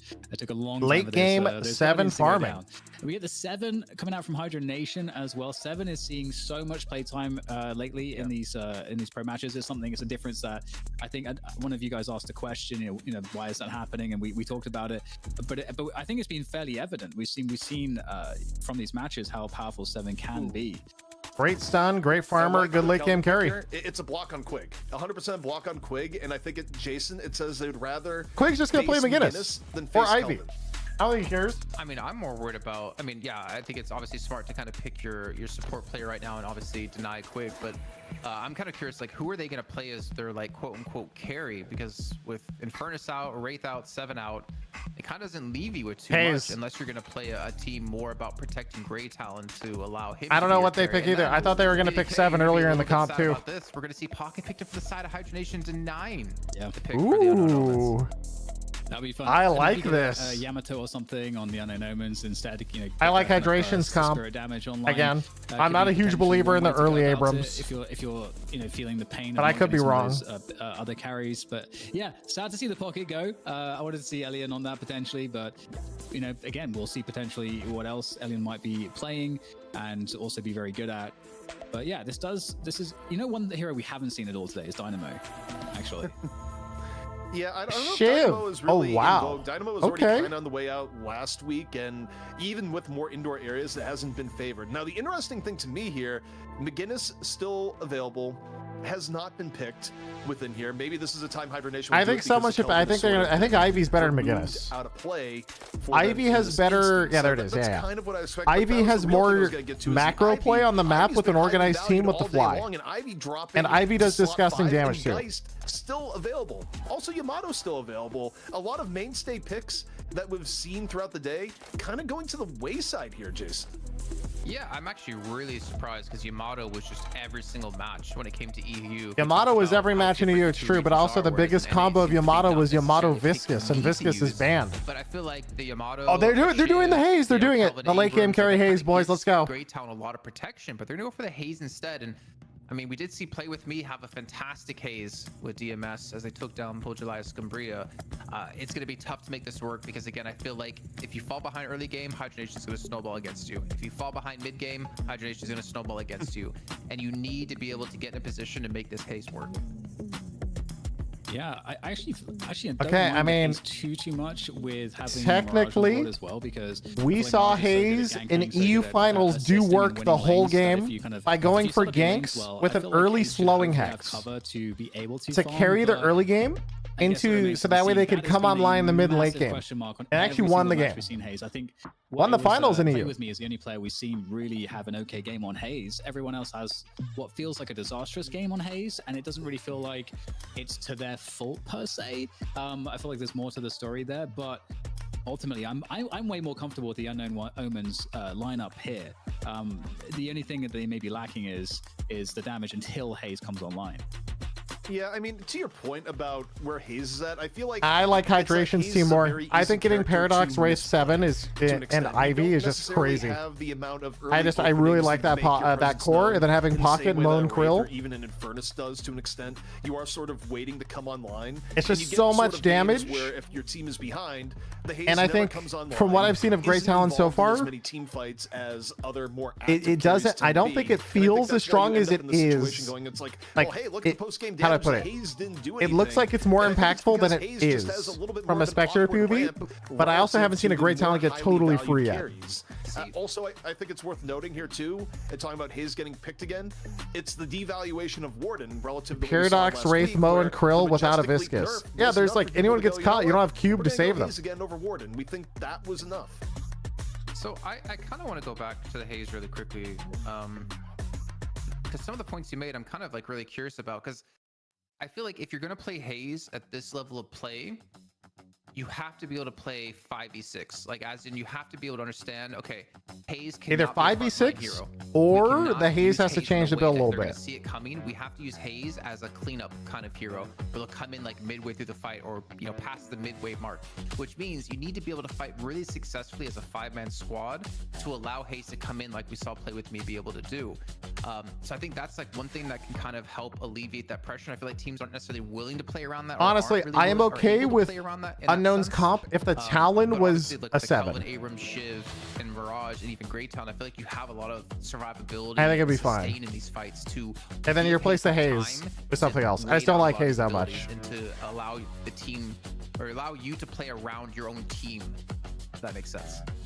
Yeah, I actually think that the comp kind of works for that, because you have obviously great support in Kelvin and just ways to keep people up, and Abrams and Shiv can be quite tanky, and Mirage, although not super tanky or anything, is going to get in there with a tornado. So you do have like a cluster of somewhat of a front line that can enable your. This is actually why I would have preferred Yamato, because Yamato obviously can perform super well when there is that distraction, can come in the side and just burst down a squishy and then join in the fight, which I feel like Haze will want to do as well, but I feel like it's just not going to be as effective necessarily. But we'll see how it works. But I do think in theory the comp makes sense. Also, I do think some of this also comes down to hero pools and what people are comfortable on. I feel like as a plug and play, hey, we need to make a team comp work, it is easier to play Haze without a ton of experience on Haze than it is to immediately go and play a top tier Yamato if your Yamato player is stuck on another hero for whatever compositional. Actually, true. Yamato is really hard. I think has one of the more unique learning curves in the game, along especially if you don't have a Viscous for the safety net cube when you go all in. Players where when they're known for Yamato, like Psycho, they're just on Yamato as much as they possibly can be, right? So even if Yamato on paper might have made more sense here, to your point, Dan, I think it's one of those cases of, well, do you have a Yamato player? Yamato's also a lot worse this patch. True. Playing something else on your team. But in EU we saw it get used pretty well. I'm a believer in the EU meta from watching. One more quick point, which is that Haze does have a good counter to Mo's combo because of the Sleep Dagger. So that is something that is not really as easily afforded for the rest of the lineup, where you'd want to use other abilities for other reasons. But I feel like that could be a decent way to help you deal with the combos. I mean, realistically, who is Mo and Crow going to be ulting in these fights? And you would want to say Grey Talon, right? But does Sleep cancel? Unless you want to send Wraith really far in, or you want to send Pocket really far in, which Pocket, yeah, totally understandable. 7, you don't want to really go too far in with. I think I know Sleep does not cancel McGinnis ult. Hydronation with the Paradox, with the ultimate, as well as Mo and Crow, that they can. It stops the damage but does not interrupt. Okay. Which is going to be tough for the Unknown Omens to deal with if they're trying to delay. It's such an interesting where Haze can be a little bit more effective interaction. I'm always surprised that Deadlock has such weird interrupts with ults. See Haze do well. We saw it earlier on work really well for DMS with Play With Me. I would love to see it yet again today here in NA. Well, thank you, Jason. And now, Dan, we're heading into it. Will Hydra Nation finish it off and be our champions 4 times back-to-back? Or will Unknown Omens give us our first 3-map set here in the Deadlock Fight Night Finals? I'll just note that production was about to tell me to throw. I was about to throw, and it was ready. So I just barely avoided disaster there, Dan. This time, it was on my side. And also the kind of like the transition for like Jason coming like out of the car, like that was perfect too. That was like the smoothest one of the day. So Abrams not in a solo lane. They went solo Haze. Interesting. The Deadlock Fight Night number 4, where Hydronation, of course, are the Kings. Yeah, sitting atop the throne. Now you can see the immediate instance. We've got Wraith getting harassed a little bit there, just for the moment. As we both teams doing a double push on the wave, then rotating via. Yeah, again, double up the jump pads straight over to the other lane. Taking in it just a bit. You got Grey Talon and Mirage in lane 1 for the Unknown Omens. And, of course, you look over at lane 4, and it's cleared up now. But, yeah, but both teams saying, you know, Paradox of the perfect 600. If you do get an early kill, Dan, it does pay pretty big dividends and gets your solo laner pretty far ahead. Yeah, absolutely does. And obviously, as we saw in the previous match, that does really account for quite a lot. It's very important. And okay, you know, I'm expecting to see a lot from the Mirage in terms of, you know, being able to very effectively pressure, get objectives down, help to gank in the early to mid phases. So we'll have to see how that dynamic works. And the Haze is going to be up on that against that Mo and Krill, who's on lane 4. And once again, it's hydration on the Mo and Krill. And we get a bit of a skirmish here. Whoa! What a push! Look at the bug animation! Caught. It's both down. Damn, both just died. Picking up 2, getting big tower pressure. Paradox, what are you shooting at? Finding the right amount of pressure to apply. And look, I mean, Pocket Paradox in terms of lane pressure, that can turn ugly fast. However, oh god, all smiles for Hibernation. Quig falls to Panda Cat, and you talk about the idea of characters you don't want to see get ahead early. Well, Shiv still high up on the list even after the nerfs. Yeah, absolutely. Well, things will settle down a little. little. Hey, Paradox is big chilling now. Had my hands on my face there, Paradox a little bit annoying to get the double wave stack early into kills like that, because when she gets her ult, it is so hard to play versus her in lane. As problematic as that, which is good. And that second lane with the Shiv and the Mirage, the 7 and the Ivy, that is a very active lane in terms of the harass. And it's like, once again, on lane 3, similarly active. We've got, once again, Rocker and on the Pocket and Flick on the Paradox, really getting in the faces of the unknown omens. The Haze lane versus Mo. Extra regen melee life still Abrams. The I won't die and I'm AFK. Staying in the lane, not getting super low, applying decent pressure to hydration at the same time for how aggro that lane can get. I think the Guardian's taking a bit of a beating there, Dan, when you look at the minimap, but other than that, Dapper doing a wonderful job versus Mo and Krill. Again, a lane that can be a little bit difficult. Well, oh, lost charge. You see Elion going, maybe I charge. Now, the nice thing about cancels it pretty early. Haze, by the way, Haze has really high bullet velocity, chat. Cool to see Elion have a good performance on Abrams because of is he able to punch? He could have maybe punched there and killed him. It would have been close, though.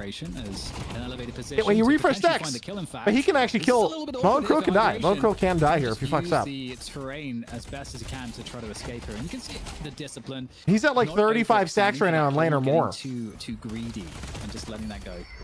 Yeah, and also not getting close up to Mo and Krill to get hit by a scorn and just give him HP back at the same time. But Sizlucky, wow, see ya, dude.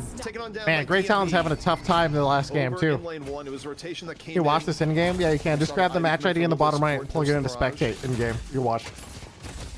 And Hibernation just getting the creep was about to wake him up, so he would have parried. Oh yeah, okay. I didn't see the creep. That makes sense. Really unfortunate because that's obviously a very important lane against the Wraith, and Sizlucky was these filthy Haze players keep track of that thing. I don't. Behind by 500, so holy shit, does Haze do a lot of damage to Mo and Krill? Getting bursted down, chunked down, but it is Mo obviously, so able to get that health back very quickly with the AoE.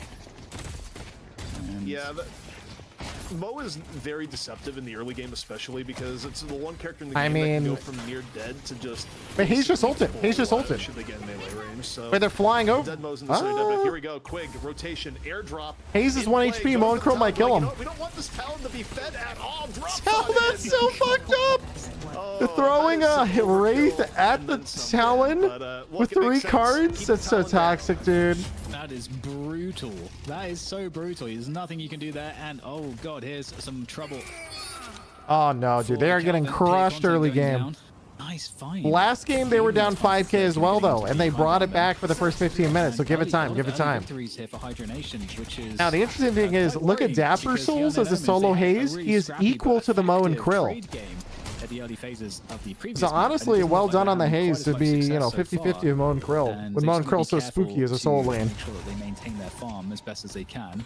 They are down 1 tower, so the soul lead looks perhaps a little bit more inflated than it really is. Hello. Abrams with the charge. Oh no. Charge, Paradox swap. Nice trade. Don't want to charge, but does with the seismic slam. Sick trade right there.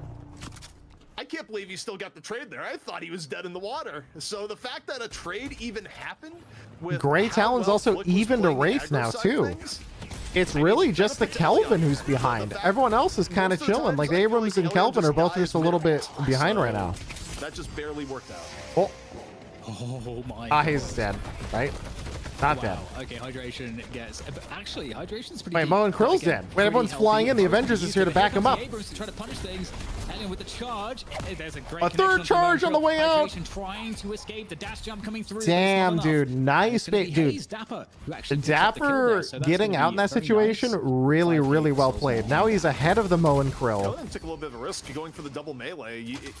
I thought he was gonna get parried on the last hit, to be honest. A lot of times that can result in parry, but I think the need to escape health-wise was so deep for hydration. Hydration. Guys, remember I said 5K soul difference, but they came back and now they're only 1K. Takes 2 back shots. Same thing just happened. Yeah, I'm sorry, it took 2 what? Actually evening up a little bit, and if we look at the souls. Okay, yeah, Left is a little bit ahead on 7, but you know that really is to be expected. He's off to his farm. I mentioned this before, by the way. Leffa has got a very good knowledge in terms of how to farm optimally with 7, with the kind of popular builds at the moment, the spirit-based builds, and he's going to get close to 3k souls a minute if he's uninterrupted. Yeah, I mean, Leffa, the thing about 7 is that 7 will participate in even less team fights than, say, Infernus will, but the looming threat for the unknown omens as team fights happen and trades continue to go forward. Goodbye, Dapper. Speaking of, Paradox swapped into a Mo and Krill. Dapper about as dead as can be there. But the real issue is you're going to have small skirmishes like that, and Leffa's just going to continue to consume. He is the ideal capitalist right now. Consume more product. Leffa the capitalist. Jungle, and at some capitalist point, Leffa. as a monstrous 7. If the I always considered him a vacuum. Like he just vacuums up the map. Yes, indeed. That's a very good point, and we'll see if we can get some objectives down here. We're going to be pressuring. I mean, it makes sense though. Leffa's always doing the math, you know? Why should I join this team fight when those boxes are respawning in the tunnel in the 30 seconds? And I probably will get more souls from the boxes. All the way back into Shiv's Guardian, and barely able to escape. Goodbye, Shiv. Looks like the Guardian's going to go down as well, so that's a problem. And here comes Leffa, turning his attention to that fight on lane 2. This is a problem right now for the Unknown Omens. And they're going to try to push for the kills, though. We'll have to see if this is going to work out as they try to punish the disengage. But there are lots of players here for Hydronation. Quick is going to go down, but are they going to be able to get more here, the Unknown Omens? They're still pressuring forward. More players coming. In fact, the entire team, except the pocket ult on lane 4, too strong. Run for your life. And it's Flick and Rocker to convert. And it's going to be a little advantageous here for Hydronation. And they're going to be able to finish off Is the Shiv dying from that? Yep, so they see are ya. converting quite nicely off of that. Poor Shiv self-damage, Not only dude. are they converting off that, they're also able to get a little bit of the opposing jungle at the same time. And the lead is starting to inch up here, Dan. These micro plays, these trade outs that result in a little bit more in just the freest combo. Dude, they were within 1k souls and now they're back to being 7k down.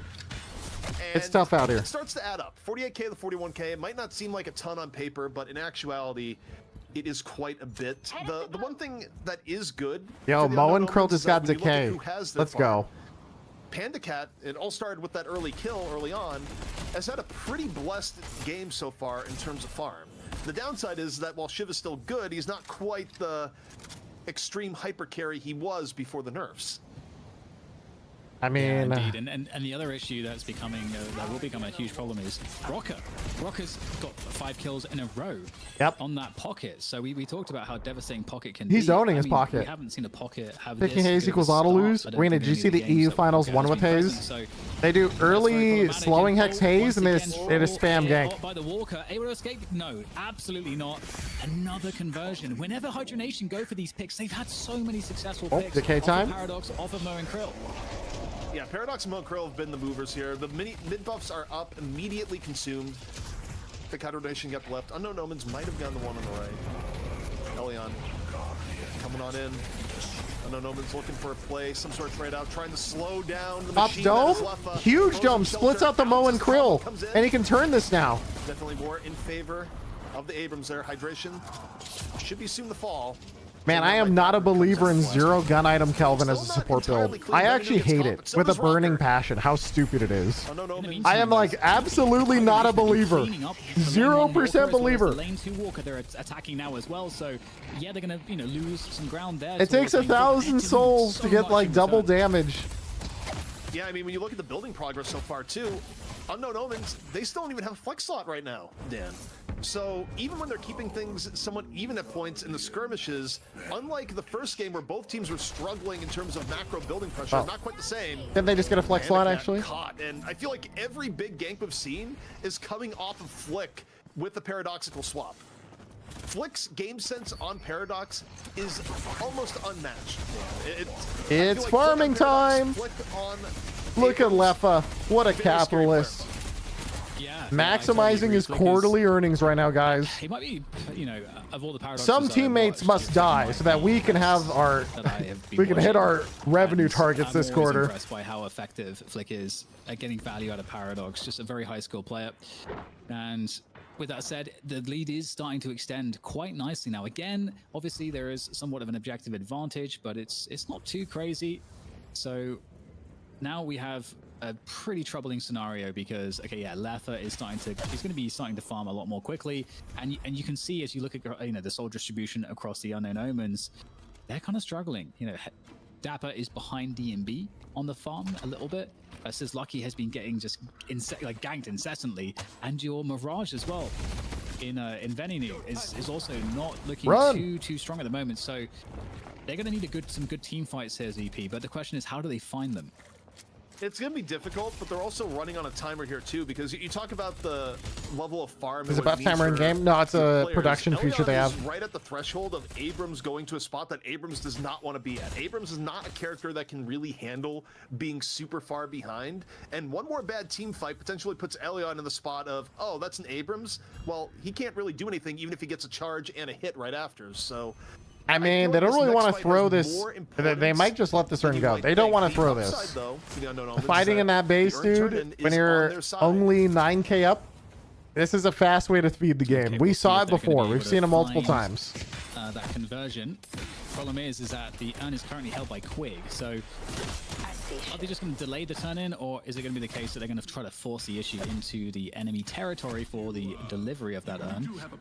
We'll have to see. But I think you raised a great point with Ellie, and I'm concerned as well. I think it's warranted also to say with Seven that the soul lead that Seven has is a little bit inflated in terms of the impact for now, but at some point that's not going to be the case. So I mean, everything is set up to be extremely worrying. He was only 1 or 2k ahead 2 minutes ago, but now he's just flying around taking every tier 3 camp. So a team fight that's and all the boxes.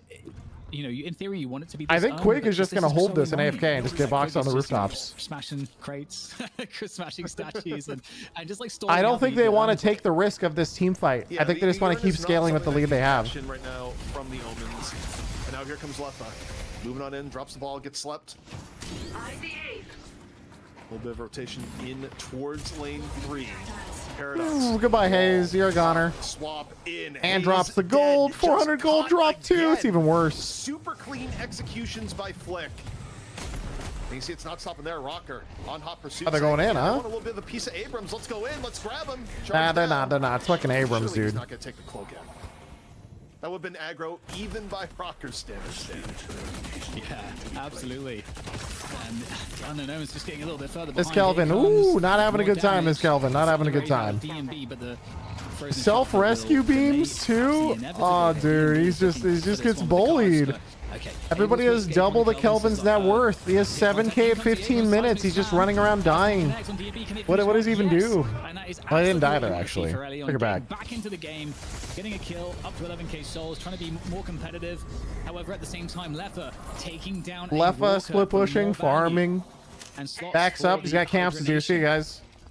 That was ridiculous. DMB was probably buff first. Buff first.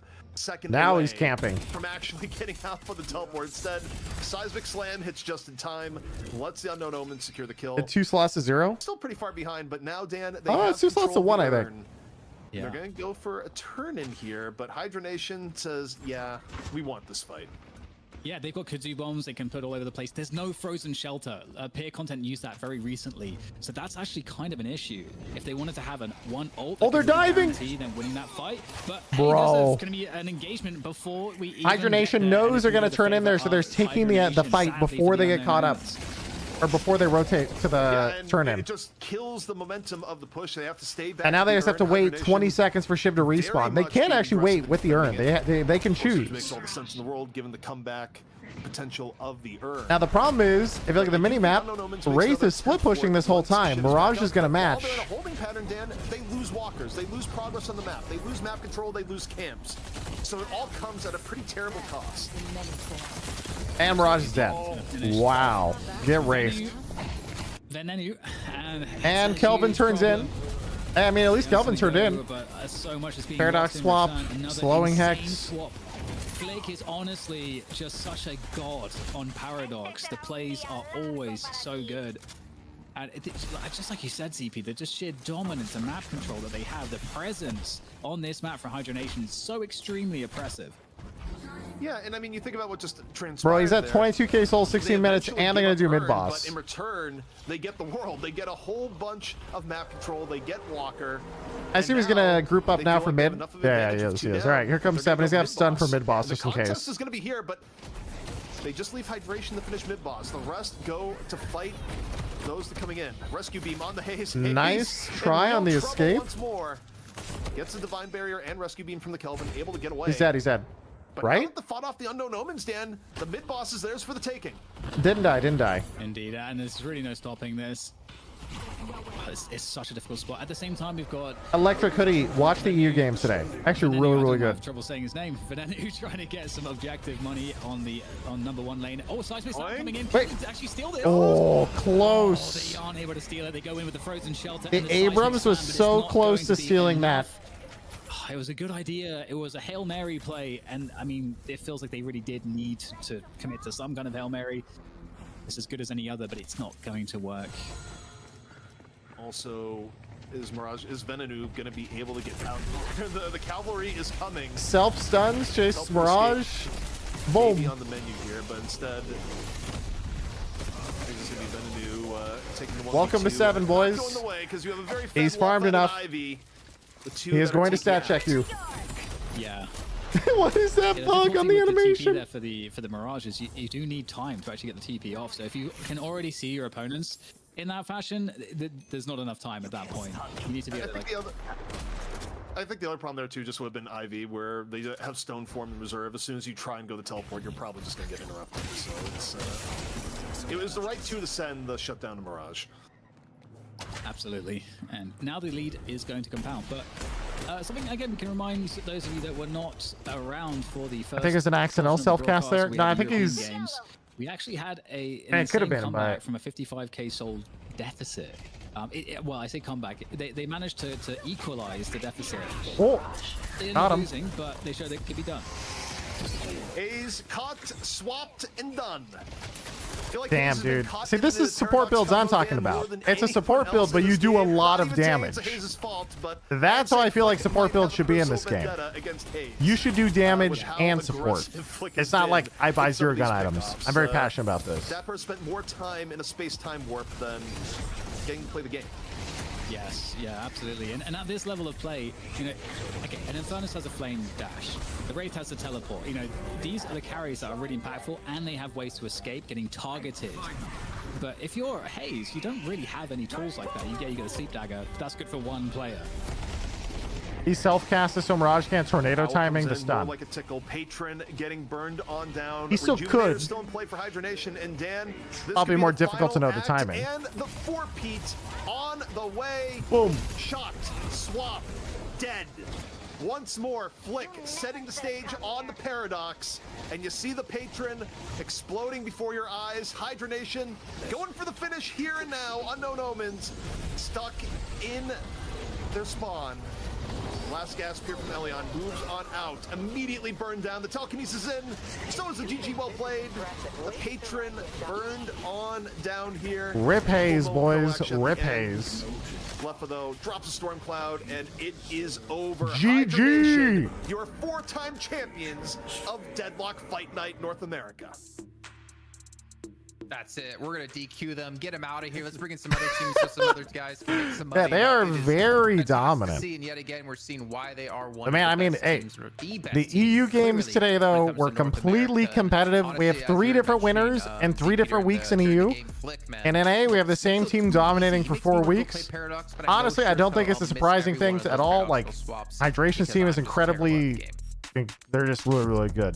damn. And also, I mean, North America compared to Europe plays at such a high level across every esport that I think it's only normal that NA in this case would be so dominant to never, you know, just stay one team at the top the whole time, because that would just it's such incredible dominance from North America here. Amazing problem for your opponents to have. It's like not knowing who to ban, because so many of your teammates are just goated on varying heroes that are highly impactful, but so active with between the Mo and Krill and the Paradox. It was beautiful to watch. Yeah, and you think about the internal timer that's also ticking down the entire time, right? Which is the left. I want to see hydration team take a trip to EU. Yeah, I'm very excited to see EU versus NA when it pops up. Yeah, and Leffa just got stronger. Hydration is super strong as Flick and Hydration continued to create problems for the Unknown Omens at every turn. They absorbed the competition, scummy as fuck. Has a pretty short I mean, it's not scummy. Cooldown was up, someone was hitting the dirt. You got to do what you got to do to try and pop off enough. I think Paradox for Flick. That's like the job of a player. He's probably one of the best players when it comes to mobility. I feel like that's like the perfect hero for him to play, because he's so good getting around the map that I trust him. There will be, there will be in your face for a swap that you're not really ever expecting, and that's completely going to catch you off guard. Single, please comment on the lack of McGinnis in this series. I think it's got great use of high ground and just like understanding just really like weird spots. I completely agree. I think that surprise element is a really honestly, I don't know. I have to actually go back and see. We've seen a lot of support Ivy, and then we've seen a lot of support Calvin. They have incredible damage, and they have incredible healing. I don't know where the McGinnis is at. Honestly, this was a tough call. You easily could have given it to Flick if it was just off the last map, but the fact that you have Leffa just sitting here again off a timer where you have certain amount of time to stop him or he wins the game. What more can you say? Especially in map 1 where the Infernus play. Double parry! I mean, this 1v2 at the beginning, one of the more ridiculous openings to a Deadlock match we've ever seen, and the hits kept on rolling for Leffa as things went on. Let me explain why actually. So I chose him as player of the match. I completely could have gone with Flick as well, but I feel like the reason I chose Leffa was what we saw in the first map and the second map. Because when he got ahead, he knew how to push that, and he knew how to make that lead that he was given with 2 kills early on to help his team succeed and win the game. I feel like similar to like the way we saw him play 7 as DDK. Positioning rescue beams harder as McGinnis and Calvin and Ivy. That's true. The other thing is Calvin and Ivy, they have more useful ultimates for no money, whereas McGinnis' ult is just pure DPS, which is good, but it's not utility in the same fashion. Like Kelvin Joe mid boss, for example, is amazing. Same thing with Ivy. To help his team get that victory. Man, he was so close to tornadoing and everything. The fact that Leffa is also mechanically perhaps one of the strongest. You can parry a tower in Deadlock. Yeah, you can parry towers. If you parry a tower, it doesn't attack for 3 seconds, which lets you just all in basically. Complete player possible, because I see Leffa putting in the work across varying different heroes, obviously using his skill sets, but also trying to innovate and trying to just min-max. So it's not just like here's your brain dead. Leffa is a capitalistic farmer. Like, no, he is trying to acquire the golden grail, maximum souls per minute per quarter. So it's a scary force and definitely deserving of the MVP. I also think the way Leffa's playing, even relative to how we've seen some of the EU games, I mean, maybe it's because that game though, I mean, has so the 7 has that they can sort of insane soul count. You can tell he's definitely farming a lot. I feel like when we watched EU, we didn't quite have the looming threat. Rocker was in a lot of those early fights a lot more than the 7 was.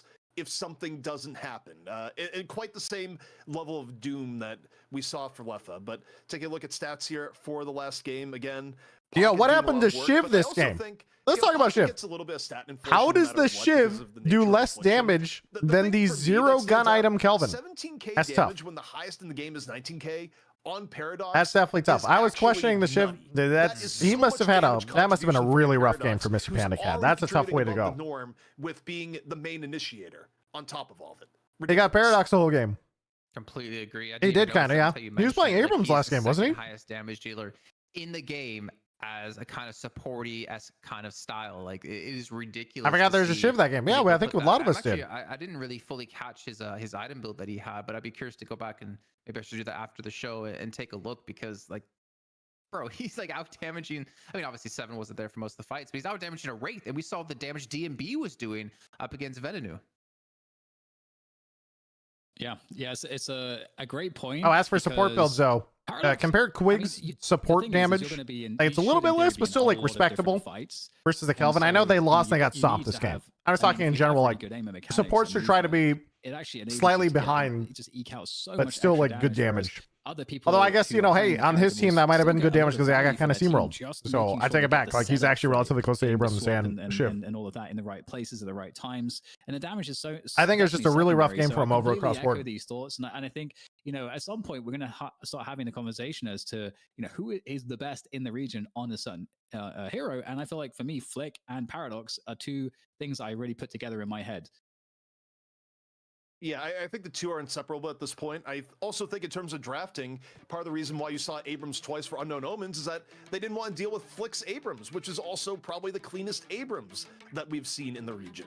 So what Flick brings to Hydra Nation is just remarkable consistency, especially on heroes. Chat, I'm going to get out of here and go eat my dinner. They're closing out, doing their closing remarks.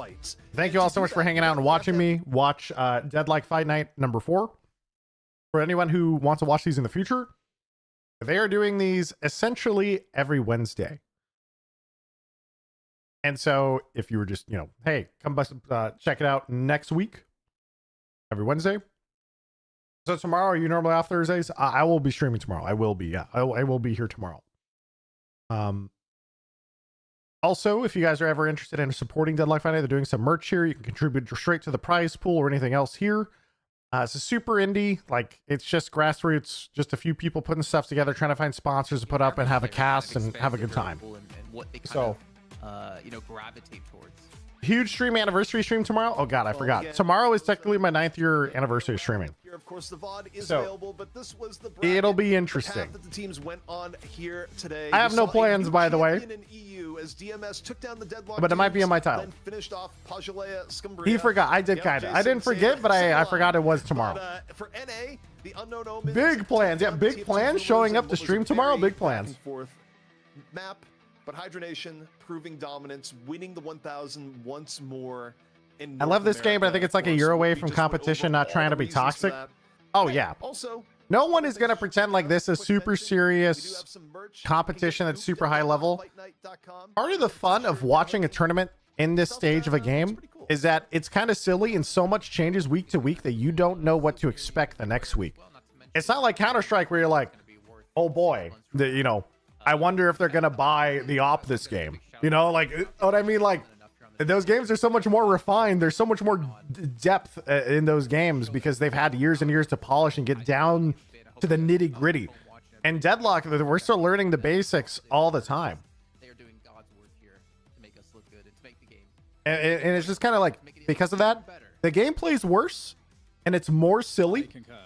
And it's definitely a different experience than watching a very polished, serious, super in-depth technical game. Like, for example, this weekend I'm going to go watch World's Finals. The level of play there is going to be insanely high, right? We don't have that here because it's so new. But that's also what makes it kind of fun to watch. In my mind. The fun is exploring the game together in a week-to-week format where, like, people are innovating and coming up with new ideas and strats and builds every week and trying to push the game. That's it. That's what I like. Everyone on the stream. Thank you, co-streamers like Seagull that tuned on in. Thank you, Hex, who's been acting as our executive producer. And also congratulations to Hex for surviving Florida, not getting eaten by a gator, and getting safely home today, so far as we know. Nice. But yeah, Hey, give me a shout out. Hell yeah. For us here tonight, Deadlock Fight Night, and we'll see you all next time. Chatters, I will see you all tomorrow. You'll have a good night. Peace.